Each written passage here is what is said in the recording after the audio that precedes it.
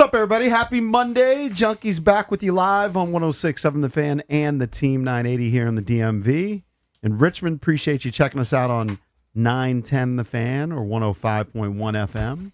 And you can watch us on the Monumental Sports Network all year long, celebrating 30 years of the Junkies, presented by Main Street Bank. Cheer local, bank local.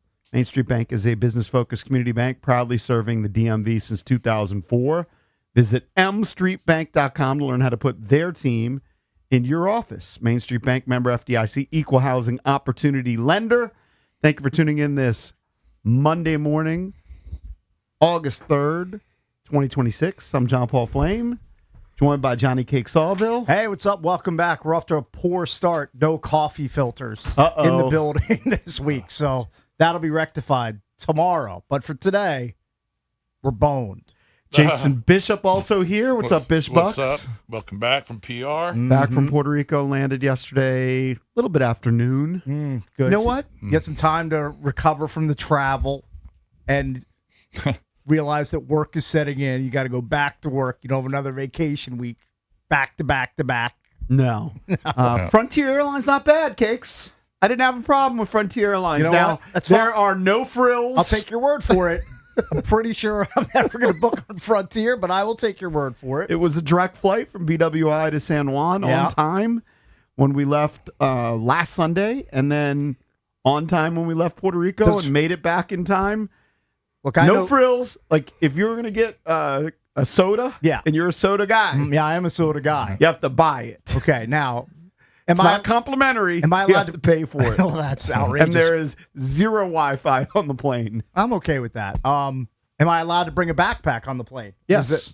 Okay, so you can actually bring a small carry-on. I know they're very militant about bags and what you can actually bring on the airplane. Yeah, I think you can. Okay. I actually did a trip with zero carry-ons. Really? Nice. Nothing? Shocker, zero. It was actually pretty nice. Okay.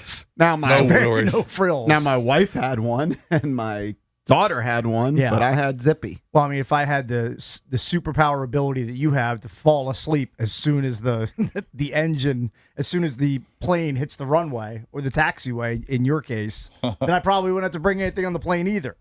But I need to bring something. What's the flight to time occupy myself. from PR? It's close to 4 hours. Is it? All right. Close to 4 hours.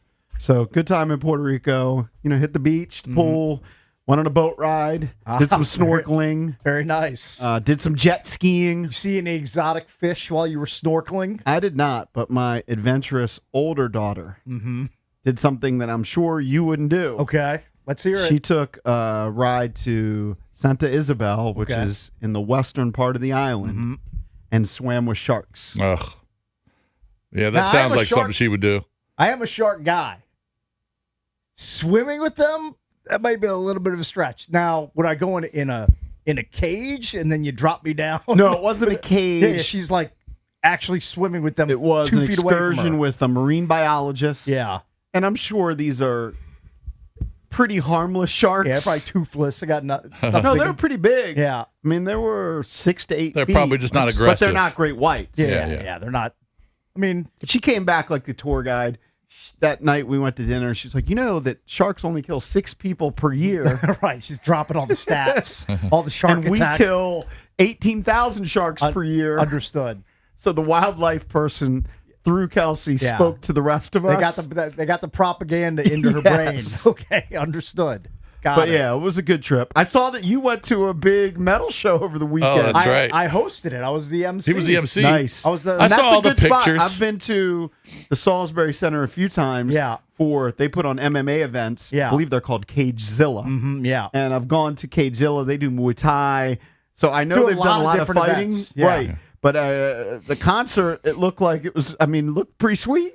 Yeah, I mean, the stage setup is basically like a shrunken down version of Metallica's stage on their most recent tour with a carved out section in the middle. And then they have all 4 separate walking around. And it was very cool. It was a cool setup, and it was a Limp Bizkit tribute band to kick off the night, then a Pantera tribute band, and then to close out the evening, a Metallica tribute band.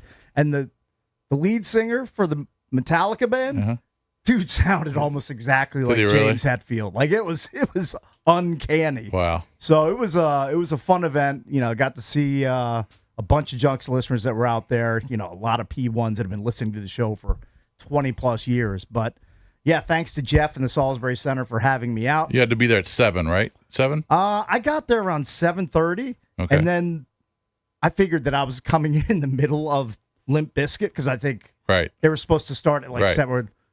I'm sorry, their name was Red Cap Assassins. Yeah, I was going to say, they're not Limp Bizkit. That was the band's name, the tribute band's name. So I was like, all right, I'm gonna walk in. They're gonna be in the middle of their set. Then I'll intro the Pantera and Obey Your Master, the last two bands. Right. I walk in and there's no music playing. There's no my eardrums aren't getting blown out. They started about an hour late. Ooh. So I just a stayed. rock show. I just stayed and introed all the bands. I was there till like 11:15. Wow. I saw some old friends, like our guy Mike Sprouse, who's worked the board. Yeah, before. Kevin Schaefer. Old school Junks producer Mike Sprouse Yeah. was there. His hair is completely white. I saw that, yeah. But I mean, I recognized him instantly. And our pal Kevin Schaefer, Yep. who people around here have known for a long time. I actually saw him walking in and didn't realize it was him at first. And he was wearing like a business suit into like a metal show. And I was like, this guy's going to the wrong spot. And then I realized it was Kevin, and we talked, and he's actually a part owner of the business. I was going to say, Oh. I didn't realize that. I don't know his status there, but when I went to Cagezilla, Yeah. same type deal. He was showing us around, and I was always impressed when I've been to the Salisbury Center, at least for the MMA shows. Mm-hmm. They have a huge production. They produce basically DVDs. I mean, the technology has changed. I guess they stream. Yeah. They used to produce DVDs for the fighters' families, and that sort of thing. Yeah. Because they would have cameramen, they would have floor directors. I mean, it looked like an ESPN production. It's an impressive setup. I mean, they've got like a big podcast studio in the Correct. upstairs portion. Exactly. There. Yeah, so it was a fun time. I had a good time emceeing and seeing a bunch of Junks listeners, hearing some good heavy music on Give me Saturday night. Pantera's top two ditties. Well, I mean, you're not going to. It's nothing that's radio friendly, but like, Well, Kevin used to play one as his intro song, right? he did. Oh, which one? I can't remember the title. But this band was called Pantera. Pantera, because Pantera. they're from Pennsylvania. Right. So, So I it's guess not Pantera. I didn't realize this. My guy Jeff told me all of these bands are There it hail is. from Pennsylvania. Okay. Pennsylvania, apparently the epicenter of the universe for tribute bands. I learned that over the weekend.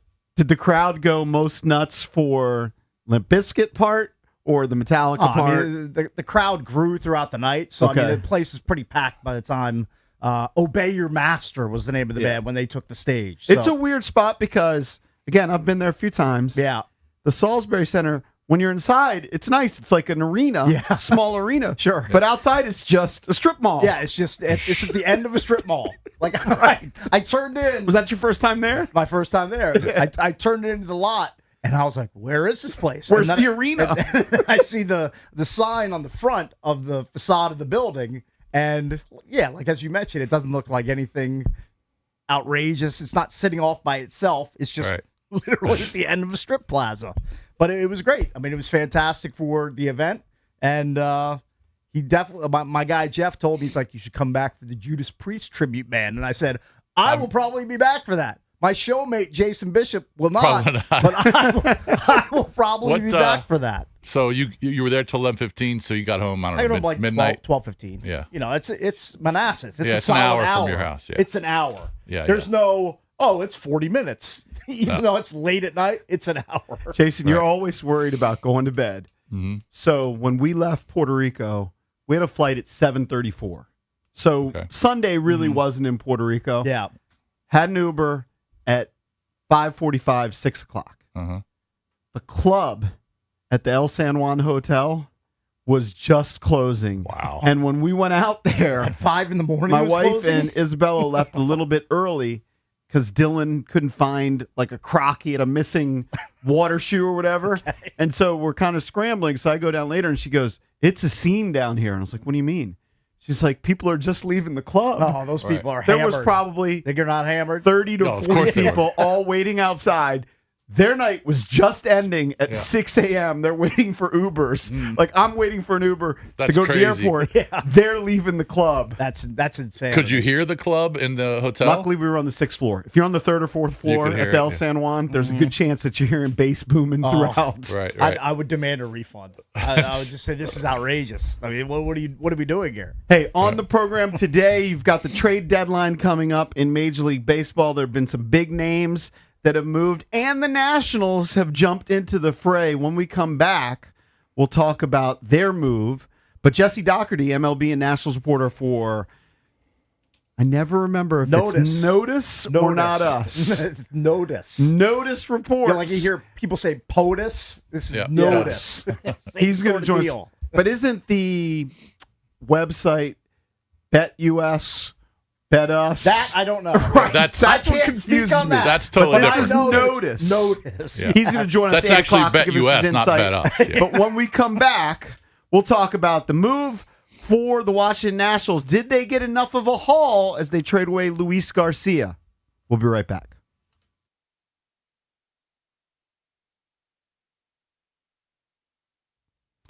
And you know, baseball season, it is in full swing, and there's no better place to be than Kalshi, America's #1 prediction market platform. You know, there's some big trades. You got Scooble on the move.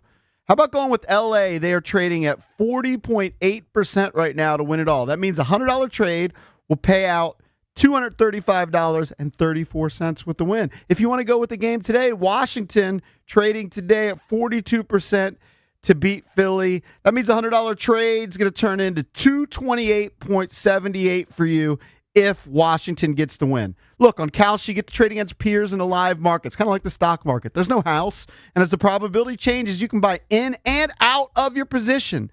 Download the Kalshi app. Use the code JP. You're going to get $500 in bonus credits when you trade $25. KALSHI. Kalshi. Trade on anything. 18 or over. Only restrictions and eligibility requirements apply. Event contract trading involves risk and may not be suitable for all investors. Kalshi products are not available in all jurisdictions. Prices, values, and available markets may differ from those mentioned. For more information, see kalshi.com/regulatory.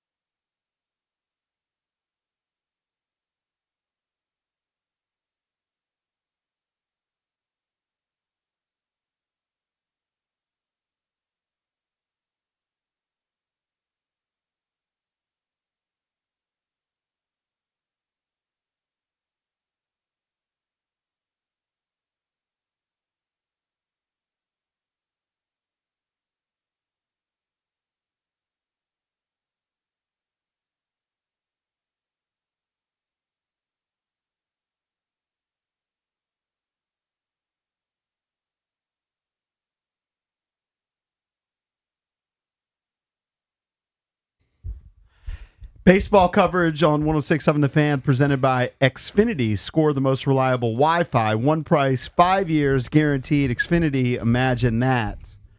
For probably a month, maybe even longer than that. Every week we have Paul Taboni on. We've been intimating about the trade deadline. Yeah, we've been talking to him a lot about it. And they made A a move lot. when they traded away Meade Yep. and got a starting pitcher who Yep. they Right. liked. Connolly early. And the fatal flaw for this team all season has been the bullpen. And we knew Luis Garcia might be moved. And in fact, he was moved for 4 arms. The Nationals traded away Luis Garcia, who was having his best year, Yep. Having a great year. 23 home runs. If you look at some of the metrics like OPS and those things, Garcia was crushing the ball. He was near tops in the league in a lot of those I metrics. mean, as of I think a day or two ago, is leading the NL in slugging percentage, 4th in RBIs. he was having a great year. Yeah, Right. So they trade him away for right-handed pitcher Ben Grable, right-handed pitcher Giovanni Cruz, right-handed pitcher Jack Siebert, and right-handed pitcher Jake Bird. Yeah. So Grable seems to be the best of the bunch. Yeah. I think he's been labeled as a potential closer. He has a 5.6 strikeout to walk ratio. His whip is under 1. Opponents only hit 162 against him, but it's his first pro season. So Well, he hasn't pitched in the throws bigs yet. 99 miles an hour. Mm-hmm. So he's got a cannon for an arm. Cruz had a 1.69 ERA, and hitters were only hitting 167 against him. But again, limited experience with the Yankees. Yep. I believe he only was- pitched in about 5 games this year. He was the number 24 prospect, according to Baseball America, for the Yankees. Siebert, who's 24, is the number 11 prospect, or was the number 11 prospect for the Yankees, according to Baseball America. He was like in high A and double A. So Yep. minor league pitcher. And then Bird, he's probably the guy that has the least They potential. just 'cause he's threw him 30, in. They just threw him in there. Yeah, But he's an arm. I believe his ERA in the bigs is about 7.5. Yeah. Now he has a strikeout ratio of 8.46 strikeouts per 9 innings. So all these guys can strike guys out, and the Nationals needed bullpen arms.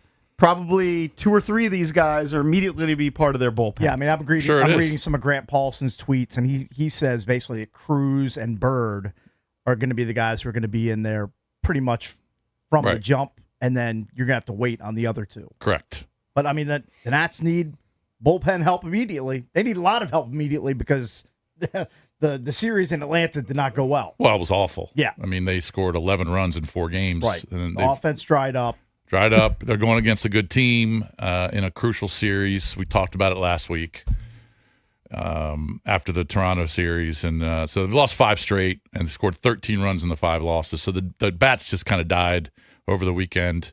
But, yeah, 4 straight losses. And they went from, they were 1.5 out of the last wild card spots, now 4.5. It was just a bad weekend.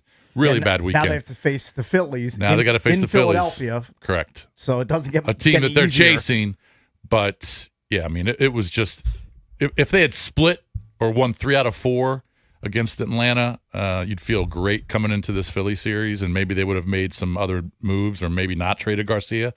But, now that they've lost 5 straight, it's not a surprise. It's going to be interesting to see how the Yankees use Garcia because he plays mostly first base this year and second base last year, but they're probably not going to put him at second. They got Ben Rice at first, who's an all-star, so they might just DH him against right-handed pitcher. I want to hear from some Nats fans. 1-800-636-1067. Do you like what Taboni has done? And I'm going to combine the moves. All right, Curtis Meade, who was a surprise, gave you 17 home runs. Mm-hmm.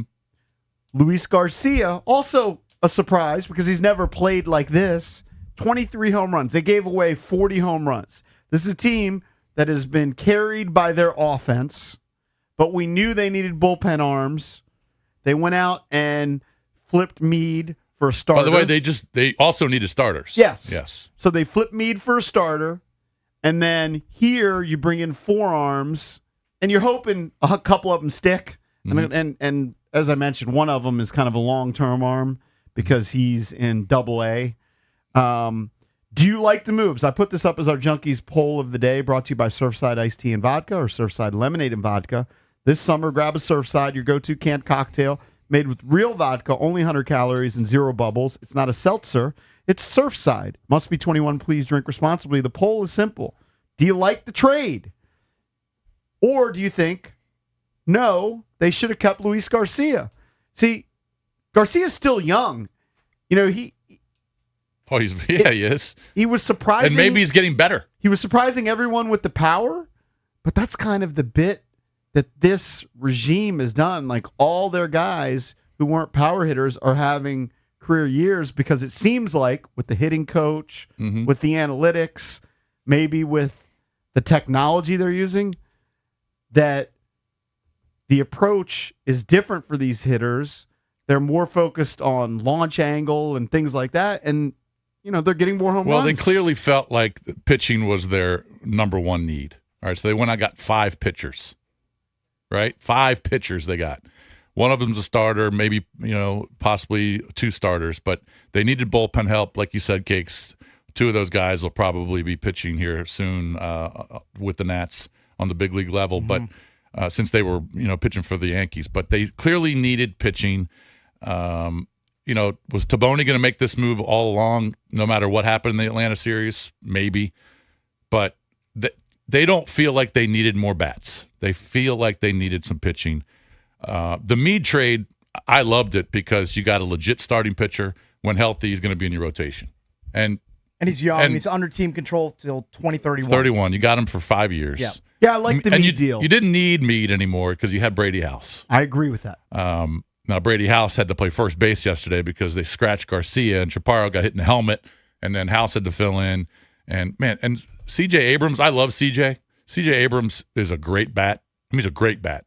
He's a terrible defensive shortstop. Well, we've talked about it. Remember earlier in the year. He's borderline awful. I remember I think it was maybe 2 months ago. Yeah.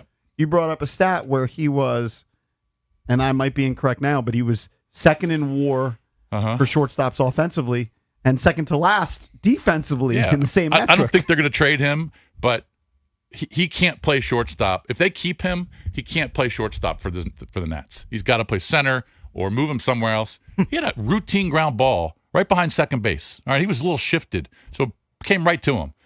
He threw the ball 5 feet above Brady House. So now Brady House is not a first baseman. Right, so the target's different. He's a third baseman. He doesn't really know how to go after the ball. He tries to kind of stretch out instead of just going up and catching it, coming off the bag, and then maybe tagging the runner. He just hasn't done it before. Yeah, but you still have to put it in the you throw it to him. his chest. I mean, it's such an easy throw. Yeah. It's from behind second base to a first baseman who's 6'3". Right. He's just a terrible defensive second baseman. So if they keep him, he can't play shortstop. And the rumor was any team that wanted to trade for him, they weren't going to keep him at shortstop. They wanted to move him to outfield or second base. But I don't think they're going to trade CJ. I guess I don't have a problem, especially after what happened this weekend with the Braves. You're 4.5 out. I guess I don't have a problem with trading Garcia because you got 4 arms and 2 of them seem to be legit. I mean, by the way, I'm expecting Foster Griffin to be on the move at some point. I mean, Foster might go after too. the losing streak. Yeah. Why are you going to hold on to Foster Griffin if you don't have plans on re-signing him? Yeah. You're right. That might happen today. What are we doing? The frustrating thing is it feels like it's just too late, right? You're 4.5 out of the final wild card spot now after this losing spell. Yeah, that was big. If they had these arms a month ago, or in certain series. Remember the series where they lost every game in the 8th and 9th inning? The Phillies series here, right? Right? Or it was they won one of those games. The season trajectory would be different. They would be a playoff team. And so I don't know if I love this. But remember, like Paul Taboni said, it's not like it wasn't as easy to get guys a month ago. Yes, I understand that. So you weren't going to be able to make these trades a month ago. The Garcia deal. So when you said maybe he's getting better, the last 2 seasons, I'm not saying we're great, but he hit 18 home runs and 16 home runs. Mm-hmm. And then this year, in roughly 140 games in both seasons. Right. This year, he's got 23 and 104. Mm-hmm. I believe he's 26 years old. He's 26, yeah. But Maybe he was figuring something out. Now, the counter argument, which we'll never know until next year and the year after, is, well, this is the career year, contract year, that sort of thing, where guys just blow up. Right. But maybe he was finding himself. Like, I remember at the beginning of the year, I was like, Luis Garcia's going to play first base? Because I'm a traditional guy who thinks, like, first base should be a super slugger. Mm-hmm. Turns out he kind of was. Yeah, but maybe he they was. had no. It appears clear they have no designs on retaining him past his arbitration year. He's a UFA in 2028. So Taboni just looked at it and said, I'm going to get what I can for him at this point. His value is never going to be higher. I can get some arms that hopefully develop in our system. But do you like that move? I'm fine with I it. don't really like it. I to like be it honest, if- because you already gave up the Mead bat. Yeah, but you didn't really need Mead. You didn't need it. I said I agree with the Mead deal. I absolutely agree with that one. I don't agree with this one. Well, I kind of again, feel like, and especially if you're going to end up trading CJ. Yeah, but let's keep one of these bats. I think they might have some in-house arrogance as far as, well, we don't need to keep Garcia. We can just get whoever and develop them into the hitter that you've seen these other guys like Jacob Young and Curtis Mead. Like, they can just get the raw talent and develop those guys with the way that they teach them in the Nats. you kind of have to just kind of see how it plays out, because if I don't think all 4 of these guys that they acquired from the Yankees are going to be studs, but I'm sure they won't. If 2 of them are, Right. then you Then hit it's a worth home it. run.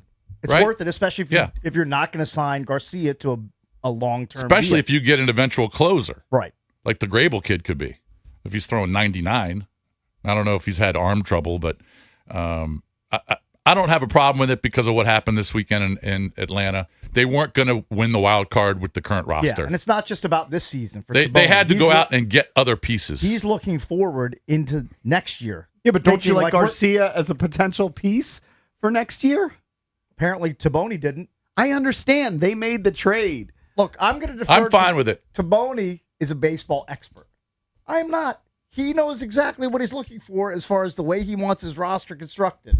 But that's the case in every sport and everything that we've ever talked about. This is true. We still have opinions. Are you asking me, do I like it? Yes. Yes. Because Okay, you like it. You would have pulled the trigger. They're not going to sign Garcia long term. So you have to get as much you humanly But why can. not? You can always go That's out. my point. Like, why not? Like Garcia. Like, you think if he's worth, your guy, you think he's worth $20 million a season Well, I or don't know what $15 he's million wor- a season? I don't know what he would have been worth on the open market. I mean, he's making I like- just know that this is a guy who's been with the Nationals for a couple years. Yeah. He's developed into the player that you want him to be. You went through the stats, leading the National League in slugging. Correct. He's got 23 home runs. Your team, when they're winning, is being carried by the offense. Right. but- Why give up an offensive I know, piece? but look, they're 4.5 back with that great offense. Well, why not go out and get some arms? They're 4.5 back. I just don't know that I give up Luis Garcia. And maybe you can always For him find to like him. You can find a bat that can play first base. Yeah. Okay. You can just Those throw a guys are guy. maybe in readily they have available. confidence Chaparro can be the guy. Or maybe they who's- just go who's- out and get somebody. Or the- maybe they've got a the prospect they guy really in the like at minors first. who's been mashing the ball. I'm forgetting his name right now. There's a guy who's pretty much crushing the ball Who is it? in AAA. Is it? It's not Ronnie Cruz then. I don't know who you're talking about. I'd have to go back We and I'd talked have to to look. Taboni. We talked to Taboni about. But you him a can couple always weeks just go ago. out and get a guy who's going to play first base, who's got a big bat. I mean, Garcia wasn't even a first baseman. He was a second baseman. He wasn't good. So they moved him to first. You need pitchers. I'm okay with it. If they had won 3 out of 4 against the Braves and you're a half game out or 1 game out in the wild card, all right, different story. 4.5 out with less than 50 games left, it's over. I think that's valid. It's over. I'm just they're saying. they're not going to win the wild card. I'm just saying. I kind of grew to like Luis Garcia. I know. And he's I your mean, guy. He's likable. I mean, that's fine, and he was good for them. But look, I mean, you see where they are. I mean, they had Garcia for 113 games, and they're 4.5 back. You need help at other positions. I'm okay with it. And none of the guys they got are premier guys. None of them were ranked in the No. top 10 in the Yankee system. Yeah, but I who knows how they rank these prospects? I don't know how they do that. The Dodgers traded 3 middle-of-the-road prospects for the best pitcher in the American League. I don't know how that stuff works. I mean, I don't know how you rank these guys. I don't care where they're ranked in the minor leagues. I care about how they're going to play when they're here in the next couple of years. This is a tweet from Grant Paulson from 12 hours ago about Garcia. He leads with the fact that he leads the NL in slugging, 4th in RBIs, 8th in homers. But he also adds he's a poor defender who doesn't run well, and he was almost non-tendered this offseason. The Nats are not going to get an elite prospect back for him. Yeah. They went the route of adding as much MLB-ready and high minors pitching as possible.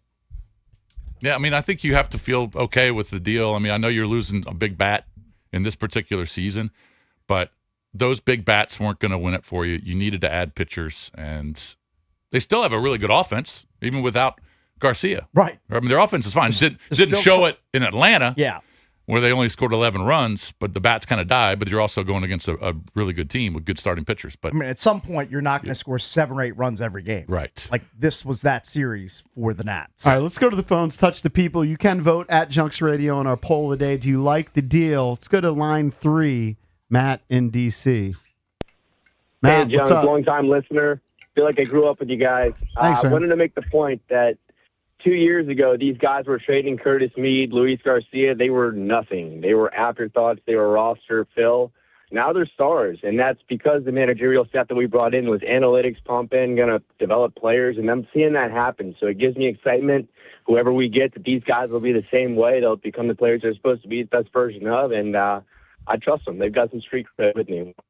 The thing, And I'll sign off. yeah, the thing that I kind of worry about is in the clubhouse. If the James Woods of the world and CJ and Lyle and all those guys are going, oh man, we're just trading all our bats away, Right. and we're acquiring pitchers that either aren't going to be here this year or won't be here until later August, like Connolly Early. It's kind of got to be a downer for them, but you go to Atlanta in a huge series and you score 11 runs in 4 games. I mean, it's a downer for them, but I guarantee you about a month and a half ago, maybe 3 weeks ago, behind the scenes, they're probably grumbling about, hey, we really need some pitching to help. Yeah, you're right. You're right. We need some pitching. We could have won that game. We could have won that game. We're doing our part by leading the league in offense and runs, and we can't close out games. and we can't win games because the pitching is failing us. Yeah. The prospect I was talking about is Yo-Yo Morales, who's 24. He was a second-round pick. Mm-hmm. He leads Rochester in home runs with 21 home runs. His OPS is 908. Well, I I've got talked him. to Taboni about it, so maybe he's a guy they project can move to first base in the future. Let's go to line 1. James is in Centerville.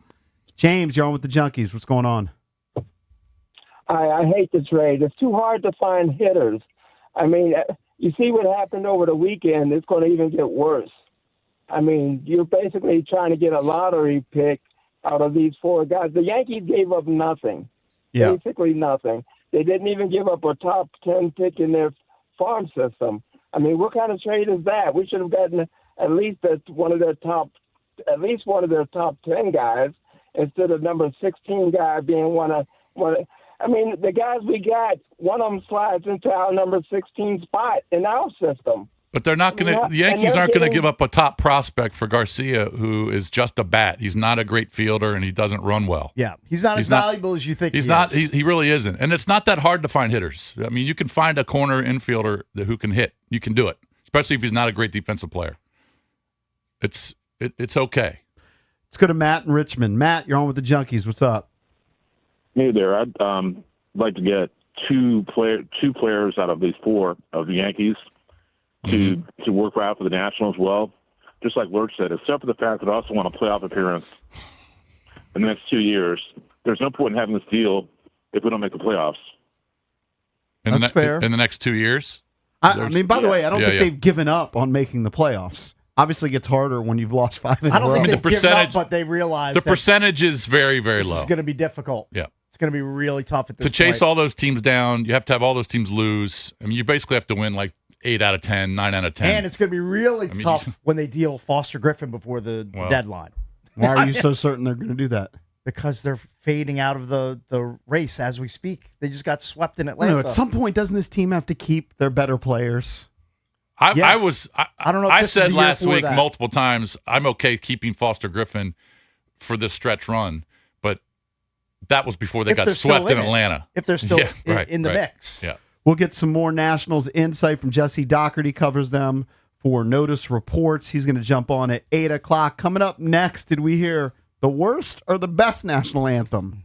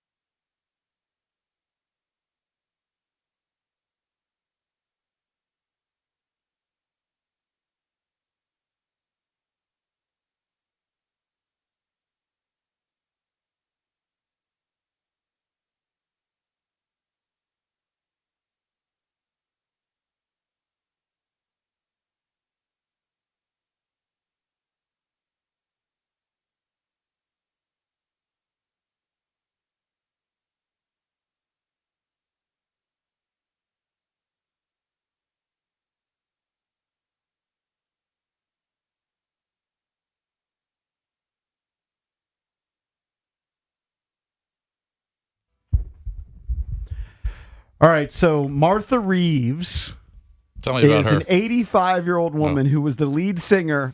Maybe you followed them, Lurch, during your college DJ days. Martha and the Vandellas.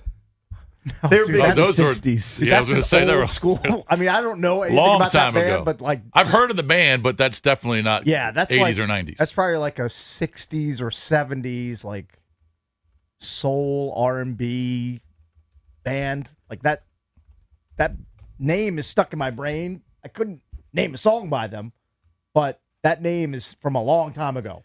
So How in the old is she? 60s, they She- performed hits like Dancing in the Streets and Nowhere to Run. Okay. She's 85. Guarantee you heard those Yeah. songs before. Yeah. This is the other part of the story that may jump out to you because I wasn't aware. There's a women's pro baseball league.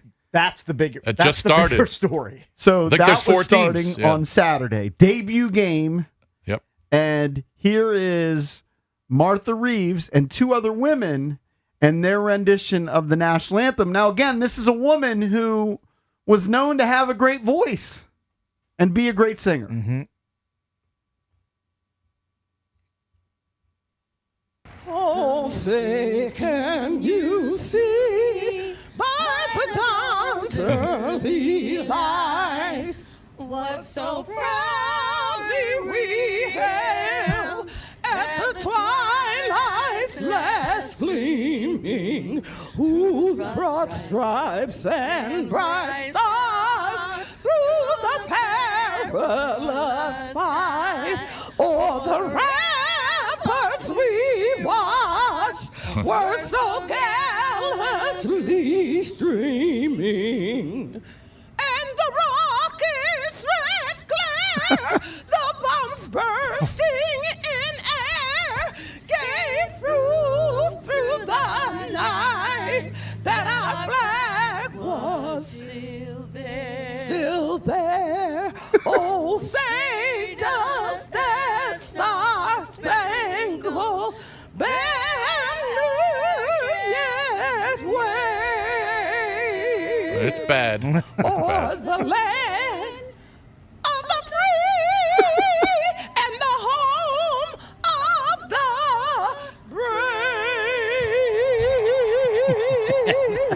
brave. Can you pull up one of her songs when she was in her prime? Can you pull up Dancing in the Streets? I'm sure he can. Just What I'd say is want to hear when she was for good. an 85-year-old, she looks pretty good. Like she Yeah. was standing there. Mm-hmm. She looked physically okay. The other 2 women were dressed as like cowboys or I know. I saw the video. they seem to be they seem to be women that might do a national anthem at a swim meet, Yeah.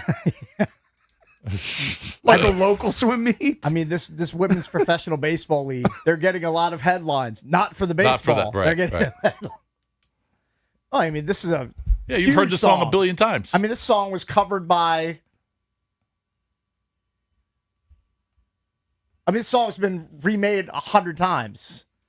yeah, there you go. In her prime, she sounded great. Who covered this? Was it Mick Jagger and like David Bowie? Like they definitely did a version. It of might the have song. been. It might have been Bowie. Yeah. It might have been David Bowie, like Mick Jagger, like doing guest vocals on it. Like, Right. yeah, I mean that song's a smash. Yeah, of course. But the problem is that song probably came out in 1967, Right. and this woman is singing Maybe earlier. She's singing the anthem in 2026. Like people, they lose their vocal capabilities and their vocal strength as they age. It's not easy. That's not an easy song to sing when you're in your prime, let alone when you're mid 80s. Let me ask you this. You're probably going to shoot me down, but it's fine. Why are we singing the national anthem before every Major League Baseball game, every NFL game? Like the national anthem should be there for the Olympics. Yeah. When we play the World Cup, okay, you got your national team. But when it's just a sign of a respect. Nubs game, It's happening in the United States. It's a sign of respect to the country. I got no problem with the anthem being sung at every Major League Baseball game, NFL I don't have game, a problem with it. NHL game. But I could do without. Like if I went to a game, if I went to a Wizards game, for example, yeah, and there was no national anthem, like they just started the game, like they did the intros with whatever rap music they play, yeah. and then they played the game, I wouldn't go, oh my God, They didn't play the national anthem. Trust me, I'd rather hear the anthem than 98% of the music that's being played in stadiums or arenas. So I'm fine with it. You know I'm what? cool with it. Send him back to Puerto Rico. Send him back there. By the way, that's part of the United States. Well, they probably sing the national anthem down there. I know, and but I'm fine with it. I'm just wondering You why just- we have to do it every time. Like Well, if it's the Detroit Tigers against Cleveland Indians, we're playing the national anthem. Right. It's a little something. where are they called- playing it? It's something called tradition. Yep. You're honoring the country you're playing in. By the way, by Kicks, singing the Van national Halen, anthem. Van Halen covered it. The Kinks covered it. The Carpenters covered it. The Grateful Dead covered it. Yeah. And David Bowie and Mick Jagger. Right. What's your Yeah. worst national anthem if you can remember that you've ever heard? That one. Really? Well, Roseanne Barr. I mean, hers was. I think that one was worse. Didn't Carl Lewis do a horrific? Yeah, he did a was- bad one. I He think did it was a at a bad one. Nets game. That was hideous too. Yeah, that's probably top 3. But Roseanne, I think she did it in San Diego, if memory serves Sounds right. correct. And it was just completely disrespectful and terrible. I think she grabbed her crotch and I think she spit too. Like Because she was getting booed. Was she getting booed? I think she claimed now this is 35 years ago or 30 years ago. Yeah, I'm it was guessing.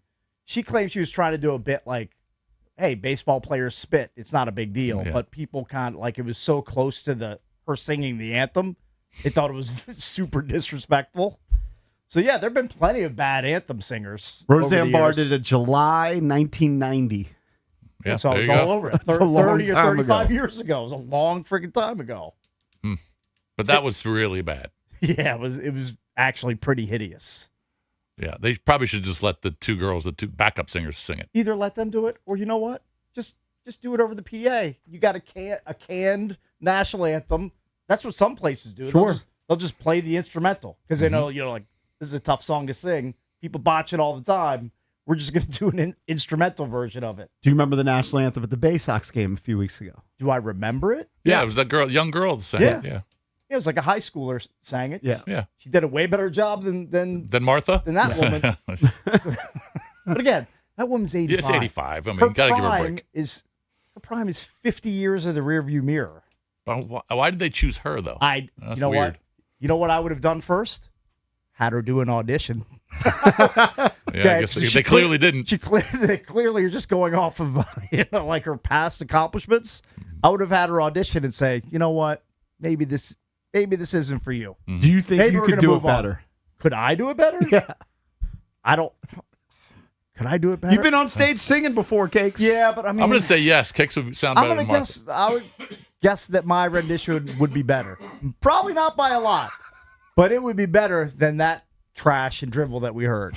Look, I give her credit for trying. I actually give her credit just for being able to stand up at 85. and attempting it, but I'm gonna guess she's one and done with anthems. That was pretty painful. Probably to hear. isn't gonna be doing it again anytime soon. 1-800-636-1067 is the number if you want to chime in throughout the show. Coming up next, we hit the scans, give you the latest on the Washington Commanders here on the Junkies.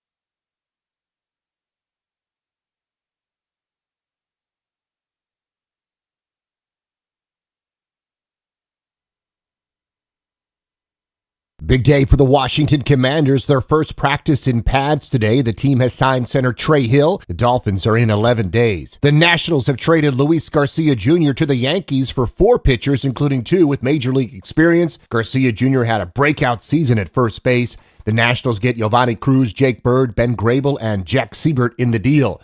Nationals have lost 5 in a row, taking on the Phillies tonight after a 4-2 loss to the Braves. Garcia Jr.'s last RBI with the Nats. Swing a long drive, right field toward the corner. This one headed toward the chop house. It is long, long gone. A tape measure home run for Luis Garcia Jr. The call on the Fan. Tariq Skubal joined the Dodgers, but they were swept by the Red Sox 8-4. Kevin Gausman joins the Cubs. The trade deadline is 6 p.m. Mubadala Open will finish today with weather permitting at Rock Creek Park. Women's final at 12 and the men's final to follow. San Diego defeated the Spirit 1-0 at a rainy Audi Field. From Crop Metcalf, 5-Star Sports Desk, Byron Kerr on the Fan.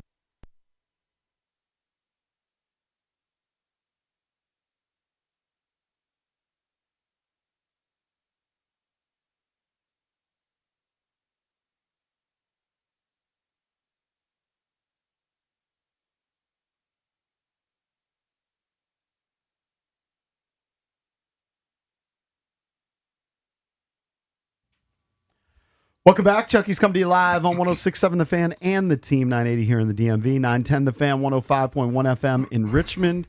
And you can watch us on the Monumental Sports Network all year long, celebrating 30 years of the Junkies. Presented by Main Street Bank. Cheer local, bank local. Main Street Bank is a business-focused community bank, proudly serving the DMV since 2004. Visit mstreetbank.com to learn how to put their team in your office. Main Street Bank, member FDIC, equal housing opportunity lender. I'm John Paul Flame, joined by Jason Bishop and Johnny Cakes Auville. Yes, sir. If you want to get in touch with us throughout the show, you can always hit us up at 1-800-636-1067. Coming up in an hour, we're going to get back to the Washington Nationals, who dealt Luis Garcia to the Yankees for 4 arms. We'll get Jesse Doherty's take. He, of course, is with Notice Reports, Nationals reporter, so we will get back into that and what we might expect here as the trade deadline is looming. Will they make more moves? Will Foster Griffin be moved, or will he stay a member of the Washington Nationals? But it's 7 o'clock. Time to hit the Skins. Yep, got to hit the Skins. They had their first practice available to the public on Saturday. Packed house out at, let me make sure I get the name of it right, Big Bear AI Performance Center Commanders Camp. That's the whole. It's You a nailed it. mouthful. I think you nailed it. I think that's correct. Yeah, so I drove by and it was just completely packed. ton of people out there this drove by it. weekend. Not all the good news coming out, though, is good for the Commanders. Some injury issues are rearing their head early in camp. Dan Quinn said on Saturday that tight end John Bates will miss, quote, a couple of weeks after suffering a strained hamstring in practice. Yep. On Thursday, Bates has been one of the NFL's best blocking tight ends and a player that Washington values greatly. But we know that they do appear to have depth at the position by bringing in Chig Okonkwo from the Titans this offseason. Yeah, but Chig is more a receiver, like you said. He is. Bates That's true. is known as the blocking Well, tight now end. Ben Sinnott's got to step up. Ben Sinnott is going to have to step Sure, up. he's number 2. As well as Colson Yankoff, as well. So that's not great news for the Commanders, but at least the injury happened in camp. I don't think they think Bates is in danger of like missing the start of the season. Yeah, but hammies are tricky. Yeah, of they course. He's got to take it lightly, make sure it's 100%. Also, Hey, at least they didn't lose the receiver for the entire year like the Niners did. that is true. Pearsall? Yeah, it's bad. Nick Allegretti is going to miss, quote, the next week or so, according to Quinn, after he strained a calf muscle on Wednesday. We That's know also a tricky injury. Those are tricky injuries, especially when guys are, 300-plus pounds. It's a lot of pressure on your lower extremities. Well, that's why they, and I'm sure you're going to get to it. That's why they brought in the Trey Hill dude. Yeah. But when Allegretti got hurt, they were starting the other backup, Julian Good Jones, who they brought in from Philly, and apparently, everyone was saying how bad the offense was that day, and Jaden was just terrible. It's because this guy couldn't block anybody. So the defensive line for the Commanders was just taking full advantage of having a backup center who's, he just hasn't played a lot. especially against big guys like that. And so they had to go out and get a replacement. Well, that's why the team announced on Sunday afternoon center Trey Hill has signed with the Commanders to add depth to that spot. Hill is 26 years old, former sixth-round pick out of Georgia in the 2021 NFL Draft. He started his career with the Bengals, started 3 games there, appeared in 24 through his first 2 seasons with them. He fell out of the rotation there. He was then waived ahead of the 2024 season before joining Cincinnati's practice squad. I mean, you're not getting a stud backup. I mean, you wouldn't expect that he to wasn't, happen. He wasn't a starter, and then when he got released by the Bengals, he went to the Packers, the Bears, and the Titans, and he was either a practice squad guy or just outright released. Yep.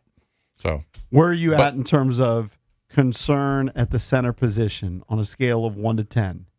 right now, 7. Yeah, I Seven's think that's pretty fair. high. I think that's fair because I think it's pretty. I mean, they I don't didn't- know how. I mean, they say it's not serious, but you just don't know how long it's going to take to get back from a calf. it's not even this. I'm just looking bigger picture, right? Oh, even if went he was after- healthy, even if he was healthy, They went after Linderbaum for a reason. yeah. They bailed because of price. Mm-hmm. Excuse me. They bailed because of price, but they clearly wanted to upgrade at center. Well, Biadasz was a starter last that was year. the curious thing. Is like Biadasz wasn't slated to like break the bank salary wise. I think his salary cap number for 2026 was $8.5 million, something in that range. Like that's not outrageous, and he was pretty good at the center spot. I mean, just say maybe he's a jag, maybe he's just average, but he wasn't a I think problem. he's a better player than that. Okay, but he certainly wasn't a problem. Right. This is But what. they by the still way, wanted to upgrade. They wanted to get better. hold on. Can I get back to Biadasz? So I was just reading something on Yahoo this morning when we were talking about Trey Hill. Bleacher Report called Biadasz the NFL's biggest steal in free agency. Well, he was on the market for about 5 seconds, Yeah. and the Chargers picked him up. Yep. From what I remember, like he was not out of the market for a long time after he was released. So I think Jason's kind of a surprising move. I think Jason's 7 is fair. I want to hear from some Commanders fans. Are you a little worried about the center position? 1-800-636-1067. You know, the offensive line, they've got their bookend tackles that you should feel good about. I mean, obviously Connerly's young. Yeah. Tunsil's one of the top tackles in the game. You should feel good about that. Guard play, maybe a little less confident, but you've got established guys. We got Cosme.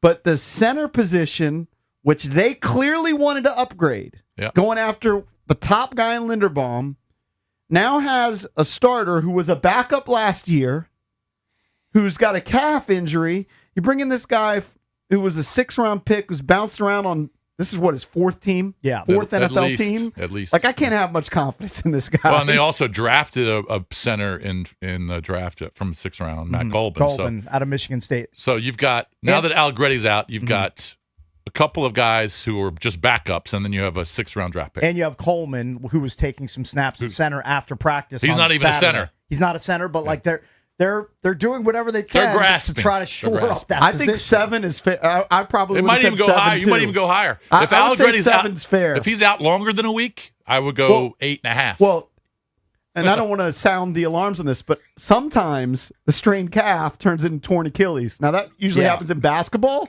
Well, and you would let's hope that that doesn't they happen. You would hope that they got him booted up or whatever they're doing right now to address the calf, and it doesn't. But it does happen. Mhm. Like I want to say, I'd have to go back, but when Halliburton tore his Achilles, Did he have a calf I injury think first? there was like calf issues first. Like you might be sometimes right. that happens, where it's kind of a warning signal Mm-hmm. to the body, like, hey, you gotta take care of it. So they need to be extra careful. Like I wouldn't go 9 or 10 because it's still they haven't even got to the preseason games yet.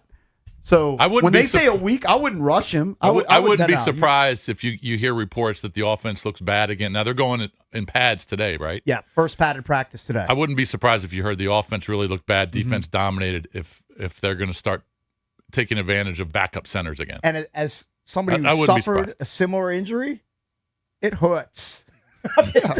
like a strained calf, or can you tear your calf? I guess you can tear your calf muscle. the strained calf. Strained calf, painful. Yeah, it feels like a gunshot to the back of your calf. My pain tolerance is not very high, but it is painful. I'm just letting people know. And the calf injury, I'm sure if we went to WebMD or whatever, 1 week seems aggressive to Yeah. get him back because that's an injury which lingers. You might be right. We'll see. Hopefully, it doesn't linger too Now, long because luckily, they need he's their not a starting wide center. receiver. Correct. He doesn't need to move that much, but I don't know. I'm with you, Jason. I'd but probably you're give going. it a 7. Well, if you're a center, you're putting a lot of pressure on your calves when you're in pass protection, That's true. especially when you're 285 pounds or whatever he is, and you're trying to block huge defensive ends and tackles. So I wouldn't be surprised if he's out longer than a week. Hopefully he's not, but let's just keep an eye on it. By the way, more Commanders news from the weekend. There's a new preseason TV broadcast team that got unveiled. Good. Play-by-play will be handled by our guy, Dan Helly. Love Good. Dan Helly, local guy. He's done big things. He's a Magruder Colonel. Love that about him. Does a lot of Good. UFC work. He's been Yep. doing college. I mean, ever since he left the NFL Network, where he was a host, he's done more play-by-play, whether it's basketball, college football. He does a lot of UFC stuff, so it's good to have He him did the back doing Titans. this. Yep. He did the Titans preseason for a few years, Right? and he was doing the slap face. What do they call that? Power slap? Power slap. Yeah. he did that. He was doing play-by-play for Power Slap. Okay. I Hey. think he's still doing that. It's a nice paycheck from Dana White. Yeah. I mean, you'll definitely take it. So that's good. So Dan Helly is doing the play-by-play, and this was announced at the practice open to the public over the weekend. The analysts, I mean, they're going big with Skins legends, John Riggins and Darryl Green They were out on there. the broadcast Yep. Yeah, that's awesome. as well.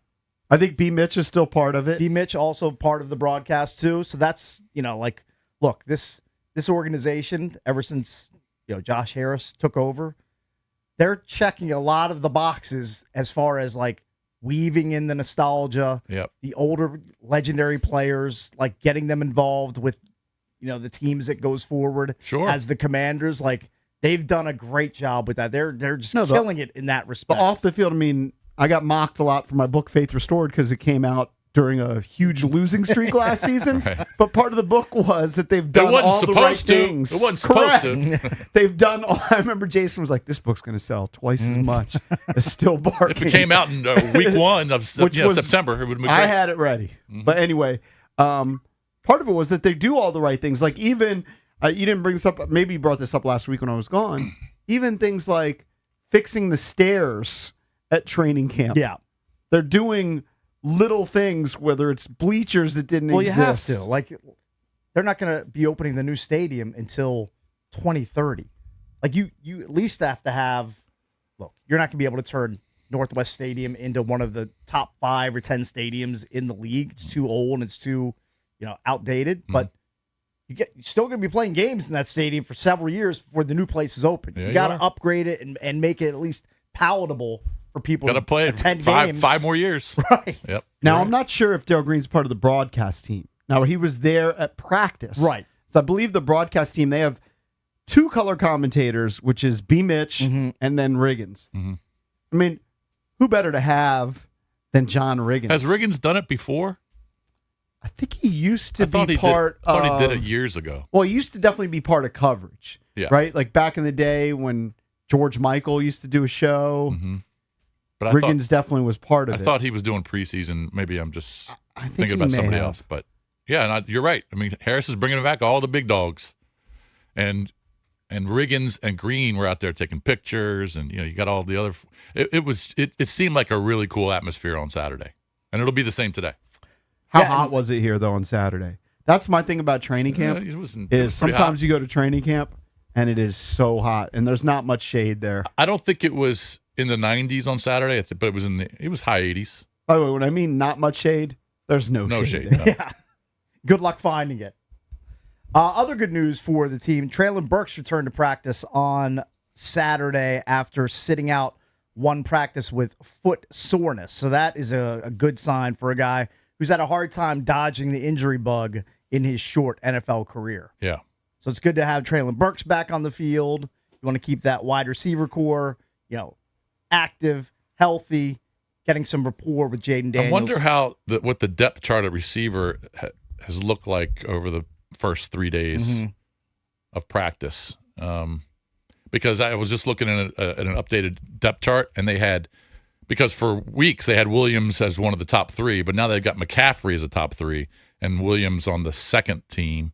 They also have De'Ami Brown on the third team and Van Jefferson on the second team. So I'm wondering if that's based off of reps in practice or Usually if you'll they're just find throwing- out. if they're just throwing names out there. Yeah, I think it's more throwing names out. Usually you'll find out come the preseason games. Yeah. But I'm wondering, are there guys who have an outside shot? Like the guy who's getting jocked right now is this kid, Jaden Bradley, who's an undrafted guy, 6'3" from UNLV. Now, every year you always hear about guys, and then they never do anything. Mm-hmm. But is it a situation where it's all up for grabs? And a guy like Jaden Bradley could come on. Maybe a guy like that could battle and vie for the fifth wideout spot or sixth wideout spot on the team. Like, trust me, after Terry McLaurin, there's a lot of empty slots to fill in as far as WR2 through WR6. I mean, you can just throw those names in a hat for the most part at this point. Jaden Bradley's and pick them out. the Matt the Stag, so we're pulling for very him. good. Yep. Local guy. Definitely have to pull for that. What's your bigger area of concern, Cakes? Center or wide receiver?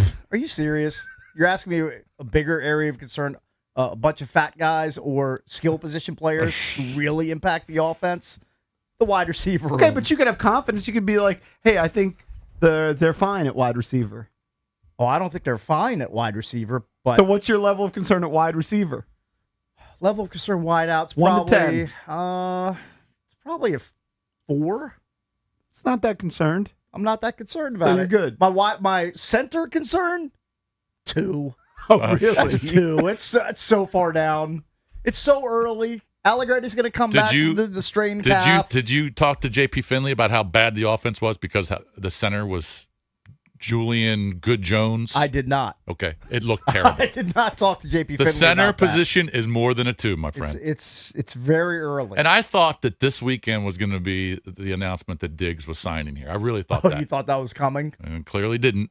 So I'm just kind of eager. I think my concern with the wide receiver positions probably a 6, maybe a 7. You got a lot of concern on this team. Yeah, I do. I just think when you're missing that clear number 2, and I just think it's hard to rely on a rookie to do that. And Diggs is out there. I just think that's just a major need for this team, especially if your center's out. So I don't know. We'll see. We'll see if Diggs comes to camp here the next few days. By the way, we're only 11 days away from the Commanders' preseason opener. They host the Dolphins on August 14th. Yeah, it's coming up. Only You got the Hall of Fame game this week. That's right. Panthers Cardinals. It's on Thursday. Mm-hmm. It's here, finally. Training camp coverage, by the way, is brought to you by Paul Henry's Window Installation. PaulHenry'sWindows.com. Your clear home improvement choice. Coming up next, is it too expensive to hang out at bars? And if so, where do you hang out?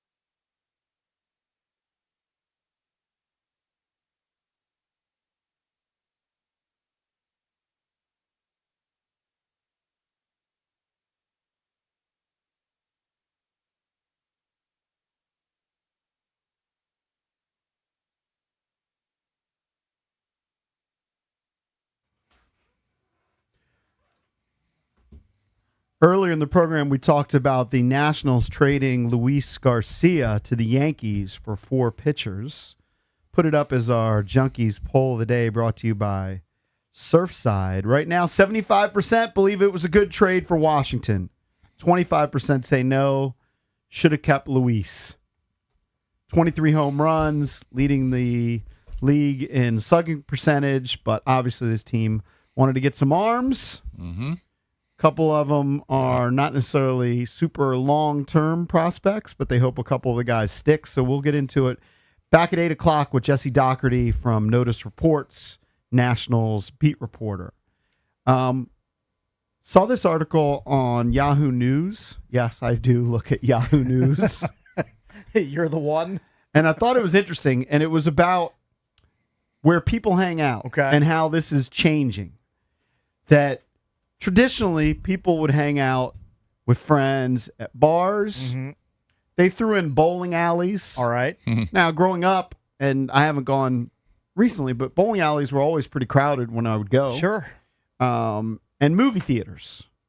But that all of these things are becoming so expensive that people are trying to figure out where to hang out. So, restaurant costs, for example, since COVID, they've gone up 38%.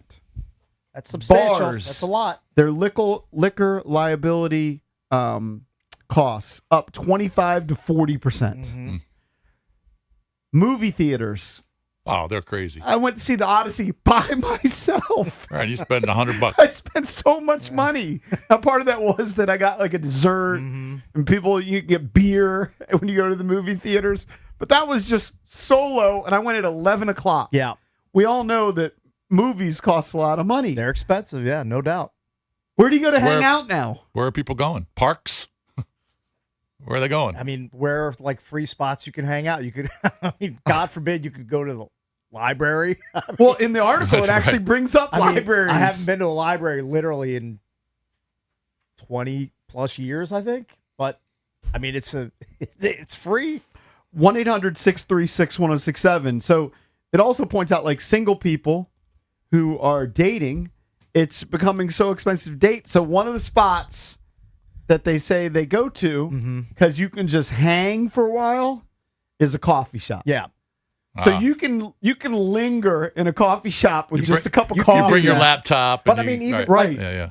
That's not as expensive as going to a bar or a movie. But like, I met it with my wife at the Starbucks, like in the Giant last week, and like 2 cups of iced coffee. And You had a date at Giant. Well, I mean, she was out, and I was just like, right. and $20. I was at an appointment, and I was like, what are you doing? She's like, I'm grocery shopping. I was like, because we weren't seeing each other much that day, so I was like, I'll come, we'll grab a cup of coffee, whatever. I mean, that's a nice move. 2 cups of coffee, iced coffee, okay? Not ventis, not big sillies. These are like talls or grande. I can't even keep up. Like a medium sized coffee. 2 of them were like, that's like $11. Mm-hmm. You know, $11 each? No, $11 total. Okay. I would have guessed higher. But still, like, you know, I can buy a bag of coffee for $8 and brew it at home. You know what I'm saying? Like, so even that is kind of expensive. Now it's not going to an IMAX and spending $60 on tickets, but you know, it's still, you're spending money to hang out there. I mean, it's across the board. Like Mike Moore, he's 25, 26. Yeah. You know, he's single, hanging out, living with 4 or 5 guys. He still goes to bars. Sure. Mike Moore, he finds a way. Where do you go? I mean, I know you pregame big time, and then you try not to spend as much. Yeah, we kind of just hit the same like 4 or 5 different bars because we try to stay in the Clarendon, Boston area. Yeah. So we'll hit like, you know, Hyde, Bronson's, Carpool. I like Cowboy Cafe. I was there this past week. That's a completely different vibe. But the prices aren't keeping you away. No, not necessarily. You just got to, you know. But he probably pre-games as much as possible. Oh, you have to. By the way, he uses his connections. Yeah, okay. Yeah, that's the move, though. Like JP just said, you get all liquored up, boozed up at the house, and then so when you go out, you only get like 3 drinks, 2 or 3 drinks or something, because it does add up, especially if you're buying, you know, If you meet someone, you want to get them a couple drinks. Next thing you know, it just gets carried away. And you spend over $100. By the way, before we go to the phones, how was the Friday drab birthday hangout at Open Road? We had a Give blast. us some details. We had a blast. A bunch of people came out. It was a lot of fun. Very good. Had a bunch of buddies from Hidden Creek come out too. Excellent. So it was wild. Did you have not that many women hanging out with us, but Did you have a table reserved for you? yes, the side table was Cool. reserved for us. It's a good hang. I got Very a good. message from Trey, who's Drab's buddy, and he said, I needed you on the show to defend me. Because I guess you guys dragged him on Thursday or Friday. Well, I mean, He bought a cake for Drab's birthday. he was hanging out in Drab's driveway, just waiting to present Another his man, birthday another cake. man bought another man of a whole cake. It was the topic of the night. It for was. sure. He's torn between his love for ADs and also being completely shredded on the air. Yeah, it's tough. So, he didn't love some of the comments. I'll say that. Really? Yeah. Yeah. Hey, Yeah. you know what though? He knew the danger of it going in. He knew here- that it was in here's- treacherous waters. No, here's the dangers. If you're friends with me, it's always possible you get torn up on air. That is or true. Valdez, I yeah, guess. that's just part of the deal. part of the deal. Kind of Gotta be guilty by careful. association. Don't he hang sent out me- with yeah, me. I'm yeah. not loyal. Yeah, he sent me If a you, message. if you have thin skin, we probably shouldn't hang out. Yeah. The show always comes first. Yeah, I got a DM. He says, I needed you in studio today to have my back. And then I watched the clip. All right, 800-636-1067 if you have low-cost options of places that you hang out in 2026. I mean, imagine if you had to date now. You know how, like, imagine if you had to date on your Toys R Us salary, okay? When you were wooing your wife. Back then, you could go to a movies. You could take your wife to the movies. I mean, to pull back spend the like curtain, $20. To pull back the curtain, when I worked at Toys R Us, my starting salary, now this is back in, what was this, 1990? Six, seven. Oh, like 3. You graduated college in 92, 93. Yeah. Starting, 93, whatever, was like 22K. Right. Yeah. 22K. Right. Now that's 30 plus years ago, but still, it was not what you would ever call a king's ransom. You were raking in the dough because I believe when I started for BF Saul Mortgage Yeah. Company, my initial salary was $18,500. Yeah, that's not great either. Then I became a closer and was making $10 per loan, and I got it up to like 30 on my W-2. Probably I thought felt I great. was rich. I know you- balling. I remember taking Bub out. We went to that spot in Annapolis, McGarvey's, I think Yeah. it was. I don't know if Yeah. that's still there. Probably and I was not. like, I got the tab. Yeah. I was making Right. 30K. Yeah, let me Right. pick this one up. All right, let's go to Jay. He's calling in from Mitchellville. Jay, you're on with the Junks. Good morning. Good morning, fellas. I'm going to tell you guys where I've been hanging out at lately. Yeah. Cigar bars. Oh. You can drink at cigar bar if you can deal with the smell. So they make all their money off of cigars. So they just sell the drinks inexpensive just to get you in there. I mean, I can go get Johnny Walker Blue at a particular cigar bar in Waldorf for $17. Like, that's But unheard of in most areas. And at a cigar bar, you can linger, right? So you can just have your one cigar and drink and hang Yeah. for like an hour and a half. You can 2 linger, hours. the smoke Exactly. One lingers. cigar will last you 40 minutes. Yeah. Yeah. There's a guy who Thanks, Jay. Jason knows very well. I don't want to throw out his name, but he now is part of the soccer club where my kid plays. And his move is like a lot of times it's an hour and a half, 2 hours. You drop off your kid, like you find other things to do. Sometimes I'll go home, sometimes I'll go to the Yeah. gym, whatever. His go-to move, because he doesn't live nearby, is he goes to a local cigar bar. So he drops off his kid, goes to the cigar bar, Yeah. and then comes back. I did a Junks appearance. This is probably 20 years ago at a cigar bar. I can't remember where it was. I think it was someplace in D.C., but I can't remember. It was a Long one-off- ashes to you. long ashes to me.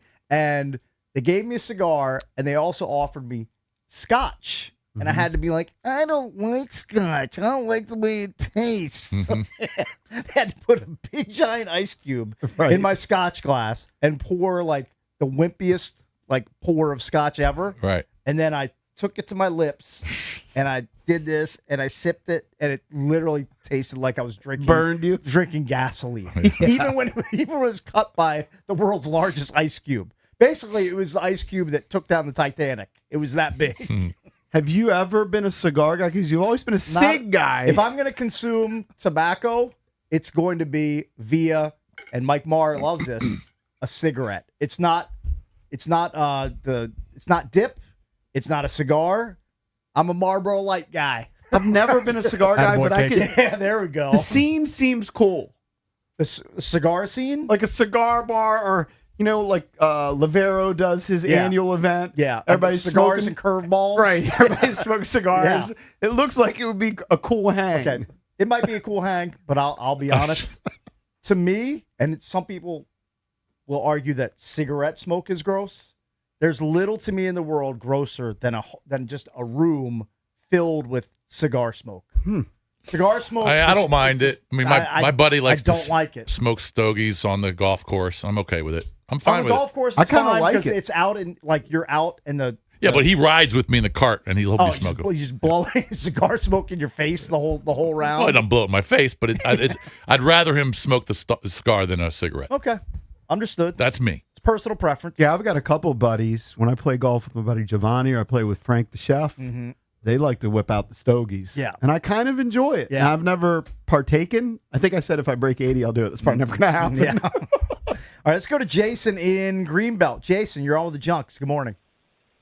Yes, sir. So my cousin put me on to the Smithsonian Museums. Oh, interesting. Yeah. Like, it's free. You know, they think you have a little bit of class about you. Who do you go all right, with? so you're talking about like taking and you can learn dates? things. You talking about taking dates there, or just like Just hanging out with your boys. No, I'm talking about taking dates there. Oh, okay. All right. so that your date gets all steamed up for the Natural History Museum? And then you look smart. Or air and space. Okay. All right. It's probably a good No, move it's- you know because what? It's not bad. I mean, if you think about it, everything's gone up, right? Yeah. So, Thanks, Valdez, Jason. how much did you spend on your tickets to go see Morgan Wallen? A lot. I mean, each ticket, boatload? Yeah, it wasn't in the secondary market. Each ticket was like over 200. Right. Right. And so concerts, like we're blessed that we have this hookup at Capital One. But if I bought tickets to Dave Chappelle, like stuff that I do with my wife, like dates, we go to comedy shows. So I've been to Dave Chappelle, Sebastian Maniscalco, all these guys. I mean, hundreds of so dollars, of course. hundreds of dollars, Oh, and that's easily. That's just for the ticket. Because Yeah. then you go to the drink line, Sure. and let's just say you get a beer. That's Yeah. cheap. That's going to be at least $15. $12. Yeah. That would probably be for the cheapest Yeah. beer, right? So your night out is in the hundreds. And that's without eating. Like it's so expensive. adds So up. so maybe like nowadays, I mean, there was a different article which said that a lot of people dating nowadays, they're doing what we wouldn't even have called dates. They say, "Hey, do you want to meet up at the park and go for a walk?" Like a walking date? Yes. I mean, I guess you're getting out in nature. It's low. It doesn't cost anything. Right, you can You're talk. getting some exercise. I mean, it's probably way better than going to a movie. Like if you're trying to get to know the person, Right. You go to a movie, you're gonna talk. Thank God. Before you're Right. not gonna talk for 2+ hours while the movie's going on. Right. No, Or three if you go see the Odyssey. See, the Odyssey is a long one. Did you finally see it? Loved it. You He loved the Odyssey. 4.85 cake batters. Why the remaining 0.15? Because I can't put it in the pantheon of Braveheart and Gladiator, and as Valdez pointed out, a big omission. Wizard of Oz. It's not one of the It's greatest not movies like he's seen. that level, but it's nudging up against it, in my opinion. You like it a lot more than me. I really liked it. I liked it. My buddy's son saw Spider-Man on Saturday. Yeah, Hated it. really. Well, It made $155 million. No. Wait a minute. 355. Oh, 355. That's right. 355. The second biggest opening in North American history. Yeah. He said, no, it was terrible. He wasn't a fan. And then I saw how much it made. I said, oh, my God. I think it made $572 million worldwide. Yeah. And that in its was your opening buddy's weekend. son. Yeah, he's 24. Because you would think a 24-year-old would be all about it. It's right in his wheelhouse. Well, I mean, You didn't like on the it? flip side, my 22-year-old son saw it, loved it. Loved it. Yeah. He's a movie mark. He sees a lot of movies. Sees a lot of. He should be our movie reviewer. He gets his money's But worth. it seems like he likes all the movies he sees, or a lot of Not them. all, but I mean, he loves Spider-Man. He Yeah. loved the Odyssey. He has the Regal Unlimited, and he's one of the few that actually gets his money's worth. Right. He sees a lot of flicks. Does he go solo? I know he has a girlfriend, or he had usually a girlfriend. goes with his girlfriend. Okay. Yeah. So they have two passes. Yeah, they both have it. Nice. They're both taking advantage of it. Nice. Good for them. 1-800-636-1067 is the number. Jesse Doherty from Notice Reports, Nationals reporter, going to join us to talk about the trade of Luis Garcia and if the Nationals do anything else. That's coming up at 8 o'clock here on the Junkies.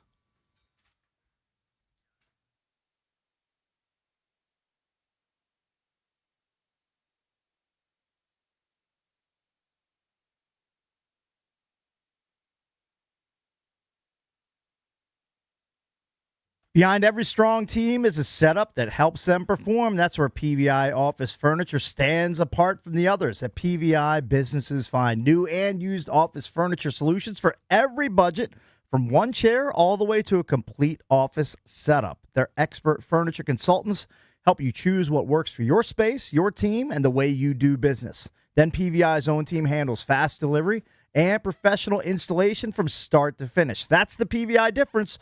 Real selection, real service, and a massive Frederick showroom where you can see it all in person. Visit PVI.com or come experience the PVI difference today.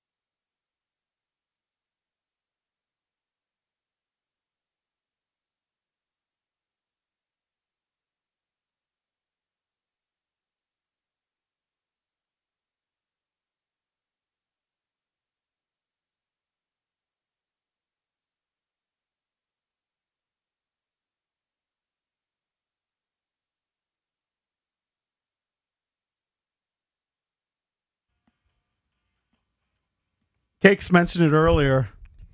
There are no more weekends for a long time without the NFL because you've got a Hall of Fame game this week. Let's go. It is upon us, and that's why Finally we got brought it. back the Junkies Blitz, brought to you by Offenbachers. Upgrade your backyard for game day with outdoor furniture, hot tubs, swim spas, saunas, and more. Shop Offenbachers.com or visit one of their 4 locations.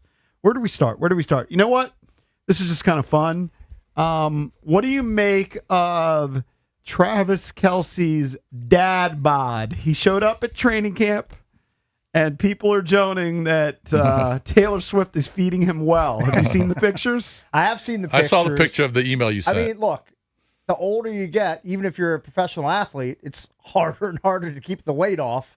But look, this is your living. This is what, like, you make your money off of your body and Yeah. your body, Being in tip-top shape. at peak levels at all times. This is not the 70s and 80s when guys would, show up at Carlisle for the Redskins and sweat off 20 or 30 pounds during summer camp. Like, it's a more advanced NFL that we're in 2026. It's a little alarming to see he's guys show older, up like that. and he's older, and he's practicing every day. So eventually, he's going to look pretty good heading into the season. Understood, but I mean, there are a lot of guys that come into camp shredded. Look, I'm surprised. Every time. I'm surprised he announced he was coming back for this year. I thought he was going to retire. Maybe Yeah, but he didn't like the way the season went down. That's true. But Mahomes was hurt. But yeah, maybe he's just giving it one last hurrah. But he'll be fine. He's not going to put up the numbers he did 4 or 5 years ago, though. Oh no! Remember, he used to be. Was he a first-round pick in most drafts, or if not a second-round pick? I want to say that within In the last fantasy drafts? I want to say within the last 3 or 4 years. Yep. My guy Mikey and I, we spent I think it was a first-round pick. It was the year that he dinged his knee like early in training camp, Mhm. and his stock took a tumble. But he was still like a late first-round pick. Right. We took the pick, and I don't think it worked out very well from what I remember. No. Might have been the beginning of the decline for him. But he was a first-round pick, maybe Oh, a second yeah. in most years. Well, in most years. You know he's not going to be a first-round pick? This is fantasy dorky. At the tight end who's going to go first and pretty high in the second round, seems like Brock Bowers is zooming up a lot of draft boards. Yeah. Kirk's going to throw to him a bunch. He's going to throw to him a lot. Because What's your and he had a down year last year the because rest he was of hurt. that room in Vegas, as far as wideouts, Right. is very underwhelming. What's your over-under and how many games Kirk starts? I mean, what if he's playing well? Why wouldn't you just keep him in there? No, because you drafted Mendoza. Okay, but if your quarterback is playing well and you're winning games, and if you're losing, it's not because of your quarterback. Then why would you rush your rookie QB? I wouldn't. But I'm going to guess it's probably going to be in the first couple months. Yeah. First 8. You guys would both agree that the Houston Texans have one of the best defenses in the NFL. Without a doubt. Were they number one in the league last year? They already have, in terms of pass rushers, Will Anderson Jr. and Daniil Hunter. Yep. But they're bringing back an old school Texan. Jadeveon Clowney returns to Houston, where it all started for him. Wow. You know what? He was he was remarkably effective last year in Dallas. Was he in Baltimore the year before that? Like he's not a big sack guy. He's very good against the run and Yeah. setting the edge. He was Dallas- in Carolina the year before that, Baltimore 2 years ago. With Dallas, he did have 8.5 sacks in 13 games. Yeah. So you give him a full season and you give him help because you're not going to be able to double him. He's a situational I mean, he pass might be rusher. able to get double-digit sacks. It's not the Clowney that you think of, but he is very effective at his age. Well, he never developed into what people thought of, and that was the guy jumping over a lineman in college, right? Yeah, he's. Yeah, I mean, how he old was- is he now? About he's 33. 33. It's not that old. But that I mean, Texans it is for defense NFL players. But now has Will Anderson Jr., Daniil Hunter, Jadeveon Clowney. They're going to be a nightmare for opposing quarterbacks. I mean, he was the first overall pick. I guess you would say his career is a bit of a disappointment, but he's 3-time Pro Bowler, made second team All Pro, and that was 10 years ago. But for the number one pick, you would expect more. 8 Pro Bowls or Yeah. 10. Yeah. Speaking of high picks with expectations, Travis Hunter was one of those a year ago. Last year, played 324 offensive snaps, 162 defensive snaps in 7 appearances before he suffered his knee injury. Yeah. I don't think he was a standout on either side of the ball. The expectation is that he's going to play more defense than offense this year. Which makes sense if you look at that wideout room in Jacksonville. Brian Thomas Jr., he took a step back in year 2, but Parker Washington emerged. Yep. They traded for Jacoby Myers. They like Brenton Strange at tight end. Like, even if he does play on offense, I feel like it's going to be hard for him to get a lot of balls thrown his way, but just because they have a lot of talented players there. Well, he was asked, how many snaps does he expect to play? He said, all of them. I can't stay on the sideline. And if you're a Travis Hunter Mark, in practice on Sunday, yesterday, again, it's just practice. He had an interception and 2 catches, including a 35-yarder. So he's been impressive, I guess, in camp early on. So Well, I mean, it will be interesting to see how he plays this season, his second season. I would personally ask Liam Cohen, the coach, how many snaps do you expect him to play on offense? And I'm going to guess it's going to be a different answer than the one Than that what Travis wants to hear. Than the one that Travis Hunter is giving. I'm going to guess it's not going to be all of them. Not even close to all of them. We got a Bo Nix injury update. Remember, he had the ankle issue, which kept him out of the championship game. Fractured his right ankle. He says he feels great. It won't impact him in 2026. Nothing is holding him back. Where's he on your fantasy board? If you're in a 10-team league, to me, Bo Nix he's a borderline starter. I might be more comfortable with him as my number 2 quarterback. Yeah. In a fantasy league. I just don't know if I can bank on huge numbers from him, though he's been impressive, especially last year. I just don't know if I want him as my starter. I'd rather have a more I wouldn't want him as a starter. high-profile starter. No. Who's their backup now? Is it Stidham? I mean, he was there last year and had to play in the I think playoff Stidham. game. Yeah, Stidham. I think still their I think backup. he's still there. So I'm going to do something which is going to tweak cakes. I'm going to bring up a Jake Paul story, but it is NFL related. Yeah. So Jake Paul went on that Pivot podcast and he said, I could be in the NFL. And then he's sitting there with Ryan Clark. I believe Fred Taylor's part of it. And I can't remember the other guy. And he's like, I could run a 40 faster than you and all this stuff. And what he said is there's a lot of super mediocrity in the NFL and a lot of not good athletes. A lot of people dropping passes on a consistent basis. I have better hands, faster, stronger, and I work harder than them. Then he threw out a challenge.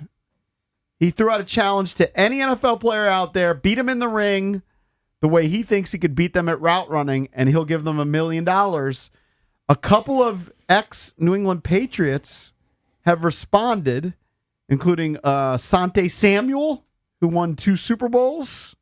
Would you, I know you don't want to consume any Jake Paul propaganda, any sort of fights, but would you watch a fight with an NFL player to watch potentially him get his ass beat? Of course I would not. I'd let you tell me about it the next day. Yeah. Of course I wouldn't watch it. I can get the updates on on the internet. I don't need to waste. I wouldn't even care about the updates.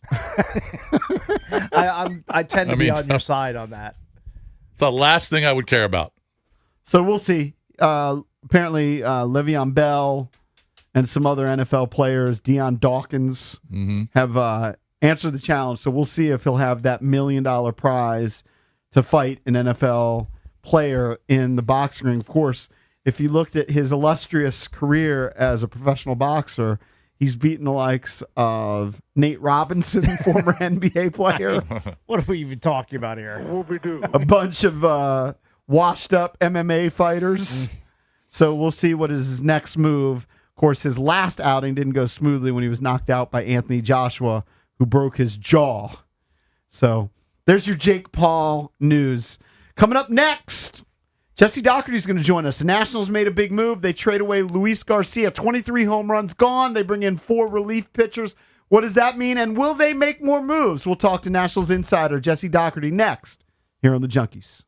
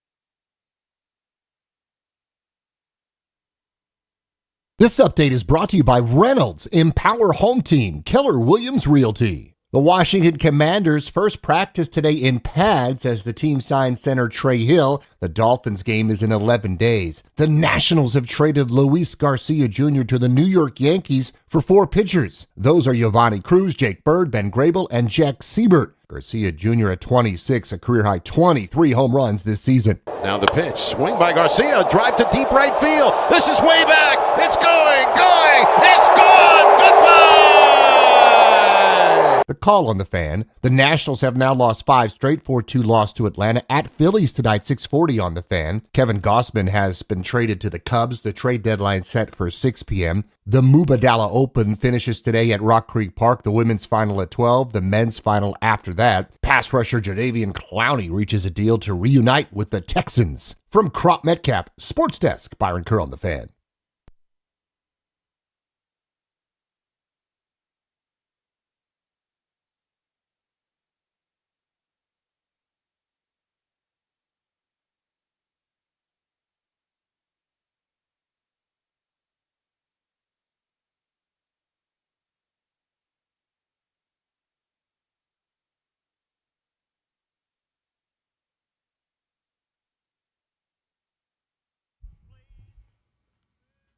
Welcome back. Junkies coming to you live on 106.7 The Fan and the Team 980 here in the DMV.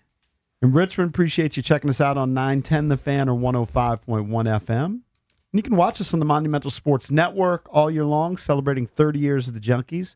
Presented by Main Street Bank. Cheer local, bank local. Main Street Bank is a business-focused community bank, proudly serving the DMV since 2004. Visit mstreetbank.com to learn how to put their team in your office. Main Street Bank, member FDIC, equal housing opportunity lender. I'm John Paul Flame, joined by Johnny Cake Sawville and Jason Bishop. Mm-hmm. Set out to the Rude Guest Hotline, Rude's most reliable heating and air conditioning products in the DMV, and check in with Jesse Doherty. I think he's going to join us in a bit. He's not Okay. not quite on the line ready. yet. Well, we're going to have We're talking. Doherty on to talk about the Luis Garcia deal and what else they might do here. Trade With the deadline trade at 6 deadline. p.m. today. Looking at some of the responses. Here's one from Johnny Skins fans. He said it was a no-brainer to trade Garcia. He's having the best season of his career by far and likely will never replicate it. Mm-hmm. He's not in the cards for the future of the Nats. Good trade. I Right. think that's a fair opinion.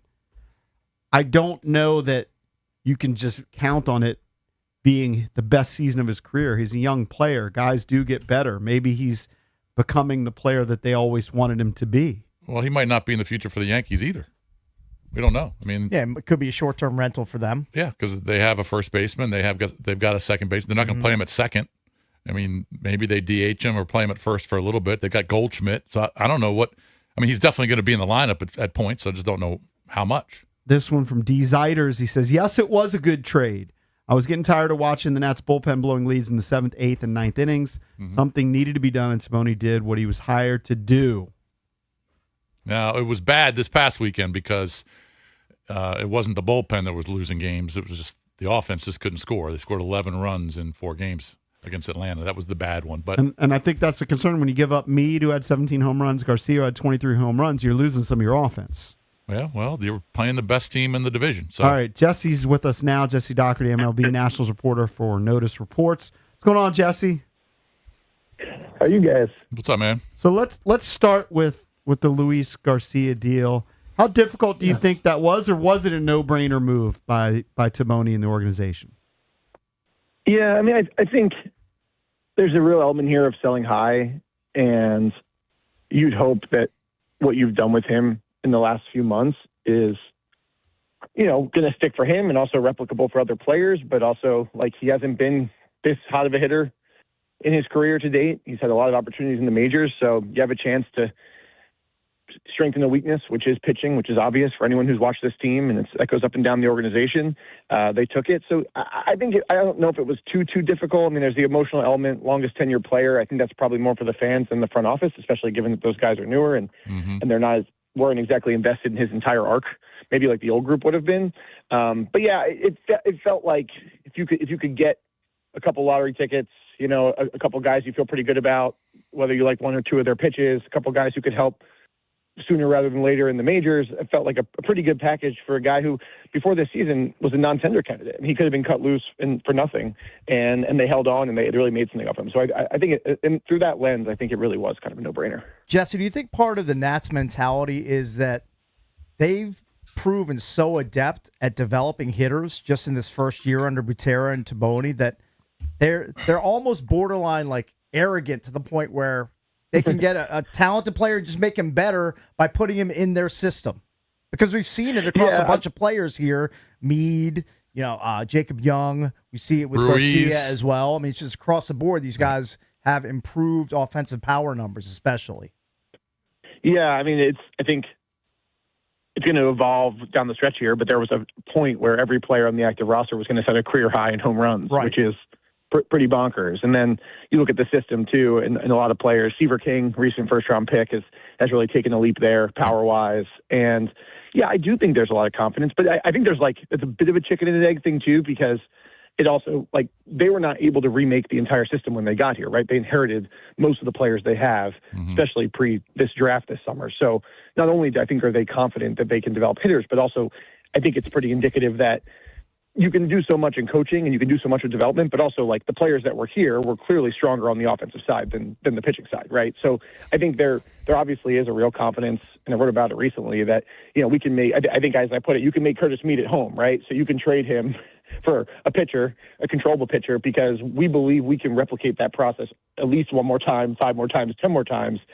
But I also think it just really proves that by and large, the players that were here to begin with were much stronger on that side of the ball. So it's a little bit of both, but they certainly seem like they feel very good about their offensive development process, because they're saying, this thing we did with both identifying talent on the free agent market, on the scrap heap, so to speak, and then also, what we've done for a bunch of guys, like the ones you've named, we feel like that's something we can keep doing, and the pitching's a bit more of a question mark. Right. Jesse, do you think that Garcia was getting traded no matter what happened in Atlanta this weekend? Even if they had swept Atlanta, they were still going to move Garcia? Yeah, that's an interesting one. I would say yes, because I think that what they've sort of done here is put themselves on dual tracks, and it's sort of a buy and sell both ways. And even this trade did that, right? I mean, the two of the guys are younger and in Double-A, and maybe they're the higher upside prospects, but then two of them are relievers with major league experience. So that's a way where you can both sell guys who are maybe either playing above their potential or really are at their potential now, and you can get real pieces for that you're going to lose in a year or 2 years from now, and also add in the moment. And I think that the Meade trade was similar too. Connolly Early is more of a future piece than Curtis Meade, given how Meade was hitting, but he also could return this month and help the rotation. So there was definitely a desire to really help the pitching staff immediately too. And I've been thinking a lot, maybe it probably feels worse for fans if they won 3 or 4 in Atlanta and then still traded the guy who's leading the National League in slugging, right? That would just be a harder pill to swallow. Yeah. It probably makes it easier just from a PR perspective that they laid an egg this weekend. They're 3 under. Right. They lose 5 straight going into the deadline, and now it's it becomes really, really intuitive to deal him. But I have a feeling that no matter what, he was in the block, and that this was a guy who was not going to be on the team past this week. So we expect Giovanni Cruz and Jake Bird to be on the active roster pretty quickly, correct? Yeah, Cruz, I think, probably right away. Bird was optioned to AAA yesterday. Okay. But yeah, I mean, it's for Cruz, he's triple-digit fastball. He's given up hard contact, but he has a lot of swing and miss stuff. It's frankly just characteristics that just don't exist in the bullpen as is, and it's just a totally different arm than they have. Bird, to me, is definitely the tack on. I mean, he's not a prospect. Right. He's older. He's 30. He's been in the majors. Some of this is inflated by pitching at Coors Field for so many years, but he's never finished with an ERA better than the mid-4s, which for a reliever isn't great. So it's, he's probably better than your 4th, 5th, 6th guy in what's been, the worst bullpen in baseball for a lot of this season. So that's a minor upgrade. But I think of, if you think of the return in terms of looking ahead, it's the 3 guys and then him. But if he does help you a bit here and there and gives you more stability than you had in some of those sort of middle relief spots, then that's a minor win. But it wasn't the focus of the trade by any means. So do we see Foster Griffin on the move today at some point before the 6 p.m. trade deadline? The Nats couldn't have picked a worse time to get swept by the Braves. The bats went silent. It's what they've been relying on all season. Does Foster Griffin move to another team before 6 p.m. today? Yeah, I mean, if I had to handicap it, I'd say yes. I think one thing that's kind of relevant there is that the starting pitcher market, especially the frontline starter, and he's played himself or pitched himself into that sort of category, has definitely thinned out in recent days. I mean, we've obviously saw Skubal move, we've seen Gausman move, we've seen Freddie Peralta move. A lot of guys have gone off the board. So, in some ways, the buyers have typically been favored in that market. A lot of the returns I've had people say, oh, wow, they only had to give up that for a big name pitcher. Luis Castillo is another one, went to the White Sox. But I think there's also sort of a flip side of that if you're the Nationals now and you have Foster Griffin, who was an all-star, he's on an expiring deal, which I think teams like because they don't have to commit too much money to him, especially beyond this year. If you think about, some of those big name pitchers are off the board. Now there's teams that still want an arm or need an arm for the run. You actually could play yourself into having more leverage, right? I mean, it's been a buyer's market on the pitching side. Maybe the Nationals actually, wind up taking advantage of the fact that they have a guy on the other side of the market really thinning out some of those bigger names. So I would say it's more likely than not that he's dealt. I mean, it's another situation of selling high. I think if you have the assessment in house of him, I think they're pretty confident in what they've done with him and what he's shown that it's not going to just be a one-off this season. But also, he was a guy they got for $5 million, from Japan this offseason. And if they can flip him for a couple of players to help them down the line, I mean, that's a big organizational win, especially given that they now have played themselves deeper into the wild card hole and they're 4.5 out from that third spot. I think more than Garcia, the situation with Griffin was probably affected by these last 5 games and how the last week has gone. Right. And it feels a little silly to hold on to, the ace of your staff, which sounds crazy when your playoff odds have really dwindled and there's a pretty crowded field in front of you. So apparently the Yankees were really interested in C.J. Abrams over the last couple of weeks. Now, since they made the move for Garcia, I'm not sure what they're going to do. Not that Garcia plays shortstop. I mean, the Yankees still would like a shortstop, especially a hitting shortstop. The Red Sox apparently also are interested. I have said multiple times I didn't think they were going to trade CJ, but now that they're 4.5 back and they've already given up Garcia, I guess it's more of a possibility. I'm sure you watched the game yesterday. That was just a horrible throw that Abrams made for his 19th error of the year. That's every shortstop in Major League Baseball should make that throw 100 times out of 100. Now, I know Brady House is not a first baseman, but that ball has got to be right at his chest, and it wasn't. Anyway, do you think CJ is now more in play before the deadline? Yeah, it's an interesting question, and actually bringing up that throw is relevant too, because I think one thing that's really held up trade talks with him, and this is not new to this season, it happened in the past too, was that the Nationals are looking for a return for a frontline shortstop, and I think a lot of teams, when thinking about giving a big package for a player like Abrams, would say, well, we don't actually view him as a shortstop, which is a premier position on the field. I mean, defensively, along with catcher and center field, is as important as it gets. So they say, he's a second base, maybe he's an outfielder. So that's affected the trade market and talks for him in a considerable way. And I think with Abrams, like the way the Nationals have played to this point is extremely relevant, and I think it would be really surprising at this point if he moves, from what I've heard. Okay. And I talked to somebody last week, and I was sort of pushing against the idea, not just with Abrams, but in general, that being 2 games under or 2 games over was really going to affect the decision making for a front office that, to me, has proven to be sort of process driven in a dispassionate way, right? And I'm not even saying that pejoratively. I'm saying that they really say we stick to our plan, we have this vision, we're going to do it this way, we're future focused more than anything. But they told me that it's not necessarily that they're 2 games over or 2 games under and they're thinking about it for only this season and this playoff push. It's that the way this team has played to this point shows that for this, not just this year, but beyond, that it's probably much closer than the front office maybe expected when they inherited the roster. And the way that the skill sets that they had and the players that were already here has gelled with the new coaching staff and what they're preaching. Like, it's just proven that this team is in a much better shape and much more competitive, sooner than they really expected. So I was sort of off on the fact that it might matter whether they're 3 under or 2 under or 2 up or 1 up, like of 500. It's more that, like, the fact that we're having this conversation at all shows that if you have a guy, a star level player who's under control for 2 more years, that this group has shown that it deserves to have that guy kept on the roster to see what can happen and to build around him James Wood and Kay Cavalli and some others. So I think that like the Abrams thing, you know, 3 months ago, it'd been like, well, they'd be really silly not to capitalize. Look what happened with the Juan Soto deal, right? That set them up for this era. But the way that the team has played to this point and played themselves into even, you know, the fringe of the playoff conversation is definitely instructive of how they're going to handle it. And I think you're right. And I don't even think the Red Sox need him. They've won 31 of 38. They just went out to the Dodgers and swept them.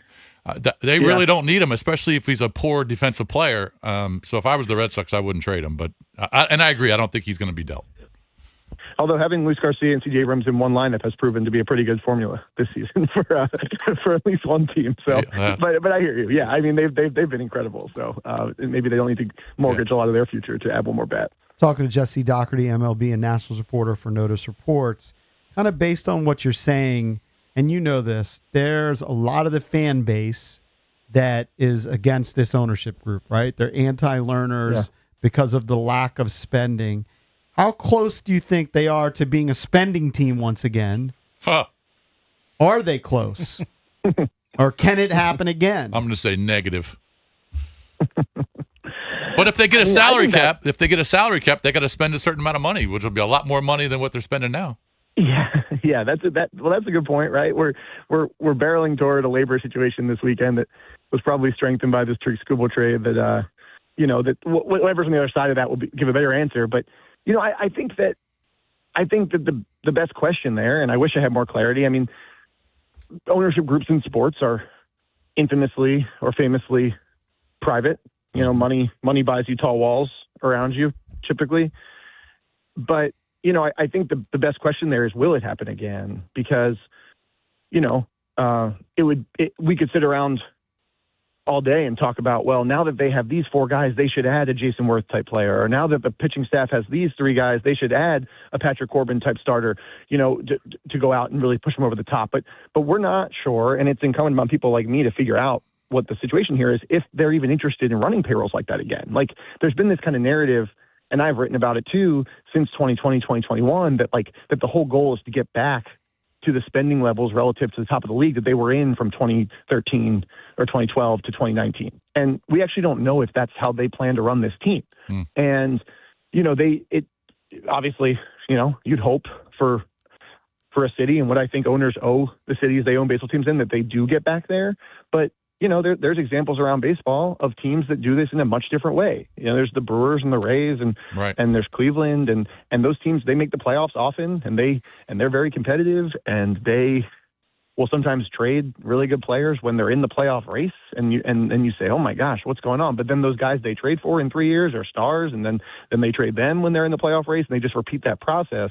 And they don't spend like the Dodgers, and they don't spend like the Mets, but they're really competitive. Now, if I'm an owner, if I'm thinking about this from the most sort of billionaire perspective, and my goal is to make money on these teams, is to cash in on the next TV deal as much as possible, is to win without spending money. I mean, if you tell me, look, you have a plan to be like the Rays and the Brewers, and we can make the playoffs and make fans pretty happy, and sometimes we get dinged on the PR, and sometimes they're mad on Twitter, but by and large, we're playing good baseball, but I don't have to open up my pocketbook like Steve Cohen, like, sign me up, right? Like, that's the billionaire's dream. It's certainly not the fans' dream, and certainly not, you know, fun to talk about, because it's way more fun to talk about when the Nationals are in the mix for the biggest free agent. And I think there was a joke for a long time that they were always the mystery team, right? Lurking in the background and maybe going to make the play for the big guy.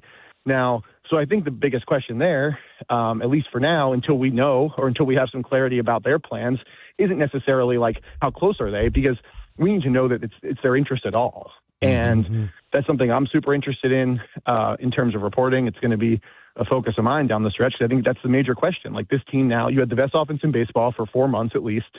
You have a young core. You have a coaching staff that clearly is adept at developing talent, both in the minors and in the major leagues, which is no small thing, right? Guys are getting better in the majors, which is huge. Now, what is ownership's plan to capitalize on that? And is there one? Or is it, well, that looks pretty good how it is. We're going to try and run it like this and grow through the farm system, and we're not necessarily going to go out and get these massive free agents. And then the last point on that is a lot of these young guys and a lot of teams are opening up their checkbooks for extensions for young guys. So when you look across the league and you say who's going to be available in 3-4 years as that massive name, the list is actually getting a lot shorter than it might have been 5, 6, 7 years ago because teams are getting really, really aggressive in spending a lot of money to keep their players around. So will the Nationals do that? You know, is there an extension for C.J. Abrams, Kay Cavalli, Dalen Lyle, James Wood, right? Massive question. So I don't think it's not just free agent market. It's how they actually treat their own players and whether they keep them at home or they just keep flipping them over and over and turning it and hoping that the big trade return for the next big guy fuels the next winner. And that's tough because it just means that like real connection points for this city are few and far between. I think people here are really starved for that to say, can I buy a jersey and trust that I can wear it for 3 seasons, 4 seasons, 10 seasons? It's a great point, Jesse. Obviously. Good stuff, man. That's all right. It'd be nice if the Nats had Jake Bennett pitching for him right now. That's right. That's obviously not going to happen. Jake Bennett is a guy that the Nats traded to the Red Sox. He just beat the Dodgers yesterday.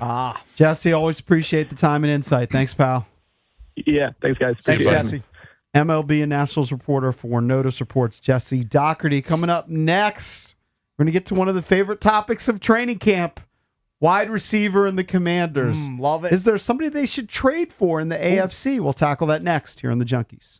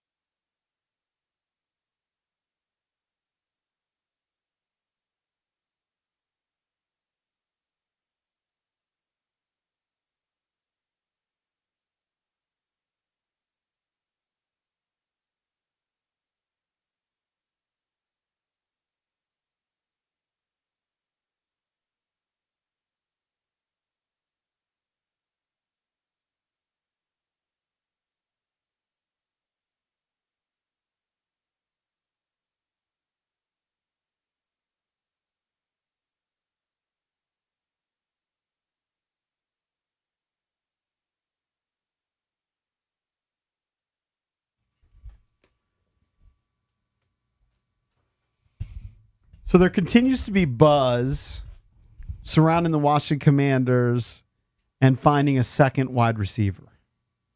Yep. Even though there are some accounts from training camp that they like what they have, there are others, including Nicky Giavallo, who covers the team all the time, that still seem to intimate that they'd be interested in somebody like Stephon Diggs. But are we thinking about this in only one way, where we're thinking about free agents? For a long time, we were thinking about Brandon Ayuk. Yeah. All right. I think that's dead and buried, right? Despite Possibly him- bringing back Debo, right? Right. Or Diggs. And Debo is now in San Francisco. By the way, you owe me some money. I do. It's Yes. officially, true. It's officially done. He's not going to make $20 million. Bubbies, this can you year. check the amount of that wager for us in the bet book, and we can get that squared away? It's $5. It's $5. Okay. All right. So. Sized. All right. I'll Venmo you $5 because I way overvalued Debo's market By $13 million. by a slight amount, by a few several $million. But are we thinking about it in only one manner, meaning we're thinking about guys who are available, right? So off the board, if they are signed like Debo Samuel, there's an interesting article about the Patriots. And the Patriots are a team that all of a sudden, since they had A.J. Brown, may actually have a lot of options at wide receiver.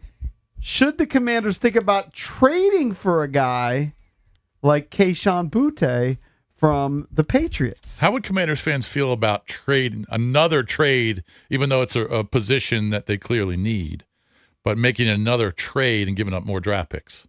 I just don't know that. Look, Kayshon Boutte's somewhat intriguing, but is he that much better than whoever they have in camp battling for that number 2 spot? Like, is he markedly better than Antonio Williams is he or markedly better Burks? than Treylon Burks? Now, I know that he's had more production because he's been healthier. Yeah. I think he had 33 catches last year, 43 the previous year. Burks has never really gotten numbers that high, unless I'm missing something from his profile. He's got 9 touchdowns in the last 2 years. Yeah.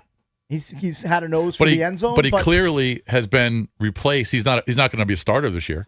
Right, because they A.J. brought in- Brown and Dobbs are there. Right. So he's kind of the, on the outside looking in. So they look at him as the number 3 Well, or 4. If you feel like he's better than 2 or 3 of the guys at the bottom of, if you think he's better than De'Ami Brown and Van Jefferson, then maybe it makes sense. Mhm. But like, how much are you going to give up to acquire Kayshon Boutte? Like a 5th round pick? If that gets it done, then I might be intrigued by it. But I'm not giving up anything of real value. There's no way you're trading like a third or even a 4th round pick, I believe, for him. Yeah. I think if you get a 5th round pick and you want to see how he works with Jaden, that could be worth a risk. But I'm not giving up a 4th round pick or better to bring in Kayshon Boutte. He just seems like. I mean, I'd rather have Diggs here I'd certainly rather have Diggs and give him whatever he needs for a 1-year deal. Sign Diggs to a 1-year, $9 million deal that could be up to $12 million with incentives. Like, how does that not get done? Yeah. I would think that would be a great piece. Do you think they talk to him? Talk to Who? Diggs? Yes. I mean, I'm guessing that Adam Peters has had talks with his representatives. Yeah, I would have to guess, yes. If he I have no hasn't, idea. he's not doing his job properly. Like, if you have a free agent wide receiver I would assume out that on they the have, market but that could improve your team, and you have a gaping hole at number 2 wide receiver on Maybe your they team, don't think that they have a gaping hole. Maybe that you might be right. I think that they don't think that they have a huge hole there. But you do. I feel like they can kind of duct tape it together with guys like Antonio Williams and Treylon Burks if he can stay healthy. And I feel like. But Burks has never stayed healthy. I know. Like, that's if you're the- basing that's it the on problem. track record, Mm-hmm. things can change. But if you're basing it on track record, it's not a good bet to bet on Treylon Burks. Also, we've talked about this many times. They view Chig Okonkwo as not a typical tight end. They view him as a hybrid number 2 wide receiver. receiver, Yeah. tight end that they're going to move all over the formation. And you've seen some of that in training camp already. So I think the panic that we sometimes have and the public sometimes has about not having a high-profile number 2 wideout Mm-hmm. is soothed a little bit within those walls by the fact that they acquired Chig. Yeah. And they feel like he's going to be a big part of the JP, offense. I will say this. I was talking to a couple of guys that were out at camp, not Saturday, but the days before that. And they said the receivers just look okay. Right. Besides McLaurin. They said, and a lot of that has to do with the fact that Allegretti's not playing center, so there was just a lot more pass rush, and Jaden wasn't able to get the ball off when he wanted to, and he was a little off with the receivers. But they said, yeah, the receivers just look okay. Now, Burks was out, okay? Yeah. So you were missing one of your guys. So besides McLaurin, I just think, I know you think you can just piece it together. I just think over a 17-game schedule, you need to have a legit number 2. And also, when you've spent pretty high draft capital in the last few drafts on wide receiver, which they have, on Luke, 3rd-round pick, Antonio Williams, 3rd-round pick, and Jalen Lane, 4th-round pick. Like, those guys shouldn't just be punt and kick return specialists. Like, they need to be contributing members of the offense as well. Yeah. But if they're not good enough, go out and get somebody. Okay, well, and especially given the cap space, right? They have a lot of cap well, look, space. they look at the film. They look at every single play. They look at every single drill. They know what they're expecting from those guys. Maybe they expect McCaffrey to play a lot better this year. Remember, he was banged up. Mm-hmm. He did have some nice plays. I mean, he was kind of a downfield threat. Maybe they feel like he takes that next step forward, and Antonio Williams can kind of fill in behind him. I just think that you're rolling the dice with guys like that. I think if you're relying on one of those guys to be your number 2. I think there's a big opportunity for Antonio Williams. There is to just have a pretty big role in the offense. Now, I'm not going to say he's threatening Terry McLaurin's role in the offense. That seems pretty safe and secure. But for the number 2 spot, like, I wouldn't be shocked if Antonio Williams at the end of the season is the most productive number 2 on the roster. Outside of Chig. I think Chig is going to be the guy with the second most catches. But if we're talking strictly wide receiver, I'd make a long shot bet that Antonio Williams has the second most catches as far as wide receivers. Yeah. I've already kind of made that bet. I suspect that Adam Peters is playing a wait-and-see game, right? So his wait-and-see game is, let's see how these guys perform in training camp early, what the coaches are saying, maybe even a preseason game. And a couple of these guys, like Stephon Diggs, the price is going to come down like it did for your boy Debo. Yeah, his market just cratered. And if they were to go out and get Diggs a week ago, let's say, his price is probably higher. So if you wait another week, you could either be fully confident in guys like Antonio Williams, Luke McCaffrey, Jalen Lane, and be wowed by them. Or you just wait. Or you might be like, hey, we do need some help. Let's go make the move now. Or you just play the waiting game all the way to the end of August when teams have to get down to 53, and there are going to be plenty of veteran, wide receivers looking for gigs. Yeah, but those are going to be Van Jefferson types. True. Yeah. Don't you want to better the option as your number 2 receiver? I would love it if they signed Steph Diggs last week. All right, let's That'd go to be the fantastic. phones. 1-800-636-1067. Now, we've been thinking about this differently. Should they trade for somebody? Some of these teams are kind of happy because they made additions, like the Patriots add A.J. Brown, and all of a sudden they actually have too many receivers, and they're maybe willing to deal. All right, let's go to the phones. 800-636-1067 is the number. Let's go to Ronald. He's calling in from Fairfax. What's up, Ronald? How we doing, guys? What's up, buddy? We probably heard about 100 radio segments about Jaden Daniels' former teammate. Now there's a mentally sane one that can actually catch the football, and he's on the market. I think it would be, if it's a 6th, 7th round pick, I think that's kind of a no-brainer. But I think that we're sleeping on Diami. I think that these guys really like Diami. They know what he can do. He showed up in a couple games when he was called on, and I think he's going to get a couple chances if Treylon Burks is hurt or not producing. Yeah. So. Okay, thanks, Ronald. Appreciate the call. I just think so far Diami's production overall, he's had moments. Yeah. But it doesn't scream number 2 receiver. Doesn't wow you. Like, is he going to be a consistent guy who's I going to hope he catch is, 35 or 40 balls? I can see why you'd say that. To me, it screams role player, like a 4th receiver. But a lot of the fans, and we're doing the same thing, I mean, as media members, but we're also fans. We're just looking at the room going, we just don't have a true number 2 there. But they haven't played together yet. I mean, they haven't been on the field together yet. I mean, a little bit last year, but we just haven't seen it. So maybe that's why we're saying, they definitely need a number 2. But maybe, JP, you're right. Maybe Peters and Quinn and Blau say, we're fine there. I mean, the other thing is, a couple years ago when they had a highly successful offense, their number 2 receiver was Noah Brown. Yeah, true. And they had, Zacchaeus, De'Ami Brown, those guys all filling roles. And so they may feel like we can just do it again. Yeah. If you want to chime in, 1-800-636-1067, talking about what the Commanders should do at wide receiver. Should trade be an option? Do you want to see them upgrade at the second receiver, or do you stand pat? 1-800-636-1067. We're the Junkies. Coming right back.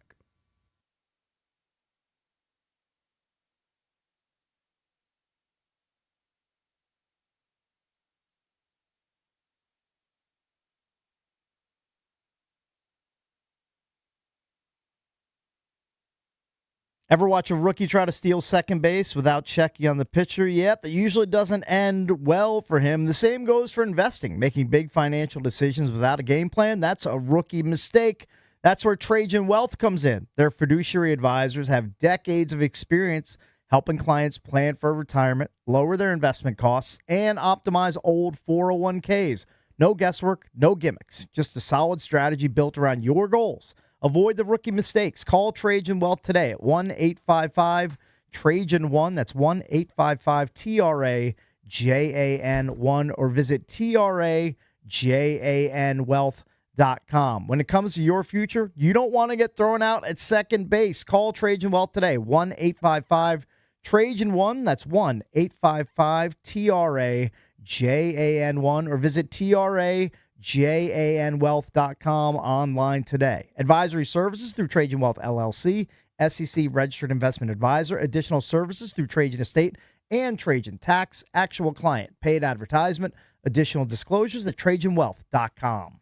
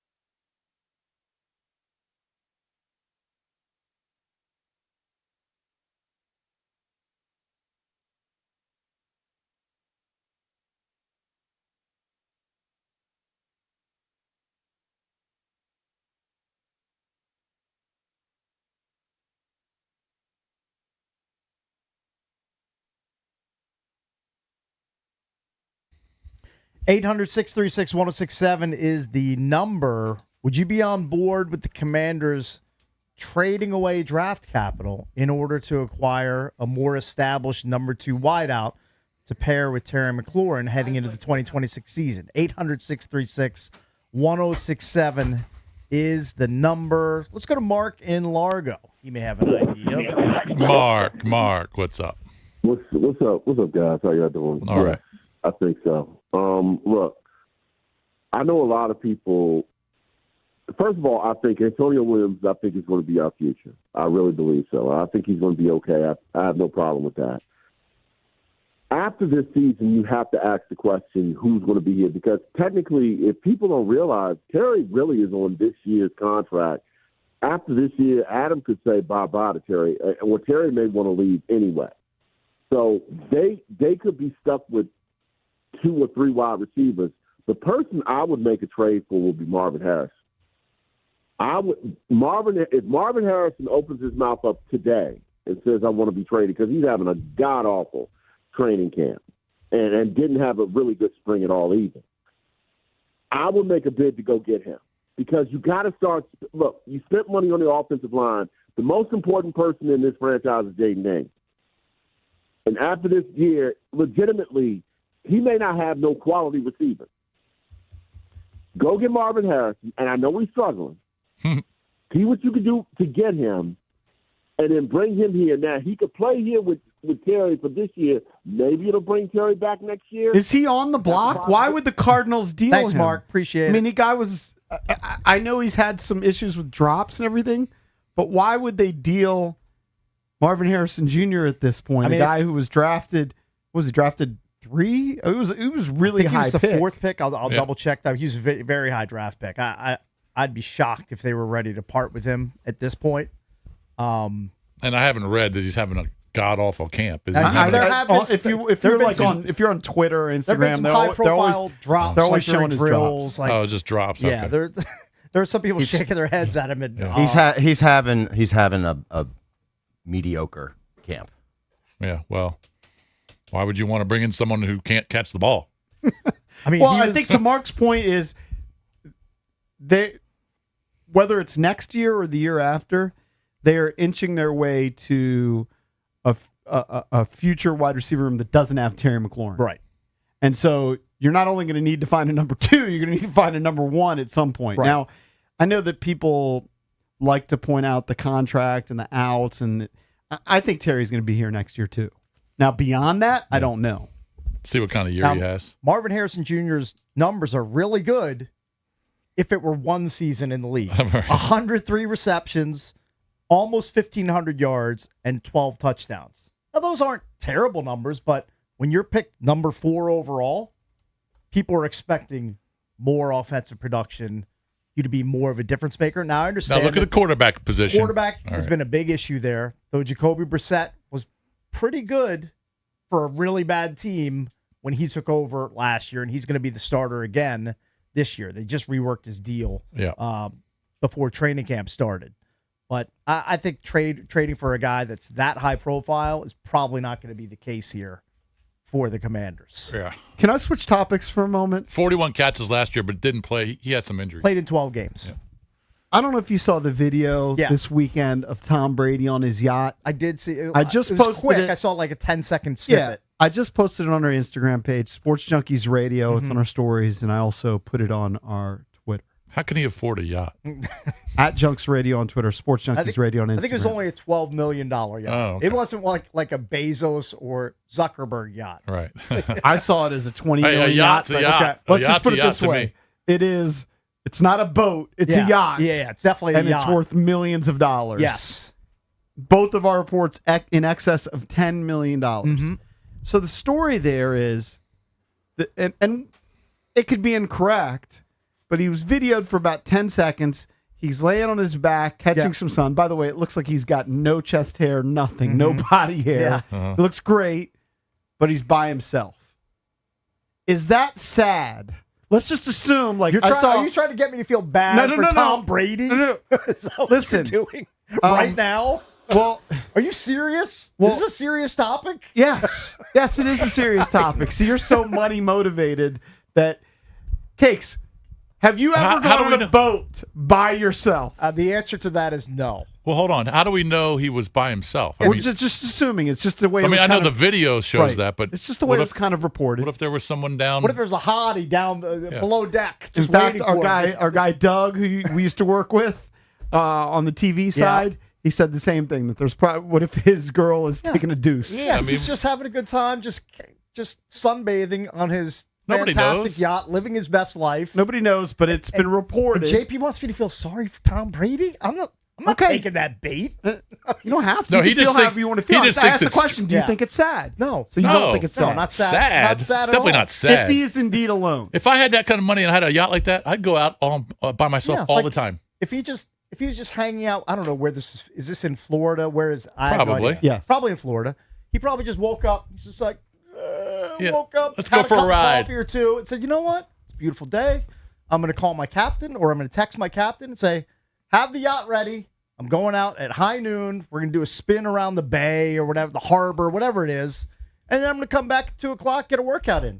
Well, what's wrong with that? He's just going out, being at one with nature, enjoying his $12 to $20 million yacht, and just having a great life. all right, that's fair. Maybe that's the case. Just living a read great it- life. I mean, I read it as him being alone. Yeah. So I'm going to just erase the possibility that there's a hottie below deck. Two smoking hotties. Yeah. Okay. We have That no he's idea. out there with the captain. So he's not truly alone. He's got his captain. Yeah. But I do think it's a little sad, right? He lost his wife, I'm gonna hang out with these two smoking hotties. who ends up marrying the jujitsu teacher. He's so over her. Do you think he cares about He might. Giselle at this point? You don't think it's possible that Tom Brady could be heartbroken? No. I don't think so. No, he has. I don't think he is. He's moved. I'm going to guess that. I understand I'm sure he's moved on. I'm sure he still has feelings. You act like he's got no heart. He probably So has some feels for her deep down. his heart is bulletproof, is what you're saying. Yeah, I think he's compartmentalized his relationship with Giselle, and now he's moved on. I'm sure he's had multiple conquests since then, and the fact that he's just alone on the front part of his boat, sorry, his yacht. I'm never going to feel bad for Tom Brady. Okay, it struck me. I'm with. I know a lot of I people. didn't find it odd. I know a lot of people online thought it was sad, and I kind of was in that department. Valdez, say you had the financial, deep pockets of Tom Brady, and you love your fiance, but she's out shopping one day, doing whatever. Like she's having a girls' trip, doing a girls' thing for an afternoon. You wouldn't go out on your boat and catch some rays. Look, I don't think trying it's to a- catch some crabs. I don't think it's odd to go out on a boat by yourself. I would do it all the time. Sure. That's not odd to me, but I still think that someone who is rich can still be maybe a little heartbroken. Of course. Cakes is so money driven. He's like, if I had a yacht, Look, money can't break my heart. money can definitely make you smile and sure. happy. You know who says money can't buy happiness? Poor people. Yeah, poors, povs. Do you think he's? Here's what I but- don't think. I don't think he's on that. But he can still be heartbroken. I don't think he's pining for Giselle at all. All right, he has moved on. That's way in the rear view. I think you have no idea there. They had 2 kids together. You're right. I don't have any But idea. you don't either. I'm just speculating. Okay, I'm speculating. He could that be the Tom happiest guy Brady on earth. Is could over be. Giselle. He'll see his kids that he has with Giselle, but that portion of his life is over. Now he's moved on to the next phase. And he's just enjoying a fun weekend out on Biscayne Bay or wherever he is. Like that picture would be different to me if like Julian Edelman was there. Like one of his But boys. if he's by himself and he's catching rays and then he goes swimming around by Yeah. himself, he Yeah. just dives into just it's a little odd. He's just Cakes. enjoying his day. He's just enjoying it. Like I mean, people probably do it all the time. it's okay for You may be right. It's You know what I okay mean? for guys to be by themselves at times. Like Of course. Like I go to MGM National Harbor and I play poker. I love my family, but when I'm there, like playing poker and doing like something that I enjoy doing, I'm okay being there by myself, with a bunch of other card-loving degenerates. But Yeah, but have it's you a- ever gone to the beach? You ever driven to Ocean City by yourself and just gone to the beach for a day, jumped on a boat by yourself? I've never done that, without no. your sons. No, I've never without done your that. daughter, without your wife. I've seen people No. do that. My dad's done that before. Yeah. Yeah, like he's if he had like a conference in like Salisbury, Okay. he would go to Ocean City for the day, go to the beach by himself. Just chill. Well, I mean, Just chill. what a great day. Yeah. Just side trip to the beach, charter a boat, go do whatever. I think I would go out to the beach with my dog by myself all the time. Yep. Just bring my dog out there. Just Get it? I get that. hang out there, walk It around. just struck me. I guess I'm with the majority. You guys are with the minority. The majority thought it was sad. That's how social I never media looked is. at it and said, "Oh, I feel sad for Tom Brady." Look at Social media is stupid. on his $20 million yacht. I'm sure I feel bad for him. Not a matter of feeling. And again, we have no idea who else was on the boat. Right. We just don't know. Could have been another 2-3 people in the cabin. We have no idea. Right, Alex Earl, wasn't that who he was linked with I don't for a know. while? That is correct. Yeah. Or maybe he was going to meet somebody, going to pick somebody up. Didn't think about that, did you? Oh, I'll throw that as a possibility. No, it's just a possibility, right? But I don't think he's depressed. I mean, he may have been having. Well, that's not a good comparison. What? I was going to say he may have been having a party on his boat like the guy in Taken. Now, Oh, yeah. those women were abducted and Yeah. trafficked, so that's That's a little different. That's a way different story. These women are all of age, not trafficked. Tom Brady might have had 5 women below deck waiting for him that you didn't see while he's by himself out on the deck. I'm of the guessing boat. there weren't 5. There might have been 1. There might have been 1, maybe 2, Right. 3 if he's really aggressive. But if you had to bet your life right now, alone, or was there a female below deck? I'm going to guess he had some sort of female companionship that was not in that shot that everybody saw. And I'm also never going to feel bad for Tom I Brady. think he looked like a guy who didn't know what to do. So he gets on the boat and he's looking around. He has his arms folded. He's kind of like looking around. He's like, what am I doing? He's just building his base stand, having a great time by himself. That's what he was doing.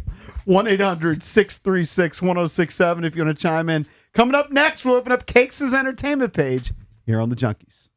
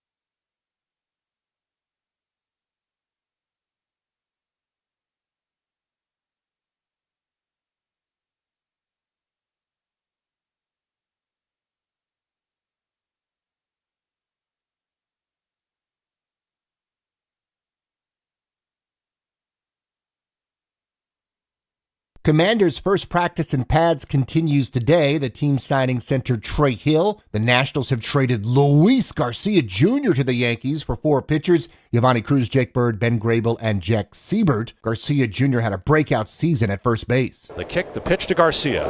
Swinging a fly ball, well hit to right. On the way back, this one is going to be over the head of the right fielder and off the wall. Nunez will score. Wood heading for third. Garcia for second. The slide there, and he's in there with a double. And the Nationals take a 1-0 lead on a wall ball double by Garcia over the head of Lucas in right field. Garcia continues his mastery of Scherzer, and Louis with RBI 71 on the season. The call on the Fan. Nationals have lost 5 in a row at Philadelphia tonight, 6:40 on the Fan. Kevin Gausman has been traded to the Chicago Cubs. Trade deadline is 6 p.m. tonight. Mubadala Open will finish today at 12 p.m. with the women's final. The men's final to follow. San Diego beat the Spirit 1-0 at a rainy Audi Field. From Crop Metcalf Sports Desk, I'm Byron Kerr on the Fan.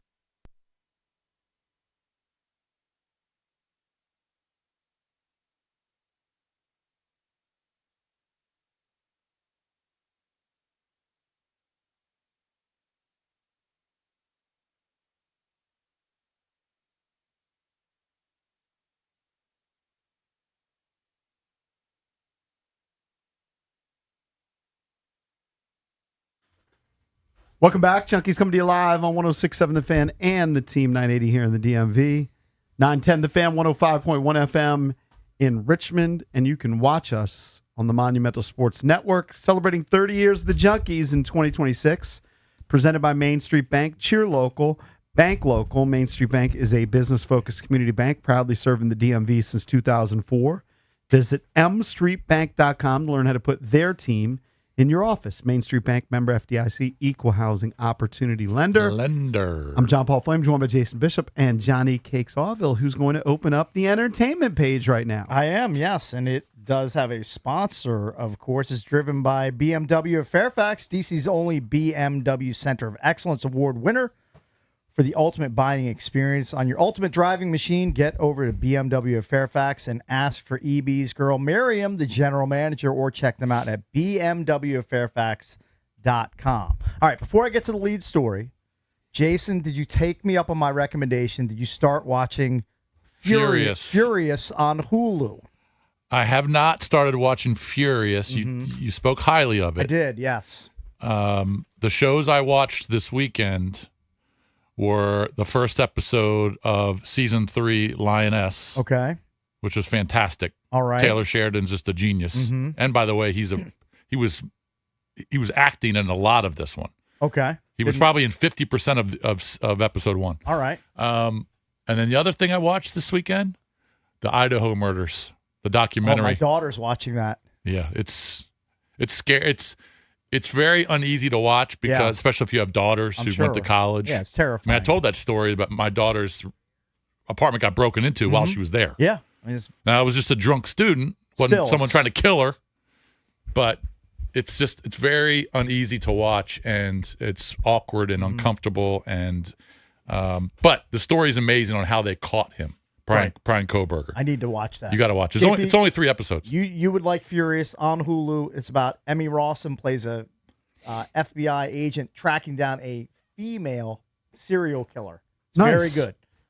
3 episodes out already. I believe number 4 comes out today. And I do have Hulu. You do have Hulu. You should check it out. I think you would enjoy it. All right, let's get into the EP. The lead story has to be Spider-Man Brand New Day soars to a $927 million box office worldwide. It's the second highest debut ever. It pulled in the second biggest North American opening weekend with a $355 million haul at the box office, just behind Avengers Endgame, which opened at $357 million back in 2019. Was the previous Spider-Man the one where all 3 of the Spider-Men appeared?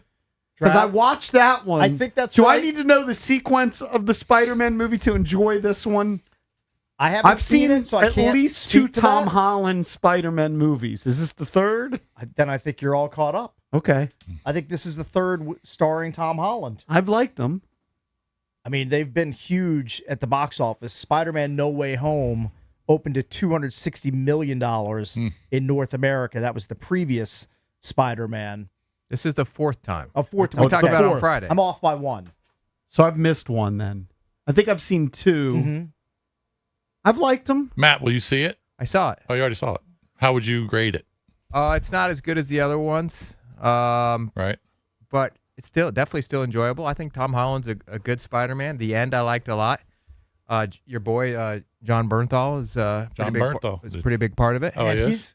He's literally in everything. He's also in the Odyssey too. Oh, he is? He has a big role in the Odyssey. Yeah. God, how does he do that? He's literally in everything too. He doesn't talk that much in the Odyssey. Okay, but I mean, he's got. I agree. It's a big role. I mean, there is one. There's What do you one mean? Yeah, long extended scene where he's sitting at the table with. He talks in his scenes. Yeah. He's talking Helen the of whole Troy, time. He's yeah. playing. Yeah. He's playing John Bernthal. Yeah, that is true. But I also feel like I a love lot, John- he's just John kind of, in garb, being tough.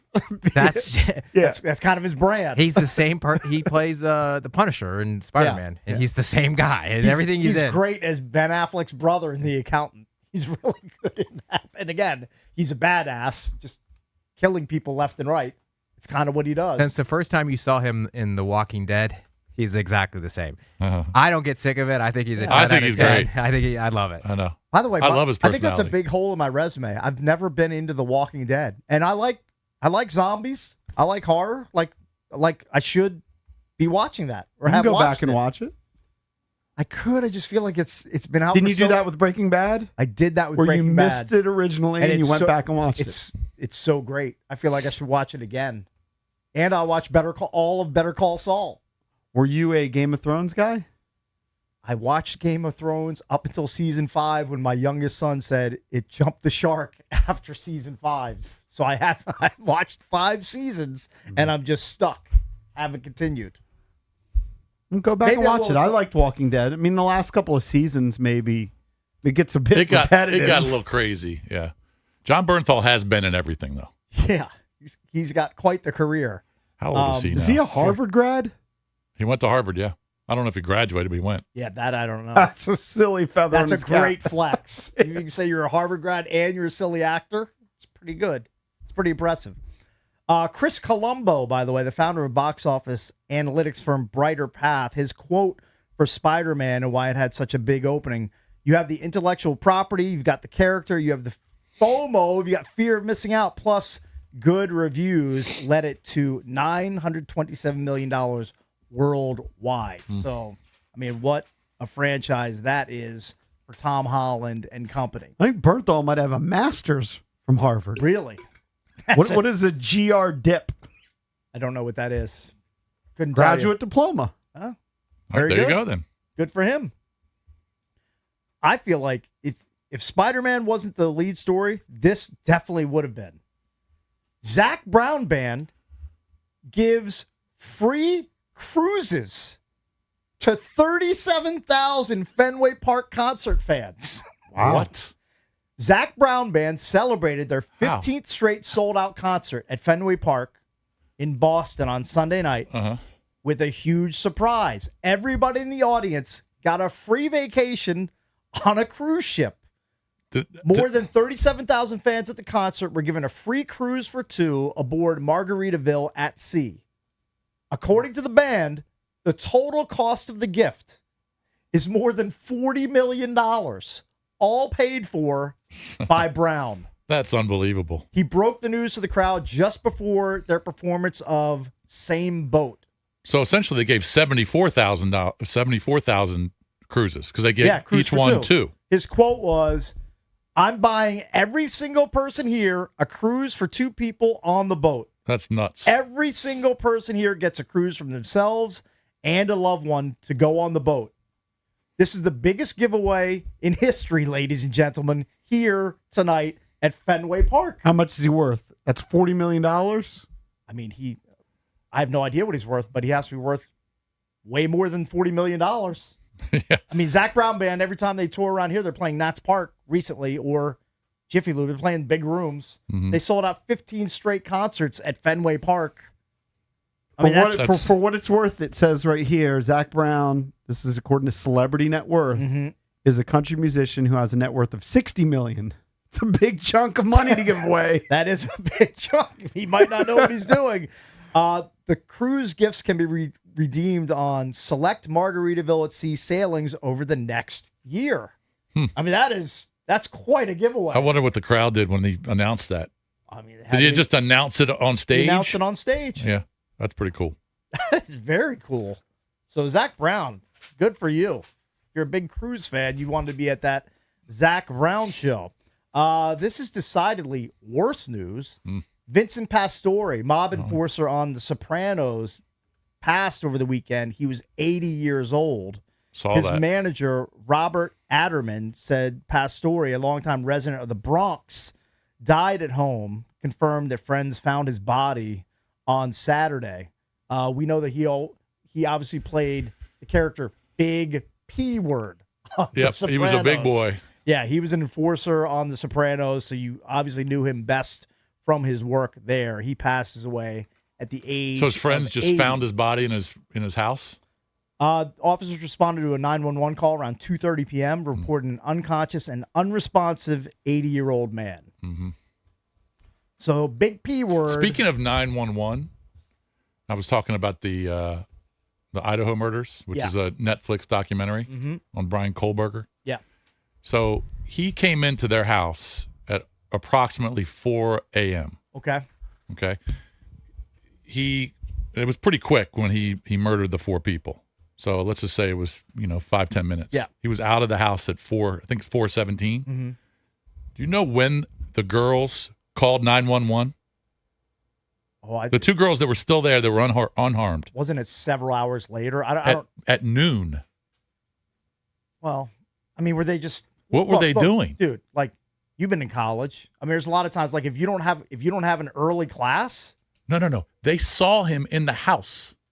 Oh, I didn't know that. Oh yeah, they saw him in the house. They were texting each other, going, "Oh my God, there's a guy with a mask on."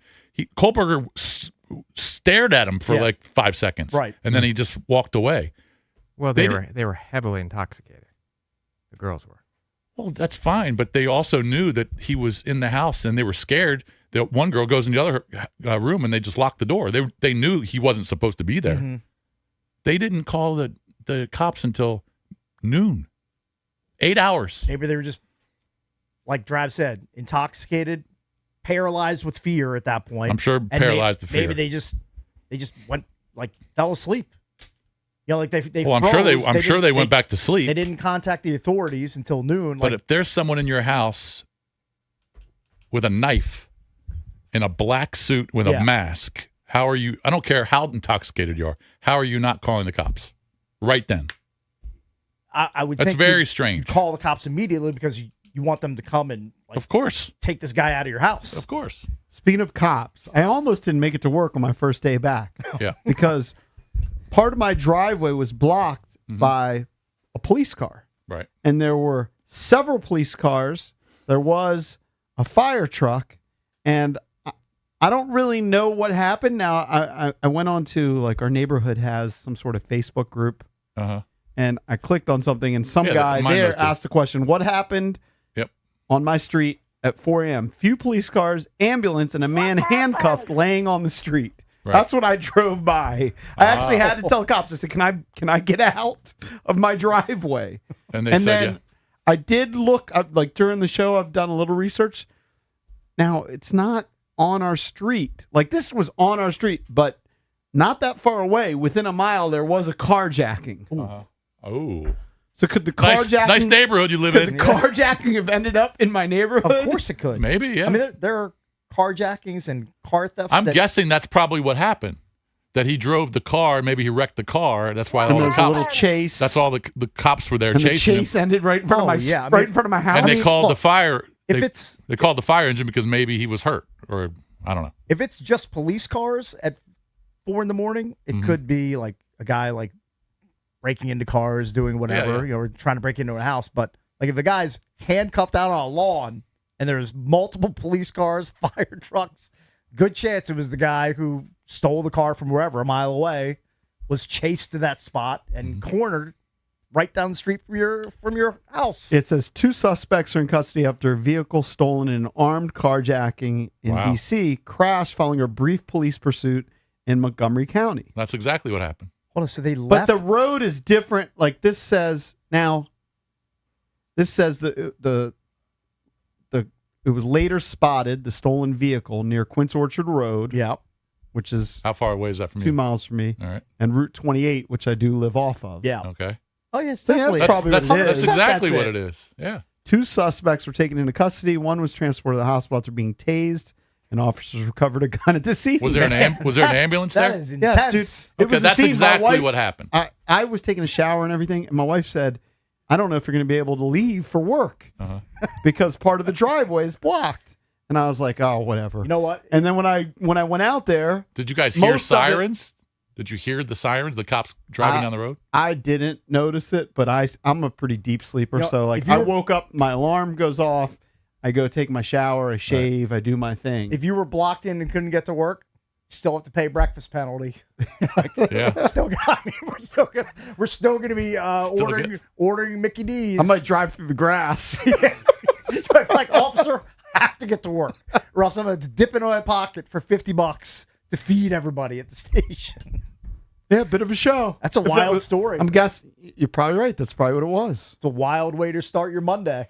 There's no answer on our website.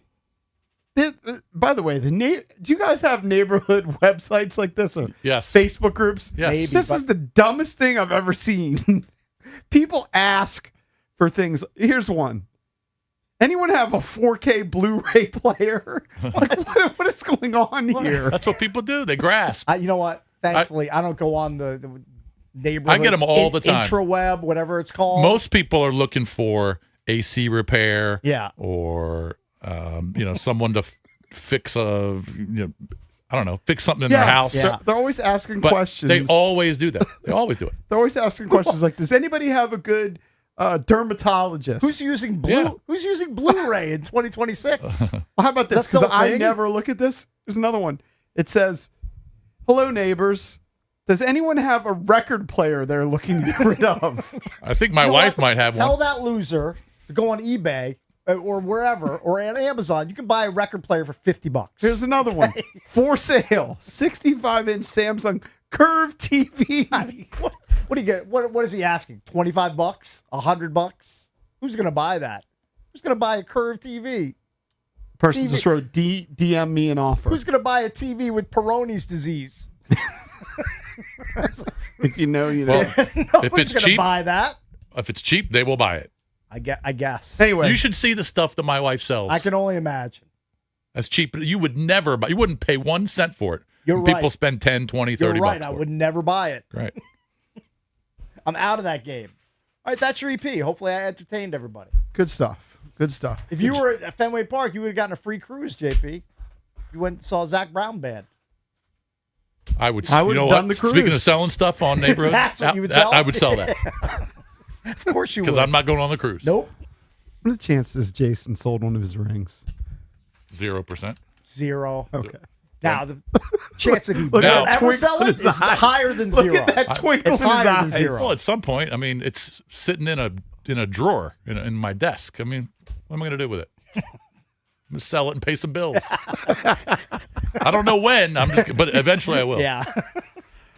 Earlier in the show, we talked about the Nationals trading Luis Garcia. There were some big names traded, including the Dodgers picking up another fantastic arm to add to the rotation. Are they killing baseball? We'll get into that next here on the Junkies.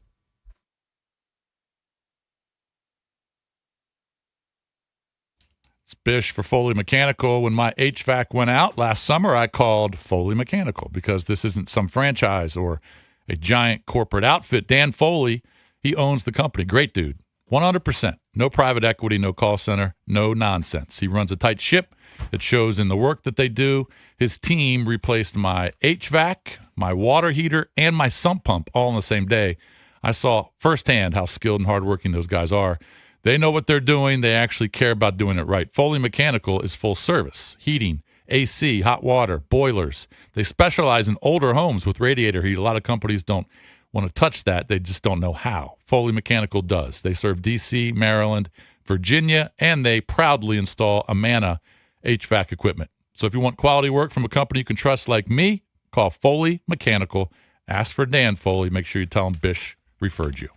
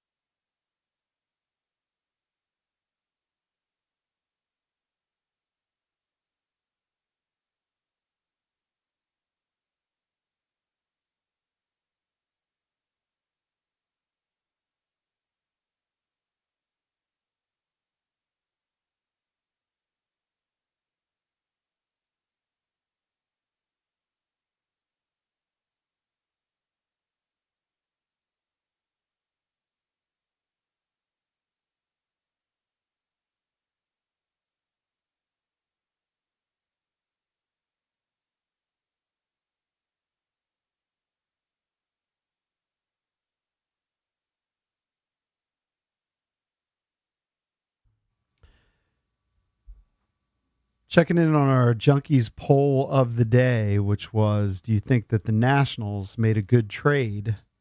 Trading away Luis Garcia, who had 23 home runs, for 4 pitchers. 74% believe they did make a good trade. Of course, we'll have Paul Taboni on the show on Wednesday. They can recap all of their moves. They may make more moves today. Yep, 6 p.m. trade deadline. Have to see if the Nats make more moves before then. Speaking of moves, the rich get richer. The Dodgers traded for Tarek Skubal, 2-time Cy Young winner, right? He's won Cy Young back-to-back years. Last 2 years, yep. And they didn't even give up that much. 3 middle-of-the-road prospects. Yeah, he's only making $9.5 million. I guess maybe the rest of the way. I think they're on the hook for that. He's a free agent. But to me, it's a joke. The rich get...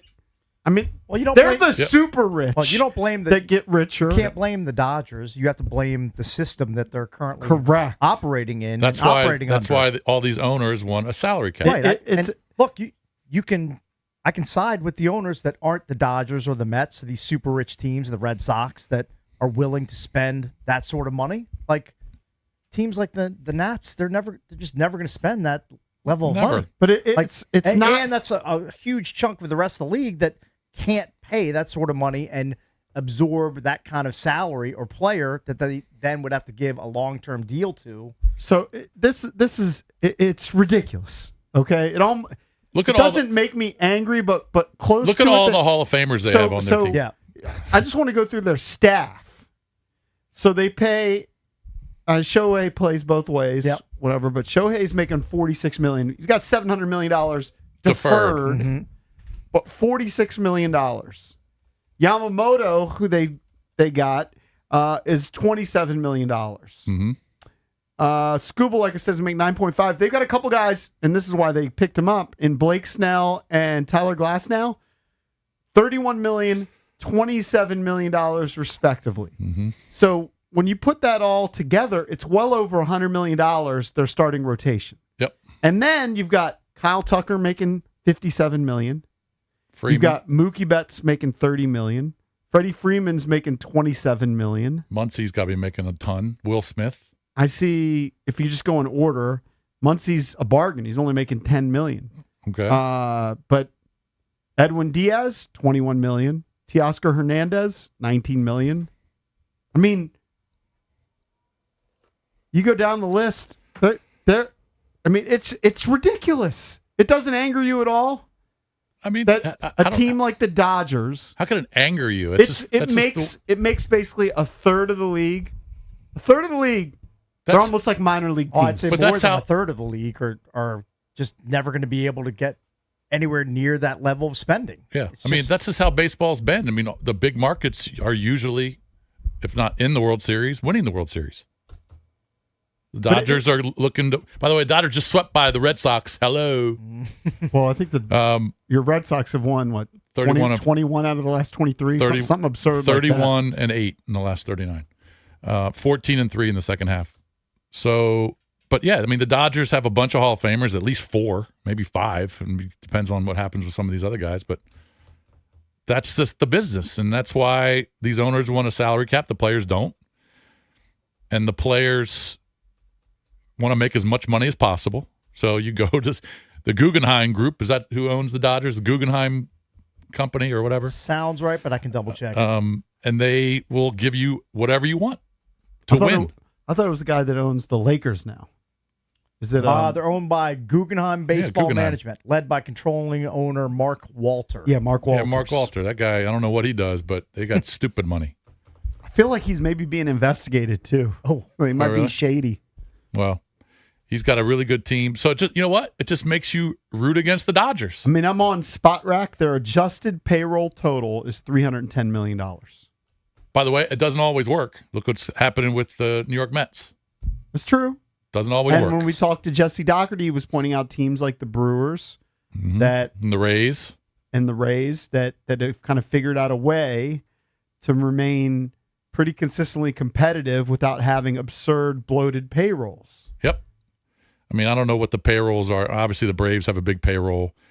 But the Dodgers, the Cubs, the Phillies, I'm sure the Astros have to be pretty high up there. The Braves the are. Yankees. It says here the Braves are 282, Astros 265. Right. Where are the Your Red Sox are at 222. Yep. This is projected cash payroll. Where are the according to Yankees? The Nationals are 118. Yankees got to be in the mid twos. New York Yankees are at 337. Oh, 337. All right. So just look at all the payrolls, the high payrolls, with the exception of a couple, like the Rays and probably the White Sox, are all either leading divisions or in the wild card hunt. The projected cash payroll is what I was using. The Dodgers are actually fifth because of all that deferred money. Mm-hmm. Yeah, but if you look at the champions, this is where they rank in payroll. First, third, fourth, 8th, 10th, first, 10th, first. Yep. You're not getting anyone outside the top 10 in spending. All the top 10 teams are going to be winning. Which makes sense. If you're able to acquire the best players and spend the most money, you're going to be. Now, you might in the have mix some Cinderella for the World stories like the Series. Rays going to the World Series back when they lost the Dodgers, but that was the COVID year, so who knows if they would have played a full season. It just makes you want to root against those teams, but they're going to be there.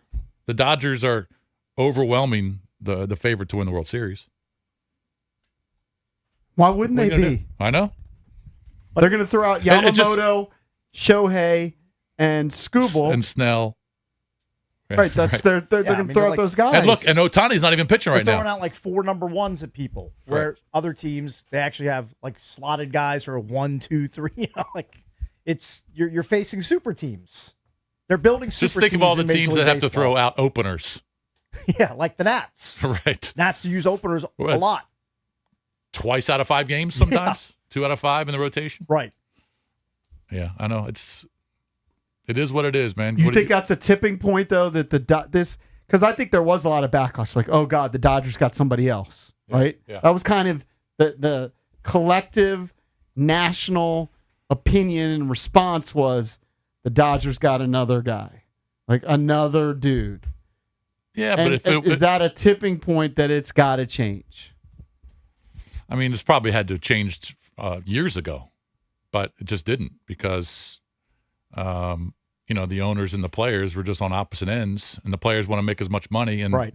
now the owners say, all right, let's have a salary cap and a minimum that you have to spend, which is interesting because owners like the Lerners are spending in that, $80 to $100 million. But I believe that if the owners get what they want, the minimum on terms of team salary is much higher than what the Nats are paying. Good. I think that's a good thing. I know.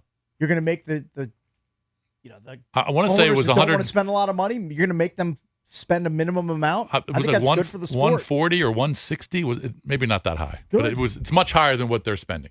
Fantastic. It would So make for a better maybe product. maybe that's when they sell. I mean, potentially. But just If you're not willing just to pay the minimum, root then- against the Dodgers, JP. Just root against them. They could lose. The Nationals' highest paid player, do you know who it is? Ooh, let me look. Is he currently? Well, this on the- is Oh, I think it's Trevor Williams. Trevor Williams. Yeah, Trevor Williams. Well, they also have Strasburg on the hook. I think for this season, his money comes off the books after 2026, And it looks like they still owe Max Scherzer $15 million. Oh yeah, they're paying deferred money Mm-hmm. to some of their guys. The Lerners love deferred money. Well, that's what's so impressive about the season is that they don't have any high dollar guys, certainly not offensively, and they're leading the league in runs scored. Right. Now let's see what happens with CJ. I don't think CJ is going to get dealt, but they've already traded 2 of those guys. Imagine being a Pirates fan or a Reds fan and looking at Skubal going to the Dodgers. You're just like, well, we're just playing a different sport than the Dodgers. Yeah, Like- and they didn't get much. When you look at the grades for that trade, Yeah. obviously the Dodgers get an A. Mhm. I saw grades D, C minus because the prospect list they weren't that high. They didn't give up a lot of their top guys, and I'm surprised. That was the best offer they got. But it does make it easy to root against the Dodgers. It does make it easy to kind of hate them. Yeah, We just had an stockpiling elbow talent. procedure, right? That might be a knock, and he's going Yeah. to be a free agent. he's fine. His He's ERA had a is bone spur. his ERA is like 2.5. He's fine. No, in 9 starts since he's returned, it's 2.87. Yeah, he's fine. Isn't Scooble's ERA like .91? Did I read that correctly? Scooble this year? Yeah. Or my yes. So since his start, he's at 2, or since he came back from the injury, he's at 2.5. Got it. Roughly Okay. 2.5. Yeah. Gotcha. By the way, did you see Matt? Did you see the stats on Paul Skeens? No. All right. So listen to this. So Paul Skeens last year, all right, threw, I want to say he threw just some crazy number of pitches at 98 miles per hour or harder. Yeah. This year, it's like 17.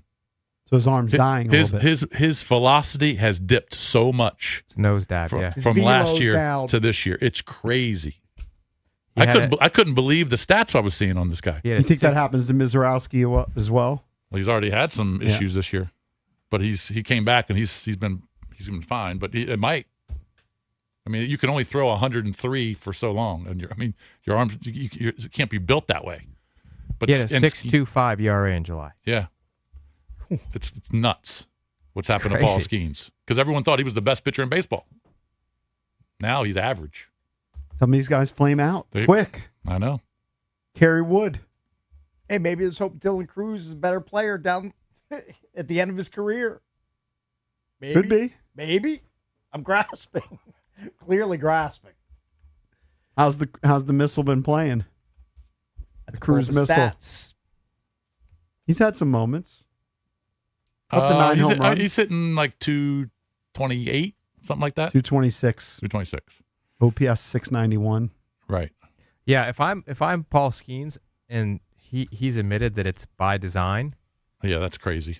I'm going back to the lab and going and doing what I did last year, and that's just throwing the ball as hard as I can. Right, you're not until Greg Maddux. until the thing falls off. Don't think you're Greg Maddux. Yeah, I mean, what do you dude? Just do what you do best. Yeah. Yeah. So he's had 78 career starts. In his first, it looks like his first 60 to 65, he was throwing balls at least 98 miles per hour or higher, roughly 30 to 40 times a game. His last 10, 0, 0, 0, 0, 2, 0, 1, 1, 2. That's scary. On the year, he's 500, whatever. He's never been a big wins and losses guy, but his ERA is hovering close to 4 now. Correct. Just under 4. Yeah, it's amazing. So that's a totally different pitcher.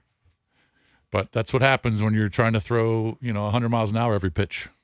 1-800-636-1067 is the number if you want to chime in. We're the Junkies. Be right back.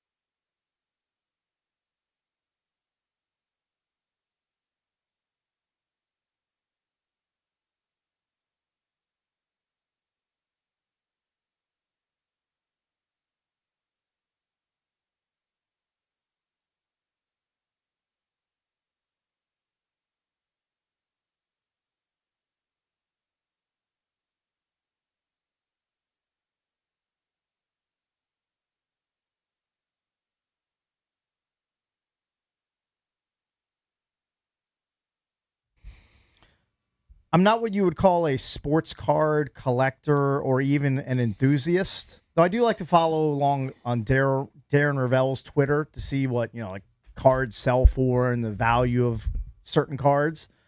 But I saw a video over the weekend from the National Sports Card Show. I'm not sure if it's being held in Chicago or maybe Dallas, but it doesn't really matter. There's a video from the convention in this huge ballroom. There's a bunch of vendors with tables and cards spread out in this huge space. There's a video of it's either a dad and a granddad and son or grandson that approach the backside of a table. Okay. And, like the table's in a rectangle shape, with cases all around. And there's two people working inside the tables that obviously own the cards and it's their merchandise. The video shows the man and the kid approach the backside of the table, and they're looking at the products, and then they start doing this bit. They start looking around a little bit, like Casing the joint, surveying, who's watching them, basically surveilling. How old's the kid? The kid looks to be, I'm just guessing, about 10 to 12 years old, roughly. Dad looks at least 55, 60, maybe a bit older. So it might be a granddad. And then about a minute into the video, they lift up the case, which somehow is unlocked, and they pilfer a Patrick Mahomes card that's apparently worth $15,000, take it out of the case. The older man takes the card out of the case and then gives it to the kid.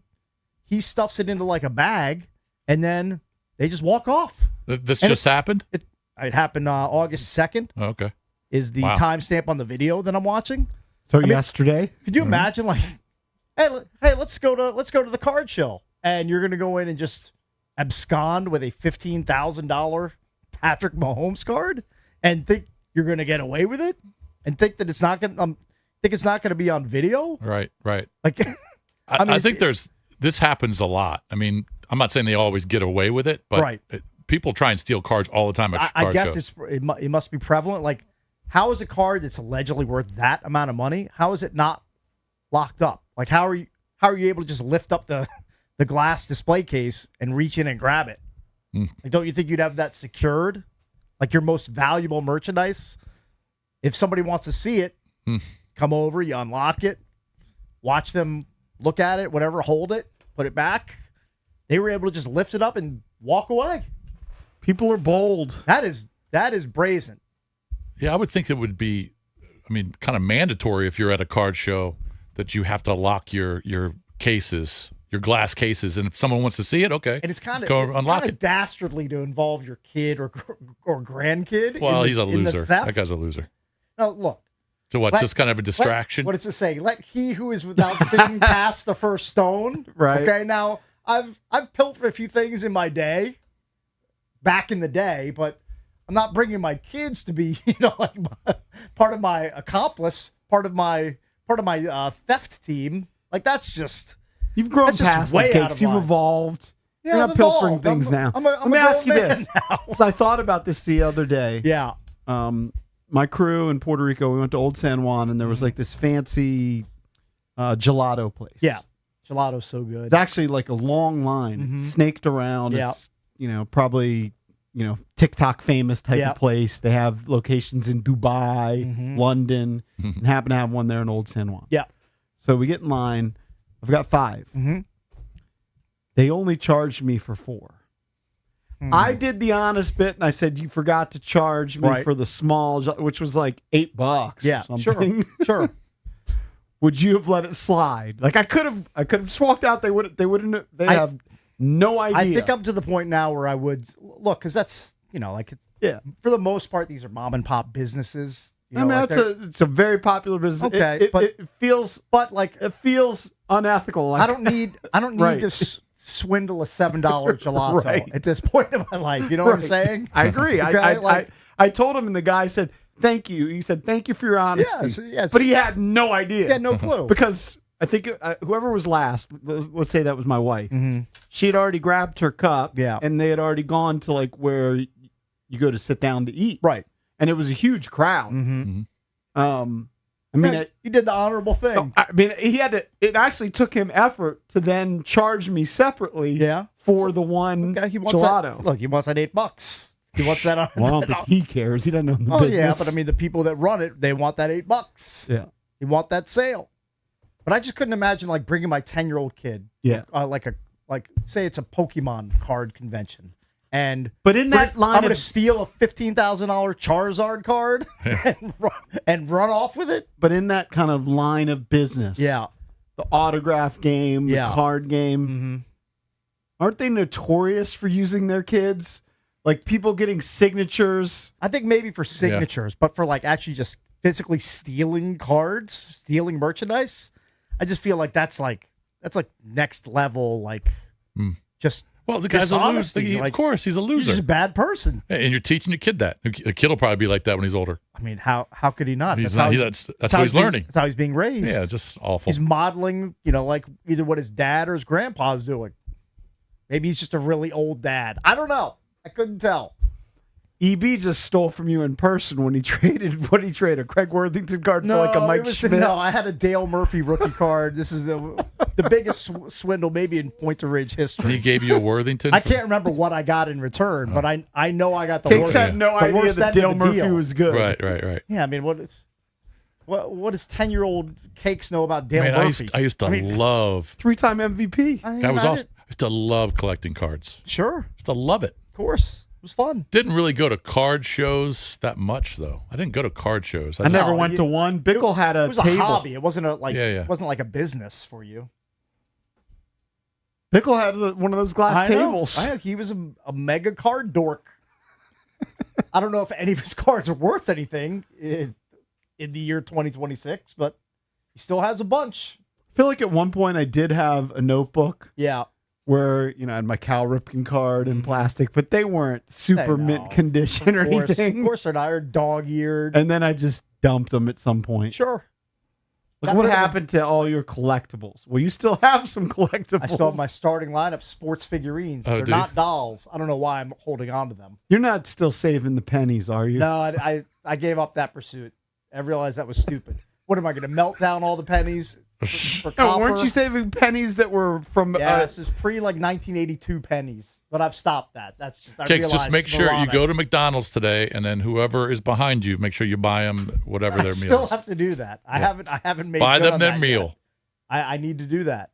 You missed that last week. Last week somebody bought my my Diet Coke on the way out to the Commander's Media Day bit. Yeah, They they bought were it in front for of him me. in the drive-through line. Instead of me doing the same thing for the person behind me, I was like, "Oh, this is amazing! Thanks." Yeah, thanks.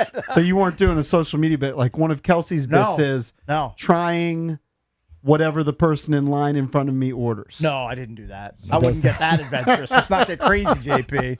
What if they had something I didn't want from the menu? Hook somebody today. Hook them. Maybe I'll do that. All right, we got to get out of here for Bish Bucks, Cakes. I'm JP. We'll see you tomorrow. Coming up next, our pals B. Mitch and Finley from training camp.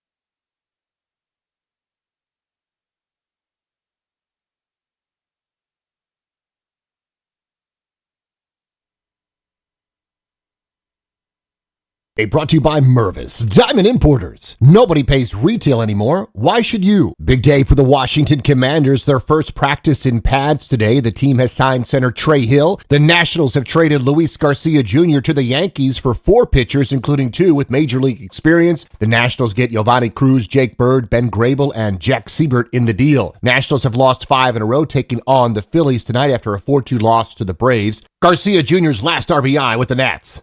Swing a long drive, right field toward the corner. This one headed toward the chop house. It is long, long gone. A tape measure home run for Luis Garcia Jr. The call on the Fan. Tariq Skubal joined the Dodgers, but they were swept by the Red Sox 8-4. Kevin Gausman joins the Cubs. The trade deadline is 6 p.m. Mubadala Open will finish today with weather permitting at Rock Creek Park. Women's final at 12 and the men's final to follow. San Diego defeated the Spirit 1-0 at a rainy Audi Field. From Crop Metcalf Sports Desk, Byron Kerr on the Fan.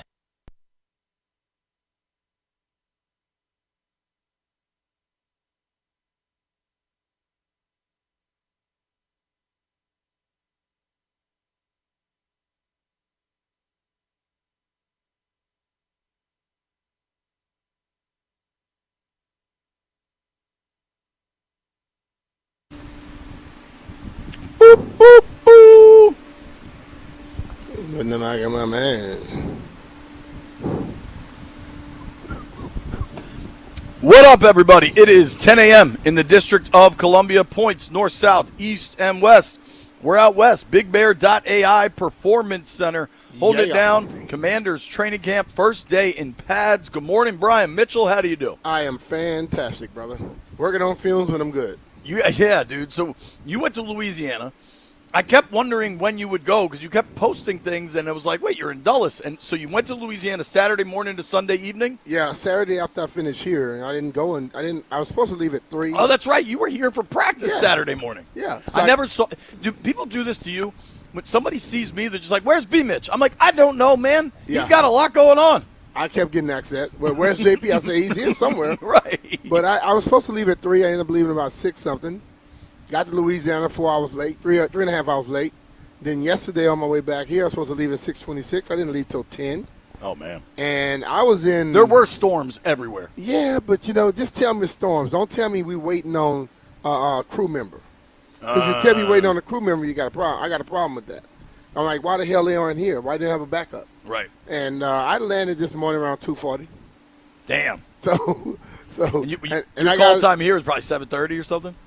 Man, I had to drop off my car at service this morning at 7.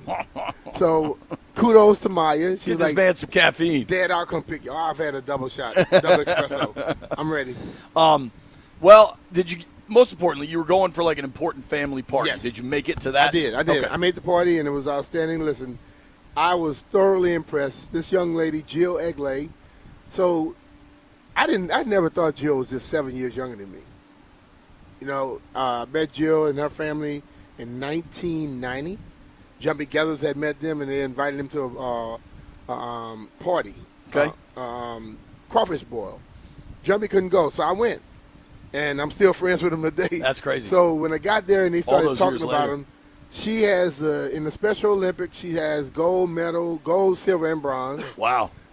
Getting the R word out of people using it in Virginia, she was the one that got it all started up. That's great.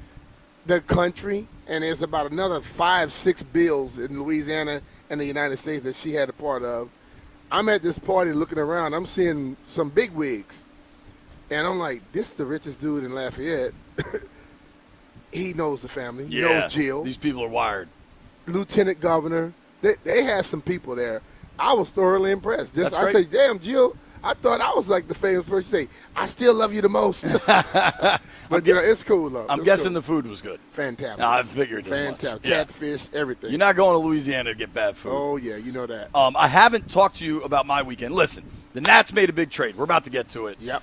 We're here at Commanders training camp. We're going to get to all that. There's a lot of players that I think we're now 4 days in. We've now seen them in pads a little. There are people starting to catch my eye. I want to have a conversation about the tight end position. There's lots of conversations to have. But I got to start by telling you this. Brian and I haven't seen each other since Wednesday, I think. We got a lot of catching up to do. All right. I told you I was playing good golf in Ohio. Like, my game has returned, right? It didn't travel? I played Sunday. I was supposed to do some family stuff. It all kind of fell through. I was able to get out at a 9:50 tee time. Weather looked like we were going to be okay until we got done. I shot a 40 on the front of the goal. It was like tracking to possibly be my best round ever, whatever. It was like I was making putts. Things were going. All right. So, of course, what happens when I'm tracking for maybe my best round ever? The horn blows. Oh, man. We were on the 13th tee. It started raining pretty good. We played 10, 11, 12 in the rain, and then the horn blew on 13, and we kind of hung out a little to see if we were going to be able to get back out there. And then shout out to my boy Caleb in the pro shop, who's like the weather king. Like, if he tells you it's probably not happening, I trust him. He's like, dude, he's like, if you're going to wait around till 4 o'clock, you could probably get out there. I was can't do that. Go drink. Yeah, I had to run some errands and stuff. But it was great to play good golf, and then it felt so fitting for me to then have it screwed up by the weather. Well, you don't just say it. Hey, man, shot 40 on the front. I was on my way to shooting 80. So here's the problem with the handicap system. I put the 40 in. That's the right way to do it because it was 9 holes. But there's no way I was shooting an 80. You know what I mean? Like, I probably come home around 85. But you don't know. But it takes 9 holes when you put it in. It doesn't automatically project another 80 is coming. But it'll tell you based off of the slope and rating of the front 9 what you shot, what you probably would have shot. Yeah, they figure it out. You were on point. It was fun. Saturday's the practices have been good. JP running for you. He's worried, Ryan. He's about to drop down to a 10. No, not a 10. See, Duncan. It already has me down to a 15. Duncan was a 14-8. He was getting them 7 strokes. Now he's down to 11. I hope he's gonna drop down to a 10. You make it. You're probably checking his gin. I'm hell guessing. Yeah, every day. All right. There is a ton of football for us to discuss. I'm really excited. Dan Hellie, they announced over the weekend, is going to be doing the broadcast with you and Rigo. How exciting is that? It's fun, man. I've known Dan for a long time. Told Ryan probably know Dan longer than he's been living. So, Ryan came. When did Hellie start at 4? That was like early 2000s? Probably, right? It had to be. Yeah. But Ryan came over, he got how he was talking. Dude, so it was funny. So I voice. saw you and Hellie standing there, and I was like, dude, it'd be great to get Hellie on the show today. And Ryan's like, do you think I can go talk to him? And I knew it was you and him standing there. I was like, yeah, just go introduce yourself. And I just watched that scene unfold from afar. And, I didn't know what was said, but I immediately saw you making fun of him, and I was so happy with how it was all shaking out. Listen, bro, this dude here, I told him, look, dog, sometimes you don't have to have the radio voice on. And he's not even on radio. It's just my voice, man. I don't know what to say. You kind of get a little upstanding. Hello, Dan. My name's Ryan Clary, and I'm the producer. I say, Dan, you could be in the middle of a damn bar. He's going to try to talk like that. So it's going to be fun. Hellie's going to join us at noon. I want to start, though, talking about the trade that got made yesterday. Luis Garcia gets sent to the Yankees. 4 pitchers. 2 that are going to be available right away. One's close. One's a little further down. Yep. You trade away Luis Garcia, who has 23 homers on the year. Really popped this year. And he's a prospect that people have been waiting on, and people kind of thought maybe it's never coming. But this year, 23 home runs. His previous career high was 18 in 140 games. He's got 23 this year in 104 games, a plus 2.3 WAR. Garcia's been a really fun story. And the Nats made the right decision. Especially, they've lost 5 in a row and 6 out of 7. Getting just dusted by the Braves this weekend, and I watched most of it either in the car listening or watching at home. I was in the car actually driving home from getting rained off the golf course yesterday, and it was Charlie and Dave, and just the sloppy baseball you play against a really good team like Atlanta, you're going to get dusted. And I appreciate Charlie and Dave called him out on the broadcast.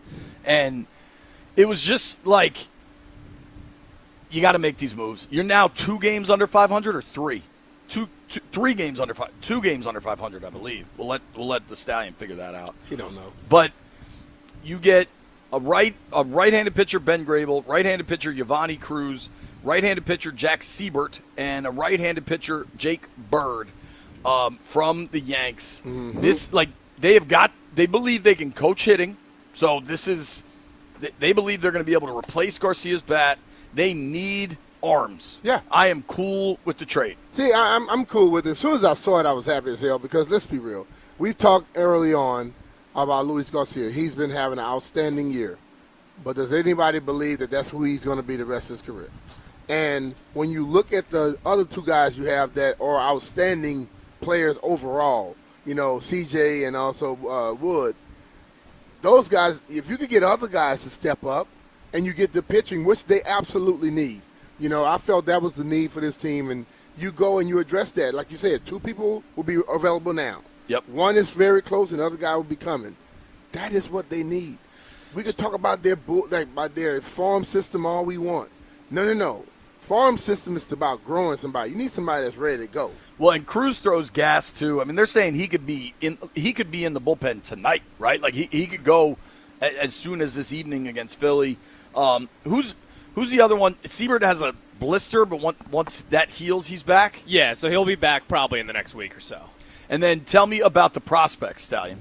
Let's get locked on. So Ben Grable's probably one of the most intriguing ones because he's just been a closer down with them. He's been in a couple different levels this year. He was an 11th round pick last year, but he's just been a really impressive guy out of the bullpen, and that's just what he is. Like, the Nationals needed to address That's what their they bullpen. need.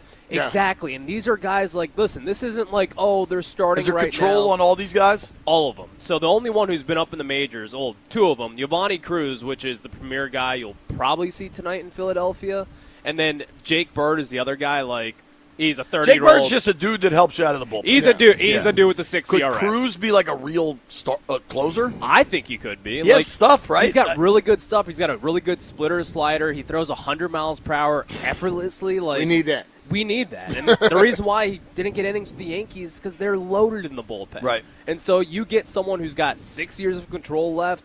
I think he's going to be someone who will easily get some saves down the stretch. You here. look at teams like the Dodgers, okay? Get they have school. bats, they have pitching, and they say, you know what? Go get pitching. Because if you have great pitching, you're in every game. Especially the short series, like Yes. early in the playoffs. Yes. Siebert, is it Siebert that projects as a starter? Yes, he's the one as of right now that he'll probably be like a back-end starter, but then if that doesn't work out, it's probably a pretty easy transition to go in the bullpen. So he's probably the more intriguing one of this. So looking at 27, I don't know what happens with Griffin. I feel like he's not going to be here. We'll see. But, like, that rotation could be Cavalli, Early, Siebert. Is other young guys available? Yeah, Luis Perales, the guy they You're acquired. saying he should start by the end of the season, right? I think Perales will be up probably soon. That's just my gut feel. So I like the trade. I've been on Team Sell all along. I think, B, you'll laugh about this. On Friday, we were in studio, and somebody called in like, man, they should extend Foster Griffin. And I was like, listen, of course they should. And if they extend Foster Griffin while I'm on the air, I'll do the rest of the show without my shirt on because I was just pretty convinced they weren't going to. At like 1:30, we're standing around in the aquarium, and Jeff's like, uh-oh, Jay. I'm like, what? He's like, they got the deal done. And I was like, what are you talking about? He's like, Griffin extension. And for a moment, I'm like, oh, my God, I'm going to have to do the rest of the show with my shirt off. And then I realized Jeff was just messing with me. It was a very, very well played Jeff. by Jeff. Good job, Jeff. You know how nervous he gets. Do you think they trade Griffin by 6 p.m.? 6 p.m. is the deadline, right? I think they should. They probably should, but you never know. Now, explain this qualifying offer thing, because this is an interesting little subplot Altizer was telling me about. Yeah, so if they extend him the qualifying offer, let's say they don't trade him, and they extend him the qualifying offer, which is a 1-year, $22 million deal, then he could either decide to sign that deal, which I don't think he will, or if he declines it and walks and leaves for somewhere else, then the Nationals get a comp pick.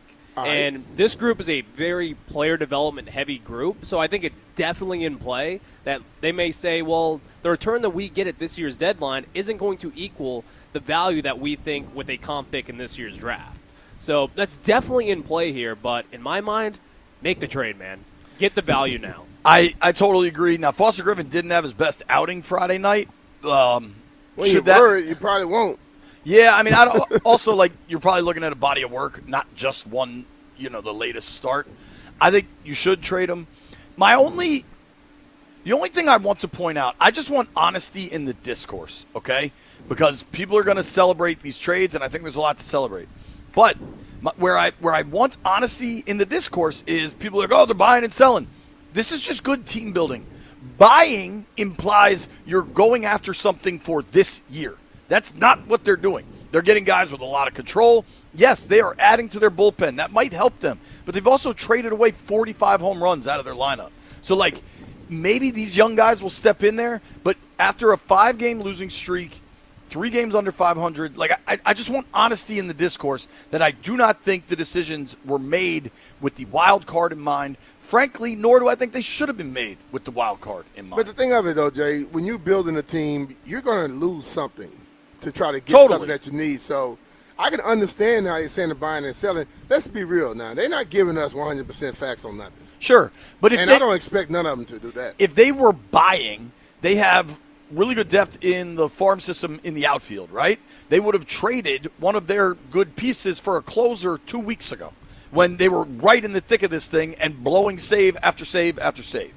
I just want honesty in the discourse. I think they're doing the right thing. I think they've had a tricky PR situation by trying to, because there's so much more fan excitement. But I think Taboni's doing this right. And in a way, he was kind of bailed out by them getting dusted by the Braves. Like, all right, now we're 4.5 out. We're 3 games under 500. Time to sell.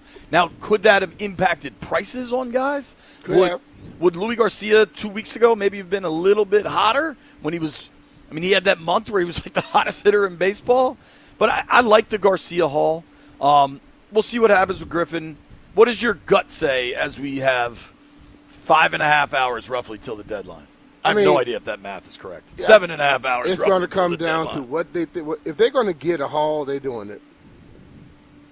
Stallion, what does your gut say about Griffin? I think they trade him. Probably during our show today. So it's going to be interesting. That would be good.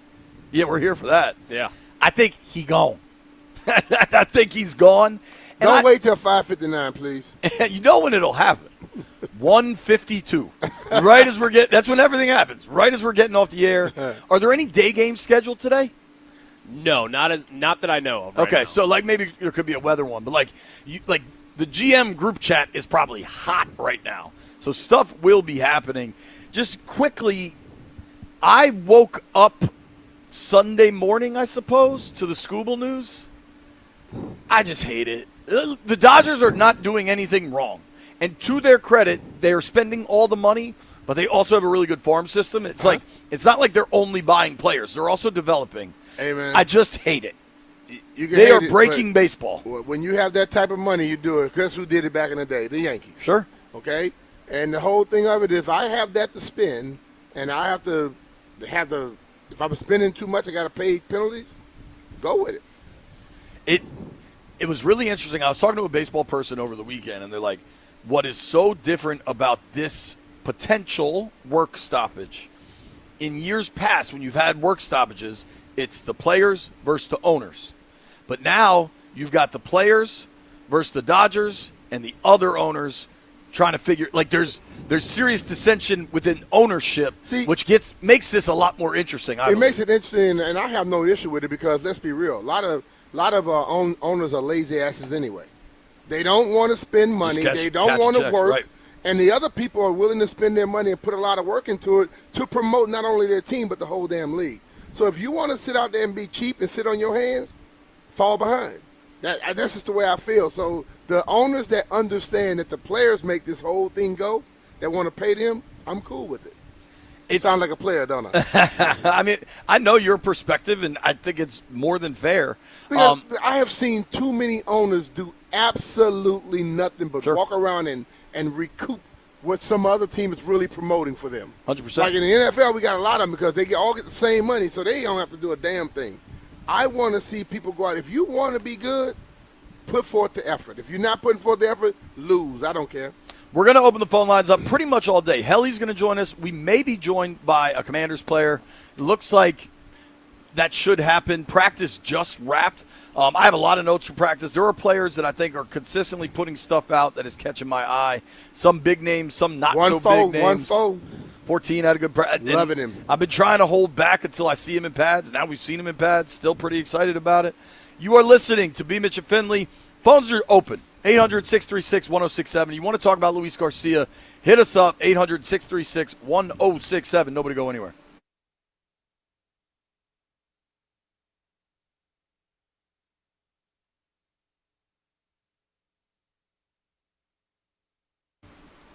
B. Mitch and Finley out in Ashburn, and it's funny, B. My mom came to practice today, and we were riding around, and she's like, oh, my gosh, I haven't been out here in a while. This area has exploded. Yes, it has. It absolutely has. And if you're looking to buy or sell in a place like Ashburn that has exploded or any of these other DMV communities that have grown so much, you need an expert. You need John Leahy. Just like Farida and Muhammad did, they wanted to make sure that they could sell their Damascus property for the highest possible price. While keeping the process smooth and stress-free for the family, like many homeowners, they were concerned about leaving money on the table and wanting the confidence that they were choosing the right strategy before putting their property on the market. Before listing the home, John Leahy and the Fine Living Group worked closely with Muhammad and Farida to prepare the property, position it correctly, and create maximum buyer demand. Through this strategic pricing, professional marketing, and targeted promotion, John and his team generated significant interest from the qualified buyers. We're talking about our good friend John Leahy and the Fine Living Group of eXp Realty. Go to johnsellsdmv.com and find out what your home value is in mere seconds. It only takes a few seconds to request an instant cash offer as well at johnsellsdmv.com.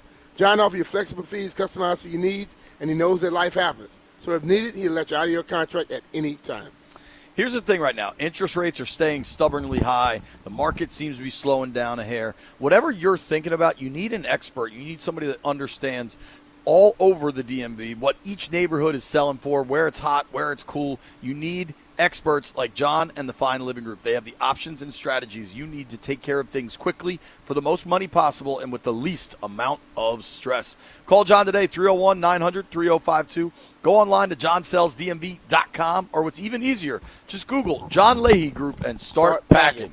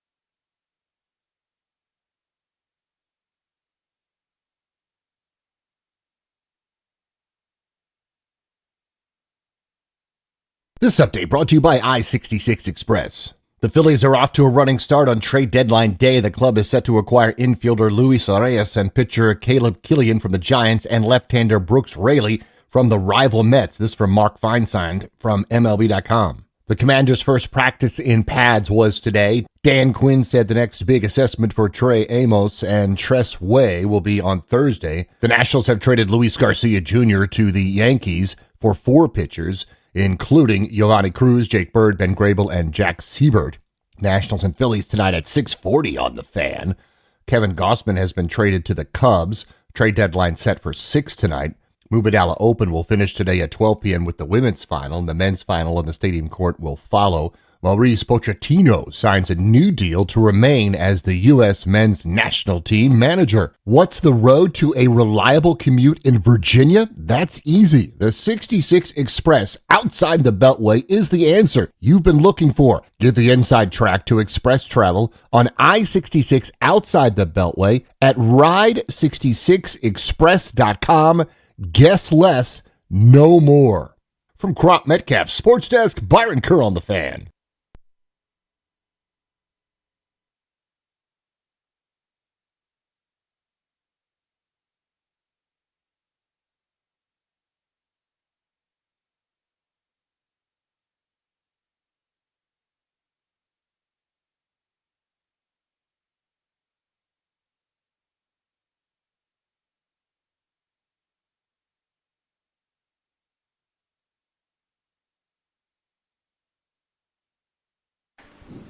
Honey, check it out. You got me mesmerized.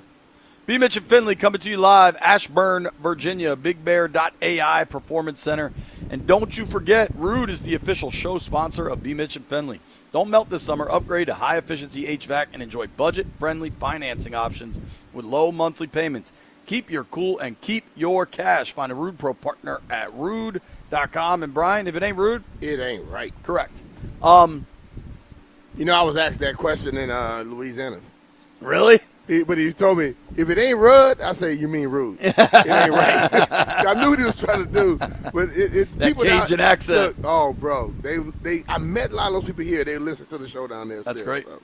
I mean, they love you down there. I'll never forget. We were in New Orleans for a Skins Saints game. Now, that was Super Bowl. No. This was like when we went down there. I thought way prior to that. That's right. When we went with Willie then. We went, yeah.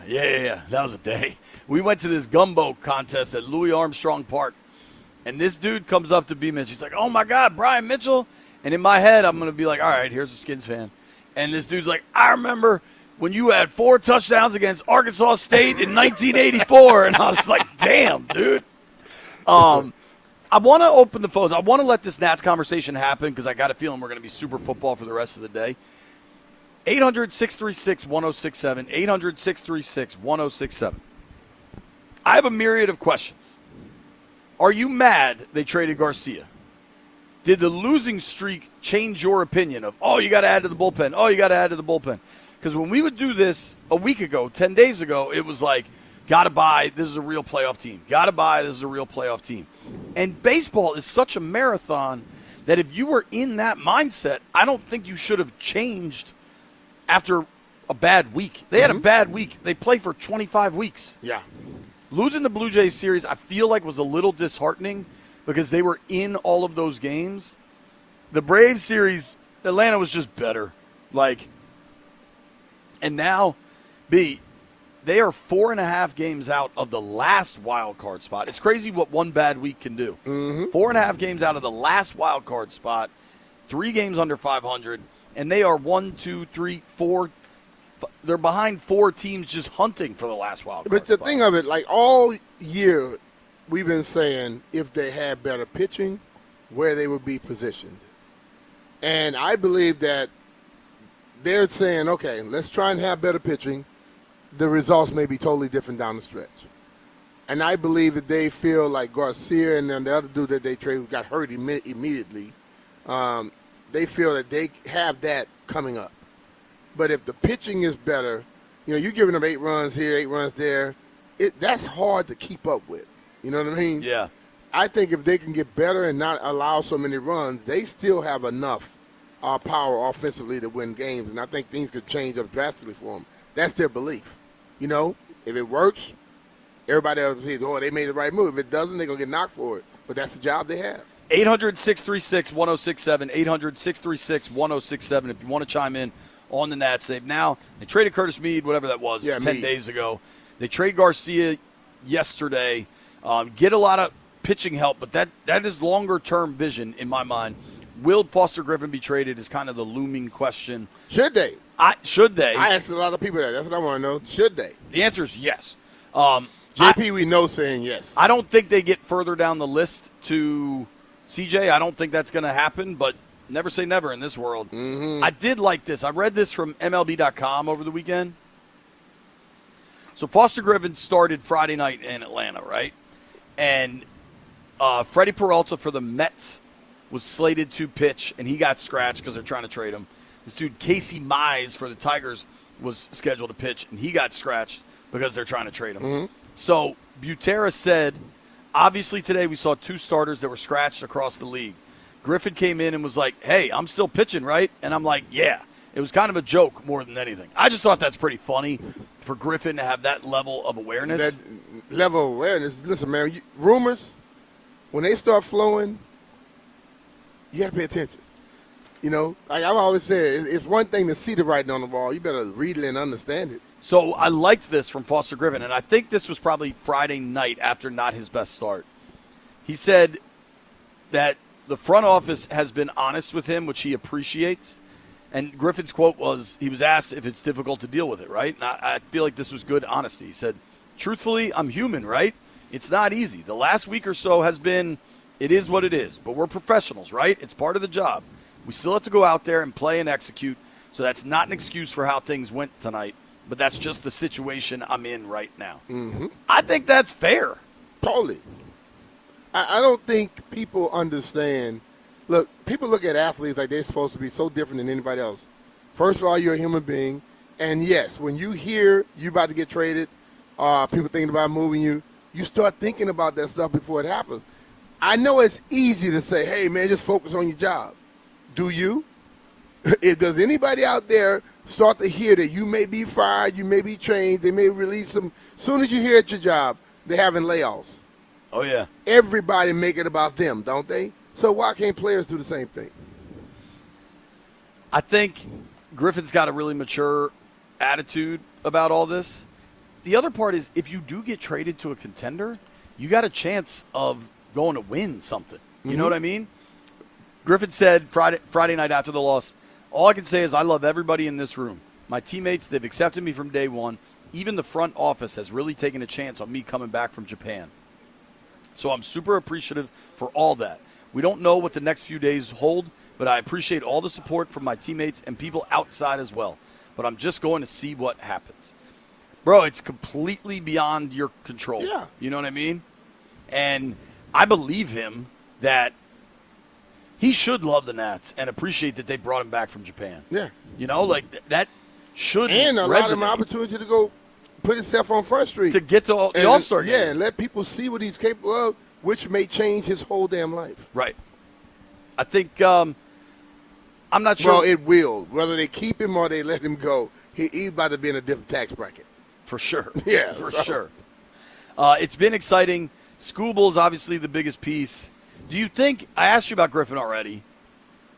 Stallion thinks Jacob Young could get traded. Jacob Young is a guy I've gotten to know a little bit and really like. Do you think he could be on the move? Who's that? Jacob Young, center fielder.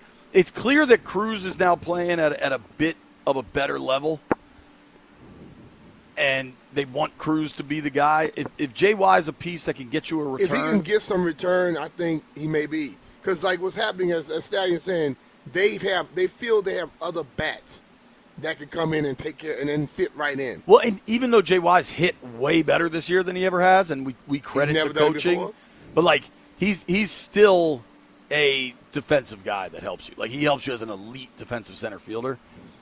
Do you think, that CJ gets moved? I don't think that's happening. You think it should? No. I don't either. You know what I said, Jay? Like, baseball to me is weird. And I know all you baseball enthusiasts get mad, but I don't give a damn. why do you feel you could get better by getting rid of all your best players? And that seems to happen a lot. Like, oh, let's get rid of all these people and get prospects. So I'm gonna get rid of a sure thing to go get prospect. Example. I've been hanging out for 6 months with this one person. We hang out, we know each other, we hang. But all of a sudden I see all these prospects at the bar because I'm in the VIP room. Everybody prospects then, huh? They want to join you because they want to be in. No, I'm gonna stick with what I already know. Yeah. And I think that's the whole thing with baseball. Sometimes stick with what you know.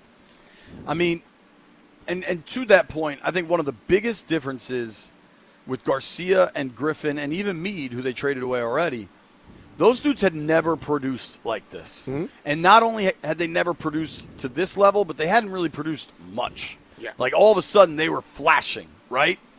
CJ has never hit like he is right now. He's the best, offensively anyway, he's got to be the best shortstop in baseball. I mean, he's raking. He leads. Does he lead the majors in RBIs? He's got 85 RBIs, 28 home runs. Like, I mean, he's hitting like 290. His WAR's plus 4.3, and that's with not the best glove at the shortstop position. Uh-huh. But you've seen CJ be good for a number of years. Like, this isn't – I'm not saying that Garcia's pop or Meade's pop or Griffin pitched it so well. I'm not saying any of it's fluky, but there's not a documented track record of it. CJ's been really good, and this was like the player they thought he could develop into. The thing about CJ, you've heard for 2 years about trade rumors. Yeah. And he's played better. He seems to be maturing properly. I would look at that as a guy making decisions and saying, you know what? He's got it now. Because there were questions about his off-the-field antics and hanging out and all that type of stuff. I would look at a guy like that and say, okay, he's getting it.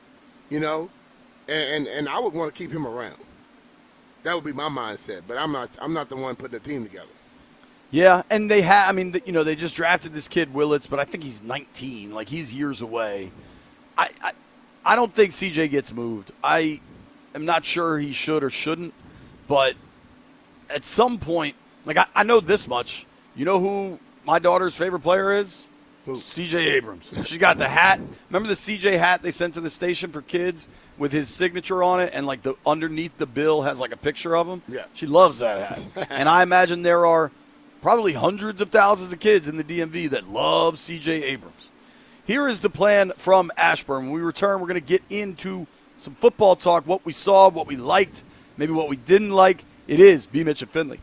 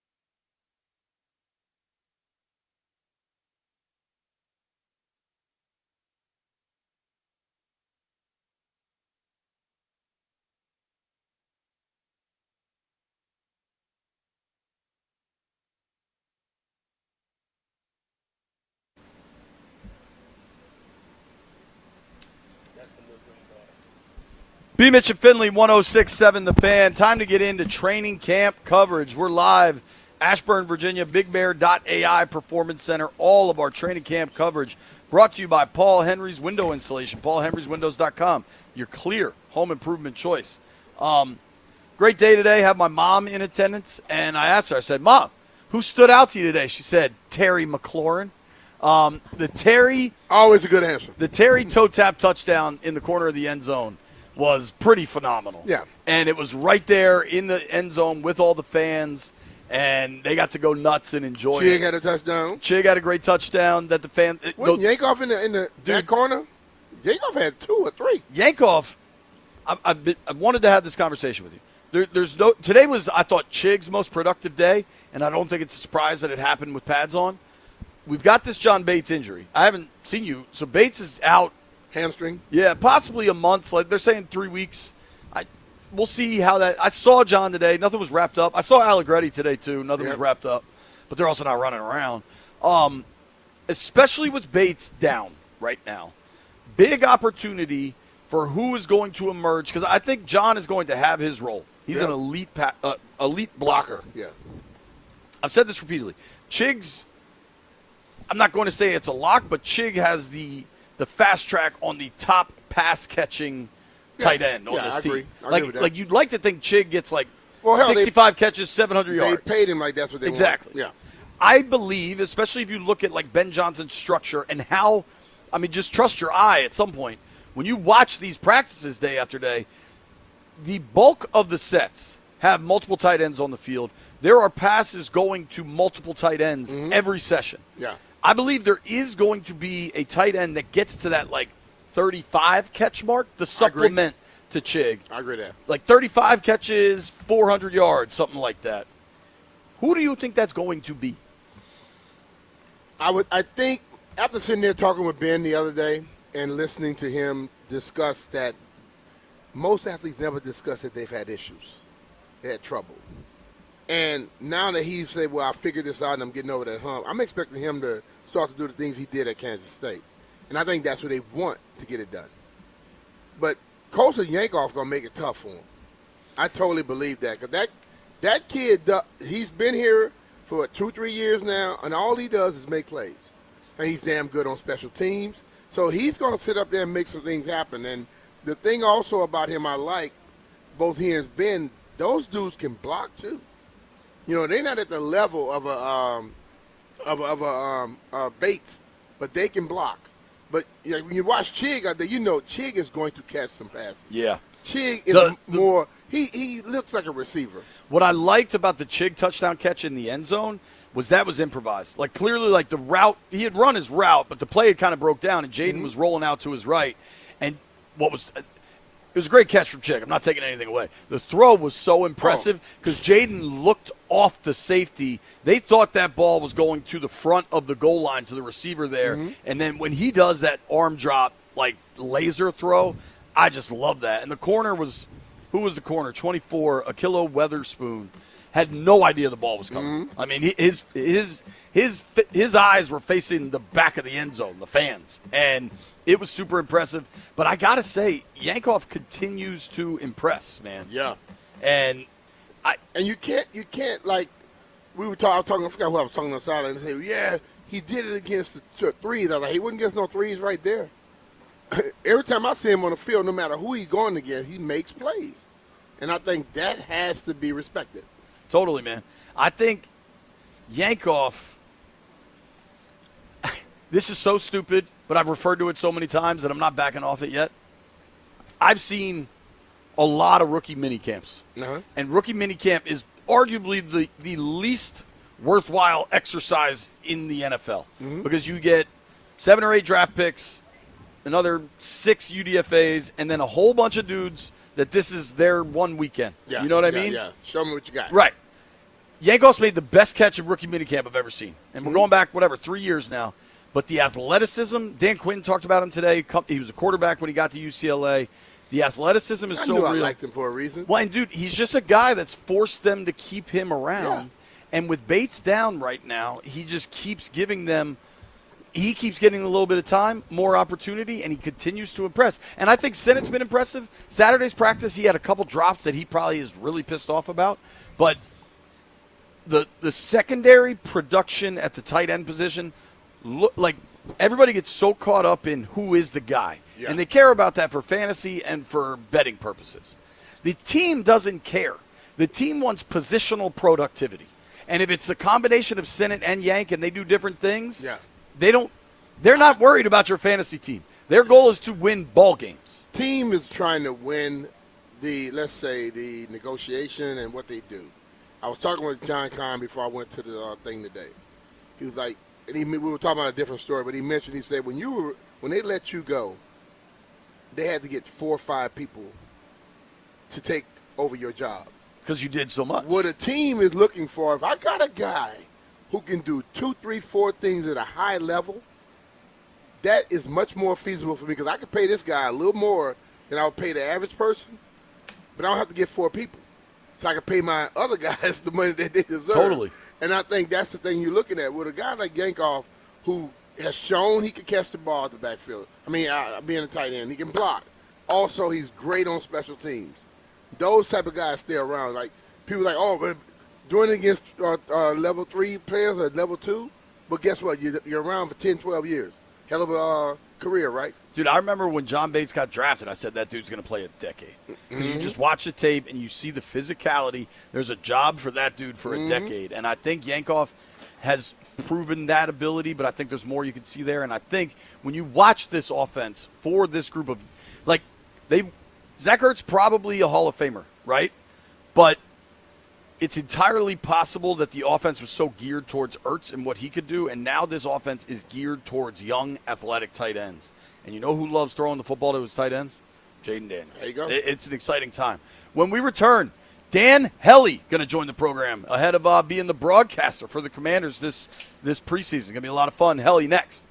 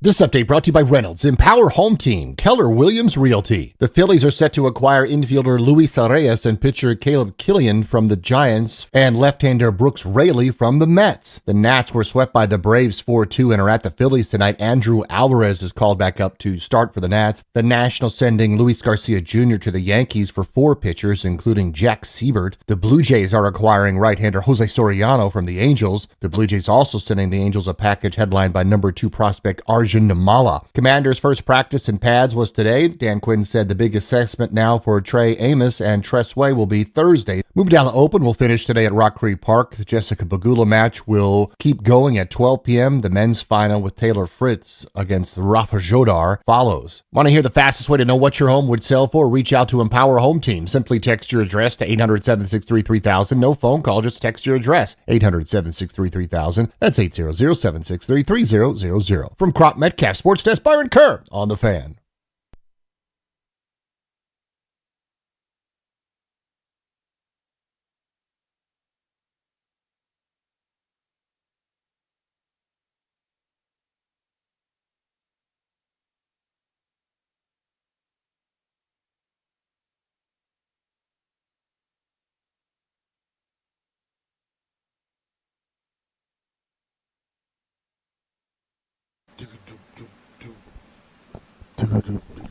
B. Mitch and Finley, 106.7 The Fan. Live, BigBear.ai Performance Center. You about to say live AI? I don't know what I was about to say. We're here in Ashburn, damn it. You can always call it Ashburn. The place has changed names over the years, but it's still Ashburn, Virginia. B, I thought it was a really good day, kind of for the whole team. Like that first day of pads, you know you're going to get a lot of work. Oh, yeah. The guys I was really excited to see, a bunch of guys, but 14 and 52 especially. I wanted to see Sonny. I wanted to see Antonio Williams. And throughout non-padded work, Styles has looked to be in the right position. Mm-hmm. And we saw it today. The first 11-on-11 snap in pads, you saw Styles with the run fit on Bill in the hole. Like Styles was right there. And it was exactly what you want to see. Yeah. I thought it was impressive. I also thought Bill, for the team to come out in 11s at the goal line, and Bill got that work to start. I thought it was a good day for Bill. Well, man, look, Bill did a lot last year to impress you. And I think they're going to give him that chance to go out there and get it done. And if he keeps growing, he'll be the guy. But I'm going to tell you, 3-1. In pads, different guy. Totally. Different guy. It's been a lot of fun to watch all of it, and we're excited now to bring in Dan Hellie. Old friend, new friend. Hellie, what up, man? Just What's a friend, up, boys? man. Just What's a friend. up? What's up, brother? Dude, how excited are you by the opportunity to call games with this dude and with Riggo? 2 wild cards. Dude, it's going to be like herding cats in that broadcast booth, but it's going to be my most fun day of the week. I love it. I've known B. Mitch for 20-plus years, and, you know, Riggo and I don't know each other quite as well, but I grew up as one of his biggest fans, and it sounds trite, but, it's a dream job, right? Like, it's a bucket list type gig. Have you done it before? I feel like you've been involved in the preseason broadcast. But I did the preseason games for the Titans for 6 years. Okay, I knew that. Right. But not when you were here with 4. No, it was, I believe it was Kenny Albert when I was here. Yeah, it was. Kenny did it Albert forever. and Joe, wasn't it? And then before, George did it for a while, like a couple years back in the day. That's cool. Way back. Yeah. Way back. Yeah. So it's one thing to control him. Controlling Riggo. What is like when they reached out to you and told you? Because I know as soon as you sent me the text, I was thrilled. You know, because you want to do something like this with someone you know. Right. You know, too many times people get in the booth with a stranger and you can feel that. You know, when you know somebody, it's much easier because it seems like conversation. Yeah. We had talked a little bit, and I knew that you were going to be one of the guys, and then found out later that it was going to be John. And I was pumped. It's going to be story time with Riggo for 3 hours on Friday or Saturday. You know, Basically. the games are obviously not on Sunday in the preseason, but yeah, it's going to be great, and it's going to be fun to see some of these young kids. Yeah. It's going to be fun. Probably, obviously, not going to see a lot of the starters or Jaden. I would imagine they'll get a series or two. Maybe I need in to one see of the some games. of them. But I think Yeah. obviously you're worried about injury, Mm-hmm. but it's a brand new offense. Yeah, brand new offense, brand new defense. Right. So I think, like, I'm watching them out there in practice ever since the first day, and I look at the intensity, which I think it upped. And I think that's what you need. I don't think you have to hit each other, take them to the ground, but you have to move fast because football is fast, it's not slow. Yeah. So as long as they give me that and I see a little bit of that, you can get him in a game and call plays where he gets the ball in his hands in 2 seconds. Right. I'm cool with that. Well, it's the whole operation, too, right? Getting Yeah. the play in, listening to it in the helmet. We just got to get back on the horse a little bit, get a good drive or two under your belt, and then you're good to go. There's obviously a lot of coaches that don't play their starters at all in the preseason. McVay in L.A. has been that way since the day he got there. But they have guys that have been in the league for double-digit years, a lot of them. And I think it's easier that way. But when you got all these young guys and your 2 coordinators are young, I think you owe it to them to at least give them a chance to show you that you can pull back. You know, Yeah. I just always felt like when I got here, I remember D. Green, I was talking with him on Saturday. He said, well, B, when you got here, you had a bunch of grown men on the team. True. It's not a bunch of grown men. Great point. Yeah, and even the guys that are now expected to do a lot, top guys, like Tunsil, yes. Everybody else 5 years, 6 years, maybe 4. So you need to have some level of those guys getting out and playing together to show you, because football is football.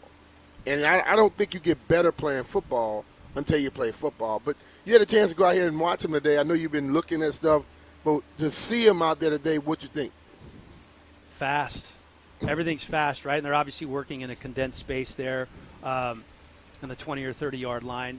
There were some Yankoff made some nice grabs. The secondary, I was impressed with how they were moving around. Cross was all over the place. Dude, old 98 coming off the edge.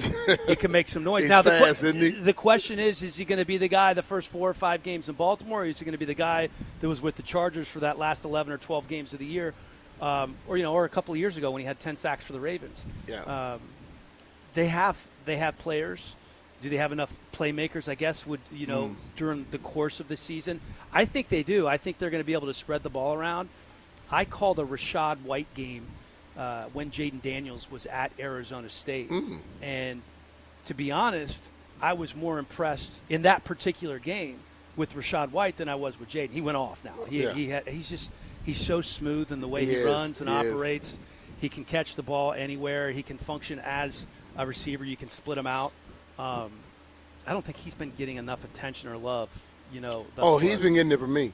See, everyone has been talking all year about the number 2 receiver, but for me, I'm not concerned about that. When you have Chig on the roster. That's your number 2 receiver. It could be, because like when you look at tight ends in the league today, tight ends are as sexy as receivers. You got the teams that the tight end leads in receptions, leads in yards. So if you got a guy that's going to have a distinct advantage over most linebackers or safeties, you have to look at that. But, fans, they hear. And everything with fans is about what's called it, fantasy football. Well, that's why you're talking about the number 2 receiver, right? Yeah. Who's going to be the other guy that I'm going to draft in the 9th or 10th round for my team? Who's it going to be? I think they're going to spread it out. I think there'll be different guys every game that step up. We had Trey Burks in Tennessee when I was down there for a little while, and he stepped into a really difficult situation. They got into a contract dispute with A.J. Brown, ended up trading him to Philadelphia. They got a first-round pick in return, and that's who they drafted, and he came in with some hamstring injuries, and that was his most productive year. Was that first year in Tennessee, and we obviously saw that great catch last year from him. But yes. We need to see more, right? He could be that guy. De'Ami So could be that guy. when he's healthy, and you've seen him at, I guess, as healthy as when you were in Tennessee, what can he be? Trey Burks. He has all the tools, and I don't know exactly what it is that's been holding him back besides injuries. I think it's the route running. I think it's the detail to the position. I would imagine now going into his 4th or 5th year, he probably feels more comfortable, especially being able to come back to a place where he was last year. He's not as consistent as you would like him to be, right? Still for a relatively young player, but he can be that big body receiver who goes over the middle. He can also be a guy that stretches the field. This is B. Mitchell Finley, 106.7 The Fan. You're listening to us right now, talking to Dan Haley, who will be in the booth with myself, John Riggins, and Brian Colbert Jr., who will be on the sideline. Dan, what's your style of play-by-play? What would you say it is? I think more people want to hear the analysts than want to hear me. So my style is to get you guys engaged and telling stories. We're going to be talking about the game, of course, but preseason is a very different call. Yeah, you get to promote your team. You don't have to promote the other people. Right. It's a very different call. Now, there's going to be some interesting storylines, too, with some of the other teams, right? Yeah. But I want to hear from John Riggins. I want to hear from Brian Mitchell. I want you guys to bring to light what these guys are going through and tie it to your careers. Yeah. And then I also want to live in the moment, too, right? There's going to be some great plays. Yes. There's going to be – I'm blanking on his name, right? Jaden Bradley, right? The new receiver that came in. I called a couple of his games at UNLV. He's a really good player. We're probably going to see a lot of him in the preseason. Yeah. Does he make the roster? Who knows? But those are the kind of guys and storylines that are going to evolve and develop throughout preseason. Every year there's somebody, right? Yes. Back in the day, the preseason hero was Babe Laufenberg. Yep. Still see him around all the time, when he's doing Cowboys games. I actually was in the booth when Troy Aikman and Joe Buck were calling a game, and standing right next to Joe Buck in the booth was Babe Laufenberg. He's kind of his stats guy. He gives him all these nuggets and helps him with the flow of the game. Yeah. So anyway, there's going to be guys that most people have never heard of who are preseason heroes, and those are going to be fun storylines to watch. I'm looking forward to Henry, the little running back from, I think, was it Texas San Antonio? UTSA. Who had an unbelievable game against Texas A&M, yep. which had one of the best defenses out there. You saw him do that against them, so you know that kid's going to have – and he'll probably be playing a lot too. Oh, yeah. They got to feed somebody to the rock. It'll probably be him and, I guess, Fat Man. Katron Allen will be doing a lot of running the ball, and they have different styles. So I'm looking for that because when we had Cliff, we saw a certain level of a running game. I want to see this different style of thing, more the zone blocking and all that. I'm so fascinated by the running back position as well. You have Katron Allen, who's the leading rusher in Penn State history, yes, right? And he's a late-round draft pick because that's a position where you can find guys like an Alfred Morris, right, from FAU, who just kind of comes out of nowhere. Why is it so difficult to predict who's going to be productive in the NFL at the running back position? Mm-hmm. Do they just base so much on measurables these days? Today, but with running back, I just think like Katron made the comment earlier. He said, "I'm different.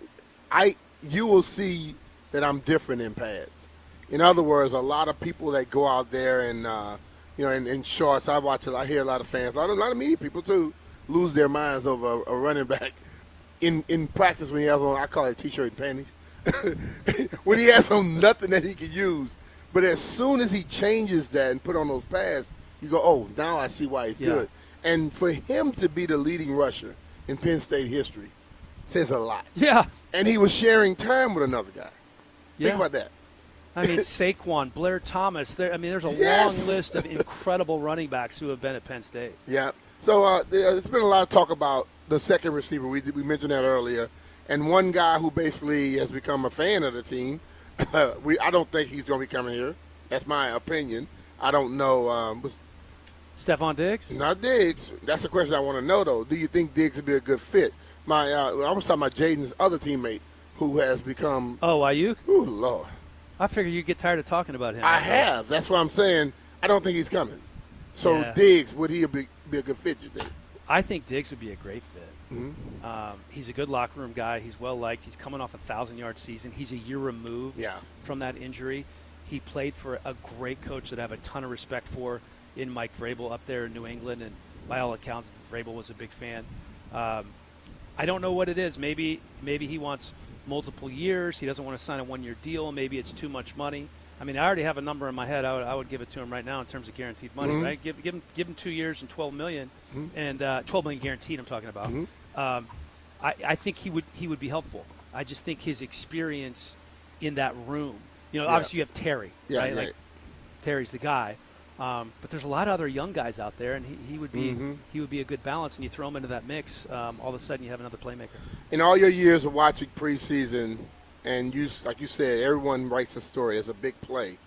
What's the one you remember the most from a player on maybe the home team or the team that were playing against them? Wow, that's a great question. Isaiah Likely, the tight end for the Ravens, popped during a game in Tennessee.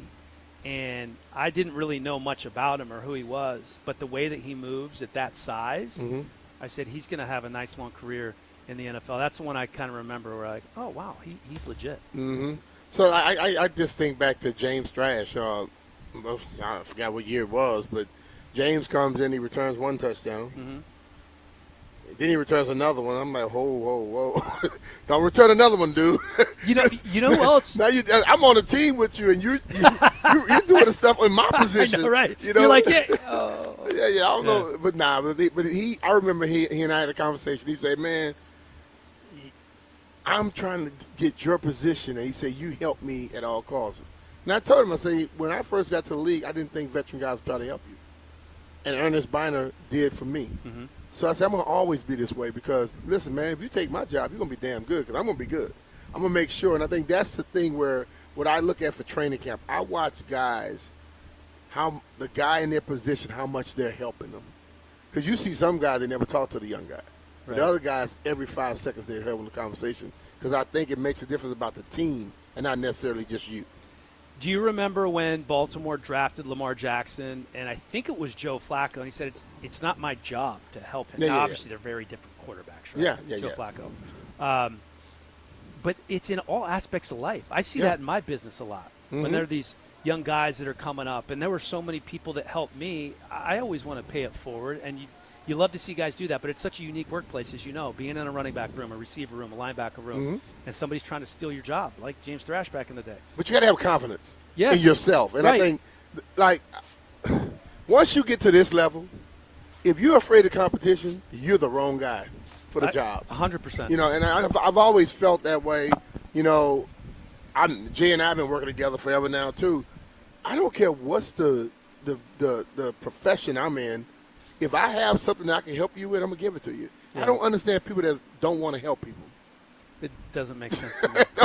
I don't understand people who are jerks either, right? I mean, we're all humans. I was telling the story about how I used to see Belichick up on the podium, and it would kind of drive me crazy because he would be relatively disrespectful to certain people and make people feel less than. And then I had the opportunity with Willie McGinnis covering a Patriots training camp for NFL Network.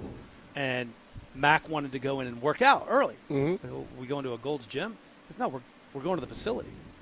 And I'm coming from D.C. where you don't dream of going into the facility during training camp and working out as a media member, right? So we get there, and it's Willie McGinnis. He's beloved there. He's a Patriots Hall of Famer. We walk in. They hand me a stack of Patriots gear with a bar of soap on top, tennis shoes, workout shorts, just like I like enlisted in the military. And we get dressed, and he's like, all right, you ready? I got my trainer in there. He's going to come work us out. Same guy when I played here. And I'm like, if I see Bill Belichick, I don't know what I'm going to do. First person we see when we walk into the weight room, Bill Belichick. And I'm nearly crap myself. I was so nervous. And Willie's like, it's all right, Coach. He's one of us. And I got to listen to Bill just chop it up with Willie McGinnis for 15 minutes and just tell stories and just be a regular guy. That's so cool. Right? People don't ever see that of a coach. Right. Like, those coaches put on an act for the media a lot.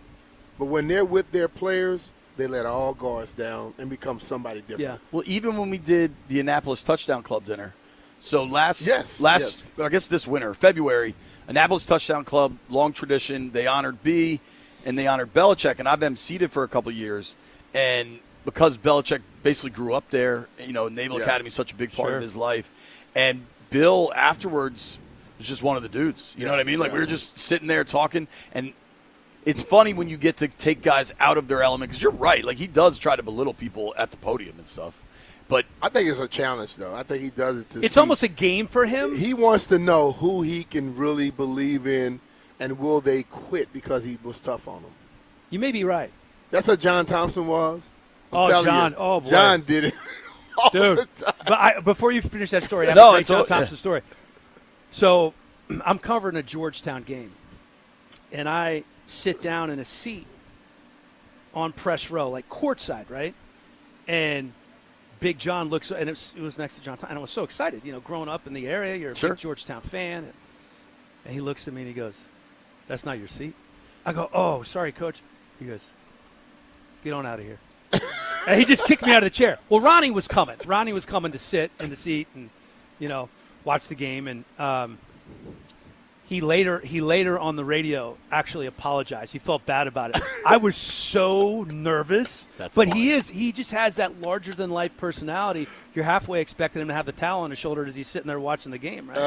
Uh-huh. And that's a little bit like Belichick. But when you get to know him and when you get to see him, Yeah. it's a different atmosphere. I mean, Dan Quinn, I think, is different in that what you see is what you get. He's a very affable guy. Almost. Yeah. Now, as somebody that's here every day, he doesn't tell you anything, and he prides himself on Quinn. He prides himself on answering a question and providing nothing. Like, he'll laugh about it as he's walking out of the room. But Andy Reid, same way. Yeah. Dude, obviously, calling the preseason is going to mean a lot for you as a kid that grew up here loving the burgundy and gold. From a straight football perspective, what are you most excited to see? I'm excited to see this new look defense and how fast they're moving and just situational, right? 3rd and short, 3rd and long, red zone. I'm excited to see. There's so many things I'm excited to see that we're probably not going to see in the preseason, right? We're going to see the starters for a couple of series, I would imagine. I'm excited to see how they look in that new offense. How does the running back situation play out? B and I were just talking while you were gone, JP, about how everybody's so hyper-focused on the number 2 receiver situation and the fact that Chig will probably end up being the second most targeted guy and have the second most receptions on the team. And, Rashad could end up having 50 catches. Totally. Totally. They're going to be massive pieces. That catch he had down the right sideline was pretty phenomenal today. He told a story when he called the game with Rashad and Jaden. Oh, it is at ASU. He left more impressed with Rashad than he did Jaden. That's cool. Yeah. That's saying a lot. I tell you what, Rashad White's funny, too. I don't know if you saw this on social media or whatever. Last week, it might have been the first day of camp, was also Sam Hartman's birthday. And Jaden was walking down, "Yo, it's Sam Hartman's birthday, it's Sam Hartman's birthday." And Rashad White goes, "Man, you guys are like Chuck and Larry." If you remember that Adam Sandler movie with the two dudes, it was very funny. He just seems like a cool, very ready for his role type of player. I think one guy I think we'll get to see some of in preseason is Sonny. And watching Styles today in pads, he just seems to be in the right place for a rookie. You know what I mean? It doesn't seem like we're missing many assignments. But you're right. Like, just the whole Durante Jones defense, how much more aggressive it's going to be. You're busy on NFL Sundays. You're all over the league. I don't know how much of last year you got to watch, but defensively it got bad. Yeah. And he knew. Yeah, I knew. Well, that's why I love Nick Cross coming in here. That dude can tackle. Yeah. Right? Like, he's smart, he can tackle. I just think you're going to be more sound across the board in that aggressive defense that they're going to be running. And they brought in dudes. They knew what their weaknesses were, and they filled the spots, and they paid some big money. You bring in an edge rusher, you pay him $100 million. You have some. He's looked good too. He has looked good. He's looked really good. Crazy length. And Oweh and Sonny are just built different. Yeah. They're just different. You see them, they always talk about the guys getting off the bus. Like, those two dudes get off the bus, you're like, whoa. Yeah. You and I don't know anything about getting off the bus. I've seen the Magruder high school football picture you've posted before. Where my shoulder pads Yeah, with the cowboy collar and everything. Oh, yeah, I had it all. Dude, I had the mirrored visor back in the day. That's back badass. It was the Newman gloves when they first started wearing the gloves. I would wear the spandex. I didn't want people to tell that I was a chubby white guy. Who is that guy? Well, I see it now on your Instagram. I think your son looks just like you, and he's playing college lacrosse now, He's right? going to go up to Tufts in Boston. That's so cool. How much fun is that? I'm pumped for him. He was really excited. We just had a lacrosse game that they played down at the Star. Oh, cool. The Frisco, Cowboys facility. Yeah, just a Cowboys practice facility that seats 15,000 people. But, yeah, it's been fun to watch him. And then my daughter's in college over in Scotland, and both of them. Scotland? Yeah. St. Andrews? St. Andrews over in Scotland. You going to make that trip? All 4 years. I've been over there 3 times. I haven't played the old course yet. Why? Because when I'm going, I'm moving her in. And to take a whole day out of 4 or 5 that you're moving her in, this is what I do, JP. I say there's a lottery for singles to play the old course. I'm going to put my name in the lottery. I didn't bring any gear, but if I get it, I'm playing. Sure. Right? Just rent clubs or Yeah, whatever. and they're like, okay, Dad, that's fine. You can do that. I got to play it once when the Skins tied the Bengals in London. We took an overnight train up to St. Andrews to play the next day. That is not a short train ride, by the way. I almost missed the train because I was running into the little area to buy beers. The guy's like, hurry up, lad. So we get up there. Dude, if you ever go visit, you get it becomes winter rates or something, November 1st. So we were there for Halloween night, then we played it, and it's empty. Relatively empty for over there. If you're ever over there for a November break. Was it playable weather or was it raining sheets? Dude, it was 55 and relatively sunny. We got great weather for over there. I played in April and saw every season in one day. It's pretty wild. Yeah, I played all of them. I played Jubilee, Old, New, and one of the other courses there. Then went over to Kingsbourne, Carnoustie. Kingsbourne's pretty sick. I still haven't played there. Yeah. I got to get over there. Loved it. It's a fun little town. It's a magical little town of 20,000 people. 10,000 of them are students, about 1,800 Americans. Nobody's ever heard of it. Everybody thinks it's crazy. Like, why would you go to St. Andrews? It's a cool place. She loves it. Yeah. Helly, thank you for the time, man. We're really excited Thanks, to watch boys. you guys. Appreciate you, brother. Yeah. The great Dan Helly joining us. Nobody go anywhere. We're going to open these phones, talk some football when we return. It's B. Mitchell Finley.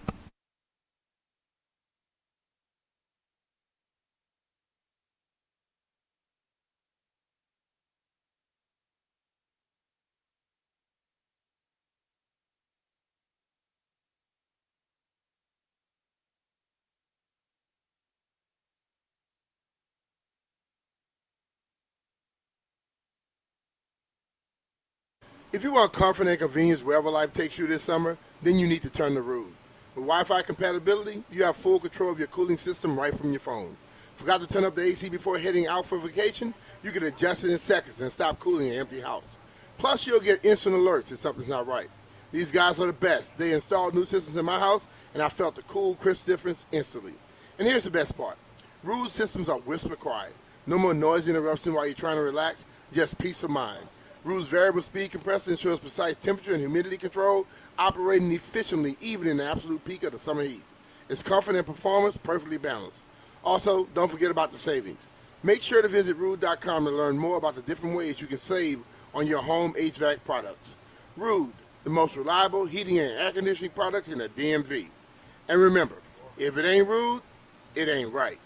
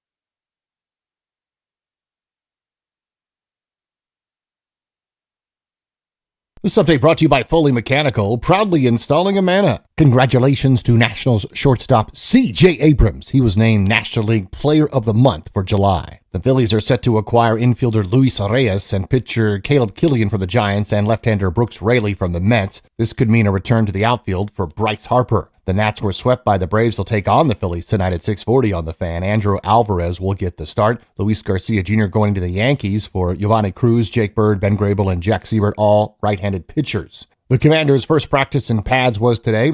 Dan Quinn said the next step to returning for Trey Amos and Tress Way will be Thursday. The Mubadala Open will finish today at 12, the continuation of the Jessica Pegula match, and the men's final. After that, Taylor Fritz against UVA's Rafa Jodar. Mauricio Pochettino signs a new deal to remain as the U.S. men's national team manager. When your HVAC strikes out, call Foley Mechanical, your go-to heating, cooling, and radiator repair in D.C., Maryland, Virginia. Locally owned, never franchised, Foley Mechanical, proudly installing Amana systems. From Crop Metcalf Sports Desk, Byron Kerr on The Fan.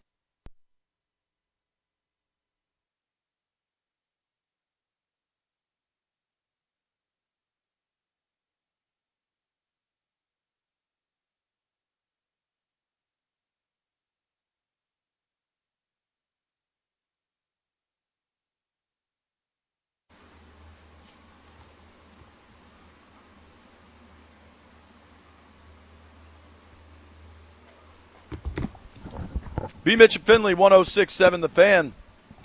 Coming to you live from the BigBear.ai Performance Center, Ashburn, Virginia. Out here for day 4, first day of pads on for the players. B, no matter how many years you were in the league, did you get excited for that first day of pads? Yeah. That's why I stayed out there long. You notice the days I was out here and they had on no pads, I immediately leave. When they put on pads today, I watched it all the way up to I started walking up here at 9:52. Yeah, so I wanted to see as much as I can. Totally. I know, although you're not taking each other to the ground, you're not hitting, but your intensity goes up immediately, and you want to see how some guys react. You know, you looking for Antonio just like I was. Yep. K-Tron, I wanted to see how he lowers those pads and things of that nature. Watching Oweh and many who go against the offensive lineman in the one-on-one. I loved watching the O-line, D-line. I want to see everybody who goes to see the receivers, DBs, linebackers. I want to see the offensive lineman, D lineman go against each other. You know who had a great session with pads on? Who? Sam Cosmi. You can tell he's fully healed from that injury now, whereas last year he was kind of working his way back from it. Cosmi put a D lineman in the dirt today during those one-on-ones. It was pretty darn impressive. In the blender? Indeed, yeah. Cosmi stood out to me. I thought Bill looked really good. Honestly, the backs have looked good. The rookie, I want to open the phone lines up. Let's just talk some ball. 800-636-1067. 800-636-1067. What I'd love to get, and maybe I'm being greedy, but the amount of people out there that are like, yo, I listen to you every day. If you are now in the car driving home from practice, call us. Because I want to be, and it doesn't. If you weren't here today and you were here Saturday, that's cool too. Or if you're just following along on social media, reading all the reports, whatever, that's cool too. Who has stood out to you most in camp? Yeah. Who are you most encouraged by so far in camp? And I got a lot of people that I've been encouraged by, but I want to make sure I give this young man credit because he's a young guy. Joshua Josephs, the rookie out of Tennessee, really long. Yeah. He's still learning, right? He's certainly still learning. But at the same time, man, he has been exciting to watch and makes plays. Yeah. And you and I were talking about him. He's I believe, 5th-round rookie, right? So there's going to be some moments where you're like, all right, you got to learn. Yeah. Some of his rushes, he gets out too wide. He does. But some of them, the speed is very real. And what has encouraged me is he's shown a good mix of power, too. Yeah, I think what he is so fast, guys are trying to get back, and he can use that speed against them. But when he goes around the hump, he gets so wide that they could just ride him around. Right. And I think he's going to tighten that up a little bit, be able to use more strength to get past those guys, or put them into the lap of the quarterback. You know, but he has a lot of guys out there, I think, who's teaching him. Chason can play. He can rush. Oweh, Amenahu. I'm watching those guys. And so Joseph, being a young dude, has been impressive. And then Jean Baptiste. Yeah, I've been watching him look sleek too. All these dudes in them 41 numbers rushing, it was throwing me off at first. Yeah, 41. John 41, I thought John 45, Baptiste 48. has looked good. Yeah. And I'm happy for him because he's coming off a big injury. But, yeah, the 41, 45, 48 part of town, I'm constantly looking at my roster. Yes. So for those that know, 41 is Javante Jean-Baptiste, wearing 41 now. Chason, who is big. 45. Wearing 45. And then 48 is the rookie Joshua Josephs. Phones are open, 800-636-1067, 800-636-1067. Who has impressed you? I know there was a moment today that I really liked, and this was early on and got the crowd really excited. I was glad for the crowd today because the crowd on Saturday was bigger. First day of camp, people get excited. Plus, it's a Saturday versus a Monday. Some people got to work today. Yeah. And I think today was season ticket holders instead of general public or whatever. But relatively early in the 11 session, you saw McLaurin go up on a fade, high point it, toe tap touchdown, and he got up, and the crowd's going nuts, and it was a great throw from Jaden, and he was so fired up and excited. He immediately sees Luke, jumps up for a big chest bump, runs over to Jaden, daps him up, and then you just saw the joy. Remember Dan Quinn last week said you could see with Terry he's playing with joy? Uh-huh. You saw that, and he just screamed a big-time LFG. And none of it was like playing. You could just feel what it meant for him in a lot of ways. Yeah. And I was excited to see that. He's doing it, and he's doing it early, and he's there with his teammates like he wanted to be last year. Unfortunately, you go through the negotiation stuff. But to be here right now, Terry understands how you get your body ready for this thing. You know what I'm saying? And I think the muscle memory is starting to fall in there right now. Last year, out on the side by yourself doing things with a trainer, that's not being in real football. Totally. The other interesting part is when you're watching these rookies, and I would say Styles hasn't really had these moments, but Antonio Williams, who I've been super excited by, had a moment today where you're like, okay, still is a rook. He lined up on the outside on a run play that ended up coming to him. And I'm guessing his responsibility in that play call, and some of this we're guesstimating, right? I don't know exactly. I'm guessing his responsibility is to try to get to the safety, to block off the safety. But if the corner comes up and plays you in press, you first then have to block that corner if it's a run play coming your way. And he didn't. He got off and went to the safety. The corner's able to pop in. Did he go inside? If he going outside, he make the corner turn his back. Then you can go to the safety. That would have helped out a little bit. But he just dropped right outside of him. And those are the things they're going to watch that tape. And they're going to say, hey, this is why you don't do that. And it's good to see those coachable moments too. Especially in practice when the guy don't get hit in the ribs. Right, because that corner was cracking down hard, man. If he get hit in the ribs, then you and that you're going to have a conversation with that guy. I know you would.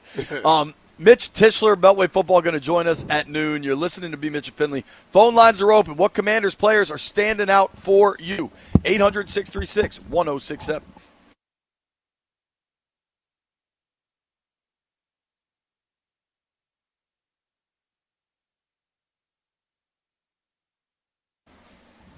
Hey, it's JP Finley, and we all know someone that's a little too confident that they can fix anything in their home. They're like, oh, dude, I got that. And then they watch a YouTube video, and they're convinced they can make it better. Only it gets worse. That's where Crop Metcalf comes in. Crop Metcalf has been servicing Maryland, D.C., and Northern Virginia since 1979. And Crop Metcalf provides certified experts and proactive memberships to take the guesswork out of home repairs. From routine maintenance to unexpected repairs, Crop Metcalf keeps your home running smoothly without the stress or the do-overs. I had Crop Metcalf at my house this morning just for some routine maintenance. Instead of crossing your fingers and hoping for the best, you can count on it being done right. So do every overconfident do-it-yourselfer you know a favor. Tell them to leave it to the experts at Crop Metcalf. Book an HVAC Precision Tune-Up Special, now only $99 at ServiceExperts.com.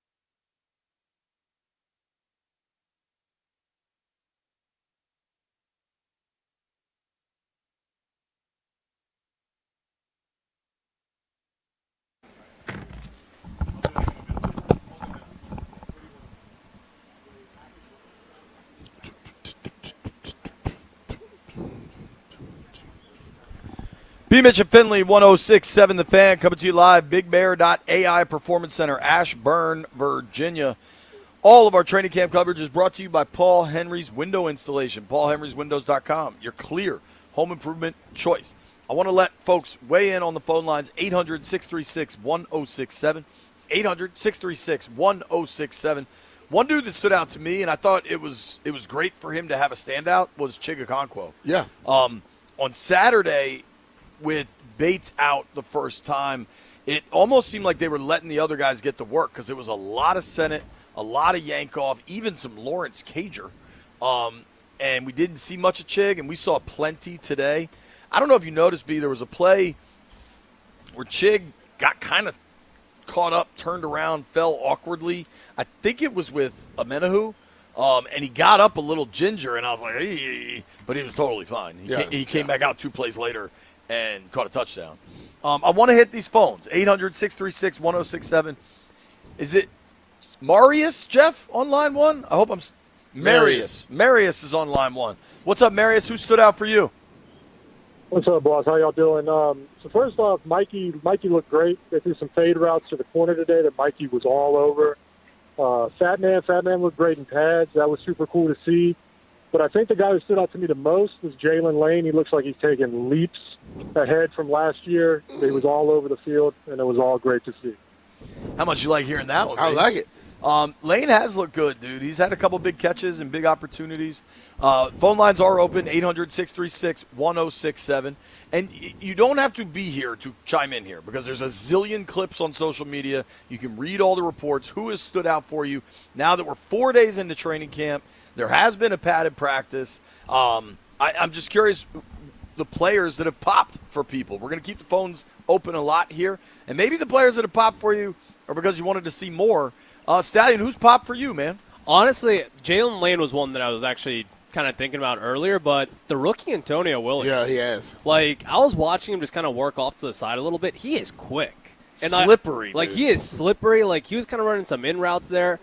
I like what Antonio Williams brings to this team, and I can understand the vision of him being a slot receiver. Like, that's just what he is, and it makes sense after seeing him work with the one. And seeing this offense, like, we apply these traditional titles and roles to players because that's like the conventional wisdom of it all, right?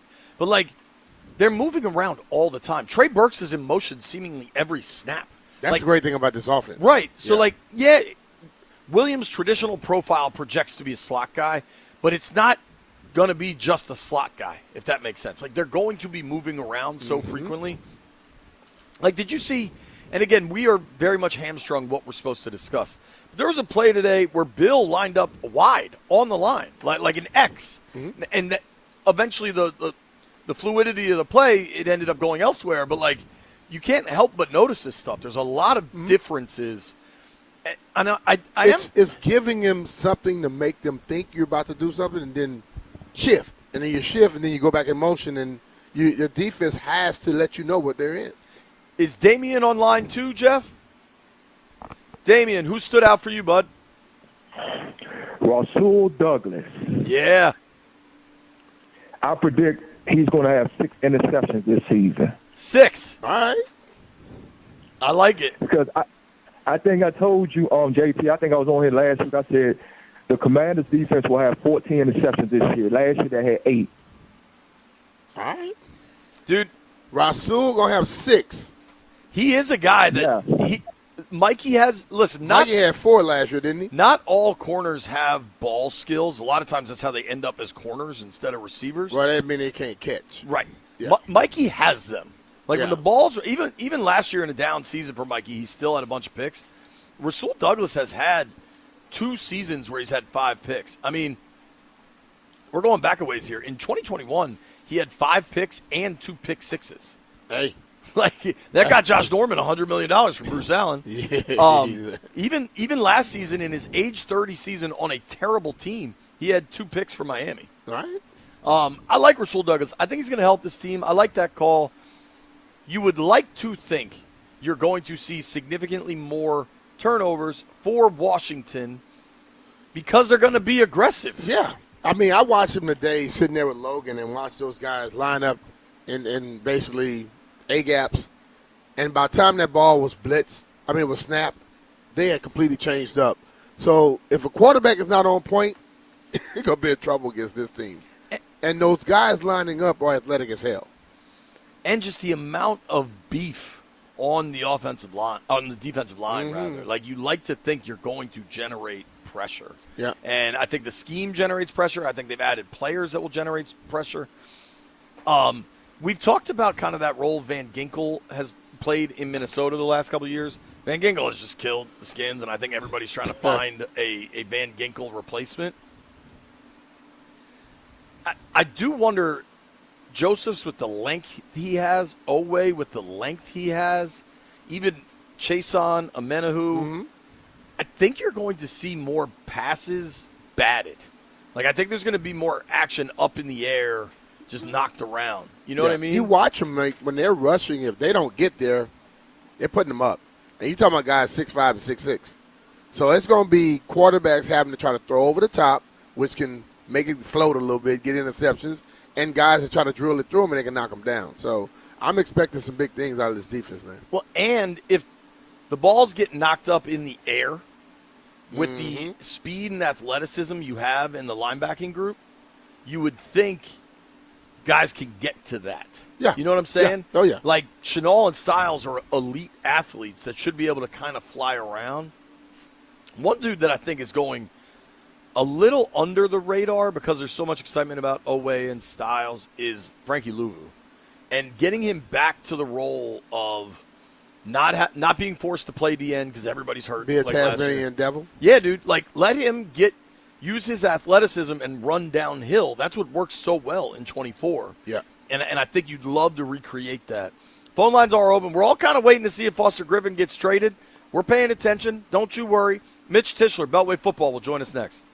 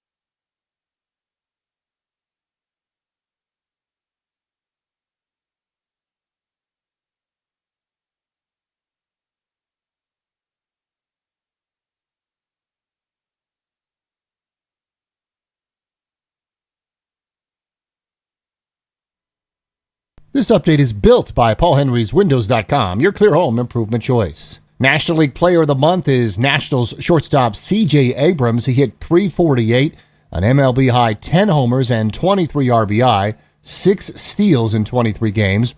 This is Abrams' first Player of the Month award. The Phillies are set to acquire infielder Luis Arias and pitcher Caleb Killian from the Giants and left-hander Brooks Raley from the Mets. That means Bryce Harper could go back to the outfield for the first time since 2022. The Nats were swept by the Braves 4-2. Andrew Alvarez gets the call tonight. Nats and Phillies at 6:40 right here on The Fan. Commanders' first practice in pads was today. Dan Quinn said the next step to returning for Trey Amos and Tress Way will be on Thursday. This August, score $100 off each window with a 5-window minimum and $500 off each door at Paul Henry's Windows Installation. Schedule your no-pressure free estimate today at paulhenryswindows.com, your clear home improvement choice. From Crop Metcalf Sports Desk, Byron Kerr on The Fan.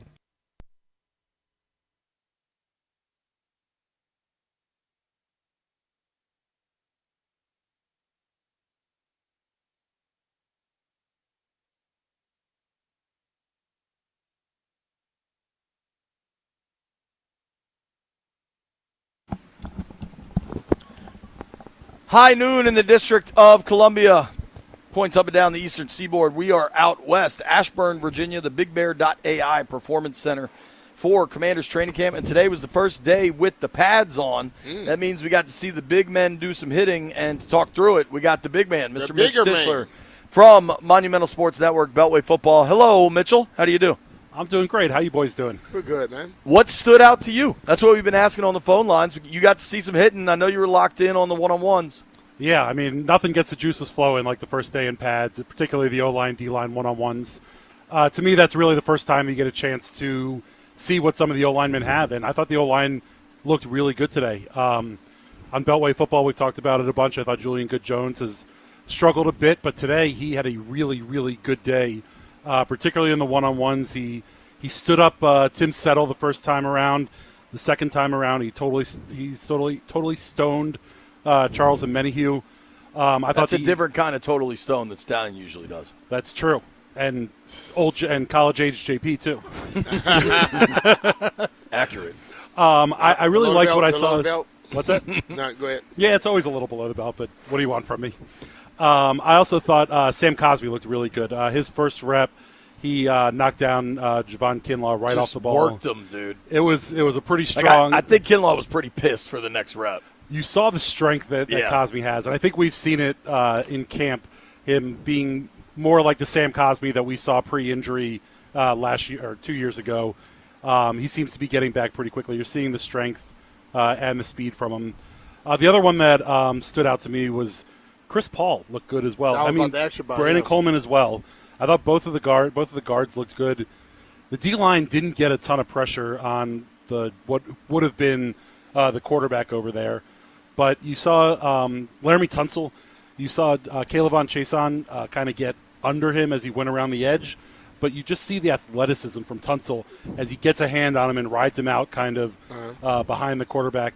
It was a good day for the O-line today, both in the one-on-ones and the 11-on-11s. You talked about Chris Paul, and I watched him a few times today, and I was thoroughly impressed with him. What do you see different in him this year from last year?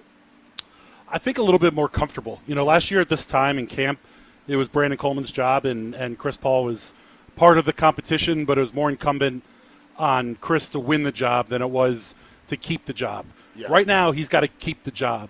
And I've really liked what I've seen from him, particularly kind of in the phone booth, kind of as he on the line of scrimmage and working, you know, the hands and the speed to get out of his stance quickly enough to catch some of those blitzing linebackers.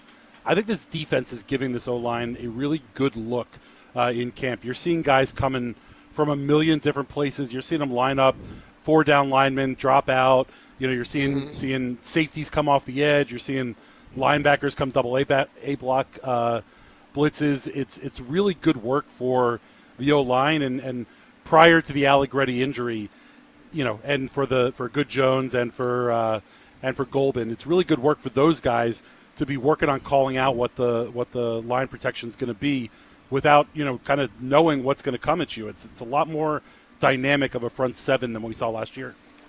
The tight end situation is pretty interesting, especially with Bates on the shelf for some time. I thought today was Chig's best day. I thought he looked really good. And I think there's like a real battle, maybe the wrong word, but there's real depth at that position that I think is encouraging. What have you thought about the tight end situation so far? Yeah, I mean, Chig 2 practices in a row, 2 out of the last 3 days, took kind of uncomfortable hits, I would say.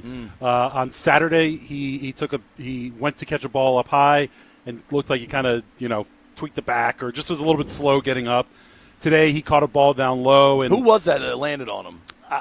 I'm not sure who it was. It was. Lineman. I want to say it was no, Menahu. It might have been. I thought it was Chason, maybe? I thought it was, maybe Chason had a really, really good day today yeah. as well. But somebody came over the top of him and kind of got bent up a little bit.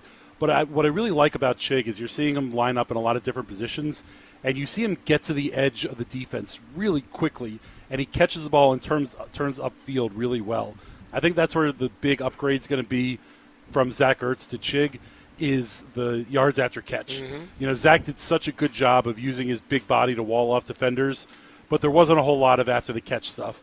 I think with Chig, you're seeing more of that. With Ben Sennett, I think that he's looked pretty good. His hands have looked pretty strong, and you know how I feel about men with steel hands. Well, and he's a yak guy too. Right. I think Yankov is too, man. Yankov has had 2 really back-to-back practices. He's had 2 really nice touchdown catches in kind of tough situations. With Sennett, I think you're seeing him line up in a lot of different places. I love the motion of the tight ends. We saw a little H-back work today, which was something that wasn't really in the Cliff Kingsbury offense.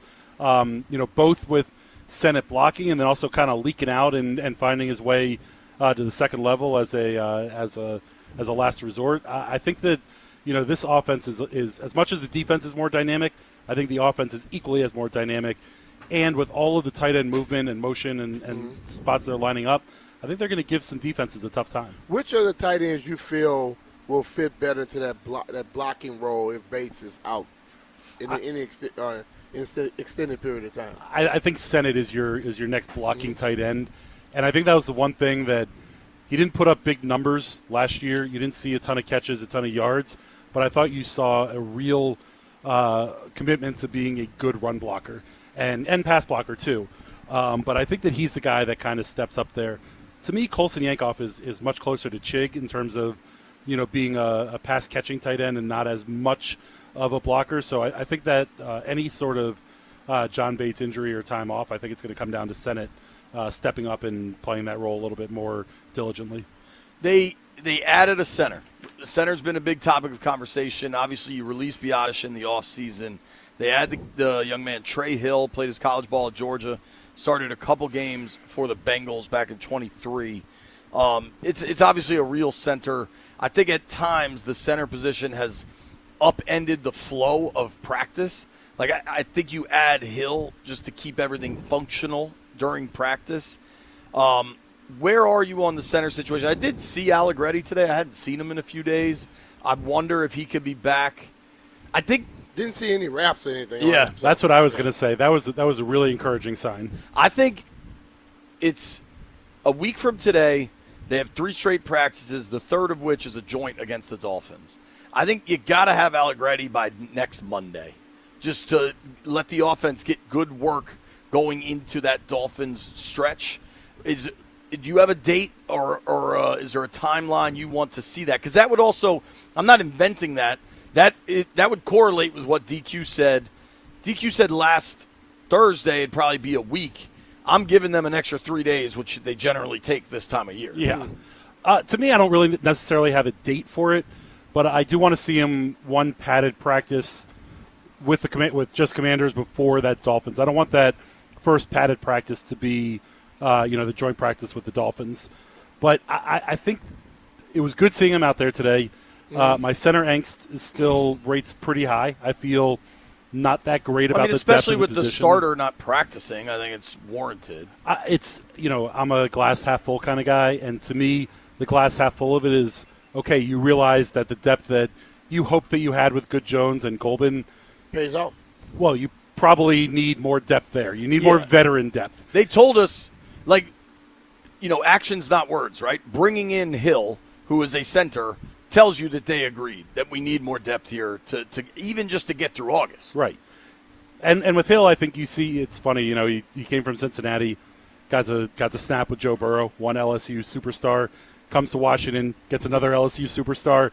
Kind of a funny little correlation for him. But for him, it's going to take him a little bit of time to get a feel for this offense and to learn what the line calls are going to be. So, you know, to me, I don't feel like he's going to be fully integrated until right around the time that we expect Allegretti to come back. So I think it'll be interesting when that happens to see kind of how they split up those reps with Good Jones, Golbin, and ultimately the new guy.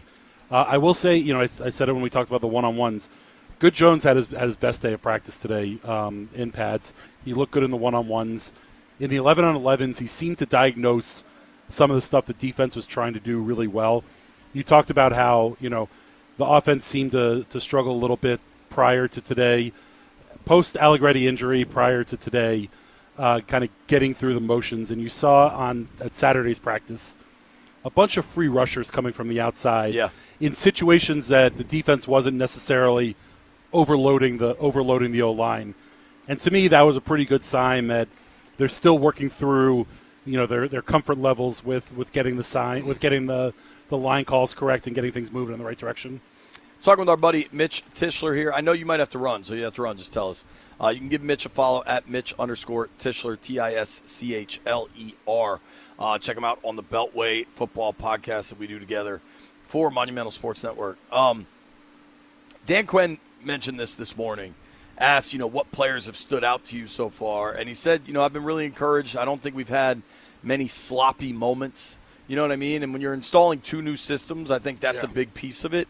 But he said, like, the one single player I would single out is Jaden Daniels, just for how fast he seems to be acclimated to everything. I think Jaden's looked great, and I think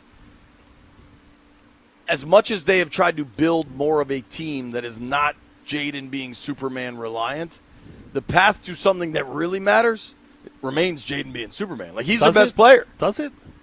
I think something that really matters to playoff wins. I think there's a path with this defense where you can see that it could potentially be a dominant defense. Now, it's nice to see this in training camp in shorts and T-shirts. We got to see it, you know, preseason with the Dolphins joint practices, Ravens joint practices, and into the season. But I've been super impressed with the two new edge guys. Both K'Lavon Chaisson and Odafe Oweh have been disruptive in camp. And Chaisson today, I thought, looked extremely good. There were a couple of the run sets early on in practice where he kind of dipped inside and it wasn't quite a twist, but followed up a D tackle into B/C gap and blew up run plays early on. I really liked seeing him be able to get underneath Laramie Tunsil when they were in the one-on-one drills.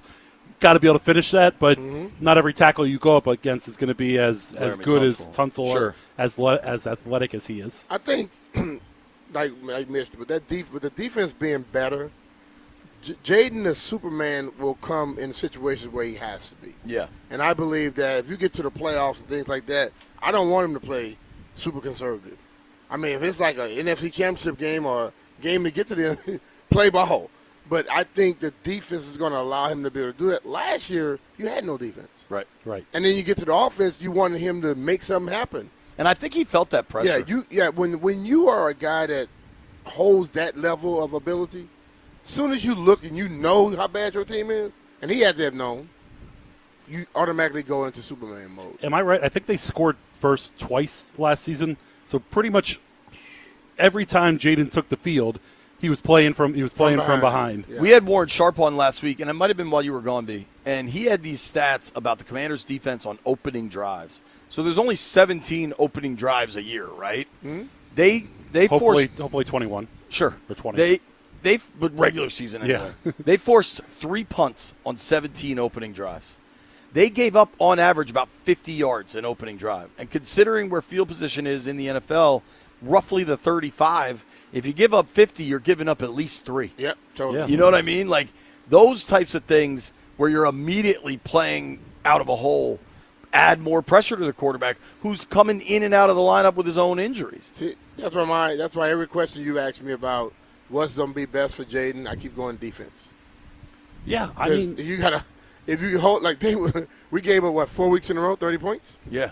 They lost by more than 3 touchdowns. 4 Your weeks in a row. offense cannot do what your offense wants to do in those situations. Sure. They and become I think, one-dimensional. And I think offensively now they're going to want to be more balanced. Mm-hmm. And not like raw numbers balance where quarterback rushes help your bottom line numbers look more even, but like a more traditional balanced run game. And also the closer that the games are, the less that the offense feels like it has to throw on every down. Yeah. Those are quick drives when you go 3 and out and throw the ball 3 times. Defense is back on the field. I think the totality of all of it, having even a middle of the pack defense will help alleviate that Jaden has to be Superman every game.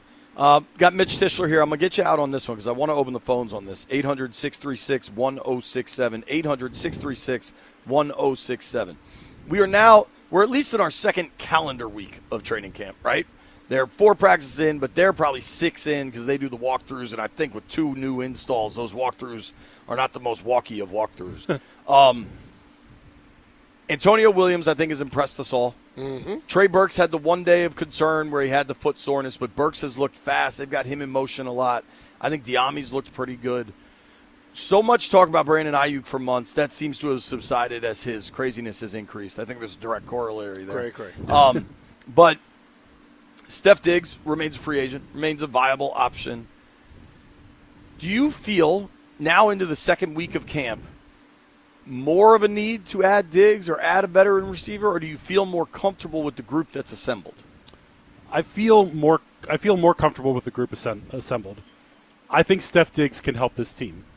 I think the question that they probably have to ask themselves inside the building is if you bring in a guy like Steph Diggs, does that hamper Antonio Williams' growth at all? Because to me, I can see them playing similar type roles in this offense.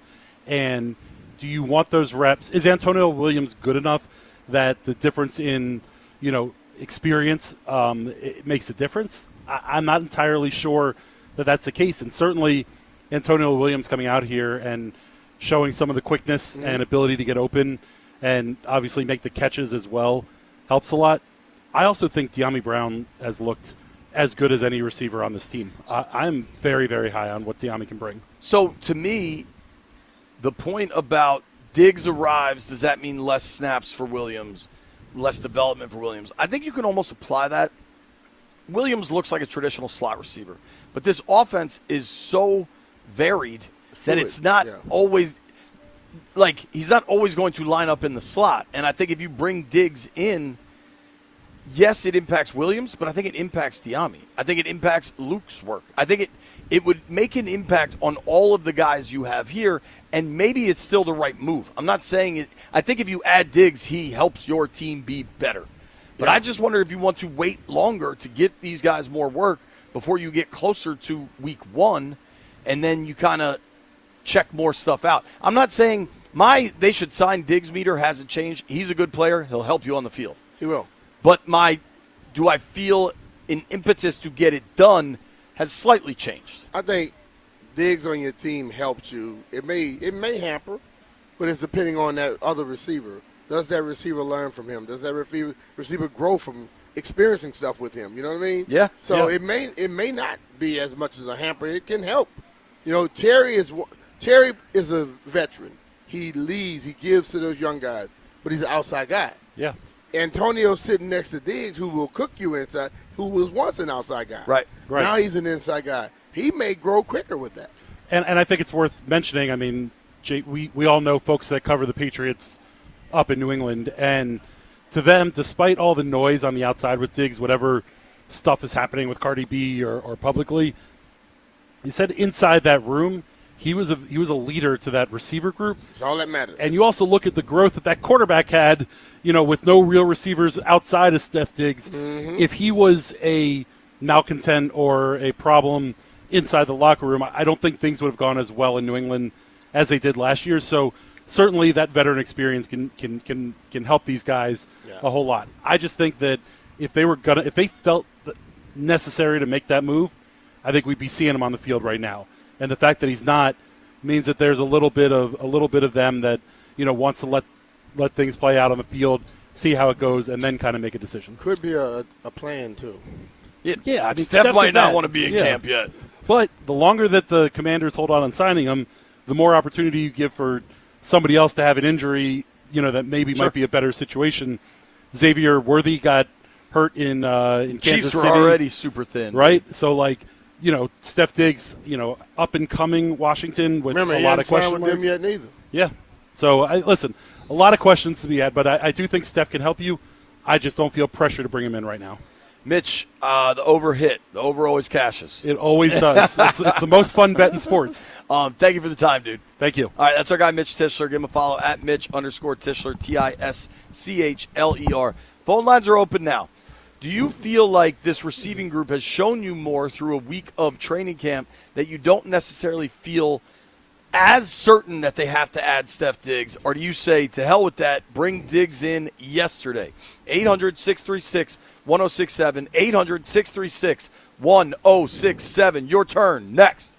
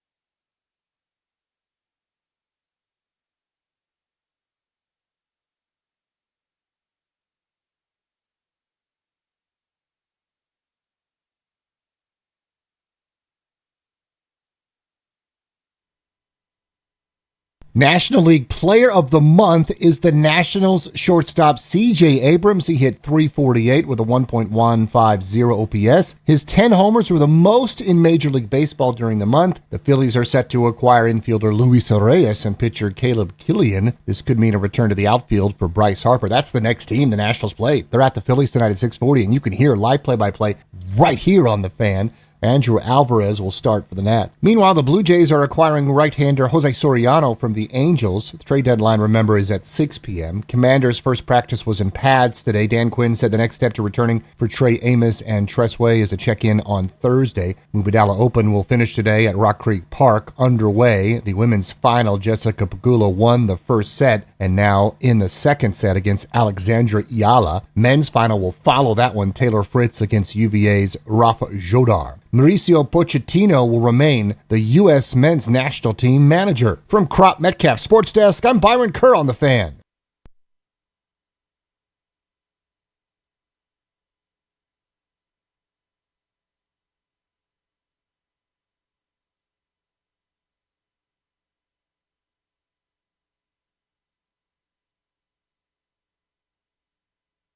You up. We up. It's B. Mitch and Finley coming to you from BigBear.ai Performance Center, Ashburn, Virginia. Phone lines are open, 800-636-1067, 800-636-1067. As we get into the second week of camp here, and some of these receivers, particularly rookie wide receiver Antonio Williams out of Clemson, are starting to show some real game. De'Ami Brown has looked good. I think Luke McCaffrey's looked pretty good. Trey Burks. As we start to see some of these guys that aren't Terry McLaurin produce, at least in practice, does it change how you feel about Washington needing to add a veteran wide receiver, whether that's Steph Diggs or you're still out on Crazy Island with Brandon Ayuk? Do you feel a little differently? Let's let the phones lead us off. My guy Xavier's in Richmond. What's up, Xavier? What's up, Xavier? How y'all doing? Good, man.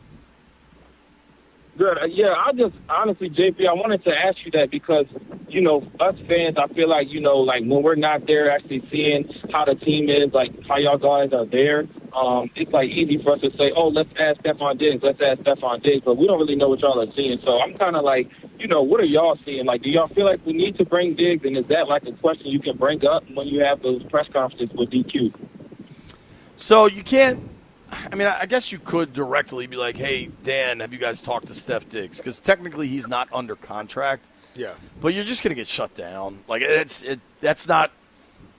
kind of just not how the game gets played out here. Now, I don't know. I'm curious how you feel, B, because I very much believe Steph is a player that could step in and help you, period. But you have multiple goals, right? Your goals are to win week one and be a good team, but your goals are also to develop these other players that you've spent. Like Luke and Williams are third-round picks. That's real draft capital. Jalen Lane's a fourth-rounder that showed a lot as a punt returner. And as you have said, the more jobs you can do, the more it helps everybody. Totally. So I do think there is some bit of, if Steph comes in, a lot of people make the immediate, like, does that hamper Williams? And maybe it does, but it impacts everything. I don't agree with the hampering people because guys, maybe hampers the wrong guys word. are going to grow, okay? But the thing for me is this. You're at the point right now where you can allow these guys to get more experience and see how they're jumping. You don't play football right now. You play football in September. What if Steph is what if they've had a conversation and Steph is like waiting for them to see what's going on? And the guys, they look good right now against their guys. Their first day they had practice was today.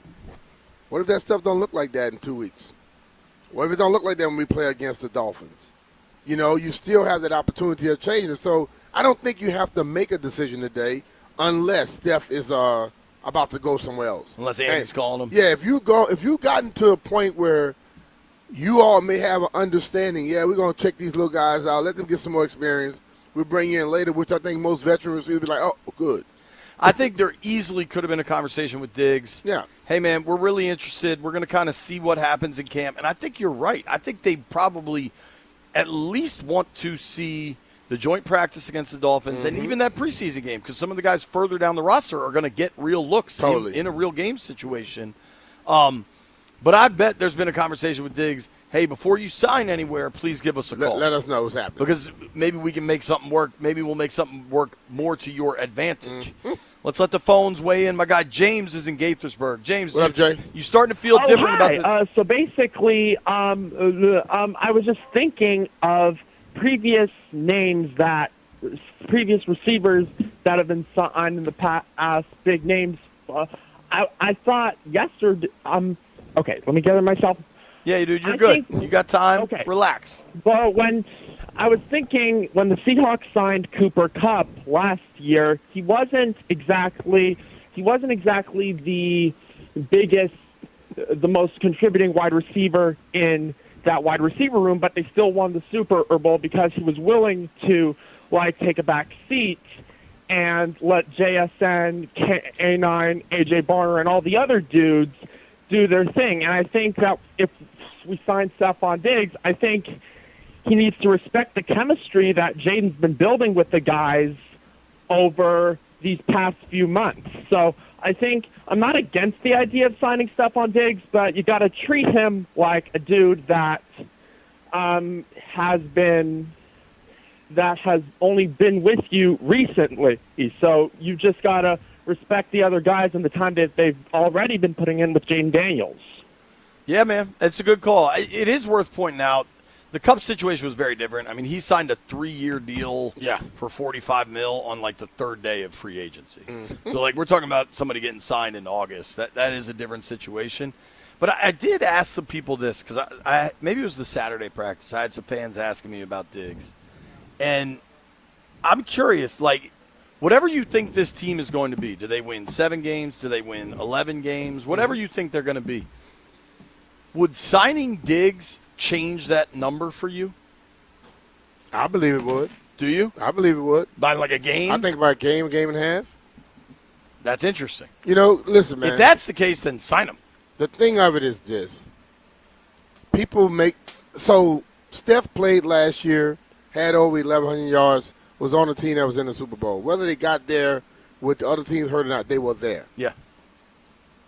But everybody was in love with a guy that hadn't played in 2 years and basically seemed like he got a screw loose. Why? Okay? So the whole thing to me is people fall for what they want to fall for. But that dude right there, who everyone in the locker room said he was damn good in the locker room, as the football aspect, he did everything he's supposed to do. As I forgot what Hushmanzada said, he just like women. Okay? Ain't nothing wrong with that, especially when you can still do your job at a high level. Right. And he did his job at a high level. With all that other stuff going on, he did his job at a high level. The other dude won't even do what he's supposed to do to get released, but people are in love with him already. I hope and like to think that has waned. Although, shout out to our guy Manny in Southeast. He's online too. Manny, how you feeling about the receiver group, man? You already know how I feel about the receiver group. I think, first of all, we have receivers that, first of all, Traylon Burks got to stay healthy. You know what I mean? We got to be consistent. Brian always says, "What's up, fellas?" First of all, Brian, what's up, OG? What up, bro? They always says the best consistency is the best. Out of all, and you got to. If he's hurt, then we got to fill that spot. Then we have the fact that, you know what I mean, the young guys. I don't see if we sign Diggs it being a problem, as long as he get in early enough to learn the offense. Because of the simple fact that we won Super Bowls with two slot receivers, Ricky Sanders and Gary Clark. So that the scheme is trying to check them. Them guys stay open. Them type of guys stay open. That's consistency. That's productivity. That's what we need. So with that being said, I don't mind Diggs. You know what I mean? But Diggs is this year, like Brian said, Diggs is like a this year, maybe a next year. We're going to need these guys. Our guys are going to play regardless because at the end of the day, the offense stakes. Look at the other offenses that he's starting this thing off of. They do the same thing. They got wide receivers that do the same thing. They got a mean slot and a mean outside one, and then the other guy stays open. You know what I mean? So it's going to help, especially with Chig, especially with Rashad coming out the background, especially with our two bowling balls. we're going to be good. You know what I mean? But instead of holding out, we got to get him in here so he can learn this thing. See what I'm saying? That's the big thing with BA. He not signing paperwork so he can get the job done. So I'm not on him right now because he's not signing that paperwork. So if we're going to focus on Diggs or people like that, we need to go ahead and get them in so they can learn this offense, man, and be productive for us. That's it. Appreciate you, Manny. Always a good call. Good perspective. Yeah. I'm going to keep the phone lines going. Let's go to our guy Jonesy on line one. Jonesy, are you feeling better about these receivers? Maybe it's not as desperate of a need as you felt last week. Now, I'm feeling okay.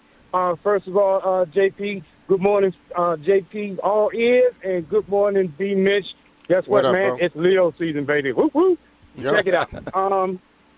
All due respect, I say, yeah, I agree with my man Manny. We still got to bring Stephon Diggs in here, and I don't think bringing him in here would pretty much smite the other receivers behind him. I think they can learn from him. You know what I mean? And he checked the boxes for me, and he had me at pretty much he's a leader in the locker room. So if he's a leader in the locker room, what are we talking about?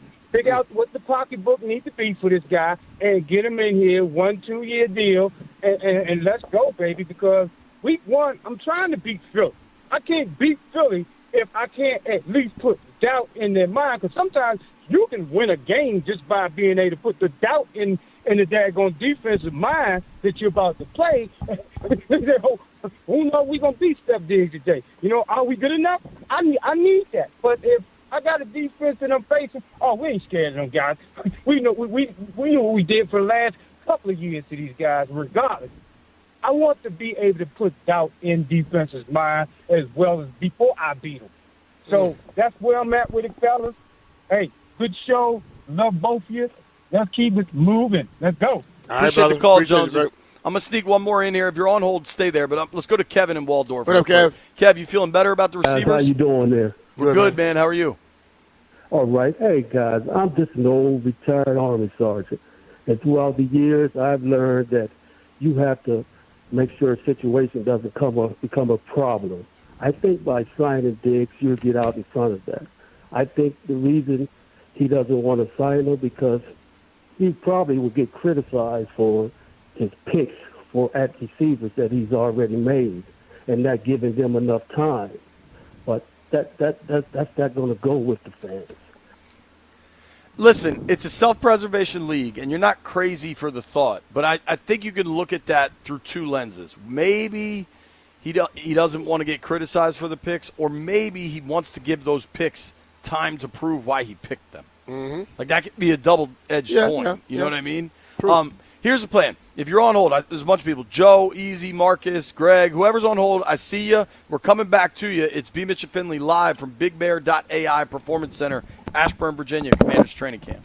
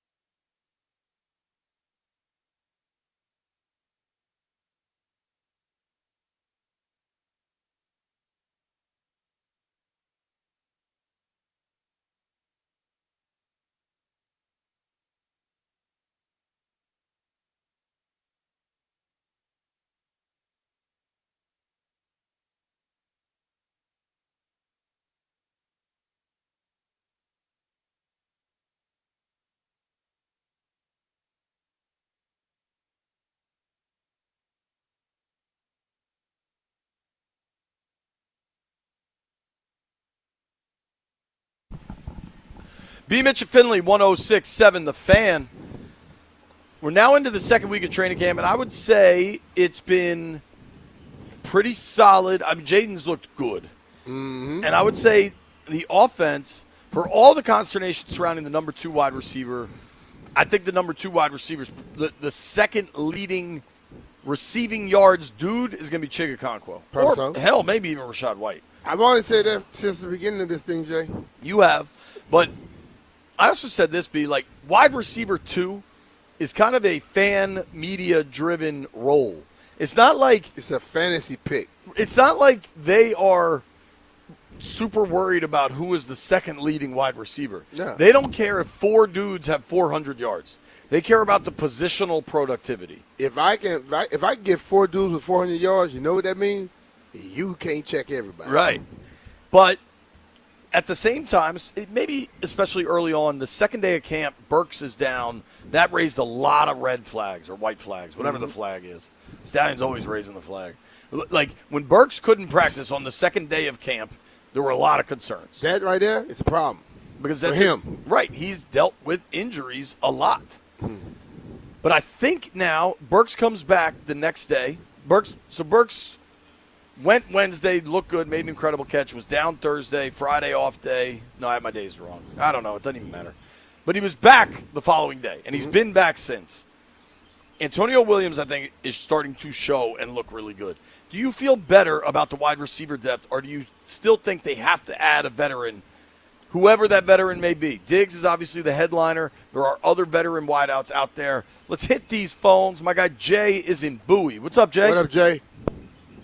What's up, fellas? Okay, right now on paper, I'm good with rolling out this wide receiver core, but this is my problem.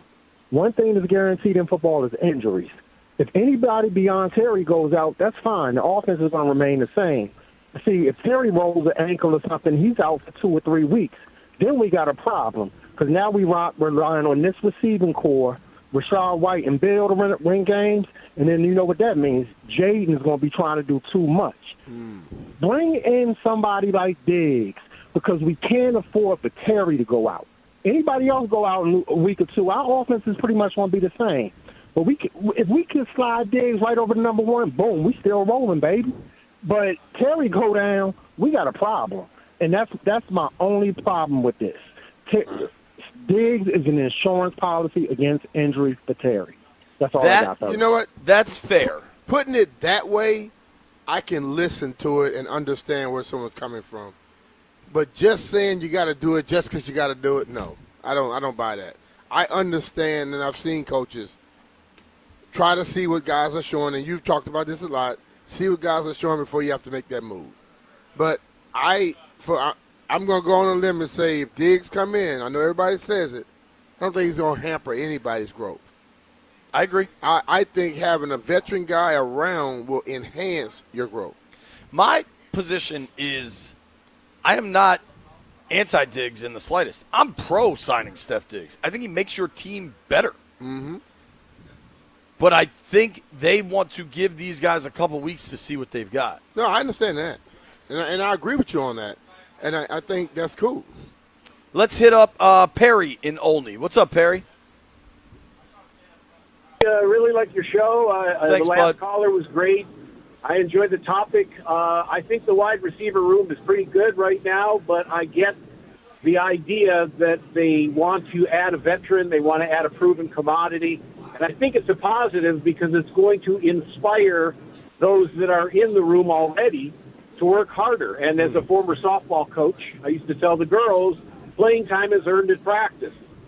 So just because Stephon Diggs came from a Super Bowl team doesn't mean he's going to be a Super Bowl caliber player. He's still going to have to show what he's got. You're only as good as your last game. And so that's the way they look at it. Albert Hainsworth came in. He was a great, great player on the team he came from, Tennessee, I think. But when he got wasn't even here, great there. They just brought him in. They made He a was mistake. great for a year. Yeah, they made a mistake with that one. Appreciate the call, Perry. Thank you, bud. Let's let our guy, Trucker Dan, call. Trucker, What's how up, you bro? feeling about this receiver room? Feeling a little better? Nothing wrong with the receiver room, man. The biggest problem we got is the center position. We don't have those centers. What if the people jump Jones was hiking the ball over people's heads. Today he had a better practice, but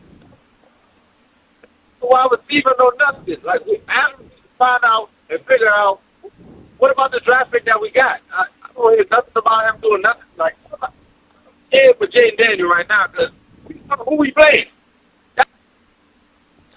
I don't know if you're listening to the show, but we just finished talking about how good Antonio Williams has been playing. So that's not true. That you are hearing about what he's doing, and I think people try to bring that. But I just don't get caught up in the people every day saying wide receiver 2, wide receiver. It gets old to me. It's the same story every year when we come into training camp. People have the same narratives all the time. And I think other guys that were not great last year can be this year. You just got to give them an opportunity. All right, I'm going to get through these last couple calls. Our guy Easy E is on the line. What up, Easy? What's up, E? What's up, man? What's up? I got something for y'all at the end of this call. It's about my boy Jeff. He making me laugh sometimes. Jeff's funny dude. So I love the wide receiver core. I get that everybody has their opinion about wanting to bring in some big name receiver. And B. Mitch, I think this is where you're getting with it too. Every year they want to bring in some big name player. There's no guarantee that a big name player that you bring in is going to work. Number one. Mm-hmm. So why do you want to keep doing what hasn't worked?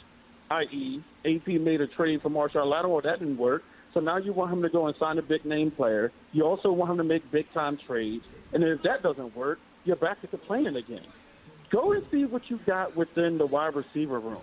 Everybody says when you drafted Luke, you drafted Jalen Lane, they haven't panned out. You really haven't given them enough chance, especially Jalen Lane, okay? So why don't we see what we got, and you drafted Antonio Williams. Work with what you draft, build from within. Stop trying to always go and get the big-name players on the free agency market just because they're there and just because you want a sexy name on the team. If Antonio Williams does really well this year, Jalen Lane takes a step forward, Luke takes a step forward, then you're going to be saying, well, we got really good receivers. Some of these people are going to be acting like they never bought up, I hate to say it, Brandon Ayuk and Diggs. Now, here's what I want to say about Jeff. He's a really funny guy. Last week, he picked up the phone. He knew it was me. This week, he picked up the phone and goes, oh, this is E. Because he's like, 1067 the fan, which name do you call us? I'm like, come on, man. You know the number. I call in often. Last week, he knew it was me when he picked up the phone. Jeff out here hating. Thank you for the call, man. Easy. Hold on, I'm going to try to get through all these calls, Jeff. I'll let you guys fight later. Marcus is in Glen Burnie. What's up, Mark? Hey, thanks for taking my call, guys. First time caller, long time listener. JT, I actually shook your hand and met you before camp today, so that was awesome. Real classy guy. B-Bitch, big fan of yours for decades, man. So appreciate y'all taking my call. Appreciate you saying hi, man. Always say hi if you want to. We are available. Absolutely. But real quick, after watching these guys today, I feel confident that we should rock with what we got. First off, the plays that will run, the pre-snap movement, the motion, is going to make it a bit easier for our receivers and tight ends. I'd like to see us play in the long game and really try to develop these young guys, Luke, Williams, Lane. Even Trey Burks, if he could stay healthy, could be a multi-year, potential guy for us. I'm tired of getting us these 1 or 2 year guys. I'd rather have really a core players that we draft and develop, unfortunately, like the Eagles. To really build the team instead of just buying players. But like one of the previous callers said, if we do get Diggs or whatever other vet, maybe if it is Keenan Allen, maybe, I think it should be for depth, not necessarily depending on them to go for 1,000 yards. Appreciate it. All right, bro. It's a good Appreciate call. you, man. I want to make sure we get everybody. Greg's in Upper Marlboro. What up, Greg? What up, G? Hey, man, I think it's overrated with the conversation with receivers. I'm kind of old myself. I've seen where the constant around here was the offensive line. And the offensive line made those receivers, if he can hold the pass rush, get these guys open. I saw where Art Monk missed the whole playoffs, and we came out with the Smurfs. And we was able to move the ball up and down the field. So, again, as far as Diggs, if he came, good. If not, we still going to be all right. As long as we focus in on what makes the team, the offensive, defensive lines, and check all the playoffs. Appreciate you, man. It's a good call. Yep. I'm going to get killed. We got to go to break here. Right there. Thank you, Greg. When we return, John Keim, ESPN Commanders reporter, will join the program.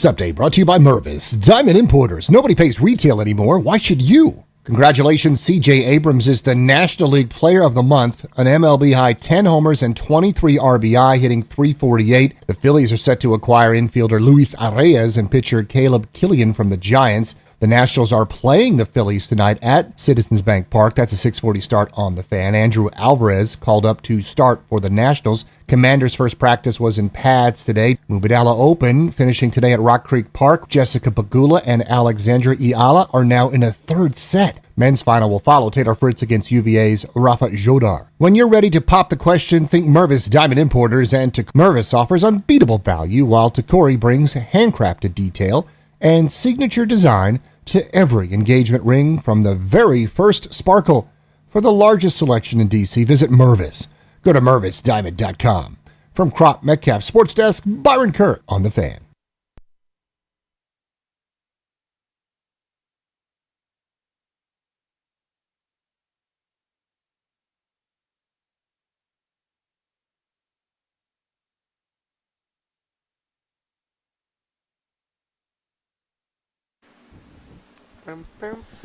B. Mitch and Finley, 106.7 The Fan. We're excited to have our friend John Keim join the program. Of course, you can read all of John's work on ESPN.com. Check out the podcast, The John Keim Report. Keim, what's up, dude? How you doing, man? How are you? Our first hot day at camp. We got very lucky. It's not even that bad, but we got those nice, cool mornings. It is humid, and it's one of those days I may have to take a shower when I go home. Oh, yeah. Yeah. Certainly. I mean, it is Monday, so I am due for one. Wait. What are you saying? What's funny is I don't think two a day, man. People realize what a jokester you constantly are. There are the personal side of there are things. definitely people. If I say something like that, seems so out of character. Yeah, right. No, I don't think I'm very serious about my job, but I think those who know me know yeah, hygiene help your job. So I follow John on Twitter, as you should too, at John_Keim, Keim, and we haven't talked about this yet today, but Samerstill was quite impressive today. Yes. He is probably going to have a more defined role in this new system, and I think is ready for a big bounce back year. What have you thought of Mikey so far? No, he had two really good plays in the red zone coverage. I think one of the things that they have consistently mentioned his name the entire offseason as somebody they feel is good for a bounce back year because they feel like he fits better in this defense. Heavier zone coverage, a guy who plays good with his eyes and is disciplined and all that. Going to get beat, he's going to give up some stuff, but it's also the ability to create turnovers with this defense, eyes and all that. That's what you want. So the one thing that I always wondered with him, with Jones, when you look at Durante's corners that he had in Minnesota, they're all bigger. And I think that's one reason why Rasul Douglas here, get another guy with length and all that. But Mikey has the ability to take the ball away. And again, the two today, what I liked about them, first one really good with his eyes. Second one, good communication with the D-back on the outside. The way they had to switch, takes a slot fade to the corner, just good coverage. You look at Mikey, and last year, 4 interceptions, people called it a down year. Yeah. But you had no pass rush. Noticed that. The pass rush, I think, will help him even more because he gets an interception when you're not putting pressure on the quarterback. So I think the other thing with that is the confusion that this pass rush will cause. I think fans who hear this probably get tired of every summer hearing how the defense could possibly look. But I swear this time it's true. But I do think they have more ability to pressure with some of the guys they have with Owe, Chason, the blitzing in the middle, Sonny and Luvu, et cetera. And if you can cause some confusion with that, a guy like Mikey can pounce. Yeah. So that's in it. But you're right. You can't play zone coverage if you're not going to get pressure because they will pick you apart. And so if you don't get pressure, you're screwed. So in theory, on paper, they should be better with that this year. But again, we will see. Yeah, there's a lot of people saying I've had that football pulled out from me before. But really, who has stood out to you the most? You'd say. I mean, from a position group, I feel like the D-line looks significantly different than last year. Yeah. But I'm curious, what has stood out to you? I think linebackers, and I think watching Sonny Styles play and run, and I think like he had. How about him blowing up that play on the first line? You heard the pop, dude. The first play from scrimmage and goal line. You heard the pop. Yeah, you hear the pop, and then but he also he defends a pass to Jalen Lane in coverage.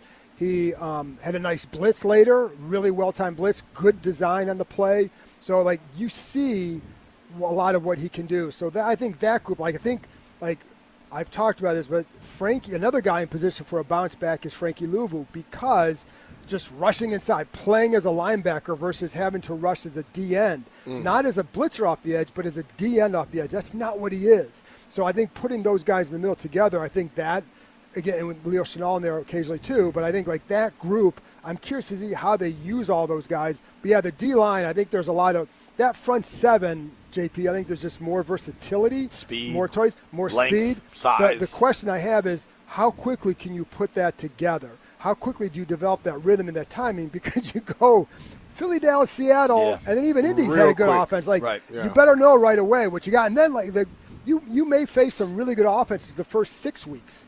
You know, I looked at this thing today, and I was saying they're going to have positions where they have to cut guys that are good, which I've been looking for. Because normally we let guys go and nobody else signed them. Right. So when you look at the competition in different positions, which one you think will have the most competition? I think running back will be interesting, just because I think there's more depth there. I don't know that you have that.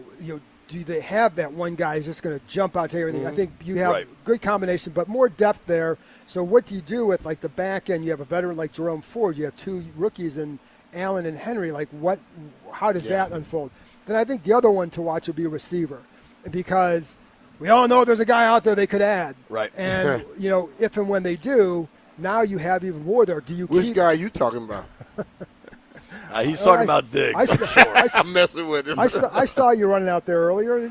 No, not this one. But yeah, so let's say you get Diggs. Now you have, how many guys are you keeping there? 7? You're going to have to, but I think like that, the back end of that group will be interesting with, like, you have, Diami, Van Jefferson, Trey Burks, McCaffrey, you have Jalen Lane. Like, Jalen can return punts.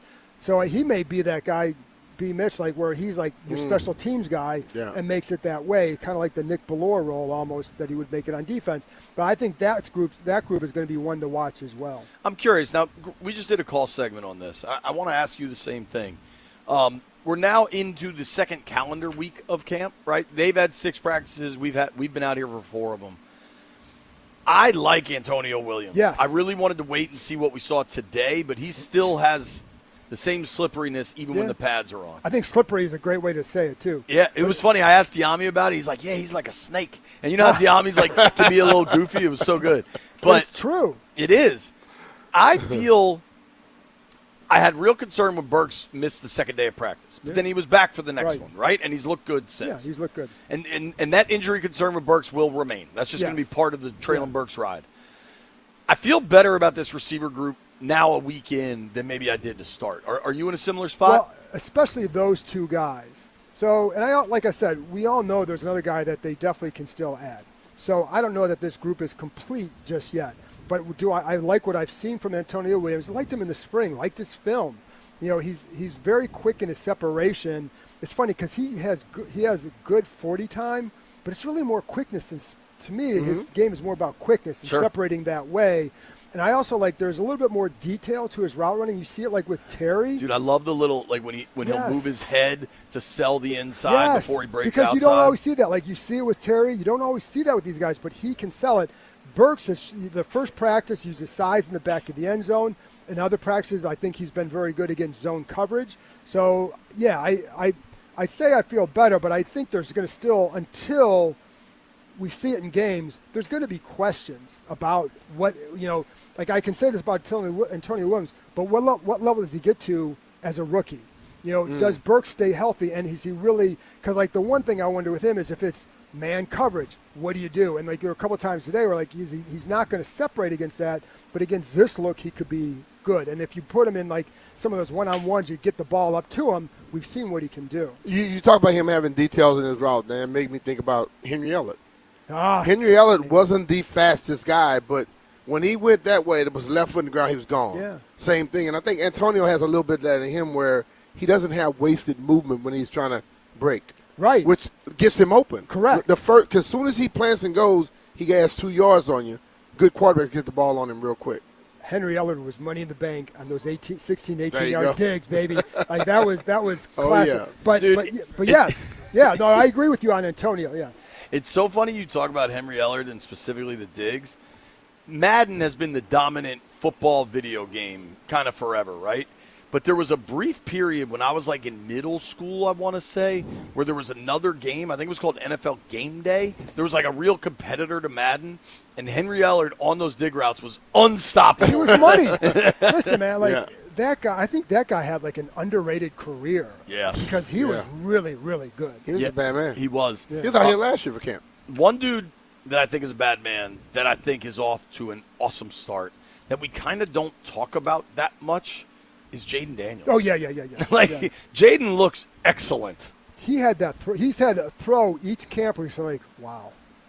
And today there was a couple, like he extends the play to the right in the red zone, and he throws back to Okonkwo, and you're thinking, how's that ball getting in there? Mm-hmm. But he throws it just outside of where the potential reach of the D-back, who has it back to Jaden, so he reads that, but there's not much window there, and he makes the throw. And Okonkwo holds and then gets it. And so, like, you see that, I think, each practice where there's a player like, that's just different. But I also think, JP, like, he had a play-action pass from under center the other day where just, get up there, turn, set, throw, good completion. Like, so I think you're seeing what you probably want to see from him. So I'm curious. We're talking with our friend John Keim here on the Rude Guest Hotline, except he's sitting with us. You can follow John at John_Keim, Keim. You can check out the John Keim Report on YouTube. One thing I've noticed, and we're not allowed to give away any formations. We're not allowed to get into anything. But with Cliff, they were up-tempo, right? They huddled a little, but it was very fast. This group's going to huddle. Like, they're not looking to go fast all the time. But I've seen this a few times.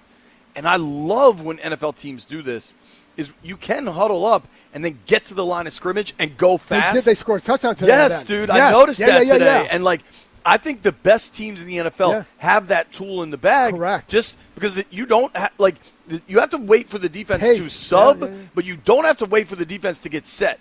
So if you run that pace, it can be a really effective tool on 3rd and short, goal line, lots of situations. Could that be being done because the defense, we all have other offenses doing that to them? Yeah, well, I think it's also, like, they did it today, and it was a play action from Mariota off of a quick snap. Was that the one that went to Bill? I think it was a on touchdown.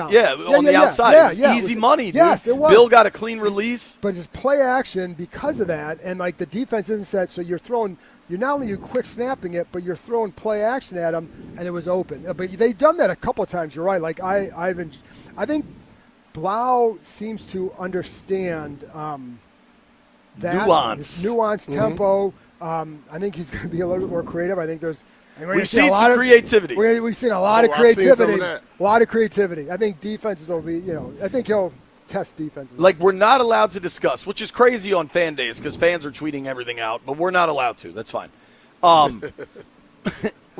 Russell, to his credit, came up with the right term. Some razzle-dazzle is part of the playbook.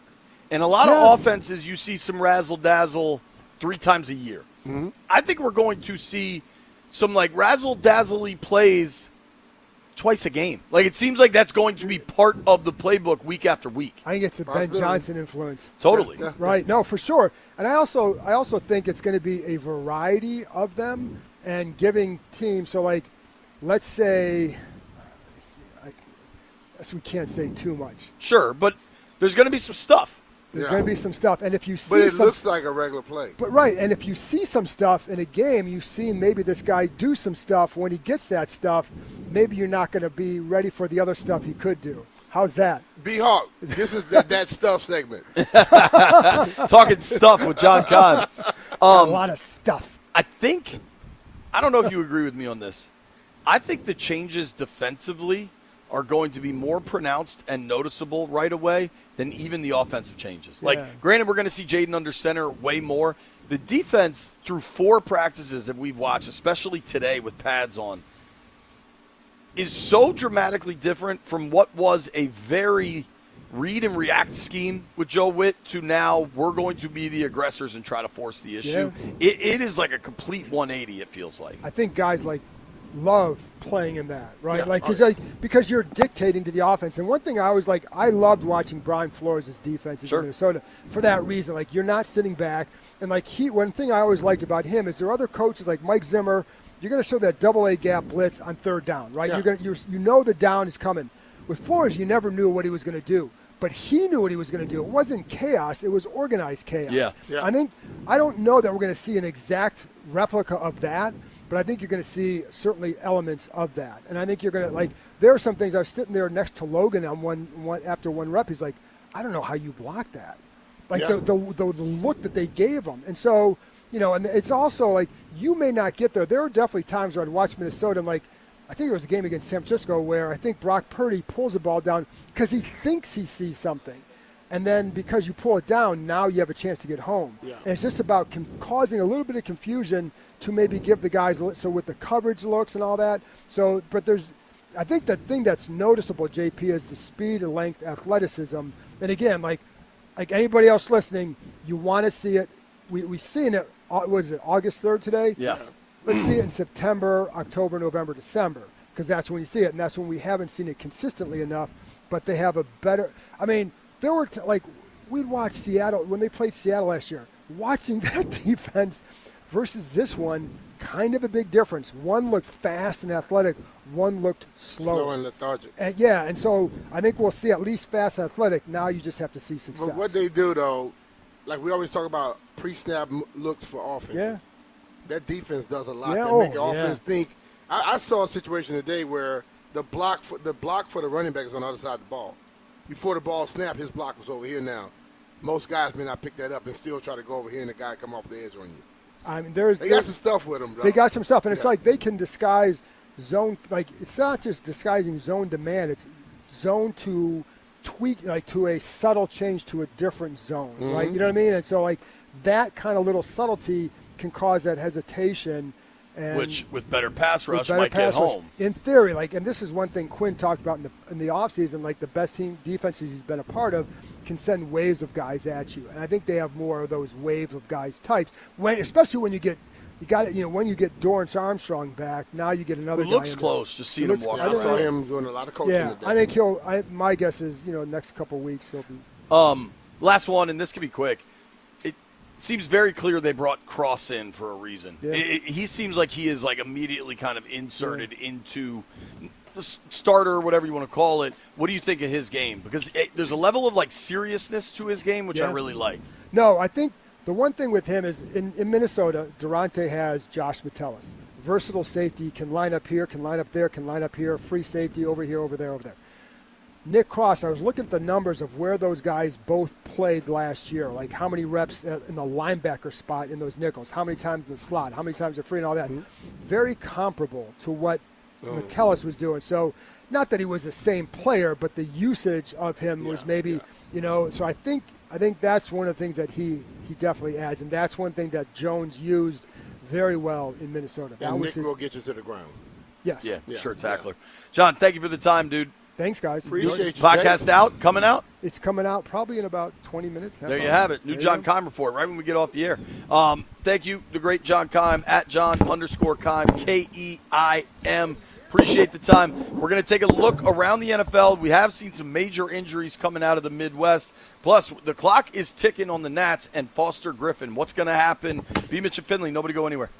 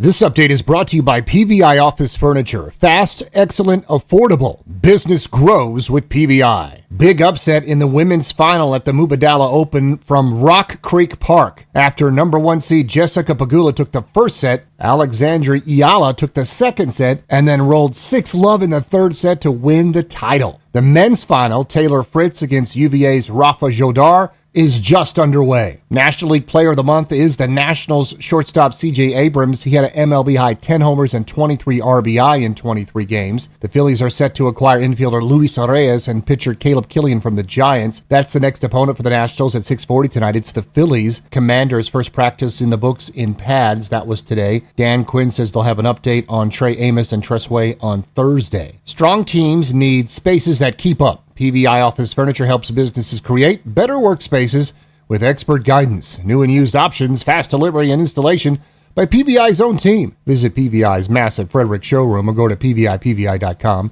Come experience the PVI difference today. From Crop Metcalf Sports Desk, Byron Kerr on The Fan.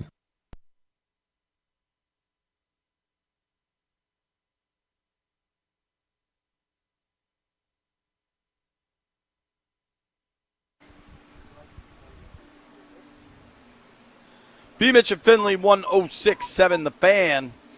Coming to you live, BigBear.ai Performance Center, Ashburn, Virginia. Commanders training camp day 4 in the books. First day with pads on. Good effort, good intensity out there. I enjoyed watching practice. But, B, I have a non-football question for you.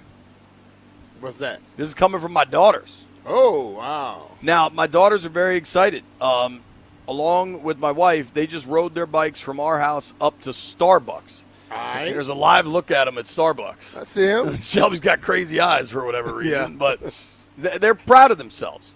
How far? So Lauren texted me. The girls said we're going to bike 3 miles. They want to know how far Mr. B. Mitch bikes. Tell him, thank you all for doing more than your dad does. And Mr. B. Mitch can do whatever you want, anywhere from 15 to 110. Yeah. Yeah. And tell him that you owe Mr. B. Mitch 20 miles. You haven't done it yet in 3 years, 4 years, three or four. It's been a while. Yeah. I guarantee I can get those two to ride with me 15 miles before I get you to ride too. I'm going to do it, dude. It's been busy. I'm going to do it. No, it hadn't been. I am, Jeff. Jeff, he went to Ohio and played golf. He's going to do that bike ride when I do the fitness test. Yeah, as soon as Jeff runs his 40.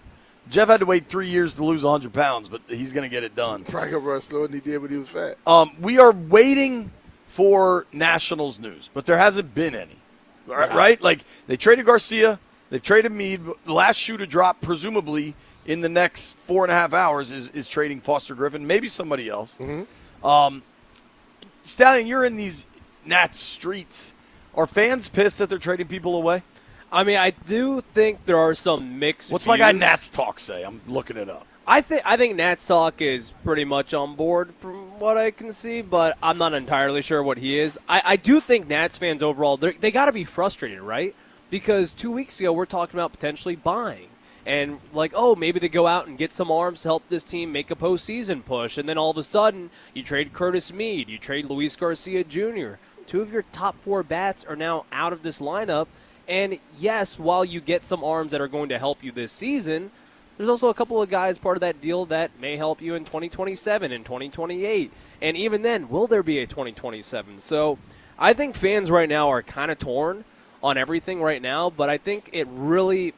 We'll see what they do with Griffin, because I think that's going to be a really big difference here amongst Nats fans. Well, and they have the ability to do this compensatory pick, basically. Yeah. I don't know. We'll see. I think Spencer Nussbaum about an hour posted, the Nationals haven't spent much time internally on offers for C.J. Abrams, according to a person familiar with their thinking. This doesn't explicitly rule it out, but the above corroborates league-wide sentiment that Abrams is unlikely to be moved. What is CJ's deal? How many more years of control do they have? So he's got all that stuff. He's on the same Soto timeline back when we traded him in 22. So he's got 2.5 years left. He's a free agent after 2028. And I think that, I don't think they trade him, obviously, this deadline. I'd be absolutely stunned. How much time did Soto have left when they traded him? 2.5 years. Okay, so they're going to keep him a little longer. Yeah, because next year you'd think that the Nationals should compete, right? I think you make some of these moves to get Connolly early, to get some of these other bullpen guys from the Yankees to try to go make a run in 2027. But I think the lockout also kind of throws a wrench in some plans for a lot of teams. If there is a lockout and they lose a year, if they lose a full year, does that year count towards CJ's contract? That's still to be determined at this point. I mean, if they miss the year, then, who knows? They could be throwing out everything. Well, and those rules could change in a new CBA. If I'm the player, I don't want it to count. Yeah, you do want it to count. Yeah, I do want it. Yeah. I want to be able to. You all locked us out. Right. Yeah. That's on you. And one more year, I'm out of here. Yeah, exactly. I mean, I would imagine that it's going to count next year regardless of what happens. If you play 100 games, play 162. I think if they play a game, it counts. Yeah. That's something I think the Players Association will not budge on because why would they? Yeah. That's a lot of money that, a guy like C.J. Abrams hits free agency when he's, 27, 28 years old compared to 29? Right. That's a difference. Hell yeah. All right. Unless we did have a big trade, Orioles and Red Sox. It's kind of rare to get that big of a trade in the division, but yeah. To me, the O's are hitting reset by trading away Adley Rutschman. Yeah, I think they traded away Taylor Ward earlier to the Mariners. It looks like they're going to be trading Adley Rutschman as well for it. I thought it was done. It's not done yet? It's not officially done yet. We haven't got the massive breaking news trend, but I believe Buster Olney from ESPN reported that a deal is in place and they're just waiting for a yay or nay from the Orioles at this point. That's a tough one for that fan base for Hope sure. the Orioles don't screw this up. As we're waiting on more news from baseball, I'm telling you, Griffin's going to get traded at 152, right as we're going off the air. I want to just take a look around the NFL because camps are underway everywhere. I'd say by far kind of the biggest news we've seen, Kobe Bryant, Bears safety, he had a really good season last year. He was with the Seahawks, signed with Chicago to really boost that defense. Signed a 3-year, $40 million deal. Got carted off at practice today and was seen grabbing his left knee. I also heard he was kind of shouting and threw his helmet down in frustration. So I think obviously that seems like a blow. Yeah, it could be. And every year we see it. We see it, when camp part of this starts, game. It is part of the game because, yes, guys have been working out. But, I always talk about the instinctive movement that causes that type of stuff.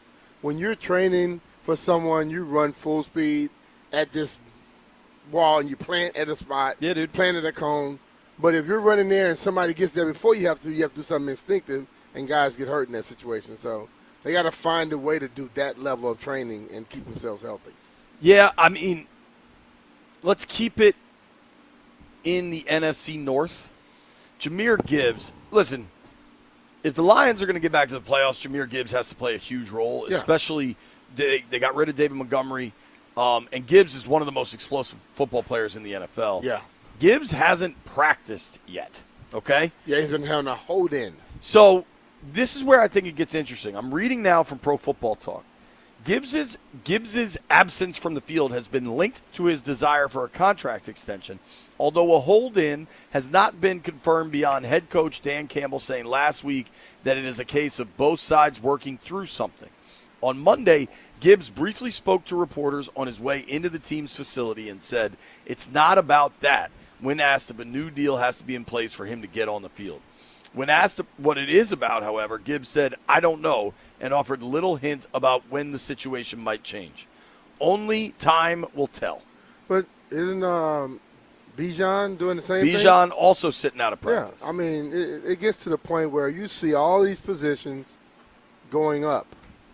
And the running back position, they're trying to delete. The guys that are good got to fight. All right. Now we are going south from Chicago, but switching conferences. We're going to the AFC West. Xavier Worthy has a sprained shoulder, but is expected back at practice this week. I'm reading now from Pro Football Talk. The Chiefs dodged a pair of bullets when it came to the wide receiver injuries on Sunday. Rookie Cyrus Allen and veteran Xavier Worthy both left practice after getting hurt, but neither one is expected to be out long. Word on Sunday was that Allen suffered a shin bruise, and head coach Andy Reid told reporters on Monday that Worthy has a shoulder sprain. Worthy's sprain is minor enough that Reid said the wideout is expected to practice later this week. How are we feeling about that receiver room in KC? Xavier Worthy is not that big of a guy. He's super fast. Speed guy. He's nicked up a lot. Yeah. So him with not that bad of a shoulder injury, as soon as he catch a pass and somebody lower the boom on him, can that shoulder injury become a major one? It's a real question. You know, it's like receivers like him catch the ball. If they're out in the open, they run away from you. But when they're small, they try to cover up. If I'm a DB, I'm hitting you anyway. I got another one for you from the AFC West, Brian. Okay. Things haven't been good for the Raiders for some time. Yeah. I mean, they've been kind of grinded through a bunch of coaches, Josh McDaniels, Antonio Pierce, Pete Carroll. Now Clint Kubiak has the job, okay? Yep. We'll see how Clint does. His offenses have looked great when he's been a coordinator. Tell me what you think about this quote from head coach Clint Kubiak. I think we just have a professional group of players. They care about getting better. We don't have any turds. We've got guys that want to be here, that want to win, that want to change this place. So I'm really happy with that. Okay. Have you ever heard a coach say we don't have any turds?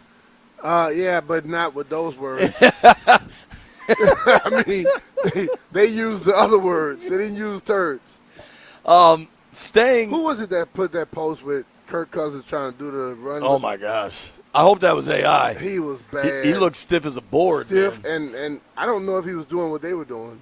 B-Mitch, keeping it in the AFC, a report from Mike Silver of The Athletic noted that Pittsburgh Steelers head coach Mike McCarthy has asked Aaron Rodgers to play in the club's first 2 preseason matchups. Okay, and what's wrong with that? Nothing. But do you think he's going to play? If I'm the coach and I need you to play. McCarthy via McAfee said, we have plans, but being in a healthy system, let's see what happens. A lot can happen between now and then, too. Yeah. But he'd like to play. I would like to see him play. But we won't make a decision until we get all the way up to it because there's more that goes into that than just having one player play. It's a combination of the players. I don't believe you could just put people in bubble wrap. But if I want you to play, I need you to play, and I'm going to give you some plays that I know you're going to look good on. You know what I'm saying? Yeah. Get you in and out. I want you to start getting sharp. I talked to some guys out here like, oh, man, listen, bro. We got to get to a certain level before all this thing starts. And if you do nothing with that intensity and you get into the game, bad things normally happen. I want Jaden Daniels to play in the preseason. Yes. I want him to play, however, if Laramie Tunsil's out there and Connerly's out there and Cosme's out there. Yeah, I'm going to tell listen, Coach Gilbert say, hey, this is how many plays you have. Tell him that.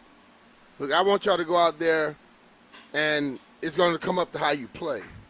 If we go out there and have 8, 9 great plays, you're going to play no more. But if we don't, you're going to play again.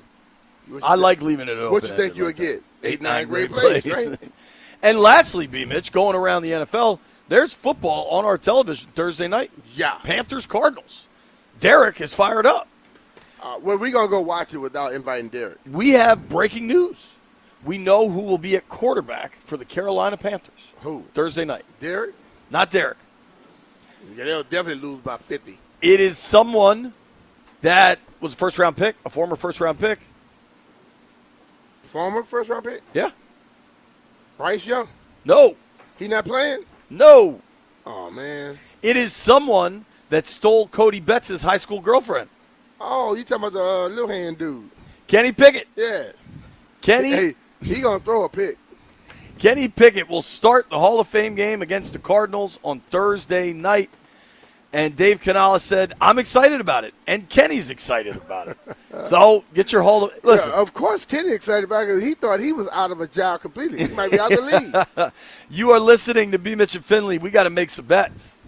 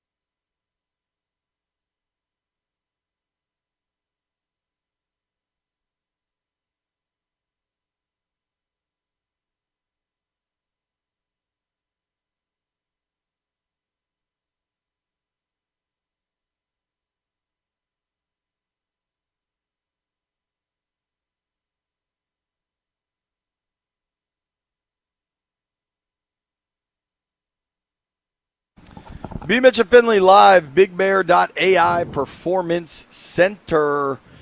Commanders, day 4, training camp in the books. First day with pads. Saw some good collisions. Will Harris. Will Harris was bringing it. Will Harris ready to go, dude. Oh, yeah.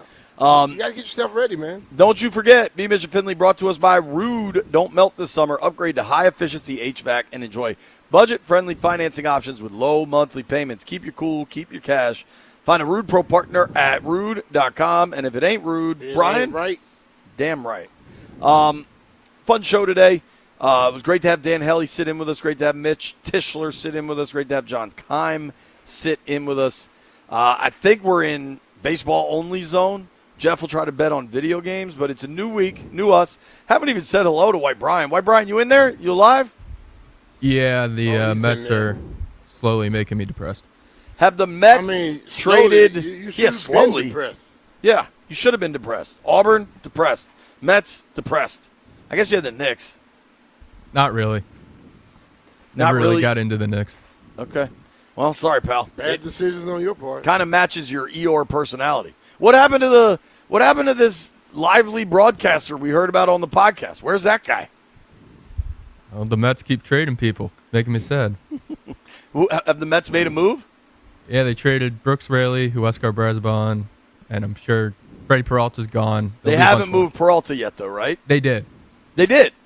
And they got back 3 mediocre prospects from the Rays. And the Mets are 20 games under 500, just if you needed that reminder, too. Something has to be said about the guy's decision-making. He just chooses bad teams. No, I sent this to White Brian earlier today. The Mets traded away their number 3 and number 5 prospects for Freddie Peralta, who posted a 4.99 ERA this year. And 4 months later, they traded for the Rays number 15, number 26, and number 27 prospects in return for Freddie Peralta. In other words, That's brutal. More than that, I believe I was recently made aware of this, and forgive me for not knowing where he came from. Pete Crow Armstrong's obviously a fantastic player. Did the Mets trade PCA away? They did for 2 months of Javi Baez. Good times in Queens, You know you can change your mind on the team you cheer for, Brian. Too late now. Not necessarily the news, dog. You're still living. You can still make decisions. It looks like, I don't know, man. It looks like Talk Nats might be frustrated, dude. No, this is Mark Lerner. I don't know what's going on here. We have heard nothing recently about Foster Griffin. There's no news, right? No news. I think the news is going to break as soon as we get off the air. Yeah. Before. They got 4 hours left, man. You think he goes, B? I don't know, man. You think he goes, Stallion? I don't think he goes. I think he stays. I think he goes.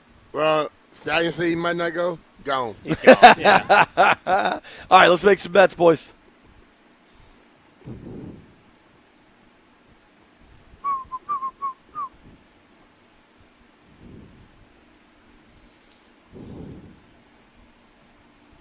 Say, let's heard it here first. Hey, JP, can I make you mad right quick? Fire away, Jeff. Give me the Phillies tonight, baby. Huh? You're not even making me mad, dude. I think I kind of like the Phillies tonight too. Phillies over who? Nats. Might be a J-Dog's pick. I'll let Brian weigh in. Who's pitching for the Brewers tonight? The Phillies? No, I clicked on Pirates Brewers to see if we could get a Skeens Miz matchup, and it's Sproat versus Chandler. Sproat was that number 5 prospect the Mets traded. Yep. Dodgers Cubs kind of juicy. The over-under for the Nats Phillies, I can't pull it up right now, but I see it at 9. Let me see what they got planned. Nats Phillies total is 9. Over. Over. With Alvarez opening. I mean, it's going to be a bullpen game, right? Yeah, I mean, it's going to be. I would imagine he'll probably go a couple innings. Then Nola's been brutal. So I'm taking the over on this one. I'll take the under. I actually like that because everybody's going to take the over. I'm going to take, I believe I can get the Nats run line at +1.5 at -145. Not bad. They still have bats, and Aaron Nola's gotten shelled. Not a bad play. I'll take the under, and I'll take the Dodgers. Under and the Dodgers for B. Mitch. Jeff, give me some times, or you want me to just say goodbye? Thank you to everybody. Oh, there we go. That's actually pretty useful, Stallion. Time are we out? 54:40? 54:40. Only been doing it for a couple of years. He never played quarterback because that's been up there since '49. Thank you. I'm not great at remembering things. Thanks, everybody, who listened to the program. Great day on the phones. Appreciate everybody. If you see me and B out at camp, you want to say hello, say hello. I would love if somebody brings a sign to personally heckle the Stallion. You can write whatever you want on there. Thank you to Helly for joining us. Thank you to Tischler. Thank you to Kime, Grant, and Danny. Next.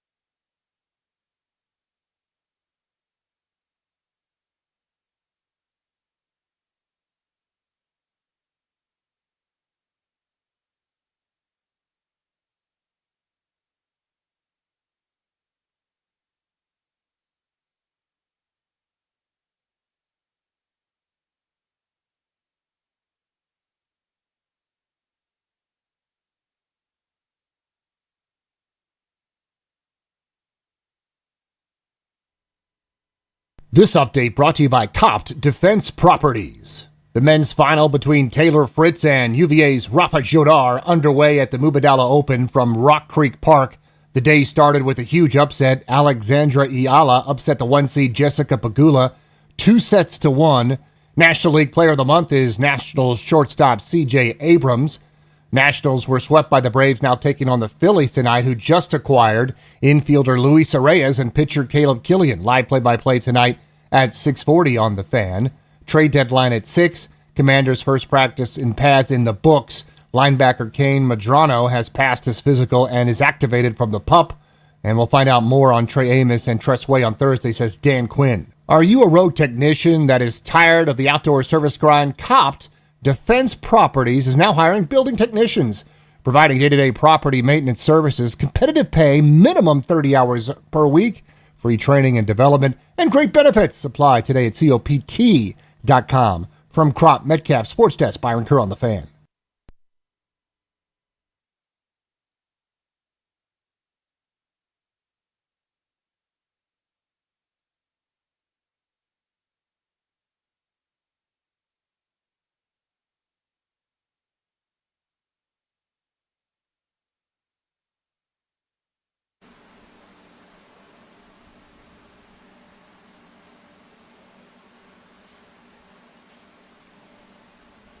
Good afternoon and welcome into Grant and Danny. You are listening live to the Fan. It's August 3rd, 2026. We'll take you all the way up to 6:10 and Nationals baseball in Philadelphia tonight. One last day for Danny away from the show on vacation. He'll be back tomorrow. Toby Altizer is alongside. We've got a ton of ground to cover today. We are going to be discussing the Major League Baseball trade deadline. We're taking you up to the deadline in 4 hours at 6. So if anything breaks on the Nationals front, do they trade Foster Griffin? Is there a stunner being worked by Paul Taboni? Is anybody else other than Luis Garcia and maybe Griffin going to be dealt? We're going to find out during our show today, and we'll have coverage for you wall-to-wall until 6. We're also out here in Ashburn at training camp. This was open practice number 4. As far as media coverage goes, we've been at all 4 of those practices, so plenty of insight, observations, a notebook to open up on practice today for you. We've got you covered on the Commanders front as well, including a conversation we'll have with ESPN's Jeremy Fowler, who was out here at camp today. Caught up with him on the sideline during practice. He's going to give us a call, having just left the facility, try to discuss some of the things that he learned today. That's at right around 2:30, 25 minutes from right now. Toby, how are you? Can't complain, man. It's been a fun day, busy day, hot one out here. It was funny. Last night you're looking at the weather, and it was supposed to be potentially raining during our time out here in Ashburn, so you got to be prepared for that. And then you're thinking, well, maybe it's going to be a little bit cooler, and maybe it's going to be mid-70s and something that'll be nice. And instead, it was the hottest, most humid day out here, first day in pads for the guys on the field. I'm sure they weren't loving that hot heat and humidity, but regardless, it's always good to get to see some actual football being played. Got to see some collisions today, not all the way to the ground, but get to see some collisions and more of a resemblance of real football today. And I thought, it was a good practice for the guys and hopefully something they can build on the next couple of days. I'll say this, as far as the weather goes out in Ashburn during camp to this point, this has been as nice and pleasant as I can ever remember it. Knock on the wooded table in front of us.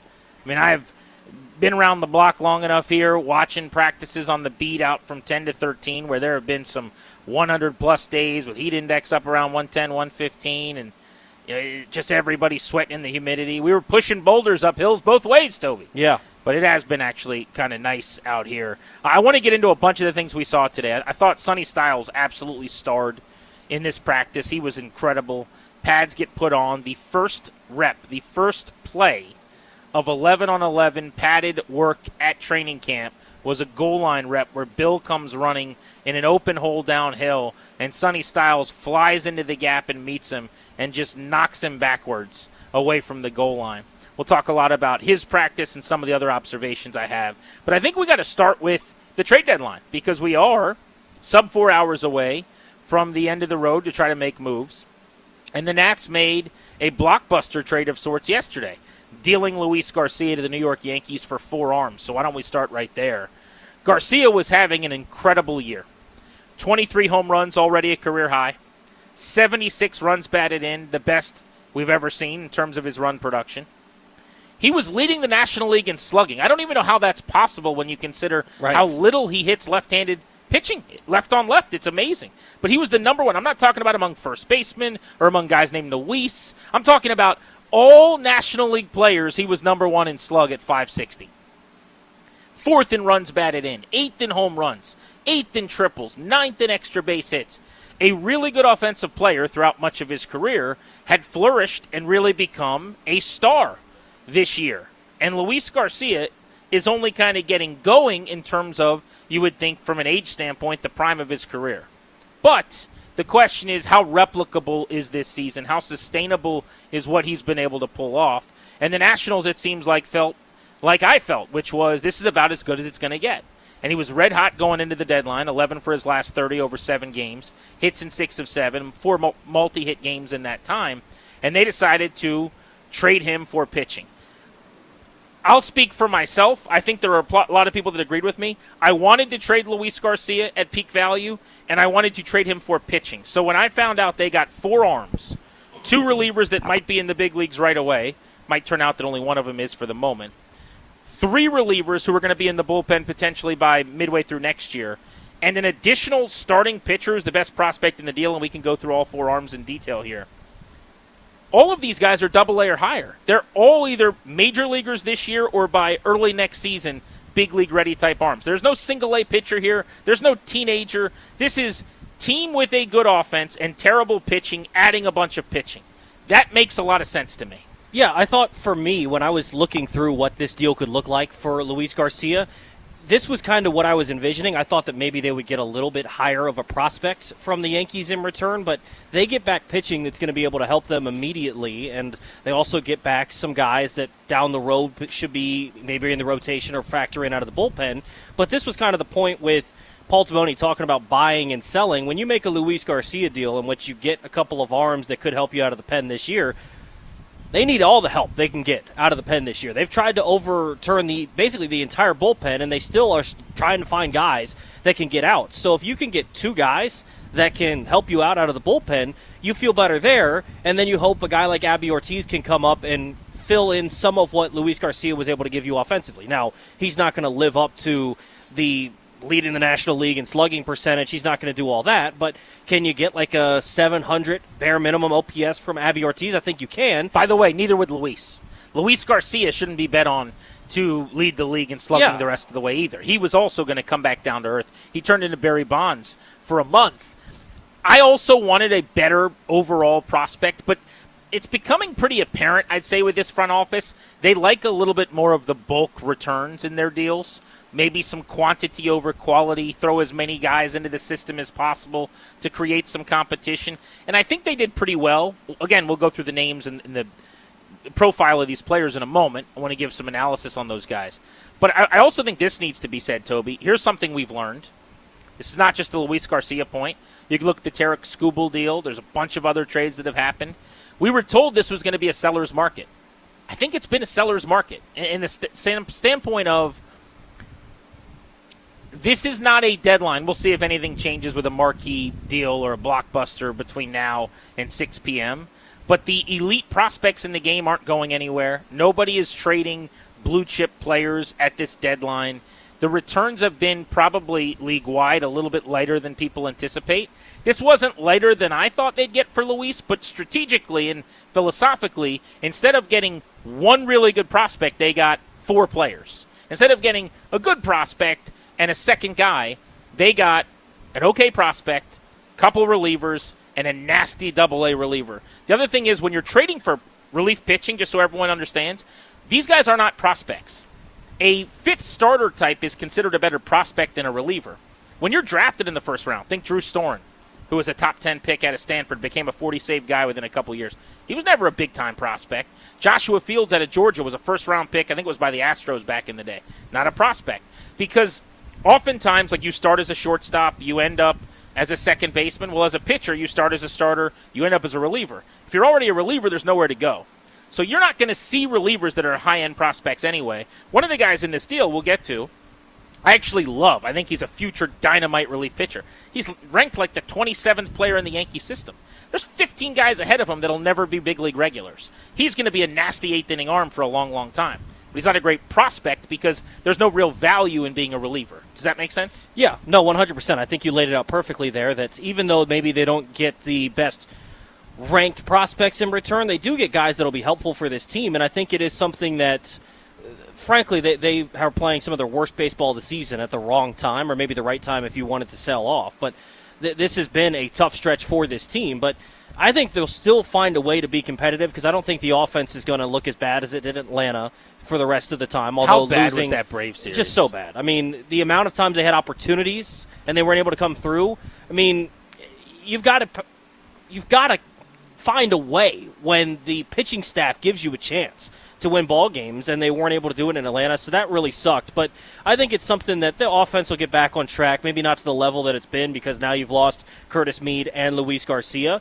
But assuming they get back on track and you get a couple relievers in here, I think there's still a way for them to be competitive. There's no doubt they're a worse team after the Luis Garcia trade than they were before, but it is still something they can be competitive, and I think that's a good message, at least for Daboni to the clubhouse, is like, hey, we got a couple of guys that are going to still help you even though we moved off Louis. Yeah, so far they've made 2 trades, and they've added 5 pitchers. Of the 5, Connolly Early is not healthy yet. He's supposed to make a rehab start within the next 48 hours. He's got a chance to pitch in the big leagues sometime in the next couple of weeks. Giovanni Cruz is going to make his Nats debut in this Phillies series out of the bullpen. Jake Bird's not a particularly helpful or good player. He's 30 years old, getting knocked around by the Yankees. This is going to probably say more about the Nats bullpen. But he'd actually be one of their better relievers potentially by the end of the year, striking out 9.3 per 9. He's going to pitch in the majors. So of the 5 guys they got back, that's 3 right there that'll be in the major leagues this year. Ben Grable could get big league outs. I'd like to see him pitch in the show before the end of the year. Came over in this Yankees return. I'm not sure that he will. That would be 4 that end up pitching in the majors. And then a guy like Jake Siebert, who's the only starter prospect that came over from the Yanks, isn't probably going to be in the show till next year. But I bring this up to say they got 5 pitchers back in 2 deals for bats. What do they need? Pitching. They're all either in the major leagues or going to be there by next year. So there is no 3-year wait. Daboni knows they don't have the big league pitching. They don't have guys that are close because of the injuries to Susana, to Sakura, because Perales is on an innings restriction and hasn't been great this year in the minors. So he needed to just add a bunch of guys that are around big league ready to create a little more competition and depth. And he was able to do that. But their offense has definitely taken a hit. Curtis Mead was having an outstanding year, 17 homers, gone. Luis Garcia was having a career year, was one of the top sluggers in the league at his position, gone. And they're going to be worse offensively the rest of the way. And most of the pitching help isn't going to show up right now. You know, these guys are going to kind of come into their own and hopefully by next year be helping out. So they're worse at the major league level. But they've done, I think, what a lot of people, including myself, were hoping they would do, which is sell high on Garcia, get arms. I didn't want to trade Curtis Mead, but it was a no-brainer where you can get Connolly Early back, who's still far and away the best player they've gotten in either of these 2 deals. Just to run through the 4 names coming back from the Yankees in case you're not familiar or haven't heard a lot of insight on those players. So I'm going to go in the order of value. Siebert, because he's a starting pitcher, is the most valuable player in the deal. Starting pitching prospect, 24 years old at Double-A, on the injured list with a blister right now, so that's not something to worry about. 82 innings this year. How about 96 strikeouts in 82 innings, well over 1 per frame, and only 75 hits allowed. 20-plus more Ks than hits, shows some dominance. 77th percentile strikeout rate at Double-A this season. He is a guy that I think eventually is probably a back of the rotation, like a 4th-type starter. If he ends up in the bullpen, so be it. But he's got a chance to be in the rotational mix for them this time next year, which is a big deal. The next best prospect in the deal is Ben Grable. This is the arm I was talking about in the bullpen, who I love. Toby, this dude's electric. 24, Double-A, could get big league outs this week. Strikes out 13.7 per 9, has a fastball that touches 99 with crazy induced vertical break, and the metrics are like analytical, salivate, dream stuff. This is my favorite get in the deal in terms of just someone that next year could be their best reliever, one of their highest leverage guys. Then you've got Giovanni Cruz, who's going to be in Philly, pitching in this series. He's a journeyman. He's been on 4 teams. He's only 26, so you think, well, how good is he really?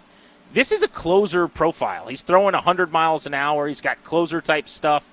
He's still got to put it all together. I don't know if he's going to pitch in the 9th or 8th inning. I don't know what he's going to turn into. But what have we been saying? There were like 80 pitchers in the major leagues this year in the bullpen that average 95 miles an hour more. The Nats have had 0 of them. They just added 2 guys that will be in their bullpen maybe by year's end who throw 96 or more and that can touch 100. And one of them is Giovanni Cruz, so I'd like to see get chances to save games. He's got the best stuff in their bullpen, slightly better than Beater in my opinion, right now. Yeah, 100%. And I think that's why you give him some opportunities, hopefully down the stretch here, for just seeing what he can be and putting him in those opportunities. So even if it doesn't work out this season, he can bank on that experience going into next year. But, I mean, you've gone through 3 of the 4 names here, but it's just guys that are going to be able to help you this season or even potentially waiting until next season. But you're going to feel pretty good if Seibert has to help you out next season, right? Or if you have Grable in your bullpen next season and Cruz is helping you out, and you've got guys that can hopefully take the spot of Luis Garcia. And I don't think that he was a big part of their long-term plans, and that's why I think, Nats fans are going to be frustrated seeing guys go, and I don't know that that's necessarily the case for Luis Garcia, because I think for a lot of Nationals fans, frankly, they were as shocked as we were that he's having the season that he was, because we thought there was a chance he wouldn't even be back with the team this year, much less being a piece where you could trade to get 4 pitchers brought in at the deadline. But don't you have to view it that way? I mean, he was almost non-tendered. When they kept him, meaning basically this front office took over and people thought they were just going to decide not to keep him on the roster and he'd be gone. I got like 10 texts from people that cover this team or around this team routinely that are like, can you believe they kept Luis Garcia?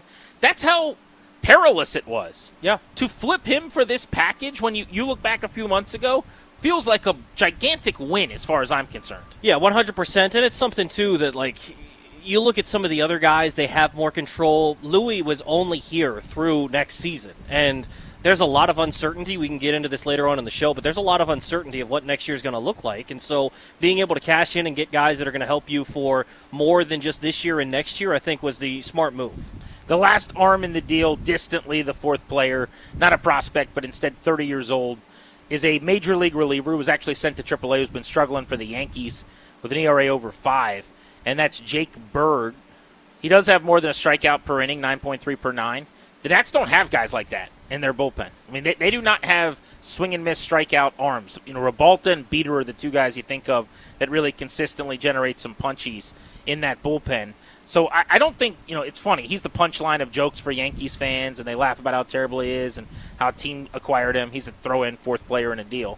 But he's also a guy that can be an immediate contributor. He'll come pitch the 8th inning here. Yeah, exactly. He's in AAA to get acclimated right now, but I guarantee you, they call guys up and send them down every 3 hours. Like, he will be pitching in the big leagues in the next week. Yeah. It would be very surprising if he isn't. So 2 new relievers.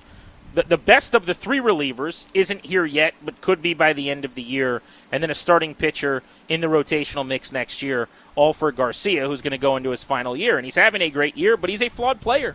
He doesn't really have a defensive position. He's a bad defensive player at second. He's probably a tick below average at first. He is a 22nd percentile runner. He's not good on the base paths. He doesn't hit left-handed pitching, so they've essentially been platooning him left on right. And he dominates in that way. There's a lot of good, too. And look, he's a great guy. I mean, you and I have dealt with him and been around him. There's nobody with a better smile. There's nobody more friendly or pleasant on the team. So it's not like I'm excited that he's not around, but this is exactly what this team should be doing. Again, I said that about the Curtis Mead deal for Connolly early, and they pull this one off as well. I get the frustration from Nats fans that you continually trade some of your best players, but I just think you have to look at each situation as its own entity. Like, save your outrage for when and if they trade C.J. Abrams today, which they're not doing, by the way. But if we get breaking news and you and I are floored and we blow out the rundown because Abrams is going to Boston, then let's scream about that. A controllable guy who is an actual superstar. If they traded James Wood, which is definitely not happening, now let's all scream about it and call for some firings. But when you move Luis Garcia at peak value, it's just called good business. Yeah, and you're making sure that you're ready for next year. Like, you also have to understand that the guys that we've talked about for pitching, like, they don't have dudes that are going to step up and help this team out next season when you consider bullpen help, rotation help. And so getting guys that can step in and help you going into next season, I think, is a massive part of this. And Luis Garcia probably gets traded in the offseason anyways. So I think it made sense for them to make this type of a deal. I do think you do have to be careful a little bit with Paul Taboni here, where if you're in this situation, and not to say that I wouldn't have done either one of the deals that they've made, but I think you do have to make sure that you're not just saying, well, we can create hitters out of nobody and trade everybody. And they're not necessarily doing that, but at some point, if you just trade everybody from the hitters that has been the best offense in baseball, you're probably not going to have as good offense anymore. So they have to. Well, weigh we're at that point. Yeah. I mean, you just traded 40 home runs in the last 8 days. Yeah. So you've seen it. I mean, even when Wood and Abrams aren't going right now, they're going to have a tough go of it because the bottom of the order is like a Jorbit Bibas, Nasim Nunez, Jacob Young, light hitting 7, 8, 9, so to speak, with some defense first guys. This team's not going to lead the league in runs the rest of the way after trading the 2 bats that they did. And we're already at a point, honestly, where this offseason, whether they keep or don't keep Abrams, they probably need to bring in a bat now. Yeah. I mean, so it evolves constantly. It's your roster's like I just saw Moana. So I don't know what the term is for The Rock in that movie where he's like turning into things and shape-shifting or whatever. But, you're an amoeba, so to speak, as a clubhouse, as a team. And, yeah, they're going to need some offense going into next season as they kind of prioritize pitching at the deadline. What are they going to do with Foster Griffin? That's the other big question. We'll get into that as we continue. Trade deadline is at 6 today, so they're 3.5+ hours away from us finding that out once and for all. But 5 straight losses for the first time since the start of the season in their first 2 weeks. Just an ugly series against the Braves. They're now 4.5 out in the wild card, behind the Phillies, who they play for 4. So I guess if they win the next 3, everyone's going to be back in and thinking maybe they're in the mix again. But they got to start with a win tonight. Andrew Alvarez getting recalled, the lefty from AAA, to make a start, give them some bulk innings as their number 1 this evening. Next, let's talk to Jeremy Fowler. We'll pinball back and forth between training camp and the trade deadline today. Fowler of ESPN has been very adamant that the Commanders and Stephon Diggs have mutual interest. I want to talk to him about that. Is Diggs on their radar? Is he going to end up signing with this team? He's been one of the lead reporters on this from ESPN. He'll join us next. Grant and Danny. Toby's in for Danny, live from Ashburn on the Fan.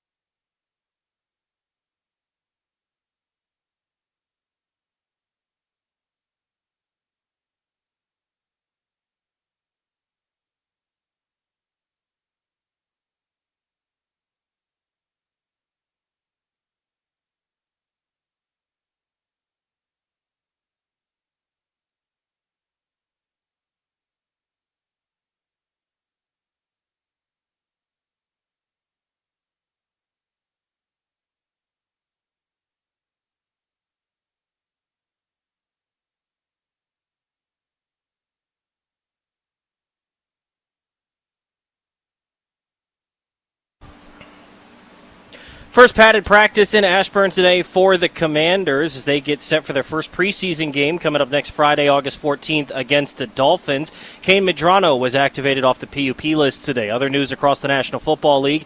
Bears safety Kobe Bryant is expected to miss 8 to 10 weeks after hyperextending his knee at practice today. Suffered a bone bruise and a small fracture. No surgery expected to be needed. He signed a 3-year, $40 million contract with Chicago this offseason. Soccer news, Mauricio Pochettino agreed to a new contract with the new U.S. men's national team that's going to run through 2030. And baseball today, trade deadline coming up in 3.5 hours at 6 o'clock. Some moves already made today. The Mariners acquired O's outfielder Taylor Ward. Giants starting pitcher Robbie Ray going to San Diego. Also, Giants infielder Luis Arraez going to the Phillies. And the Blue Jays acquired Angels starting pitcher Jose Soriano. Last night, Luis Garcia was traded to the Yankees from the Nationals. We'll see if there's any Foster Griffin news. C.J. Abrams was named the National League Player of the Month, and the Nationals began a 4-game series in Philadelphia against the Phillies tonight, 6:40 right here on The Fan. Andrew Alvarez takes on Aaron Nola. From the Crop Metcalf Sports Desk, I'm Toby Altizer on The Fan.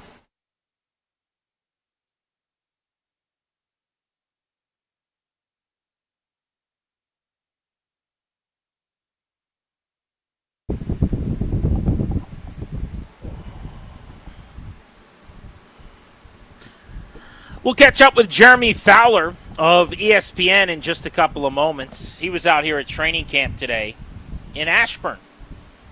Grant and Danny on The Fan. Toby is in for Danny. I wanted to give you a little notebook from today's practice, though. Some of the observations from what was practice number 4. We've been at all 4 of these sessions, and it was the first day with pads, which always adds for a little intensity and physicality. I mentioned this right off the top today. I thought Sonny Styles was a monster. He was really, really good. The first play of 11s, Bill gets a carry at the goal line, and Sonny Styles just completely blew him up. This was the loudest, most impactful practice he's had by far.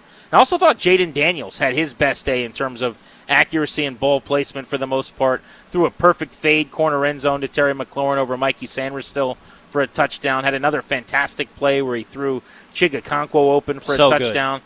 He was well covered by Witherspoon. And it was just that's why this guy is special kind of moment, which you're looking for in these practices. But let's get a national perspective. See what Jeremy Fowler of ESPN thought. First time he's been out here in Ashburn. Jeremy, I know you're on a tour of sorts, so you see a lot of teams you drop in for a day. What were your big picture observations on the Commanders today? Yeah, well, it's hard to ignore that connection you just mentioned between Terry McLaurin and Jaden Daniels. That beautiful pass to start the 11-man workout, another touchdown later in practice. McLaurin looks like himself again. I know last year was hard with the hold-in and then the injuries. So he and Jaden Daniels both look like they're on the same page. I talked to McLaurin after practice. He was almost downright giddy about the connection that they have, that they're growing again or regrowing. So that's a positive. And, yeah, Chiga Okonkwo, you mentioned him. I think he's probably their receiver 2 right now. He runs routes like a receiver, even though he's a tight end. So to me, he's more of a hybrid model. And so, with the absence of like another bona fide number 2, he's probably the 2 to me. And, yeah, so that stood out. Just, the offense as a whole, the passing game looked pretty fluid. And, Jaden Daniels looks like he's added a little bit of bulk, maybe not a ton, but he looks a little stronger to me from what I've seen. And, yeah, Sonny Styles is interesting. He physical guy, yes, but he can also cover so much ground. So I know Dan Quinn's been challenging him to, take gambles and go for it. Try to get a 10-yard closed gap. When other guys can't do that, you can. You have that kind of ability. Jeremy, you mentioned the wide receiver 2 position, and I think it's noticeable when Terry's not on the field and some of the other guys are maybe not able to create the separation. Do you have an update on what the Commanders could be doing? Seems like they're out on Ayuk now, but what about Stephon Diggs? What's your update there? Well, they are monitoring the Stephon Diggs situation. That's one that's firmly on the radar, I would say. It's really a situation where they can play out at least this week and just see who emerges, who develops. They really have pretty big plans for Treylon Burks. Not that he's a bona fide 2 at this point, but they do feel like he can help them with some of his strengths, especially in the red zone. He might not be able to be like the quick twitch separation guy, but he is a contested catch guy in the red zone, so he'll help. And they want to see what Antonio Williams can do. the early signs are promising. I still think they'll add somebody. I think Diggs would probably be the pick if they can work it out. But, he one, needs real money, and two, probably isn't eager to get to training camp this early. Guys like that are in their 30s can wait a little bit. So the Commanders will have to navigate that.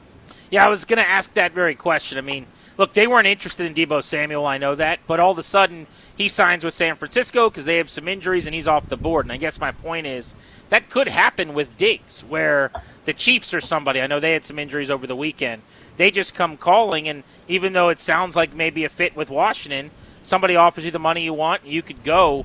Like, how do you play that if you're them to make sure that you don't miss the boat, so to speak? Because I'm sure both of them are content not doing anything right now. Diggs doesn't want to be here sweating and bleeding. And, they probably want to get reps for their younger guys, too.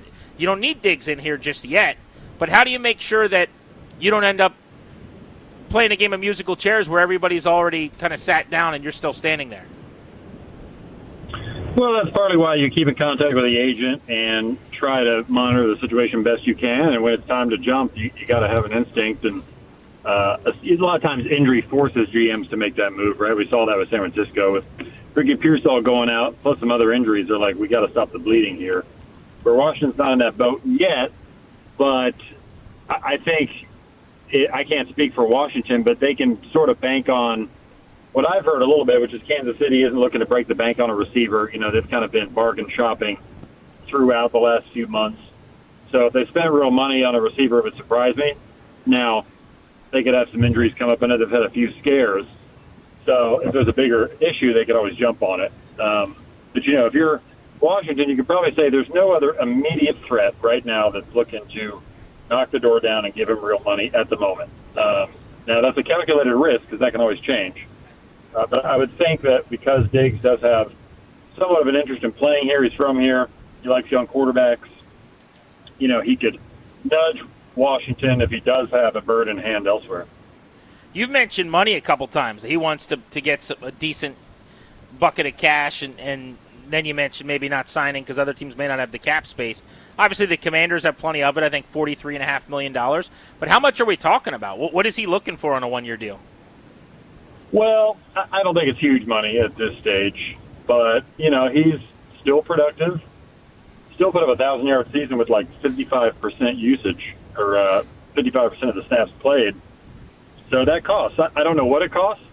We saw Deebo Samuel get a one-year deal worth up to $7 million. I have Diggs above that, but I don't know where exactly. It's not going to be 20 or anything like that. I'd be shocked at that, but it's got to be something that gets him out of bed, so to speak. Talking with Jeremy Fowler of ESPN, Toby Altizer sitting in for Danny today on Grant and Danny. What did you make of what you saw from the offense today with David Blau, and what were some of the things you mentioned talking to Terry McLaurin? I'm sure you talked to plenty of other people out here as well. What were some of the thoughts of the first-year coordinator for Washington? Well, he's aggressive. They were taking, even though it was just red zone, they were taking a lot of shots on the 18, 20-yard line going into the end zone. It seems like he doesn't want to waste time. Now, they'll set things up with some short to intermediate work, but it's going to be aggressive and it's going to be pretty creative. I mean, it's from the Ben Johnson school. And what does Ben Johnson like to do? He's got at least one trick play most games. I was joking with Terry McLaurin when I talked to him after practice about, hey, do you need to be ready to throw? Because, that David Blau might like to use receivers on trick play. And he said, that's not me, but, we got De'Ami Brown that can throw. Luke McCaffrey can throw a little bit. So I think they're going to create the illusion that they have 4 or 5 throwers on the team and they can throw the ball any time on any sort of handoff or screen pass. So that's going to be really interesting to me. And, I mean, look, the under center play action work, it is helpful to quarterbacks. We saw it with Matthew Stafford last year. It's just a way to keep you healthy when you have your back turned to the defense. And you create the illusion of the play action, and, defenses have to respect the run that way. So because of that, it seems like Jaden Daniels is taking to that, and that's a good sign for David Blau so far. It's very, very early, but I think the early signs are positive, and the Commanders feel like they're getting ahead of this a little bit as opposed to just going with the sure fit. They're trying to go with an ascending talent. Jeremy Fowler, national reporter, ESPN, here on Grant and Danny. So just to put a bow on the conversation before we let you go, it sounds to me, I don't put words in your mouth, though, that you still think there's a really good chance Diggs signs here. Is it overstating it to say you're expecting at some point that he would sign here? I'm not going to go that far yet, but I just know that they've had contact and it's on the radar. So that, to me, tells me that if they sign a receiver, he's certainly on the short list, and that's probably as far as I'd go right now. I don't think it's heated up to that stage yet where it's intensified. So, but it's on a platter for them to make the move. You know, it makes a lot of sense. They've been aggressive all offseason, or at least in March, you know, with free agency and signing players, and I think they're already seeing the benefits of that of, you know, an Odafe Owe, Aliu Chanel, Chigakonkwo, like these guys are helping immediately. So, you know, the more advantageous it is to utilize free agency, the quicker you can try to get yourself into contention. Jeremy, appreciate you hopping on with us, and safe travels. Where are you heading out to next? Going to Baltimore tonight, and then Philly, and then the Jets, and then going to the West Coast. So we got a bit of a long trip here, but it's that time of year, so good to be back. One of those teams is not like the other, Crowbar and the Jets on that wing of the trip. Well, you know, they're looking up a little bit. I kind of like the roster, but it is the Jets, so we need to temper all expectations. Thanks, Jeremy. Be good. Great seeing you out here today. Hey, you too. Thanks again. You got it. There's Jeremy Fowler of ESPN on Grant and Danny. Toby in for Danny. So, Tobes, the quote I jotted down here is he's not going as far as to say he'd expect it, but they've had contact. He's on their radar. If they sign a receiver, he is on the short list. And he's been all, you know, he was the main guy on the Terry McLaurin stuff last year. He's really been all over Diggs having interest in Washington. So it seems like that's mutual. I would say the chances are, 50-50 that he ends up being here? And this is the point I keep making. Diggs does not want to be here today. He doesn't want to be out here at training camp. I don't know that I wanted to be here today with how hot it was, and so I think that's the point, right? It's a good opportunity, too, for Antonio Williams, De'Ami Brown, Van Jefferson, go down the whole list to get a couple more reps and see if they can prove themselves. Exactly. And then in 2 weeks, maybe that's more the time, or even in a week, maybe that's more the time. But I think that's why you just keep that dialogue open, and when you feel like the time is right, bring him in, if that's the route they decide to go. You can work back from the date of week 1. And know, okay, we need him in here practicing on this date. And until then, let's just get everyone else up to speed as best as possible. Yep. So I would not rule it out. It certainly seems like for now, any Ayuk conversation is dead. Thank you, please. But who knows? Things could change. He's been much quieter on social media. Or maybe I just have him blocked on all accounts. And so he might be very loud on social media, and it's just not getting through to my accounts, which is just as good as far as I'm concerned. Grant and Danny on the Fan. Jim Callis of MLB Pipeline is going to join us coming up in 20 minutes. I want to get a detailed analysis of the Luis Garcia return for the trade that was made yesterday from Callis, who follows prospects for a living, and also talk to him about what the Nats might be able to get back for Foster Griffin if they trade him today. That's coming up at 3 o'clock. We'll keep working our way through some observations from practice, including some thoughts, speaking of wide receivers getting some long runway here. Antonio Williams continues to make some plays. Talk about that next on The Fan.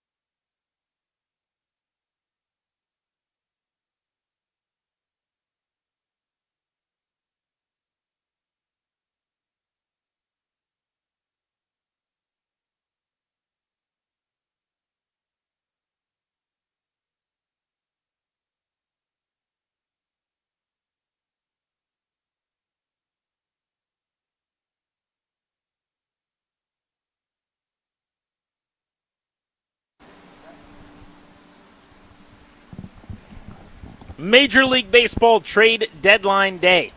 Grant and Danny on the fan. Toby's in. Danny's vacation ending tonight, so he will be back tomorrow.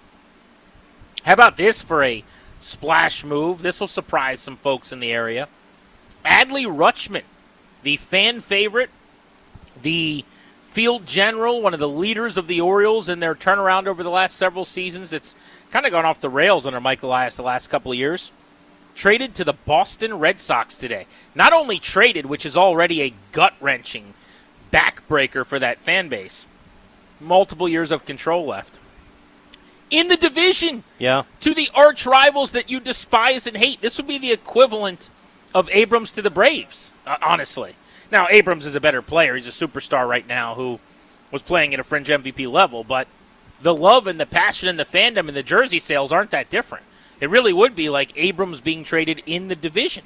Yeah. No, I mean, it would be tough. And speaking of which, it's funny looking back at that draft. C.J. Abrams was part of that draft. He was the 6th overall pick.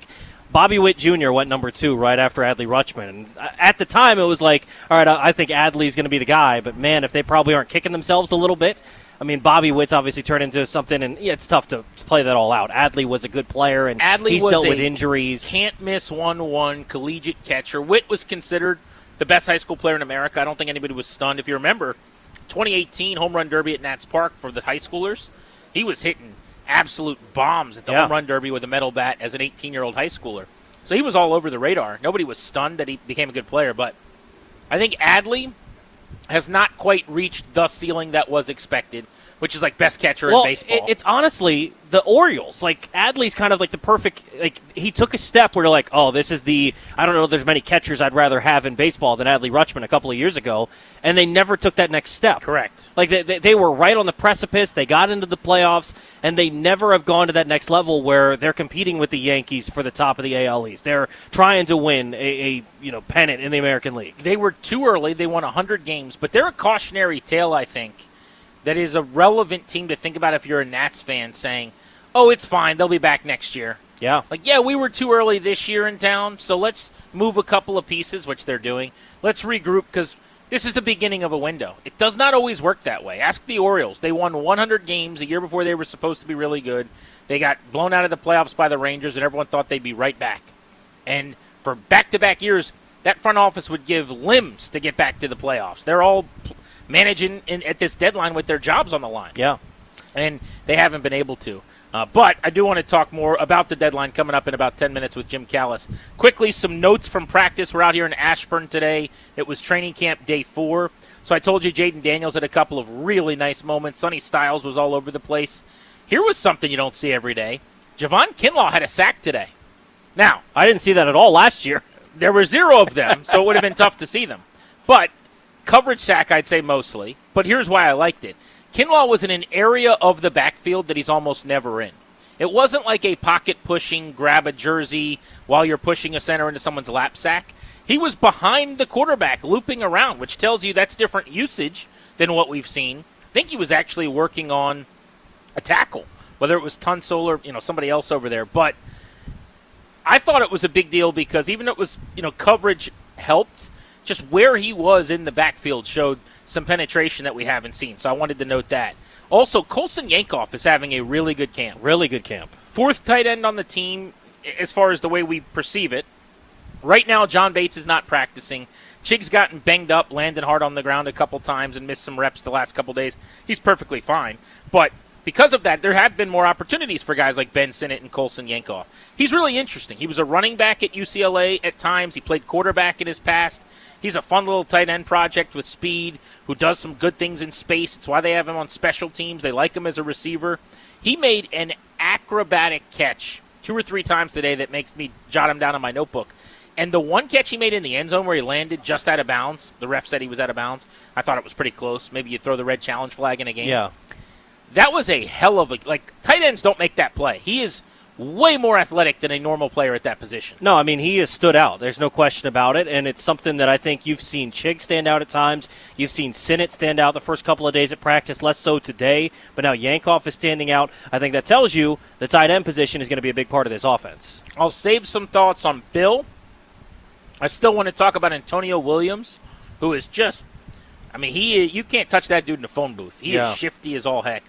And Caleb on Chason, some funny observations I made about him today. He was acting like it was September 15th.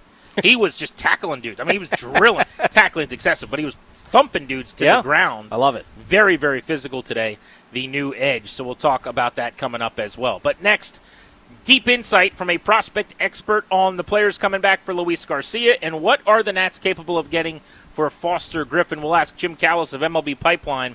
That's minutes away right here on The Fan.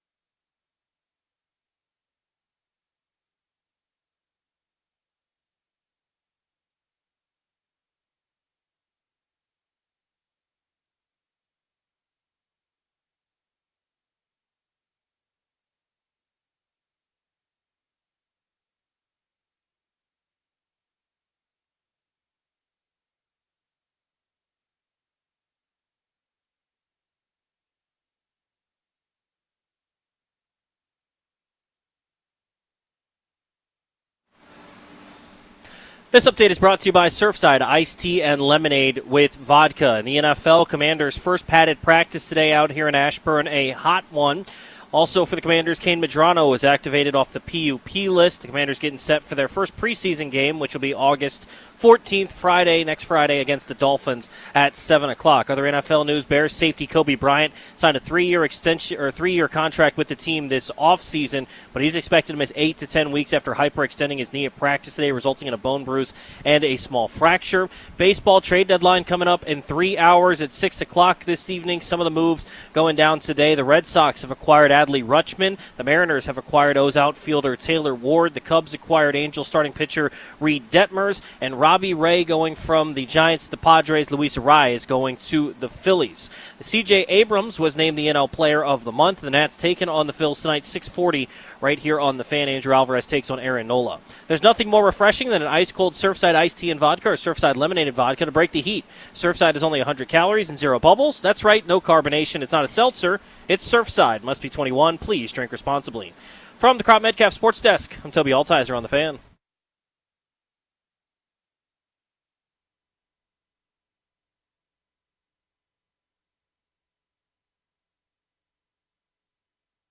Here's the pitch.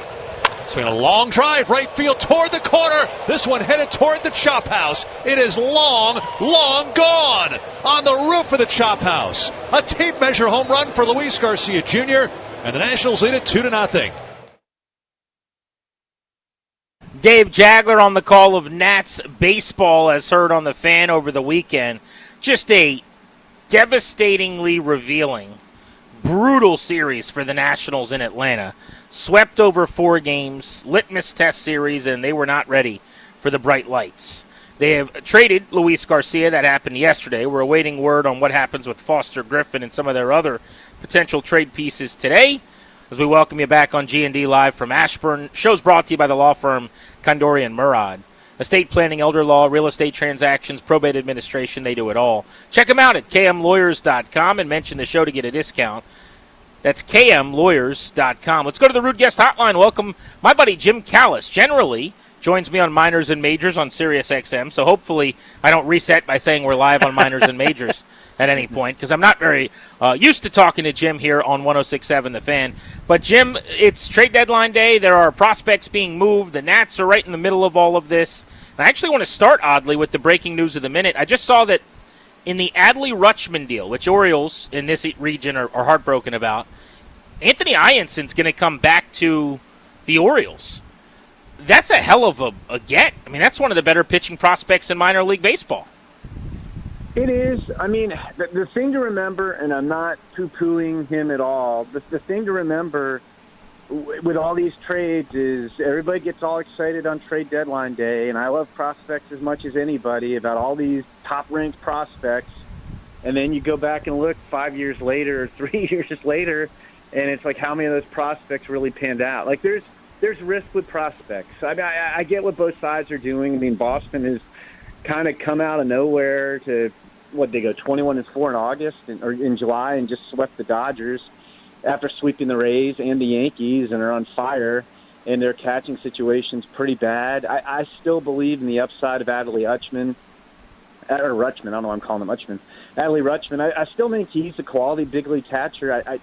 I think his downturn with the Orioles, there had to be an injury involved. But anyway, I can see why both sides are making that trade. And Anthony Ianson is very, very good. It is an interesting trade. You know, we'll see. We'll see how that one pans out. In the division makes it even more interesting, by the way. Yeah, no question. Jim, Luis Garcia gets moved yesterday to the Yankees from the Nationals, get back 4 pitchers. Speaking of identifying a problem and trying to address it, Paul Taboni looks at the Nats system and realizes they need to add some arms. What did you make of the return for the Nationals? Yeah, I mean, I thought that trade made sense for a lot of teams. I mean, Luis Garcia has, I believe, one more year of control. After this one, he's having a career year. I mean, he's slugging more. You know, he's leading the National League in slugging, more than 100 points than his previous career high. And I think they sold high on him. And in return, they didn't get a top 100 prospect, but they got 4 pretty interesting, or 3 interesting arms. And I mean, Jake Bird is kind of a fungible big league reliever who can help take some innings in the bullpen. But it's an interesting interesting package of arms. Jack Siebert is probably the best prospect of the three they got from the Yankees, and the Yankees excel at getting guys in the later rounds of the draft and turning them into pitching prospects. And Jack Siebert was a long reliever at Texas Tech last year. It was a 15th round pick. They've turned him into a starter. He's added some velocity. He's sitting around 94, 95. He's got a high spin slider that's his best pitch. They helped him throw that harder and add some sweep to it. He was a starter as a sophomore and junior. They put him back in the rotation, and he's missing bats and throwing strikes, and certainly looks really, really interesting. Ben Grable, another example of what the Yankees are able to do with pitchers. 11th round pick as a fifth-year senior out of Indiana in 2025, and he's got one of the best fastballs in the minors. There's no big league pitcher this year who can match his combination of velocity. He sits at 96, he touches 99, and induced vertical break where he averages 20 to 21 inches of carry on his fastball. Now, granted, the Major League ball is different, and so it won't necessarily play quite that good. But, you just don't see guys who throw that hard and can backspin the ball and create that kind of upshoot action in the strike zone. It's a very good pitch. He's a two-pitch reliever. He's got a mid-80 slider that breaks horizontally that, keeps guys off his fastball. He throws strikes. I think he could be in the bullpen pretty soon. And Giovanni Cruz, I haven't seen if they assign him to the big league roster. He's already had big league time this year with the Yankees. He's older. He throws hard. He averages about 99 miles an hour, touches 102. It's not a lot of life, but obviously that kind of velocity works. And he actually uses an upper 80 slider more than the fastball. So the hope is that Siebert could be a starter. The other guys are all relievers. So, this isn't, and again, you're not for Luis Garcia going to rebuild your whole rotation, but like you guys said, they addressed their biggest need, which is pitching. And, Siebert could conceivably be up at some point next year. And the other three guys, I think, could all help the bullpen pretty much immediately if they wanted. You mentioned the lack of a elite-level prospect, and I think that's kind of what fans who follow prospects, maybe not as closely as someone like you does, want. They want a famous guy that they've heard of, or they want to look it up on Pipeline and see that a guy's ranked 6th or something. The Nats in multiple big deals now. I think about the Gore deal, where they got some really good players. Looks great now, by the way. And this trade, they've gone a little bit more quantity quality. They've gone a little bit more let's throw some arms at the problem, so to speak. What do you make of that philosophy instead of maybe, if I don't know what the full return is, but if you get an Ianson and one other player for Rutschman, the Orioles could have gotten 5 arms in this deal and not gotten an Ianson. You see what I'm saying? Yeah, I think, I think, we look back, since the pandemic, on average, well, I'll ask you guys. We'll do a quick quiz for you guys here. What do you think the average number of top 100 prospects is traded at in the month leading up to the deadline, in an average year since the pandemic? How many top 100 prospects changed teams? I'll say 8. Yeah, I was going to say 8, so I'll just go one less, 7. Well, it's 4. So Danny wins. He's closer. Well, like teams, and again, it's not that teams are beholden to everybody's list. But teams generally don't trade those guys. I think if Ianson is in that deal, that'll be the 4th one leading up to this deadline, because I think you got the 2 in the Skubal trade, and then Arjun Namala got traded today. So I think that'll be 4. And maybe we'll have more. And frankly, there aren't a whole lot of them traded in the offseason either. The trade the Nationals got when they traded Juan Soto, who obviously was an extremely talented player at an extremely young age. You just don't see those trades happen very often. And I think the other fact, so one, teams don't want to give up their very best prospects. That's one. But 2, and Paul Taboni, looks like, I don't know that they have a master plan, or it's, I don't know how much of it's coincidence or how much of it is a master plan. But if you believe in your scouts and you believe you can identify talent and you believe in your ability to help develop players and get them better, then you conceivably could get more, you could get what looks like quantity over quality. And then by, again, maybe you identified some things that other people missed and your development staff helped these guys get better. Then all of a sudden you turn that quantity into quality. Because like you said, that was kind of the impression when they made the Mackenzie Gore deal, was that they got quantity over quality. So it would be interesting. I'm sure Paul Taboni will be speaking to the press at some point today. And it would be interesting to ask him that question. But I think if you have faith in your scouts that's a way that you could get a little bit more talent out of a trade than you might normally would. Jim, I'm just riskier, seeing the report on what is the full package for Boston, so I just want to get your thoughts on this. This is via, looks like Britt Giroli and Ken Rosenthal. So Anthony Ianson and Kyson Witherspoon, who's the number 4 prospect for Boston in that deal, with Andy Ezokar and then Harold Rivas and Carlos Narvaez. So that's 3 top 5 prospects from Boston. Yeah, and I do that list. So what you're saying is when I get off the phone, I'm going to have to reconstitute my Red Sox list because Mike Elias and Craig Breslow have just decided to explode it. Yeah, that's a hell of a return. It is. Ezokar and Rivas are very far away from the big league. I'm not trying to shoot down a turn. I'm just saying the devil's advocate side of it is, Ianson, when he came out of the draft last year, those are their top 2 pitchers from last year's draft in terms of how good they are. Ianson added velocity this year. It's backed up closer to where it was at LSU. Like, he has not thrown as hard as he did in spring training in April all season. Kyson Witherspoon has had kind of a rough year, in terms of missing bats and the stuff playing. He doesn't have great fastball metrics, but he was the 15th overall pick in last year's draft. So yeah, sometimes these things, the prospect return looks like, oh, if all these guys hit, this would be amazing, but they don't usually always hit. So yeah, it's crazy. To me, the thing I can't get out of my mind, besides all the work I'm going to have to do shortly, is the fact that, a month ago, the idea that the Red Sox would make a trade like that would have seemed insane. But I do remain an Adley Rutschman fan. I do think, we'll see. That'll be very, very interesting to see how that one plays out. The biggest trade, the one that we were looking forward to, assuming that they would end up selling, was the Detroit Tigers trading away Tarek Skubal. What'd you make of him going to the Dodgers and the return that Detroit got back? Yeah, well, I'm gonna get on my soapbox here a little bit. Everybody needs to shut up and stop whining. No, I'm not directing that at you guys. I'm directing that at teams. Like, after that trade, you got all these tweets, from national baseball writers. Oh, the teams are saying they can't believe how bad this return is. They could have gotten more if they waited, or they could have trumped that. Well, one, do we really think that Andrew Friedman said, here's our offer, now we'll just sit around for a couple days, and if you don't take it, we'll be content to just come away with nothing at the deadline? I'm not saying he said, Scott Harris, you have to take this deal right now, but that's not how trades work. I don't know teams that tell other teams, here's our offer, feel free to shop that around. And if we don't make a deal and we wind up with nothing, that's okay. That's not how trades work, 1. 2, how about if everybody thinks that was a light return, why don't you guys trade more? If this is such a bad return, why didn't other teams offer more? It's Tarek Skubal. You're only committed to him for the rest of the year. It's a rental. It's going to cost you $9 or $10 million, but it's not like you're taking on.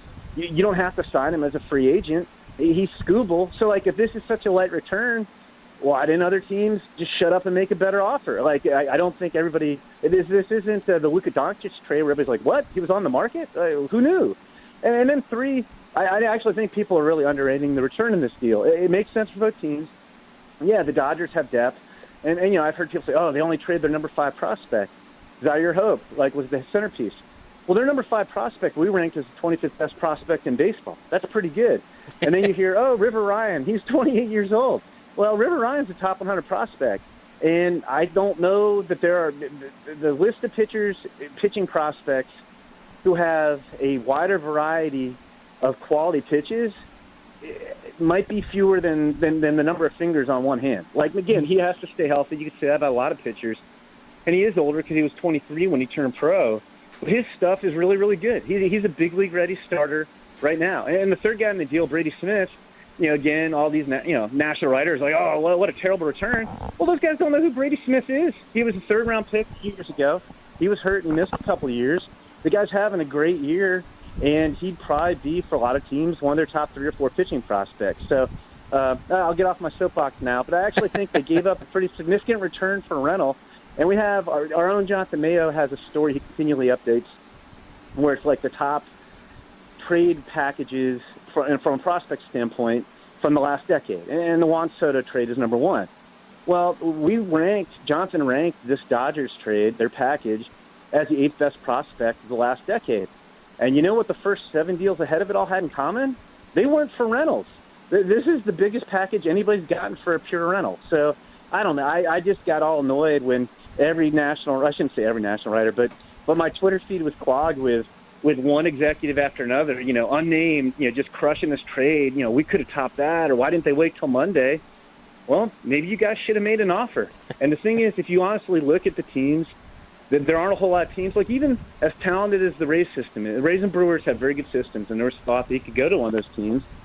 If the Tigers wanted, again, not this is the best way to trade, but let's say they wanted 2 of the 3 guys to be arms, I don't know that the Rays had an arm as good as River Ryan's to put in that deal. With the Brewers, would they have given up Luis Pena and Logan Henderson? I don't know. And Logan Henderson's been hurt a lot too. So I actually think that offer was pretty good. And I don't know. I don't know if you guys could tell. I was annoyed by a lot of the knee-jerk analysis in the aftermath of that trade because I just don't think people realize what they're talking about. I was fighting this fight for like an hour and a half during minors and majors yesterday, so we're on the same page. You should have called me, Grant. There you go. Called me and I would have backed you up. But yeah, it's like that's a very good package. And again, even if you don't like the package, make a better offer. Yeah. I don't know what teams are doing about it. Like you could do 2 things. And you tell me which one's going to help you win in the playoffs.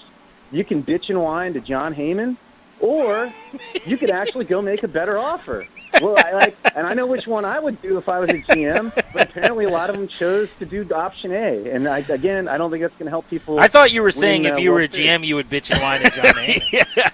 No, I'm saying those are my 2 options. I can bitch and whine about the trade, or I could go make a better offer. Yeah. Hey, real quick, before we let you go, because our Nats fans want to know if Foster Griffin's getting dealt. So I know you don't necessarily have inside info on that. But in a world where he gets traded, my fear is the return is coming down because so many arms are getting moved all over the place.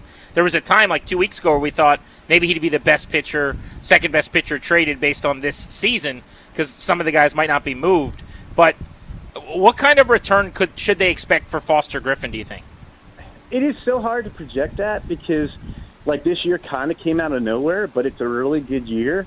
So I don't know what to tell you. I mean, I guess we'd assume it might be quantity over quality, right? Like, because, but I wouldn't so much worry that guys are getting traded and it's going to knock down his value because what's going to happen is, and there's some Reed Detmers, rumors swirling around, we're going to get, what do we have, a little less than 3 hours until the deadline? And it's going to get to be 5 o'clock Eastern, and there's going to be a bunch, everybody needs pitching, and there's going to be teams who don't need a starting pitcher and didn't get, the first 5 or 6 of good ones who got traded, and maybe they give up a little extra for Foster Griffin at that point. Yeah, it'll be interesting to see. Appreciate you joining us, Jim. A great insights, and if you want to text John Heyman, just we can give you his number if you need it. Jim, he was the one that came to mind, so I wasn't meaning to pick on John. But my whole feed was guys, quoting GMs, complaining about the offer, and it's like, okay, whatever. Doesn't seem like a good way to improve your team, but I guess if it makes you feel better, sure, go ahead. So anyway, you guys have a good day, and we'll see what happens with Foster Griffin. Yeah, thanks, Jim. Keep up the good work. There's Jim Callis. Go check him out, MLB Pipeline. Great insight on this trade deadline and the Nats. I have said for 2 weeks I think they're trading Foster Griffin. I thought it was basically a formality. I will say I'm not as confident right now, only because, A, we're 2 hours and 40 minutes away and there's not a whole lot of smoke. But on top of that, so many pitchers have gotten traded. I know he said not to be worried about the value coming down, but I think in a world where if Paul Taboni's gotten the go-ahead from ownership that they could offer a qualifying offer and get a top 60 pick, I don't know if you're getting a better return than that. Exactly. So I'm going to say there's a 51% chance that he gets traded just because I've had too many people from other teams over the last couple of weeks tell me they think he's on the move, that the Nats are trying to trade him. But I was up to 70% at one point, if that makes sense. Well, and I'm curious to see if this is something that you wait for another 2 hours and you get down to the deadline at 6 o'clock and you're right before it and you just say, screw it, we'll take the best deal available.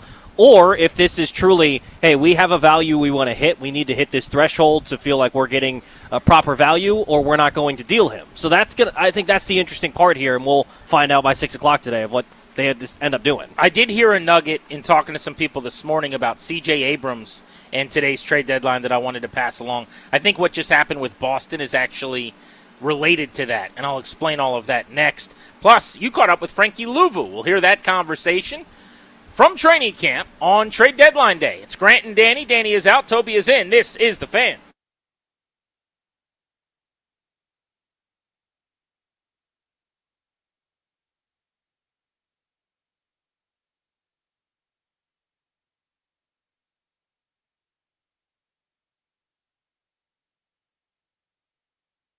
What's up, guys? It's GP. $30 million in guaranteed prizes.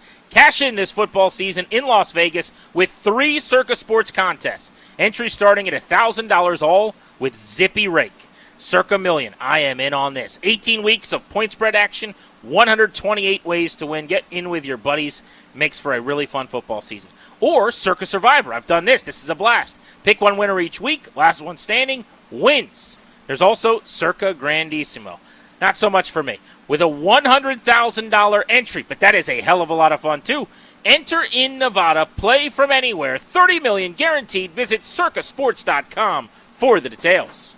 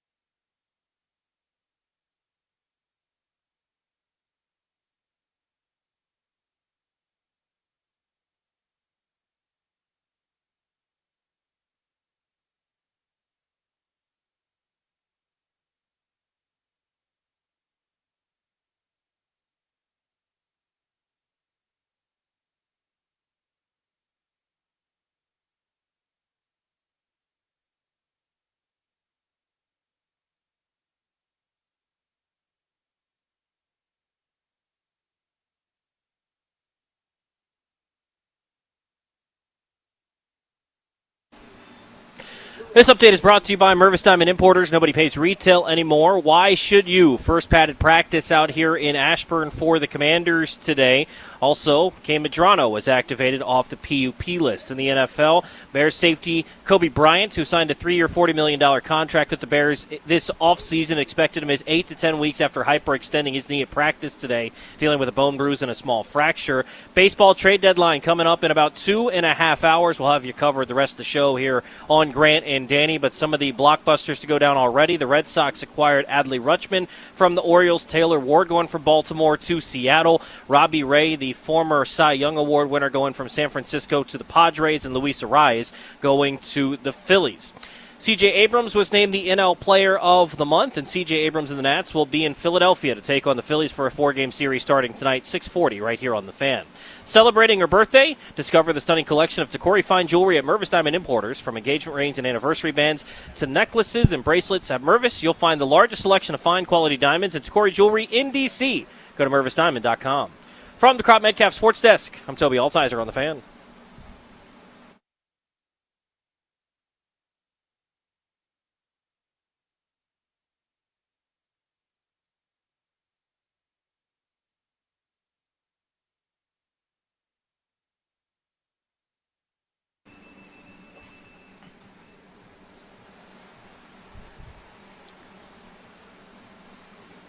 Welcome back, Grant and Danny on The Fan. We are live at training camp in Ashburn. Toby is in for Danny today. One last vacation day. True story. I was chatting with some listeners in the end zone or in practice, and a guy asked me, he said, "You guys going to play how much weight did Danny gain on vacation when he comes back?" I said, "You know it." He was thinking that might be today. Danny's not officially back till tomorrow. So we will play how much weight did Danny gain on vacation when we see Danny tomorrow. He left on Sunday. This is going to be a 9-day opportunity to gain weight for Danny Rouillet. It's going to be a large number, I think, unfortunately, for our guy, Danny Rouillet. Yes, I'm hoping we're somewhere in the... Let's hope for him it's under 18 pounds. Yeah. I'm going to guess over 13 to 15 probably. But 9 days. He generally averages about 2 pounds per day, which is on a his show. vacation. Poor guy. I mean, he works his tail off, but I think he's going to have to be working extra hard coming back from vacay. Yeah, there will be pickleball. For well, sure. And unfortunately for me, there's probably going to be puking on the back end with workout Wednesdays or whatever. That's true.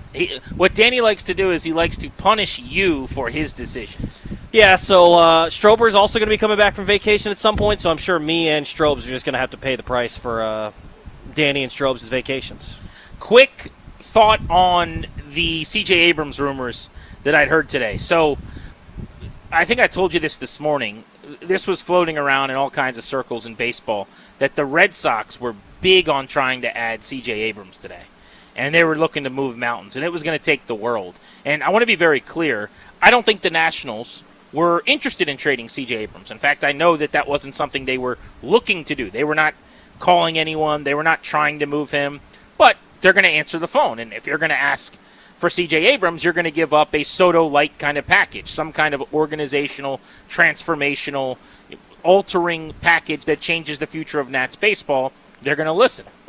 And for the Red Sox, they've got an exciting crop of players in the minor leagues, led by one of the best overall talents in all of minor league baseball, who I think is a pretty safe bet to be an outstanding shortstop of the future. And so if you throw your number one prospect and your top arms into the deal, you at least could get to a point where it's interesting to have a conversation. But with the package they just gave up with their top two pitchers going to Baltimore for Adley Rutschman, I would imagine that those deals have all broken off at this point.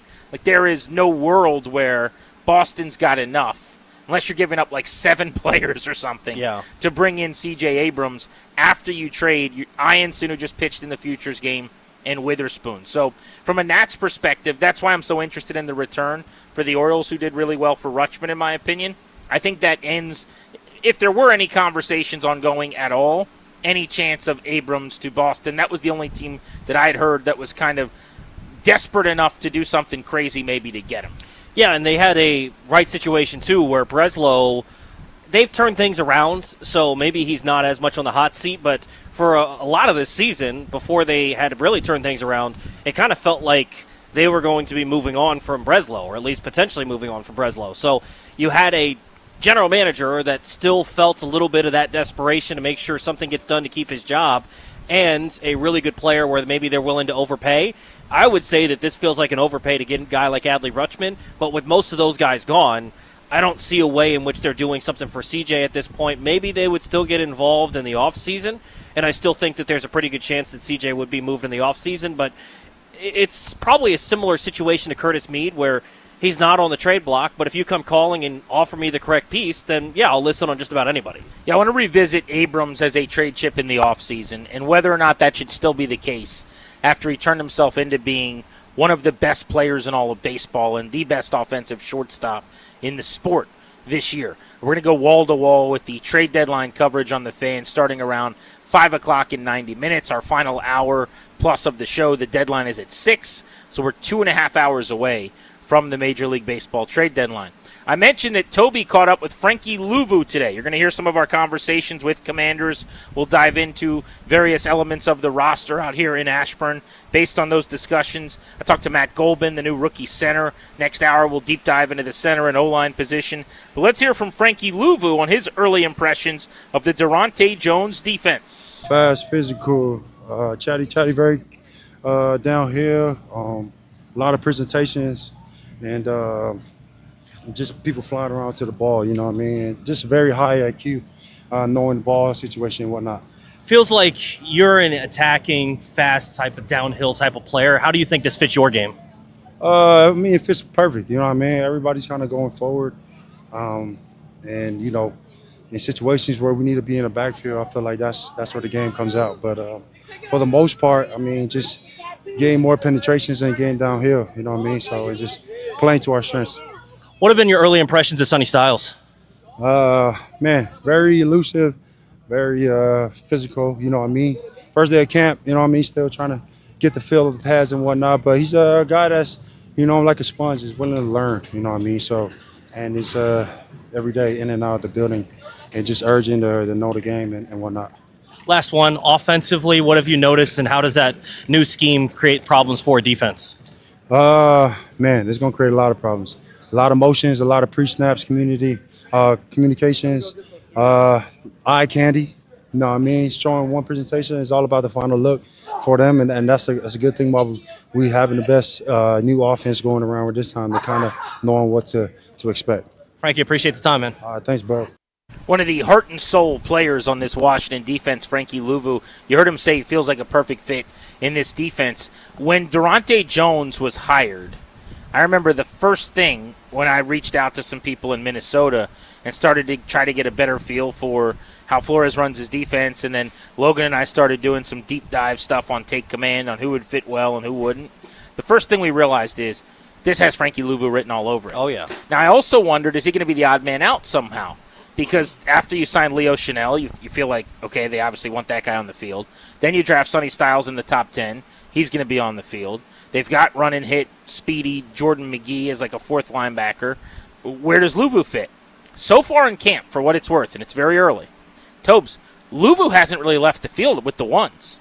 Sonny Styles and Leo Chanel are kind of splitting reps at that green dot mic area next to Luvu, but Luvu's the guy that is the unquestioned, I'm on the field, I don't know who's going to be next to me, but I'll be out here. We'll see if that changes.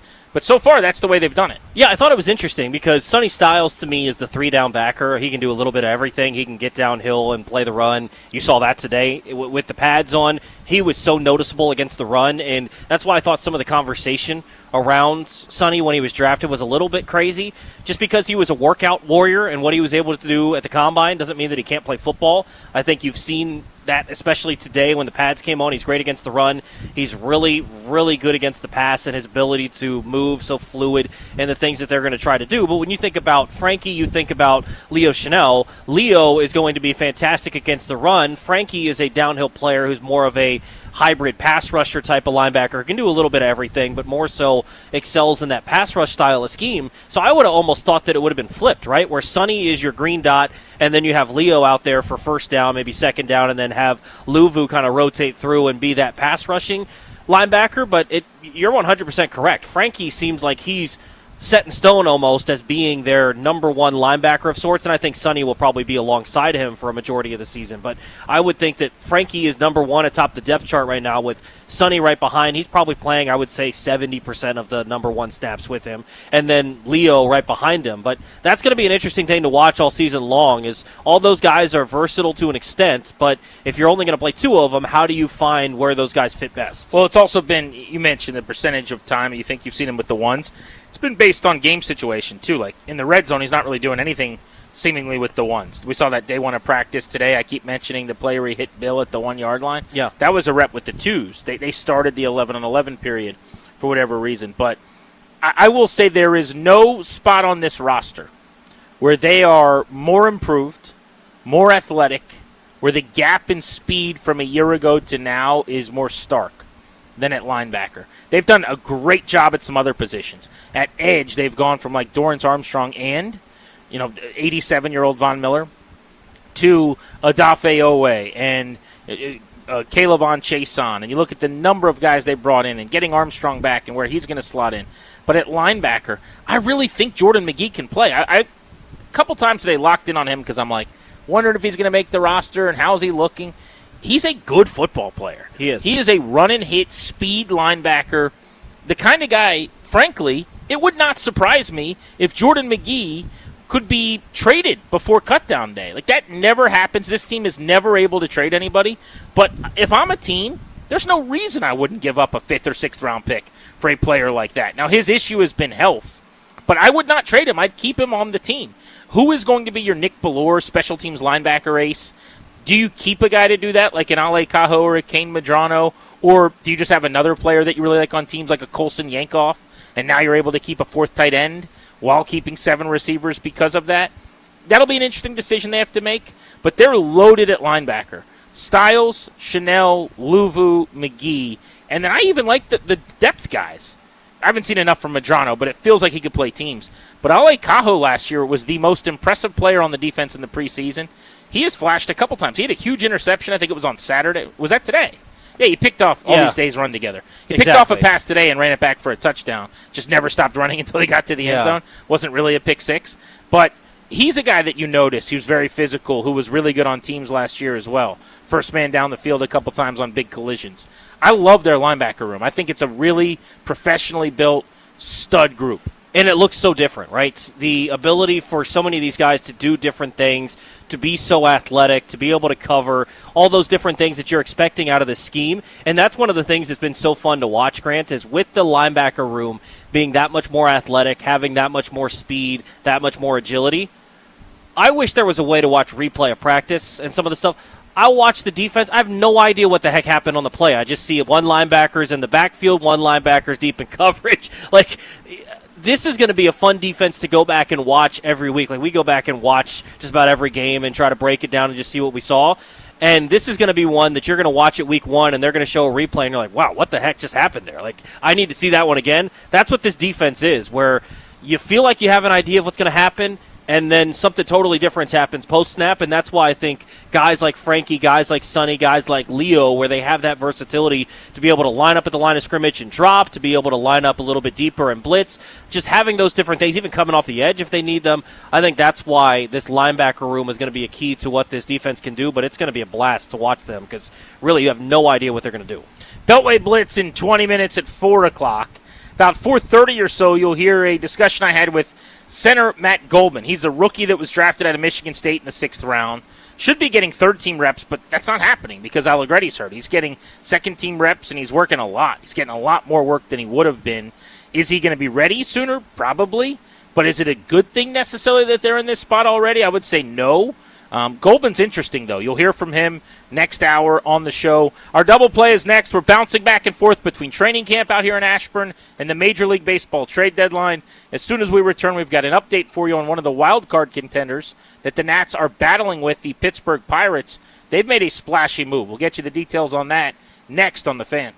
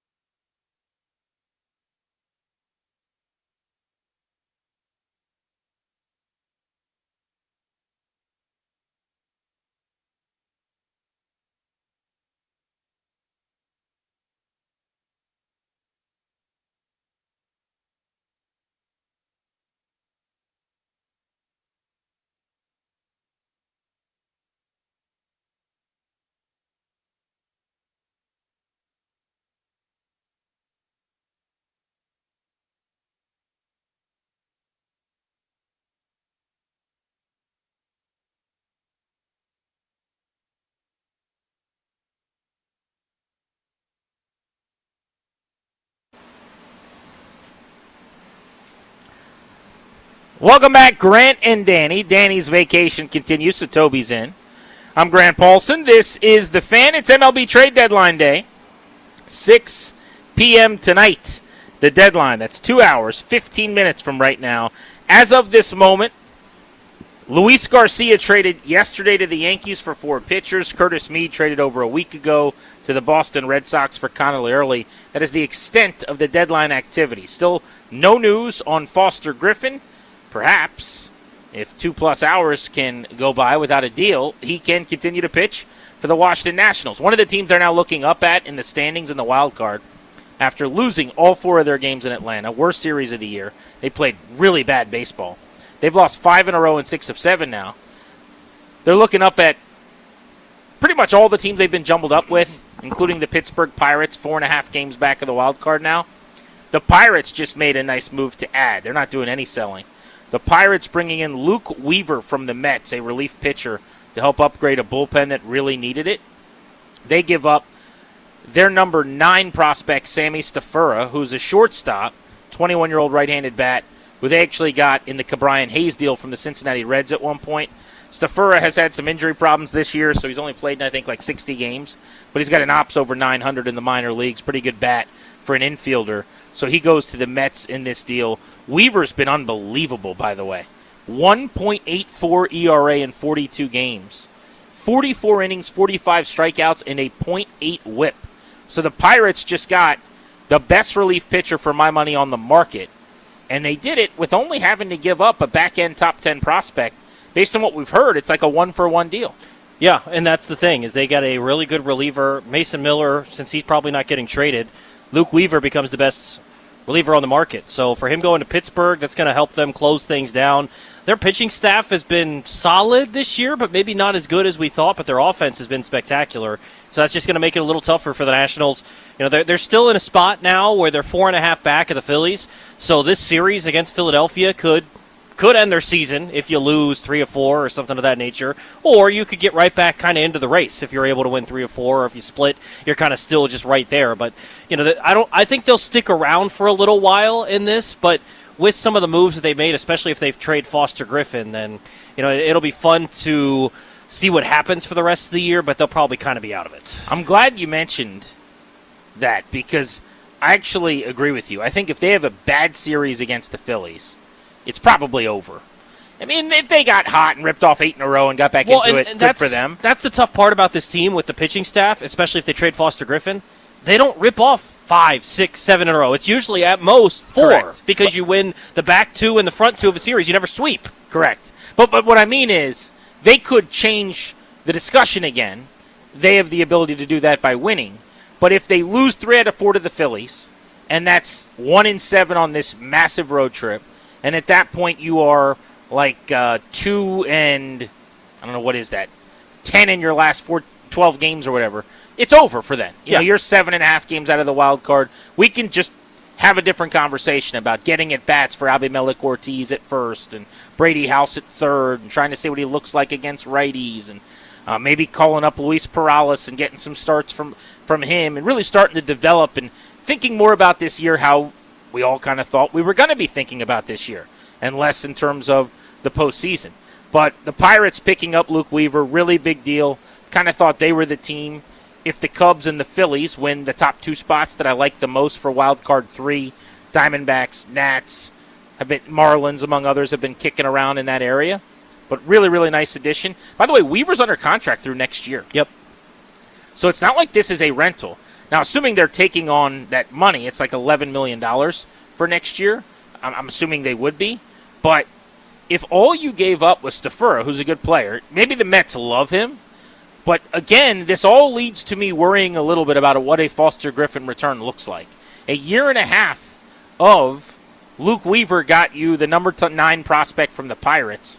What is a half season of Foster Griffin going to get you after 5 teams have already traded for starting pitchers in the last 2 weeks? Well, and that can be some of Taboni's ploy to the team, like, hey, we're not punting on the season. If they decide, hey, we didn't get what we were looking for, let's just hold on to them, even if they didn't do the qualifying offer, Grant. If they just look at it and say, all we're getting is a 10th best prospect from somebody, we'll just rather ride this out, that can be a little bit of a message to the clubhouse, like, we're not punting fully on this season, we'll still give you an opportunity here. So it's going to be interesting for a couple more hours to just keep an eye out. Every time I get a Jeff Passan notification, I'm wondering if it's going to be Foster Griffin. So it'll be interesting to keep an eye on the next couple hours. Our training camp coverage on the Fan throughout the day and every day from Ashburn, brought to you by Paul Henry's Window Installation.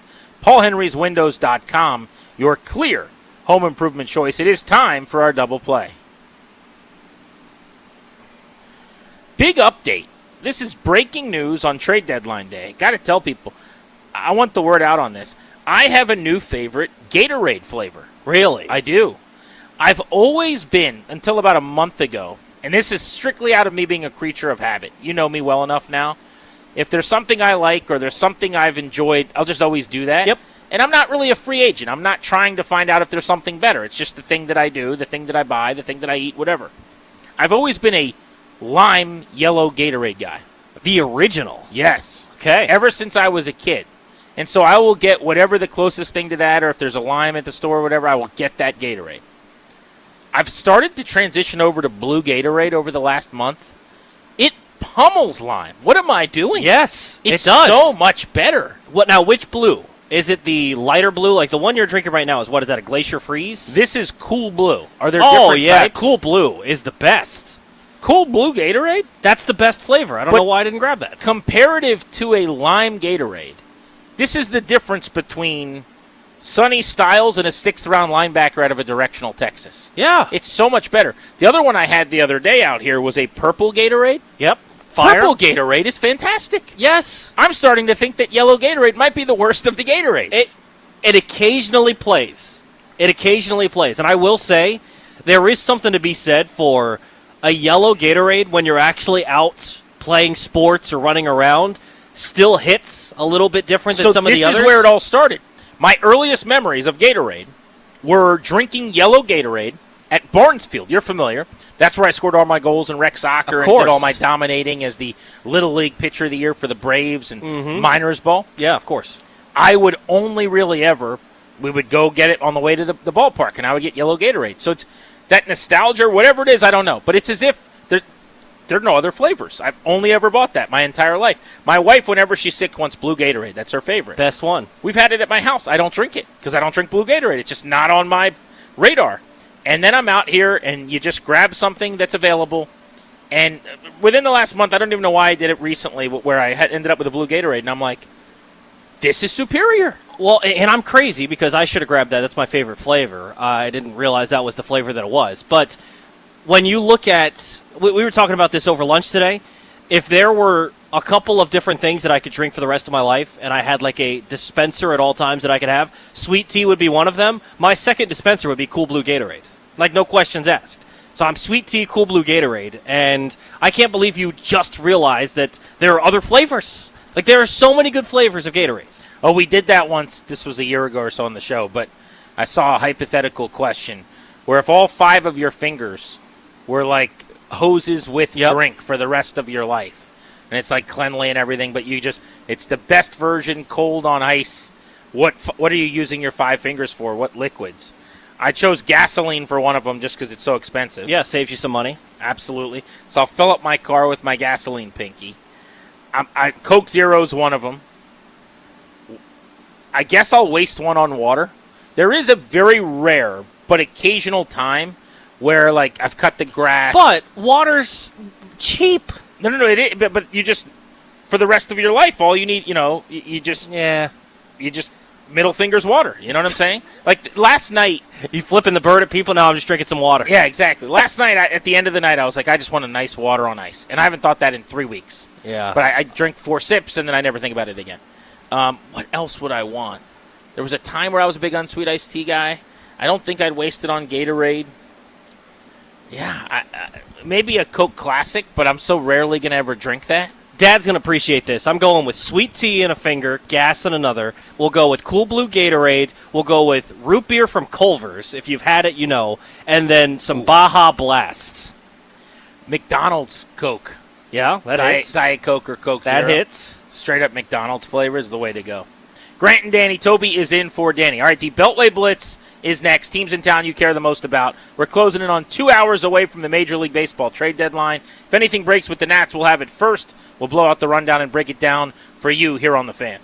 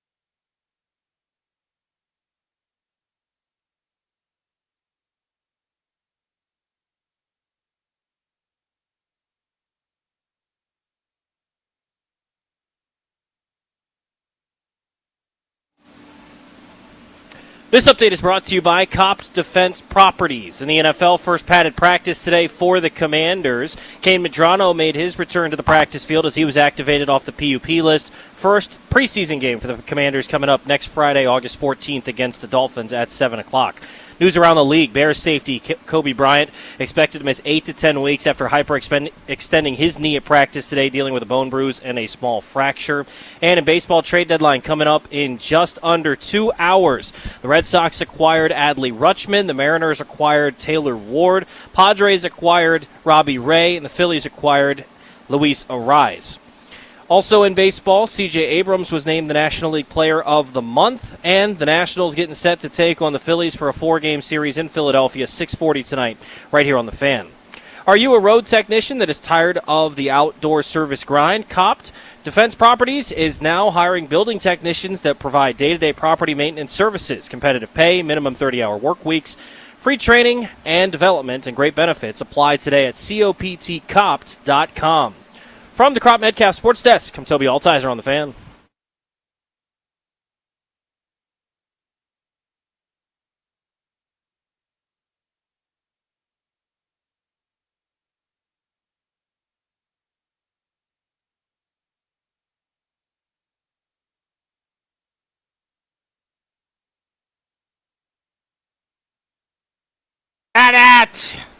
To overtime for the idea to put ice cubes in my hat and let them melt all over my head.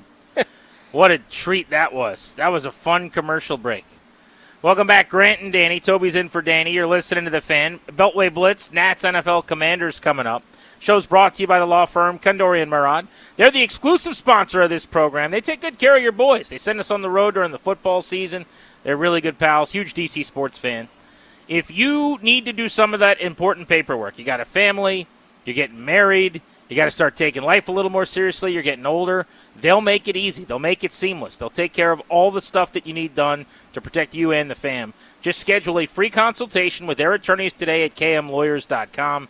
Mention the show to get a discount. That's kmlawyers.com. We're at training camp in Ashburn, bouncing back and forth between camp and practice day 4. And the MLB trade deadline, as Toby just told you, an hour and 55 minutes away. Will Foster Griffin get dealt? Will the Nats do anything else surprising? We're taking you up to the deadline right here on The Fan. Let's get to the Beltway Blitz. I'm going to get to the Nats in a second, I promise, but Bobby Blanco of Masson Sports applies his trade, talking a lot about the Orioles as well. And the biggest trade of the day in the sport is Adley Rutschman in the division to Boston and a massive prospect return for the Orioles. How stunning is this, Bobby?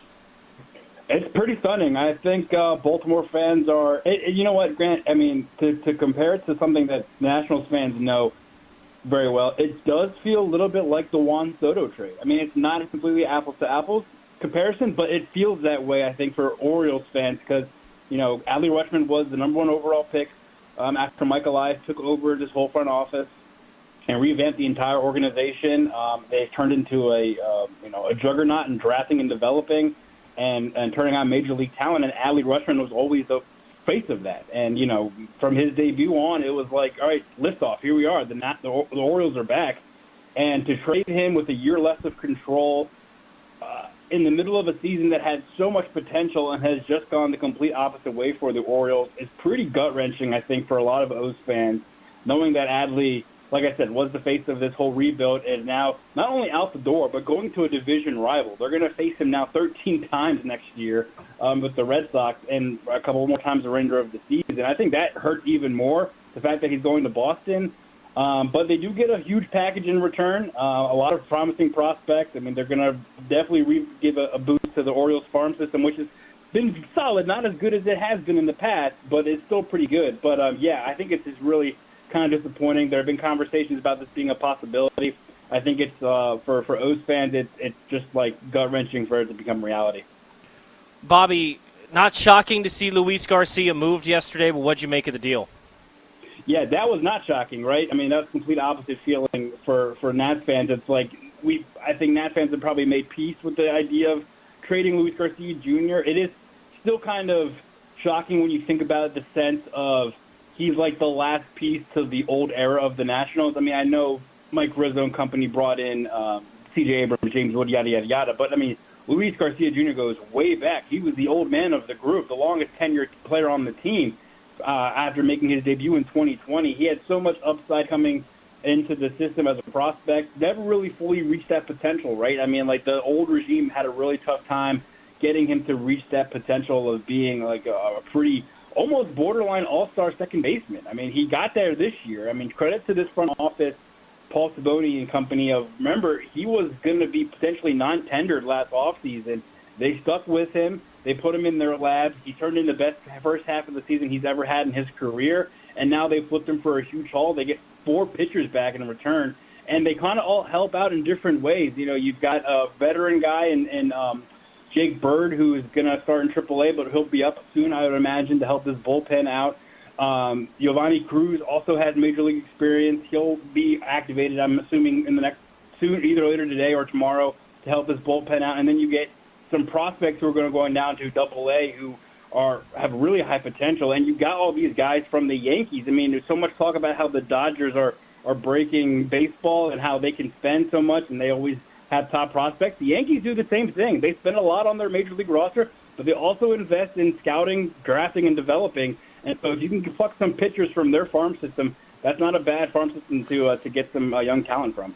Tick-tock, tick-tock. We're waiting for 6 o'clock to see if Foster Griffin gets traded. Do you think he will? I think so. I think with the starting pitching market, it looks like it's kind of leveled out now. The big names are off the board, and every team needs more pitching, right? So I think he's probably one of the guys that teams are looking for, are going to be checking in as the deadline nears. We heard so much about how talks about an extension with the Nationals didn't really go too far. And so I think if you're just going to let him walk at the end of the year, you might as well get something for him. So I think there will be interest. We know there is. Plenty of national reporters have said that teams have checked in on him. So there is some interest. There is the possibility that the Nats could have their cake and eat it too, right? Like they could trade him, get, whatever they can back for him, and then try to revisit, a contract in the offseason when he becomes a free agent. And, we know he likes it here. We know he's appreciative of what this group has done to revitalize his career. So you could have an in the offseason if you wanted to bring him back, lockout pending, obviously. But, I do think he does get traded before 6 o'clock. Bobby, appreciate the time, man. Always great to chat. Yeah, thanks, boys. Thanks for having me. Enjoy the day. Let's talk a little NFL. Joining us to talk about the National Football League is Eric Edholm of Yahoo Sports. Eric, feels like the Niners, we always talk about injuries, but, man, early in training camp, they're already dealing with injuries. Mike Evans missing practice today. They bring back Deebo Samuel, but what do you make of some of what's going on with their wide receiver room? Born under a bad sign or whatever, man. This has been going on for years. I mean, you can look back, and obviously a lot of these things are season-long tallies of all the injuries. Sometimes they wait a little bit to suffer these crippling injuries. I mean, look, I don't know how serious Mike Evans is, but obviously the Ricky Pearsall news was a huge blow. I think he was somebody they were expecting to break out and have a huge year this season. Evans is clearly someone they've been counting on and going out and getting him in free agency closer to the end of his career. Big role for him for sure. Deshaun Stribling got a little bit of a reach or a surprise pick at 33, but even he's been banged up. So, yeah, just one position. I mean, think about last year with Nick Bosa and Mykel Williams going down, Fred Warner on defense, obviously other injuries as well, and on the offensive side. I don't know how to explain it. You could say it's something to do with the training staff or the way they practice, I guess, but this has gone on farther than, Kyle Shanahan's tenure there, and just no way to fully explain it. I saw it was a big Aaron Rodgers is in the news saying things day. What kind of year do you think Aaron Rodgers and Pittsburgh will have in a pretty loaded Northern Division? Yeah, there's a lot to sort out with them, right? I mean, can they get the same production off turnovers on defense they did a year ago? Is the run game going to be something that kind of helps buoy the offense? Is the offensive line in a complete shape right now? And I think they have enough weapons at tight end receiver to make Aaron happy. Maybe it's a little bit more of a productive offense than it was a year ago when at times, it felt like there was sort of a cap on what they could do. And maybe Aaron's just in the mode of, look, I've already said it's my last year. I'm going to let it all hang out. But again, another year of hits and another year of wear and tear to his body. It's hard to know exactly what shape he's in. It seems like he's in a good place as far as with his family and everything, and the reunion with Mike McCarthy. Maybe this is setting up to be the perfect fairy tale ending, but or close to it. But like you said, the Bengals are probably going to be back. I think the Browns are a team on the rise. Obviously the division, like you said, is with the Ravens, even with the new head coach, you figure should be competitive with Lamar and that defense and everything. So hard to know. I think they'll be in the mix, but, wins are going to be tough, especially early in the season. What do you make of the discussion around Jeremiah Love in Arizona and Tyler Algier as a starting running back and this and that? Is that just much ado about nothing? What do you think his workload is going to look like this season as a rookie? Yeah, it's a good question. I mean, obviously, you look at Notre Dame and, they were able to kind of split up the carries with him. He was never a true workhorse back, if you will. This is not a guy who was getting 30 carries every single week, but he was so darn productive on a per-touch basis. And, obviously his teammate was at Notre Dame was a first-round pick as well, Jadarian Price. So there was a reason why they didn't put an outsized load on him. So I think some of that is also, just managing the workload of a rookie. Somebody's not used to, 350 touches or anything like that. I think that would be a little bit of a malpractice, but I also think it reflects where they are as a team offensively. I mean, quarterback situation, a little bit muddled right now. Feels like it's Jacoby Brissett's job for now. They did give him a pay bump, but Marvin Harrison Jr. has been dropping passes, coming off a disappointing season. So I do think the run game is going to be a big part of their identity, and it would be hard to imagine Love not having a somewhat significant role. But I also think there's some reason why they're not, completely turning it over in a, Derrick Henry-like workload or Christian McCaffrey or something like that. I'm in Ashburn at Commanders camp, so I'm always curious about the wide receiver market. Do you think Brandon Ayuk plays this season? If so, where? And then where does Stephon Diggs sign? That's a great question. Both of them are great questions because, it felt like it was bound to happen, right? That the fit and the need and everything worked out too perfectly for Ayuk prior to his, social media rants and all that. And there are people near Ayuk saying, look, I'm worried about his well-being. There's something off here, right? So if he's not a candidate, Stephon Diggs certainly would be one. I wonder if the Commanders aren't kind of watching and sort of seeing what develops internally, right? Obviously, you want to see how the players you have in camp now perform. Is there somebody who can step up? The kid from Clemson, is he ready for an expanded role or anything like that? I don't know, So I think some of that has to be sorted out first. There's also the possibility they could sign someone after week one and prevent them from being a vested veteran if you want to take that route. But, it feels like there should be as close to a full complement of receivers in camp working with Daniels and trying to get everything on the same page, as soon as possible. So I'd love to see them add somebody. I think the Colts are another team that might be looking for a receiver. There are a few teams out there right now that might want some depth, but I don't know that there's a team that has potentially a bigger vacancy than Washington right now. Eric, appreciate the time, man. Great insight as always. All right. Talk to you guys soon. Let's talk Commanders. Joining us to talk about the Burgundy and Gold, Tashawn Reed of the Washington Post. Tashawn, the first day with pads on, who stood out and why was it Sonny Styles? I thought it was actually the offense today, more so because the defense was so dominant in week one. Sonny Styles, along with the rest of the defensive front, were really having their way with the offense the first week of camp, I would say. But we saw the offense start to punch back today. Jay Daniels, in particular, was on the money. Him and Terry McLaurin hooked up a couple times for touchdowns. The run game didn't do too much, and I think that was partly because the defensive line still had a pretty good day, and the pass rush is active as well, both off the edge and in the interior. So it was kind of what you want, I think, as a head coach. Like, the offense had some moments, some defense had some moments. It wasn't completely lopsided, and Styles did have a nice diving pass breakup during a red zone drill that saved a potential touchdown. That Daniels, he had about 4 or 5 today, but he would have had another one if it wasn't for Styles making that play. Who or what do you feel better about than you did before camp started, just based on these 4 days? I think the cornerback group, I was a little bit skeptical. Part of that, is the health of Trey Amos. Like, he hasn't been out there yet as he recovers from his fibula injury, and you can't really fully evaluate the group till then. But, I was wondering, did they do enough there? Because that was a big position of concern for them last year. And they didn't make a major move. There wasn't a high draft pick. There wasn't a pricey free agency signing.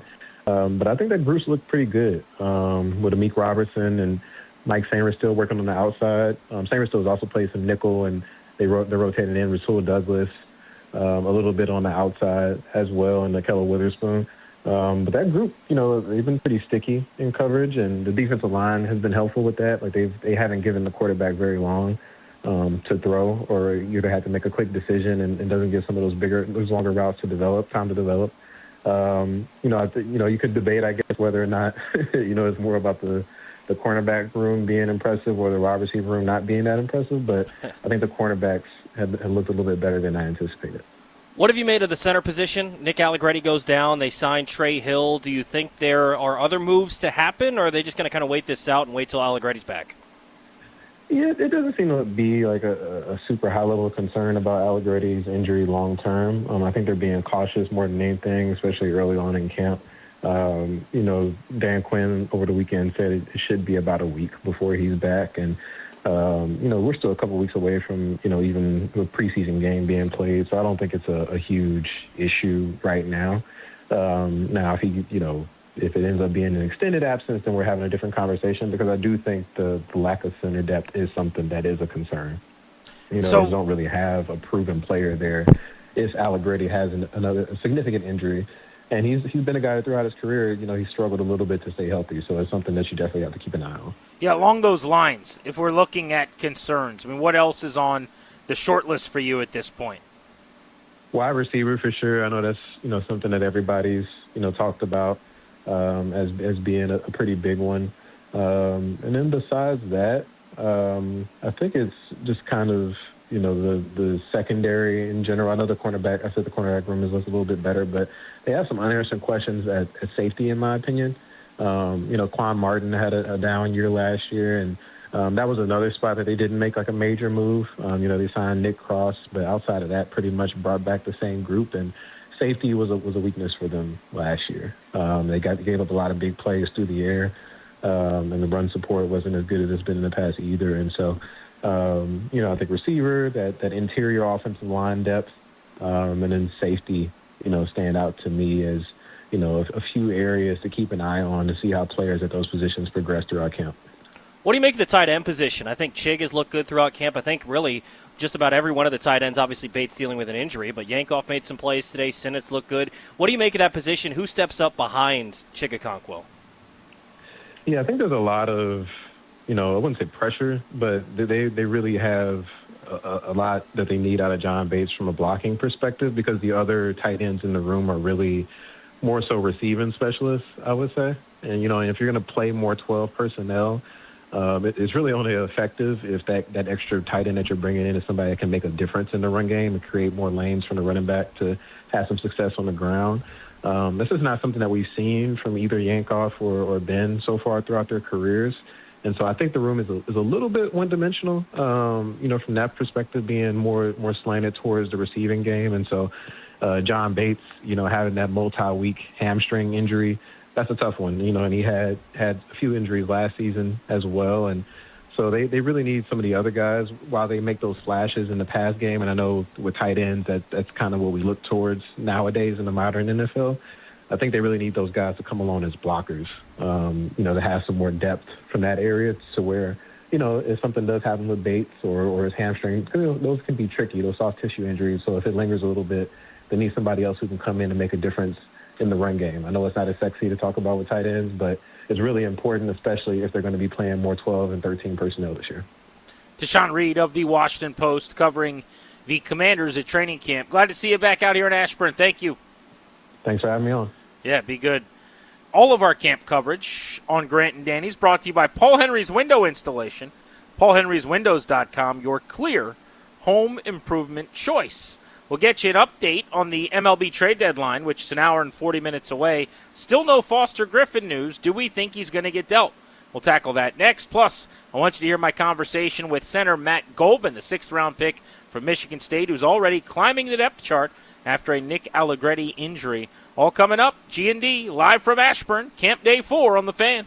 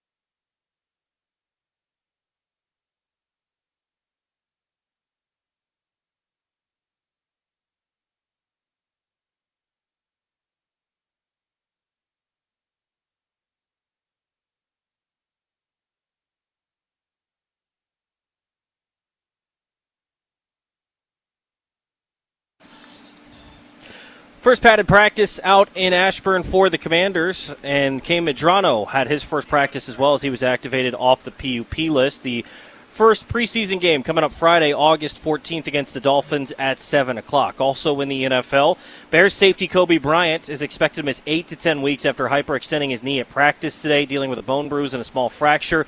No surgery expected, but he just signed a 3-year, $40 million contract with Chicago this offseason. He's going to miss 8 to 10 weeks. MLB trade deadline coming up in about an hour and a half.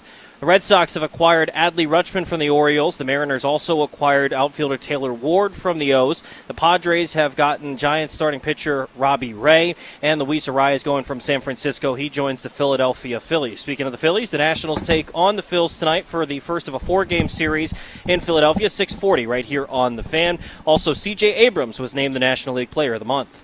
From the Crop Metcalf Sports Desk, I'm Toby Altizer on The Fan.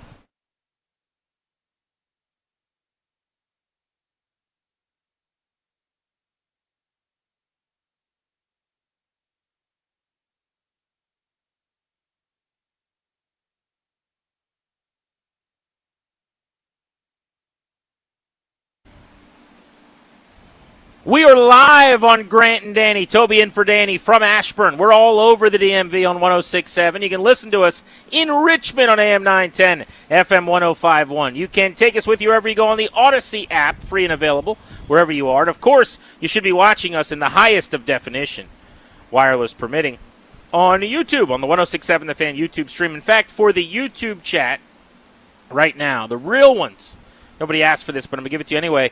It is my daily sun check on my chest. Here we go. Ready? This is only for the 106.7 The Fan video streamers in the highest of definition. Some would say it's for this is what we're working with. Only fans? Yes, only the 106.7 The Fan fans. Only fan shot. That's what we got there. You can notice the triangular kind of V cut here that we're working with, okay? There you go. That was for you guys. Yeah. It's getting real in the chat. Sorry about that, everybody. But we're back. And if you're just listening on the radio, consider yourself very lucky. Because nobody deserved that. I don't even want my wife to see what you guys just saw. That's tough. Yeah, that's tough. That's tough. Foster Griffin still a Washington National. We are 90 minutes away. I am still predicting that he gets traded. I am down to my peak was 75% that he was going to get dealt. Today I started at 61%. I told you about an hour ago I was 51%. Right now I'm 50.6% sure. Oh, so you've dropped 0.4%. Yeah, well, I mean, there's just, where is my news? I would say that I'm still probably like 60, 65% sure, and this is kind of on par for what I was expecting. It could be. It would be very surprising if he's not traded. Yeah, this kind of feels on par to me where this is one of those that you're clearly not getting the package that you're looking for, and so you're going to ride this one out and wait for a team to hopefully get desperate. Think about some of the trades that got done just at the end. Talking to Mike Rizzo for years, talking about some of the different trades that he got done right at the buzzer. The Lane Thomas for John Lester deal was one that got done right at the buzzer. The Dylan Floro for Andres Chaparro deal got done just at the buzzer. Thank goodness. Like those sorts of deals. Sometimes if you're not getting exactly what you're looking for, now those players are a lot different than Foster Griffin. That's your starting first baseman against lefties. That is your platoon piece. Yeah, I mean, where would the Nationals? Chaparro. Maybe we need to start a topic on this, Grant. Where would the Nationals be without the Dylan Floro trade? Forget the Juan Soto trade. The Dylan Floro trade set them up. They got their platoon first baseman. I've always said that. It was the deal that changed everything about the organization. I think they trade Foster Griffin, and I want to be very careful about what I'm trying to say. The idea that he hasn't been dealt yet is not really the point. I want to know what Taboni knows about being able to extend a qualifying offer. Yeah. I think that the return for Foster Griffin is way lower than I would have anticipated a week ago. And a week ago, my point was, well, hold on. You might be able to do better in the, qualifying offer return of a draft pick in the top 60. So if it's lower than I thought then I definitely think you could do better just getting a draft pick and adding a bunch of pool money in the draft. What were you thinking a deal for Foster would look like? Well, so it's always hard. It's impossible to know prospects and package. Sure. What I thought we were possibly heading toward was 2 weeks ago, there was a very real possibility Tarek Skubal wasn't getting traded. There was a very real possibility Casey Mize wasn't getting traded. There was still a lot of people suggesting Kevin Gossman might not even get traded, as crazy as that sounds now with how things have gone in Toronto. He's already been dealt. There are others. The Cubs have traded for a couple starters. So I remember during that Diamondback series having a conversation with a buddy who covers baseball nationally. And their point was there's a real legitimate shot Foster Griffin is a top 3, maybe a top 2 pitcher that gets traded at the deadline. And if that's true, all-star, lefty, the way he's been throwing, you're going to get a really, really good return. Someone's bringing him in to be their third starter. The difference, think about it this way. If you're trading for a guy who's going to be your Game 3 starter, that means you're also expecting that guy to potentially pitch in a Game 7.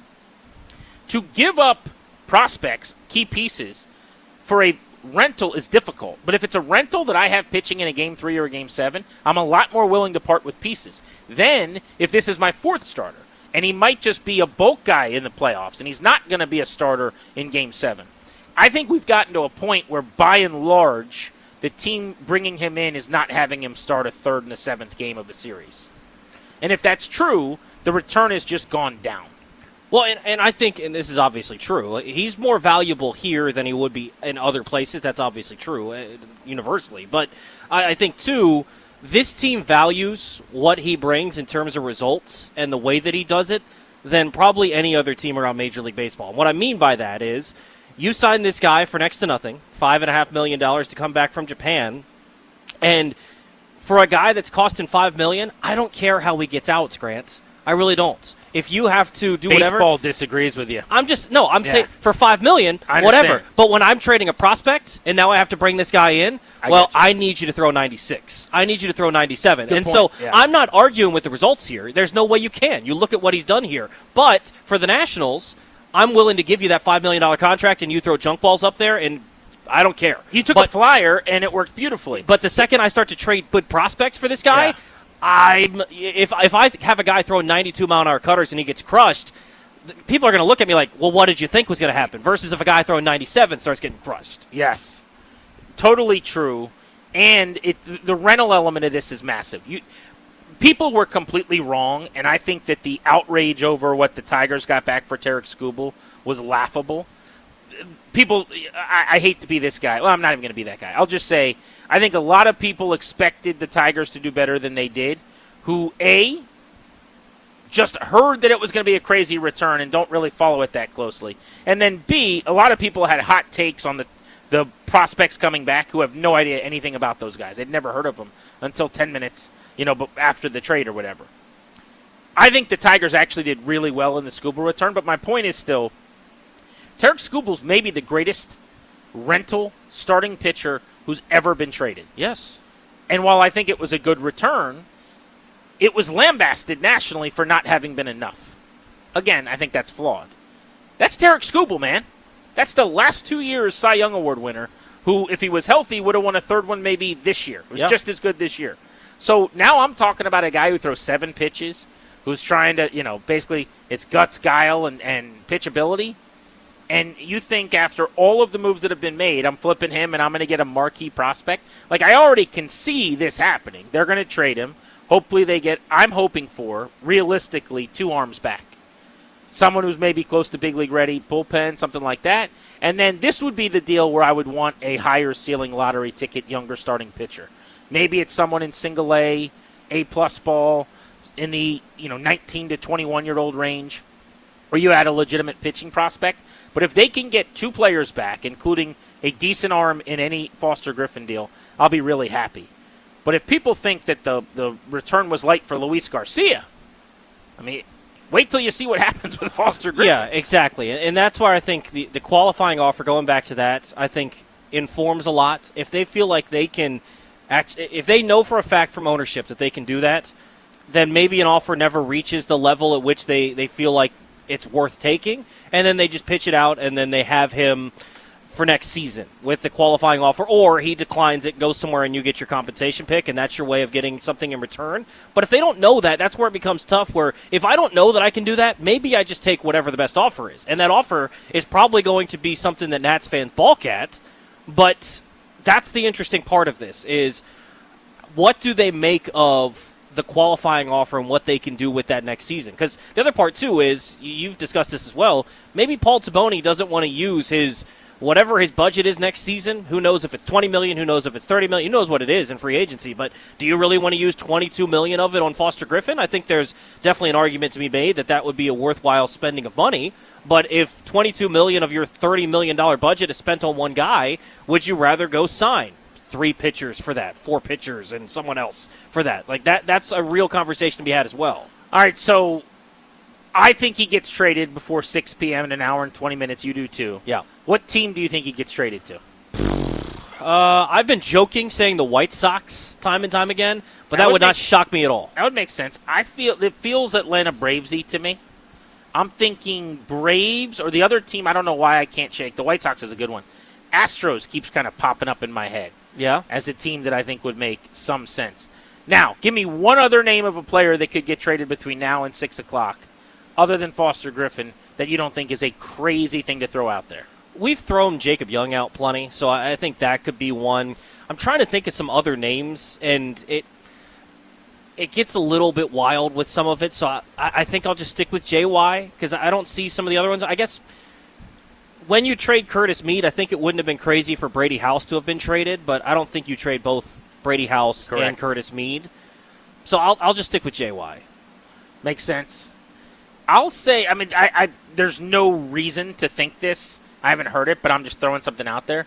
Nasim Nunez. Nasim Nunez is an elite defender. He is an elite runner. He's got, I think, 8 or 9 more steals than anyone else in baseball. He can play short. He can play second. He can play third. He hasn't done it a lot.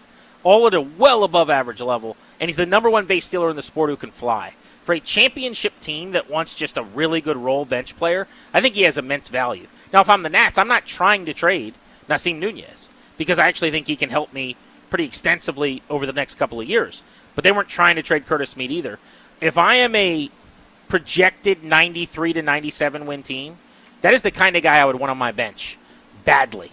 And I would give up a solid minor league player for the control that you get for Nasim Nunez, who has proven this year he's never going to be a great offensive player. He doesn't have power. He's not going to slug, none of that. But he can play multiple spots at a plus level. He could be a elite Gold Glove caliber shortstop. And the guy's on a 50 steal pace. Like, he can run. He has 3 super plus traits. His arm is ridiculous, his glove is really good, and his ability to steal bases. You know, that's hard to find. It's like 370 grade tools. Yeah, no, I think it'd be interesting, and I don't know what his value would be because he's another one. If they don't feel like they have a guy that's going to be an impact guy long term and someone that maybe just going to be a bench piece and you can get back someone that you can add into the system, I think it'd be totally worth it. For like Nas, I think long term they've got some infielders that probably take his spot. I mean, namely, I would expect him to be playing shortstop when CJ is dealt, or if CJ is dealt, not talking about the deadline, but in the offseason. If that's the case, Eli Willits, that's his spot long-term in a couple of seasons or maybe at the end of next year. Well, if you traded Nasim today in a package where someone offers you a couple minor leaguers that you like at the low levels or whatever, because he's controllable through 2031. And, again, that's why I would keep him around. Yeah. He's got a ton of value for the Nats, too. But in a world where you did that, like second base is now open for a Seaver King to come up and play down the stretch of this season. So you get a good long runway to look at House, King, Abimelec Ortiz. I mean, that's kind of the Rochester Red Wings lineup. It is. Of about a month ago. And we're trending in that direction after they got swept by the Atlanta Braves over 4 games. Our trade deadline conversation today, as fun as it's been as we count you down to 6 o'clock, a lot of moves all over baseball, has been brought to you on 106.7 The Fan by Infinity. Score the most reliable Wi-Fi, one price, 5 years, guaranteed. Xfinity. Imagine that. Next, you'll hear from center Matt Golban of the Washington Commanders, whose role is increasing and his reps are climbing with Nick Allegretti out. This is The Fan.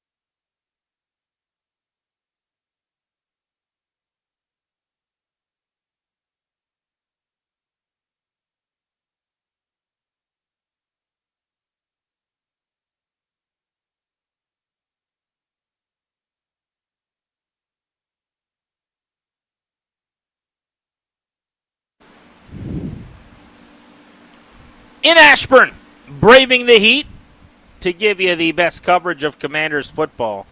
Because even though we don't wear capes, we are heroes. Yeah. Grant Paulson and Toby Altizer with you today. The real hero is this AC unit or whatever. Yeah, that's the real MVP right there. Yeah. So much. I mean, it's seeing some things, too. I'm just, like, standing in front of it, pulling article of clothing in different directions. Anything to cool down. It is ridiculously hot today. And it was funny. I mentioned this at the beginning of the show, and I'm doing the Danny weather bit. I looked at the weather last night because people were like, oh, it could rain. So I was like, oh, okay. And then look ahead, and it's like, could be like 75 degrees. I'm like, sweet. Could be a nice day in Ashburn tomorrow. Yeah. Excited about it. Get out here, and it's the hottest freaking day out here so far. We haven't had any Danny weather bits in like a week, so I'm glad you did that. You're welcome. Normally, what happens is the show starts, and Danny just says, kind of gives a breakdown on how the weather felt to him when he was outside. It's kind of nice outside today. I kind of felt good. It's got to be his... I mean, we make fun of Danny for being old and different things. That's probably his oldest man thing. Like, it's up there. Constantly talking about the weather. That's a pretty old man thing to do. I mean, yeah. Like, everyone else is talking about sports because that's kind of what we do. And he's like, it's kind of hot outside today. Like, thanks, Danny. He'll update you on how he's feeling about the weather. Just ask. Matt Golban is not old. He is a rookie. Michigan State 6th-round pick. And he's getting more reps right now with the Nick Allegretti injury. He's getting to take on some second-teamers, some guys that have played in the league, really going to help him, obviously, moving forward. I talked to him and asked him about being a few days into camp and as a rookie, how he feels like he's done so far. I feel good. I feel like we've done a good job the first couple days. A lot more to cover, but it's been good so far. There are a couple of positions offensively where it just feels like you've got to be on your P's and Q's with the plays more than everybody else. The center's definitely one of those. How quickly did you acclimate to the offense, and do you feel like you've kind of aced everything you need to know just for these practices right now? I don't know about ace. It's always a process. You're always trying to grow and learn more and see, the bigger picture. But Coach Shane, Coach State, Coach Stolt have all done a really good job with me and Tanoa as rookies coming in from the OTAs. So, I'm continuing to learn, but I feel like I've done a pretty good job so far. With Nick's injury, that's obviously disappointing, but it's only going to be a couple weeks ideal, and he'll be back. It does feel like it presents a great opportunity for you to get maybe more work and an elevated opportunity in terms of like the teams you're working with. How do you see that kind of playing out in the next couple of days? Yeah, that was really disappointing when Nick got hurt. He's been like incredible to me since I've gotten here. He's been in the league for a long time and just showing me the ropes and how he kind of goes about his business. I've just been learning and being a sponge from him, so that was really disappointing. But like you said, hopefully he'll be back soon. But yeah, I think it's a next man up mentality in the NFL. And I gotta step up, and I gotta make sure the offense is functioning. So. Has your workload tangibly changed over the couple days without him, where you get more reps or maybe reps up the depth chart more? Has that been noticeable in any way? Yeah, probably a little bit more. Yeah, since that happened, but like anything, every single rep is gold. So you gotta prioritize every single rep. Maybe too early to ask this, but what have you noticed in terms of challenges like speed of the game, things that maybe collegiately at State you're like, oh, I can get to that guy, or this angle works for me, and maybe up here you're like, oh, I got to do this a little different. Have you had any of those welcome to the league moments yet? I would say in OTAs, first couple team reps, I'm like, all right, this is a different speed. I gotta get on my horse a little bit. But because you get so used to, I'm sure, this is what I have to do to win on this play in college, and that probably changes up here. Yeah, no, it's it's a different level of speed and different level of athlete. There's no bad players in the NFL. Everybody's good. So yeah, but you get used to it. And you adapt and you continue to rep it and get better. So, but yeah, it's definitely faster. What kind of things are you doing away from the field just to keep your mind right and to kind of get away from football when you get the few minutes to do that? A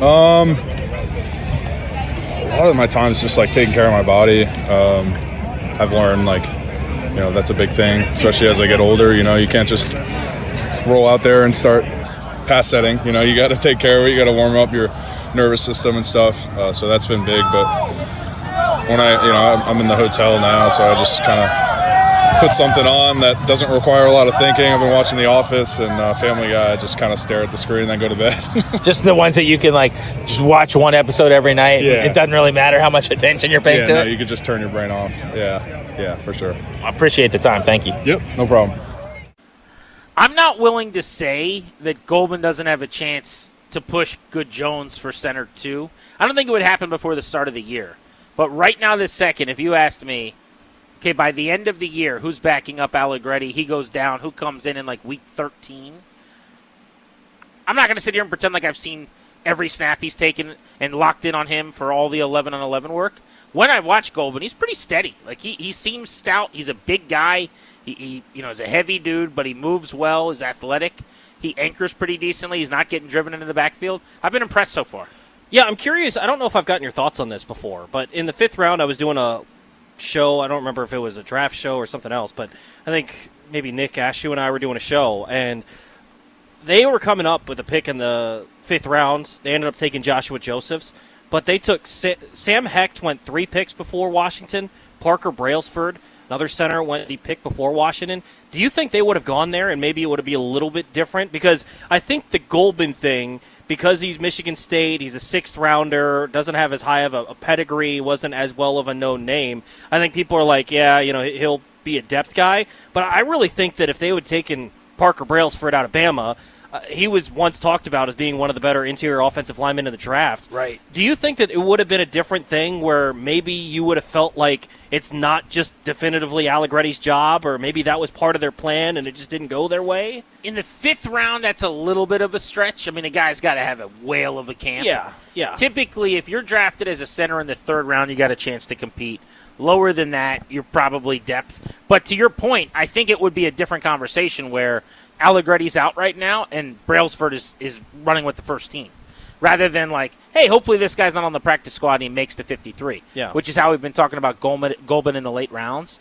Maybe it's just an indictment on, it's not fair to Good Jones, if I'm being honest, because I'm not sitting here cranking out tape and watching and analyzing every move he's made in the league.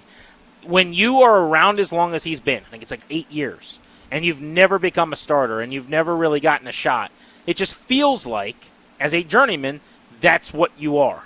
And we're going to view you that way. So we're sitting here going, well, this guy was just drafted. He looks okay at practice. Maybe he overtakes him. But we know what they care about. They care about being super smart, getting guys in the right calls, not having Jaden Daniels, doing things at the line of scrimmage where he's got to clean things up that you're getting wrong. That's why they've gone to Allegretti.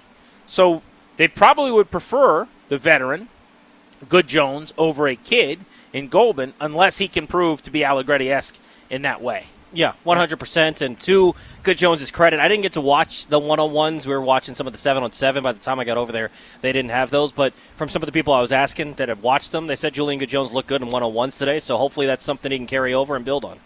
It's a good thing because typically one-on-ones, they're kind of designed for the defensive line. Yeah. It's a lot easier to look good as the guy that's doing the aggressive downhill pocket pushing than someone trying to anchor as an offensive lineman in that man situation, especially someone like him who might not be as big as some of the other guys on the offensive line. All right, we're about an hour away from the Major League Baseball trade deadline. So we're going to take you up to the deadline with wall-to-wall coverage in this final hour on 106.7 The Fan, your flagship home for the Nats, on Grant and Danny. Is Foster Griffin getting moved? Did the Nats do anything stunning? Does C.J. Abrams' name come up in rumors over this final hour? Will any of the other guys that we've come to really like, Jacob Young or Nasim Nunez or anybody else, be packaged into a deal? Might they even trade a prospect or two to try to add some Major League-ready talent? All going to come up in the discussions we'll have next right here on The Fan.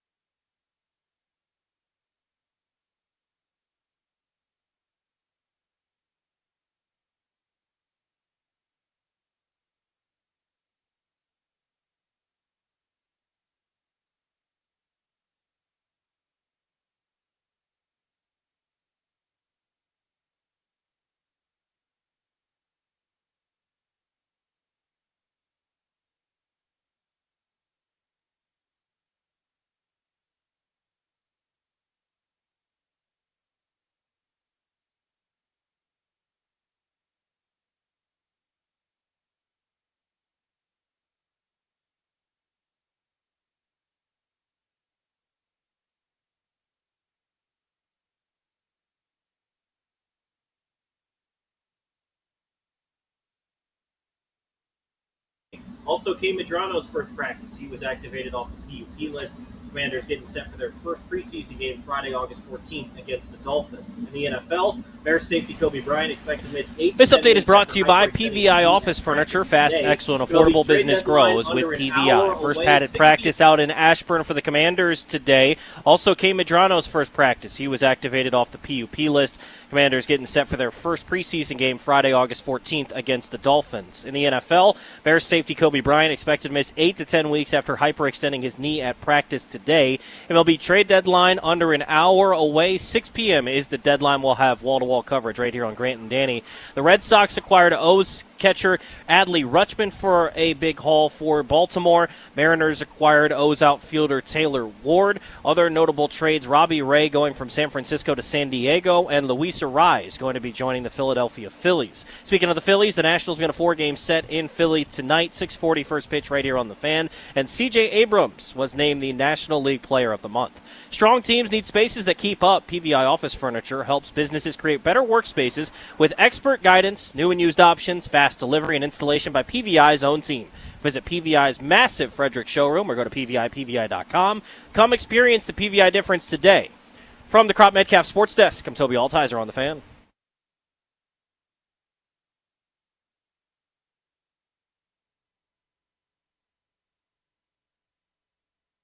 Braves fans coming to their feet. Iglesias sets, delivers the pitch, swing and a miss.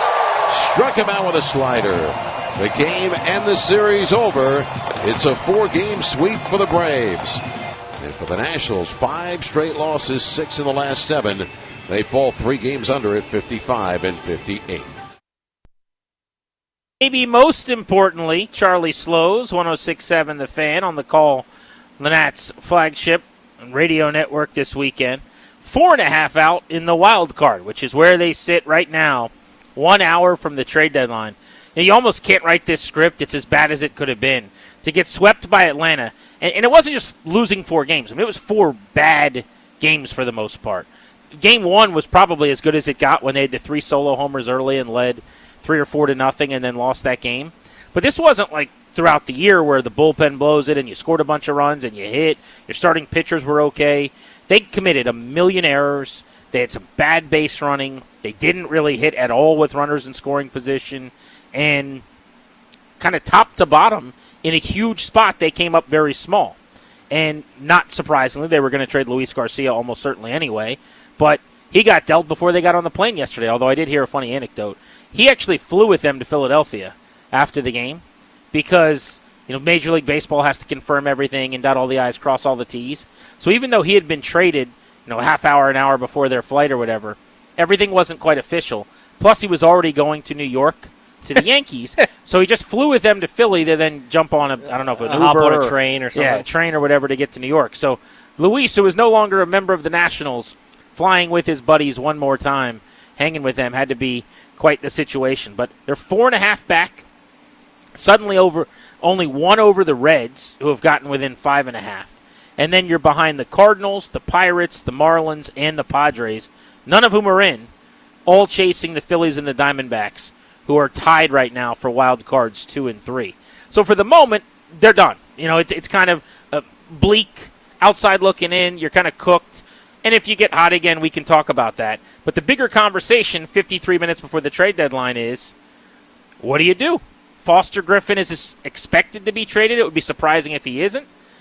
We got 53 minutes to see where he ends up if they do trade him. And do they do anything else? Yeah, curious to see exactly what they do. And I'm very interested what the package would be because we've talked about this for weeks now of what would happen if Foster Griffin was traded. What could you get back? And it's kind of gone back and forth where now he's not going to be the top arm on the market or even top 2 arm on the market. Tarek Skubal, Kevin Gausman, some of the other more controllable relievers have also been traded. So some interesting things going down as you're showing me, flipping around to show me a picture of Luis Garcia Jr. in Yankees gear. It's weird. Isn't that weird looking? It is weird. Louis in a Yankees sleeveless cutoff hoodie and pinstripes and Yankees hat taking ground balls at Yankee Stadium. Weird. Weird. Honestly, it's funny because I think the two guys that have been traded are tailor-made for the ballparks they're going to, which is obviously why they're attractive to the destinations they went. But Curtis Mead, obviously dealing with the injury, and it sucks for him, but he's going to pepper the monster for years to come. And Luis Garcia, that short porch in right field is made for him, right? Like you throw a high fastball, and he just swings at one that hits a line drive that somehow goes out. It's a Yankee Stadium home run only. Like, he's going to have a bunch of those, I bet. Yeah, that's the one deal at the deadline anyway, the other a week old, but that Paul Taboni has pulled off to this point. Luis Garcia to the Yankees for 4 arms. Giovanni Cruz is joining the team in Philadelphia. I have not yet seen, based on the roster today, if he's being added or if he needs a day to travel and get acclimated or what have you. But because you'd think Luis Garcia is in New York, it's very possible he could get there. He could pitch for them tonight out of the bullpen. 26-year-old right-handed reliever, pitched 4 games for the Yankees this year, throws a slider at 91, 48% of the time, a four-seam fastball at 100 miles an hour, 41% of the time, has a pretty filthy splitty at 90 miles an hour. He throws 10% of the time. They don't have anyone in their bullpen that touches 100, really. Rebalta's done it a couple times this year. I think maybe Beater at one point in his career could have done it. He's mostly going to be in the 96 to 98 range, though. So that's the best arm right away in their pen. Very different than being an effective reliever, obviously. But I'm excited to see Giovanni Cruz a year from now when Ben Grable's in their bullpen, the 24-year-old at AA who was an 11th-round pick last year out of Indiana, who's got the best fastball in the minor leagues, 99, 100. It's not the best velocity fastball. It's the best combo of velocity and movement with what they call IVB, that induced vertical break. Just a analytics maven, 56 strikeouts in 36 innings. So for a team that has had no ability to miss bats, no real overpowering stuff from the right side, Grable and Cruz will be in their bullpen next year, both touching 100, or in Grable's case, maybe more 97, 98 with crazy movement. Yeah, and that was something that I really wanted them to address this season when they made trades, whether it was a buy or sell type of move, was I need you to get pitching, because that's the major question, Grant. I think we talked about this earlier. You have to be a little bit careful about when you feel like you have figured something out. You can't just assume that you're the X factor and it's not the talent, right? Like, you can't just trade away all of your bats and assume all of a sudden you're going to still be able to turn this Joe Blow over here into a freaking incredible hitter. It's funny, by the way, to think about this, Tobes. They're a little light offensively now. Yeah, they are. And that's what the interesting part is. Like, you have to be careful and measure this. Like, Abby Ortiz, I like, and I'm curious to see what he's going to do in this role now. But they're a big question, honestly, because you still look down in the minor league system. They've got bats that could come up and help. Like, if they traded a Jacob Young, either a Christian Franklin or Andrew Pinckney could step in right away. If they needed another right-handed corner out or infielder, they've got Yoandy Morales. Like, they've got some guys that can help you out, but again, that's still depending on prospects, and you don't know how they're going to fare in their first go-around in the big leagues. The thing that they still have not necessarily shown me that they fully understand how to do yet is develop pitching. And now some of that is their elite talent has been hurt a lot of this season. Travis Sikora, Harleen Susana. But as much as we talk about some of the hitters having career years in the minor leagues, you're not hearing us talk about as many pitchers in the minor leagues having this guy's really figured it out and turned a corner. There aren't as many of those stories. Like Miguel Sime in his first go-round, you're seeing some strides for him, but that's the first time around. Like, we were talking about dudes in the minor leagues before, like Seaver King, where it was like, oh, man, another wasted draft pick, to now, oh, man, this guy could be an infielder for this team for the long haul. So guys have turned it around on the hitting side, but the question was, where the heck does the pitching come from? Now you're starting to get some of that answer, and maybe they can still develop some of the hitting, but they're at least going to have some guys out of the pen from this trade. They're at least going to have another starting pitcher to go alongside Cade Cavalli with the Connolly Early deal. So that's at least addressing some of the issues. Toby Altizer in for Danny Rouillet. I'm Grant Paulson. This is The Fan. Let's talk Abimelec Ortiz for just a second, as we're 48 minutes away from the trade deadline on your flagship home for the Nationals. So the Luis Garcia trade opens the door for Ortiz to come up and get plenty of playing time at first base at the major league level. He spent the entirety of the year at AAA. Ortiz is 24 years old. He came over in the Mackenzie Gore trade this offseason. He did get to play in one game and doubled just before the All-Star break. Came up when they needed a left-handed hitter against the Yankees. Had an extra base hit and went back down. But he's a guy with big-time power. Home run totals the last 3 years of 33, 18, and 25 in the minors. There aren't that many guys who have hit more home runs over a 3-year span in the minors than Abimelec Ortiz. a 33-homer season, a 25-homer season. It's hard to do. This year at AAA, he already had 18 homers and an 845 OPS, really respectable totals. So he was on his way to a 25-plus homer season for the third time in 4 years in the minor leagues. That's the power he's got. If you look at his, what I call the savant page, but the minor league deep dive numbers for him, you compare him to his peers at AAA, his average exit velocity, 102.9, is the best in AAA this year. His hard hit percentage is the best, among their affiliated players at the AAA level, really close to it. Swing and miss and Z contact and some of the things that he does are very, very effective numbers for him. So I think he makes good swing decisions. He hits the ball very hard. The batted ball data for him is terrific. This is a player I'm excited about. I've wanted a chance for at the major league level. He was blocked by Garcia. There's a multiverse. I've been watching Spider-Man to brush up so I can go watch the new Tom Holland's and Day offering. And me and the wife on the couch each night have kind of been trying to watch the three that precede this one. I'm thinking multiverses here.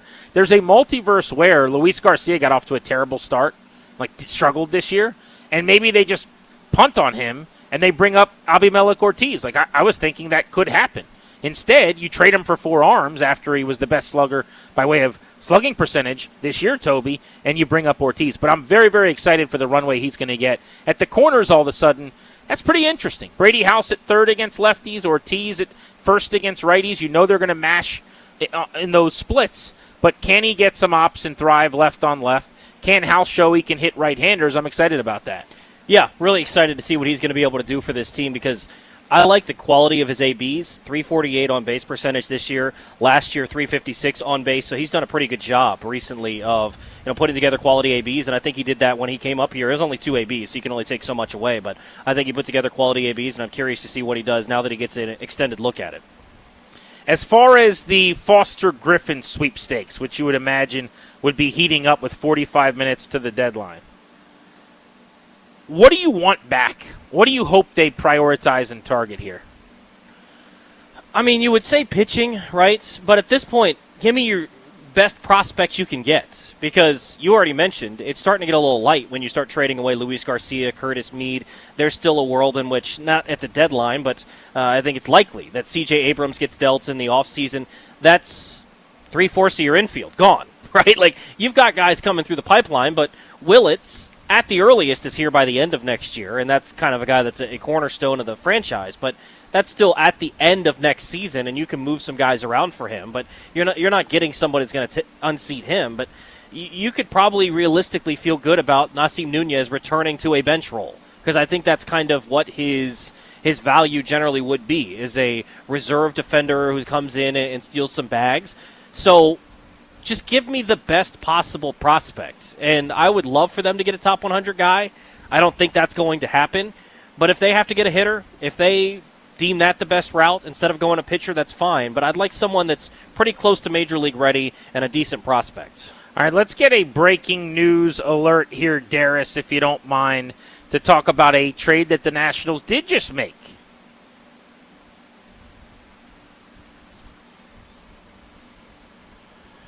So I can confirm that they have made a small move here. We talked about whether or not they would trade anybody from their minor league system. We're being told that Christian Franklin, the minor league outfielder for the Nationals who came over from the Cubs last year, plays at AAA right now at Rochester, has indeed been traded to the Baltimore Orioles. Still awaiting news on who's coming back to the Nats. You'd imagine it's a smaller swap, perhaps, where it's minor leaguer for minor leaguer.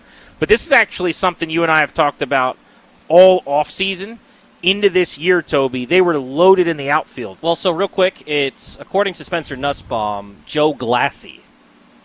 Okay, very good. So we can get to that in a second. But just real quick to finish this thought on why they trade Christian Franklin. They have so many talented, good major and minor league players at the high minors in the outfield. You think about in the big leagues, it's Dalen Lyle, Dylan Cruz, James Wood, Jacob Young, AAA. They've still got Joey Wiemer in their organization, who's a 4A guy, but Andrew Pinckney. They've got a bunch of outfielders coming, so Christian Franklin just doesn't really have a spot. He's frankly a big league ready-ish player, was having a really good start to the year, hitting about 250 with a 735 ops, came over in the Soroka deal last year with Ronnie Cruz, 26 years old. He was just kind of rotting in AAA a little bit. We saw him. He was one of their better hitters in spring training, actually, if you remember. Yeah. When we were there, having good at-bats. So he's a big league-ish type outfielder, speed, defense, could help a team for sure, in my opinion. Yeah, 100%. I thought that he was someone that they really liked, but they found someone that they could bring over as a pitcher to add to their depth there, and it's pretty clear that they realize the issue. They are throwing as many resources as possible at the pitching staff, and I do think that they feel like they are able to develop some guys and turn them into some things that maybe we weren't ready for. Also, you got to remember, in the second round this year, they drafted an outfielder out of TCU, so maybe they feel like he can immediately step in and take some sort of that role. Sam Peterson's been pretty good in Double-A. Maybe they feel like he's taking some big steps there as well, but I think it's interesting that you're moving Christian Franklin for another prospect reliever of sorts. Yes. So let's talk Joe Glassie. If that is indeed, you said Nussbaum is saying that? Yes. All right, so I haven't been able to confirm that, so I'm always uncomfortable going with that, but we've said his name, so let's just kind of chat about that for the moment then. Assuming the report is accurate, and Spencer does an excellent job, so I don't know why it wouldn't be. Glassie's really interesting. He's got great numbers throwing in the minor leagues this year. If you look at his totals, over 50 strikeouts in just over 30 innings. So he's a Double-A reliever who's had a lot of success missing bats in the minor leagues. He is a 6'3" right-handed pitcher who is 25 years old. Another guy, not unlike what they just got in that Yankees deal, where they brought in a bunch of players, either big leagues or Double-A, who's like close to being a major league ready reliever. They just don't have guys like this in their system. 30 innings, only 26 hits, 53 strikeouts, 15.6 Ks per 9 this year, and only 2.3 walks. Spent most of his year at A+. He just got to Double-A. He's only pitched 2 games at Double-A. And in terms of, the minor league track record, Tobes, it goes back to only 2024. So he's in his second year in the minors, which is why he hasn't been at a higher level. But I'm just looking up on the fly here, digging into some of the numbers. His strikeout percentage is 93rd percentile at Double-A. His walk rate is the best at Double-A. Looks like his strike throwing percentage is 73rd percentile. Gets a tons of swings. Obviously, a lot of swings and misses. 81% swinging strike rate. 81st percentile, I should say. So the metrics on him, very, very good. It seems to me like you flip a AAA outfielder at a position where you have a bunch of guys for a Double-A reliever who's 25 who might pitch in the major leagues before the end of the year, and you'll see what he's got. Does it inform you at all that they're trading for all of these relievers, and that you would think that they're trying to when you go into the offseason, Grant, like you can generally find, you're not going to get the Mason Millers and the Yohan Durans of the world, but you can generally find some relief pitching for a pretty reasonable price. Maybe not the exact guys that they're looking for that are going to throw 98 with 20 IVB like Grable, but they generally could find some decent relievers. Does this inform you at all, like going into an offseason where they probably are going to try to make some steps about improving, that maybe they feel like they don't have money to spend, so you can go ahead and get relievers for cheap, you can get starters for cheap, things that cost money? Because I like Christian Franklin, and I don't mind them trading him. I don't know that this is the route that I would have gone necessarily. What do you mean? Just trading him for a Double-A reliever. Why not? They have so many outfielders. But now that Christian Franklin never would have played for them in the big leagues. I don't disagree, but I would have thought that maybe you could, and maybe it's just me misvaluing his value, but I would have thought you could have got something more than just a Double-A reliever. For Franklin? I mean, I don't know. I mean, he was the throw-in a deal for, for a rental starter who... I would think it's more so like a combination of prospects, and maybe that's more of not what they're trying to do. I mean, if you're ranking the outfielders in their organization in terms of overall value to them, I would say Franklin is like back end of the top 8 or something like that. Yeah, I don't have an issue trading him. To me, what I would be doing is trading a guy like Christian Franklin for the best arm I could get back. And I don't know, I've never seen Glassie pitch. I'm not going to sit here and pretend like I do. I'm looking at his numbers. A guy that's striking out 15 per 9 at Double-A can get outs at the big league level with his stuff. So 100%. it's exactly the kind of thing I would be doing. I just think it's a little bit informative that they're trading for as many relievers as they are. Not starting pitching. Well, relievers. It is, but here's what I think it means. They don't have guys like Joe Glassie at the high minors. I agree. Like the guys they have at AAA have all been pitching this year in the big leagues and failing and struggling. Yeah. They lack guys. First of all, they have no one in the minors that's striking out 14 or 15 per 9 out of the bullpen. They have no one like Ben Grable in their minor league system. You need 6 or 8 of those guys. Like that's the whole. That should be. You should have 2 or 3 guys at Double-A and AAA that you think eventually could pitch in your bullpen. They got bupkis. You know what I'm saying? So, yeah. and to me, I'm a little surprised to hear you say that, only because we've talked all year about trading the redundancy in your outfield for arms. That's exactly what this is. Yeah, I just think it's a little bit interesting that they're going after so many relief pitchers from the minor leagues. And it makes sense, like you said. Well, the only other thing you could do is you could get 17 or 18-year-old starters, which to me does not match the timeline. I think they feel like they're close.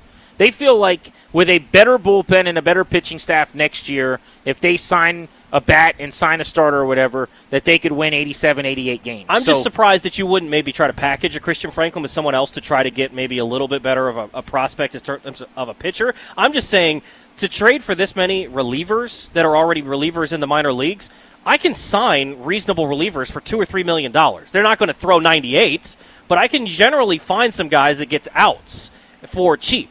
I think it tells you they're not going to spend any money, is where I'm kind of coming from. Like, I don't think it's the wrong process. Right. I'm just thinking, like, if there's a spot where I feel like I can fix a bullpen in anywhere in the offseason where I'm not spending big and I can bargain hunt, it's generally the bullpen. Maybe. I didn't view it that way. I don't think of it that way. I think if they're not going to spend $3 million on a reliever, it's because Paul Tomoni doesn't want to. Yeah. Not because, like, ownership says you can't have $3 million for a reliever. They gave him a handful of million for, Littell this offseason. They gave him $3 million for Michaelis in spring training. It is true that relief pitching is volatile, and a lot of times analytics organizations don't want to spend a lot of money on relief pitching. But I think they're looking for profiles. They're looking for stuff. They're looking for fastball shapes. They're looking for IVB, some of these things that they really care about. And I'm sure there's a list of 7 to 10 guys that they really like that they go, if we could get this guy into our org, this is going to be a good pitcher for a while in the big leagues.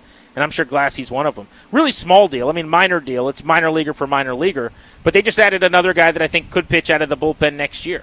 And if you're a Nats fan who's been watching them all year long, just trot out one guy after another, they can't get outs. The amount of stuff they're adding, they have now added 6 pitchers in these 3 trades. They've traded 3 hitters. They've gotten 6 pitchers. And I think all 6 by the end of next year will have pitched in the majors. Yeah.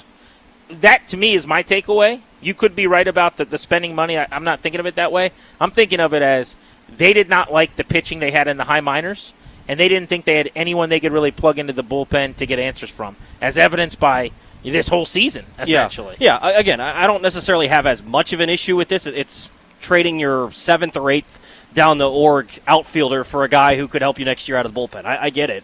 I just think it's pretty interesting that they opted to go that route versus, say, packaging Christian Franklin with somebody else as an extra piece in a deal that maybe gets a little bit better of a player, but maybe that's a little bit too high of a value for what I'm thinking Christian Franklin is. But it's interesting. 800-636-1067. You want to react to the news, 800-636-1067. We're taking you up to 6 o'clock, our trade deadline special.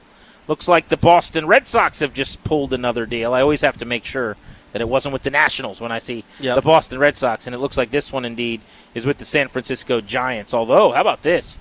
Infielder Marcelo Meyer, their top 5 pick from a couple years ago, is headed to San Francisco in that deal, which is interesting. That is one of the most famous young prospect players in the game. I thought he might end up here in Washington at some point. Yeah, he hadn't played very well at the big league level. Is Foster Griffin going to get dealt? 35 minutes to find out. We'll continue with our trade deadline coverage next.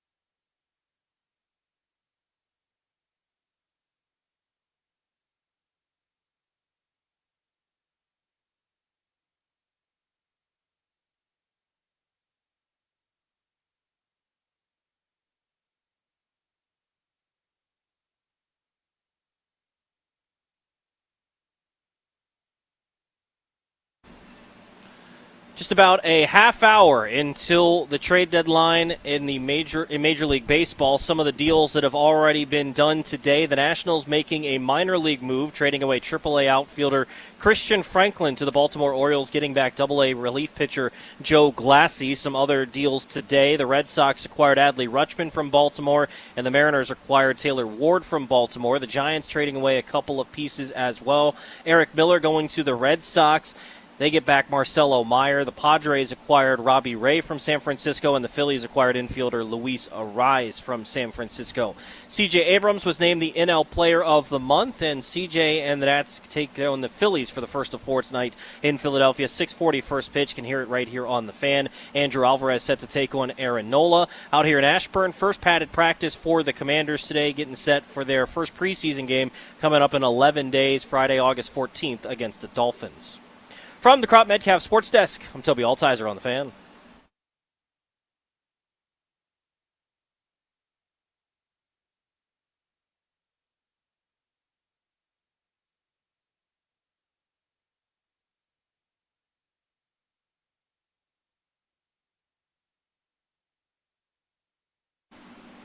We're 27 minutes away from the trade deadline on 106.7 The Fan.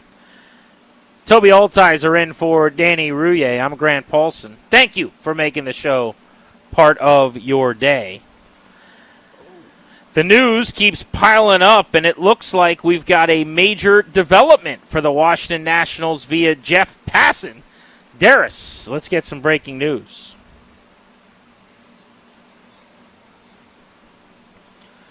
We've got our destination for Foster Griffin. He is on the move. He is going to be playing for the Cleveland Guardians. No word yet on what the package is coming back to Washington. But Foster Griffin, the last domino, or presumably the last domino to fall for Washington at the trade deadline, the last big one, he is going to be joining the Cleveland Guardians. We'll have plenty more coverage here on Grant and Danny. I'm Toby Altizer with the breaking news on the Fan. So there we go. Foster Griffin has indeed been traded. This is the third trade pulled off in this deadline period by Paul Taboni at this point. Of course, the fourth overall. 8 days ago, Curtis Mead to Boston. Yesterday, Luis Garcia to the Yankees. Minutes ago, Christian Franklin traded to the Baltimore Orioles for a AA reliever. And now Foster Griffin has been sent to the Cleveland Guardians. 4 players out, 6 in as we await the return for Foster Griffin. So we don't have specifics, but according to Spencer Nussbaum, 4 players back from the Guardians for Foster Griffin. So it seems like, from what we've seen at this trade deadline, they are a quantity, maybe just because of the quality of players they're giving up, but they are definitely a quantity over quality type of team in terms of trade packages in return. Mackenzie Gore for 5. Everyone got upset that they didn't get a top 100 player. They now have a couple of top 100 types out of that deal. And then the Luis Garcia deal was pretty clearly quantity over quality as well. Now, we were talking a few minutes ago, and you didn't love the idea of Franklin for a AA reliever. And I asked you during the break, is it because the word reliever is the pejorative here, like you'd rather a starter? Meaning you're not going to get a AA starter who's going to be a big leaguer for Christian Franklin, who has almost no value. But is your point, like, get a lottery ticket then? Go get the 18-year-old who throws 96, who's a starting pitcher for the moment, and let him fail to get to being a reliever to have some prospect status. Is that kind of what you're going with? I asked that before we find out about the Griffin return, because I'll be curious to see if it's more closer to the big leagues reliever types or if they go a little further away with a wave that's maybe 2 crashes on the shore from now, but they get teenage starting pitcher types. Yeah, no, I think that's more so the thing, where generally you don't see teams going after relievers in the minor leagues. It's more so you get a starter, and if they turn into a reliever, that's one thing, but to consciously go after relievers is another. Like you mentioned earlier when we were talking about prospects with the Luis Garcia deal, they're never going to be ranked as high. And how much does that matter? Not really. But they're never going to be ranked as high because they're already a reliever. They're only going to pitch an inning or 2 at a time versus maybe trying to get someone. So it's not necessarily an indictment. I just think it's a little interesting of an approach for Paul Taboni when he's presumably selling off here when you trade away Luis Garcia and you trade away Foster Griffin and you trade away a guy that could be in the big leagues right now and Christian Franklin for someone who's probably is a little ways away, just got to Double-A. You're getting a reliever, not a starter. I just think it's interesting. I don't know that there's anything wrong with it necessarily, but not your traditional approach. Foster Griffin, what a story, Topes.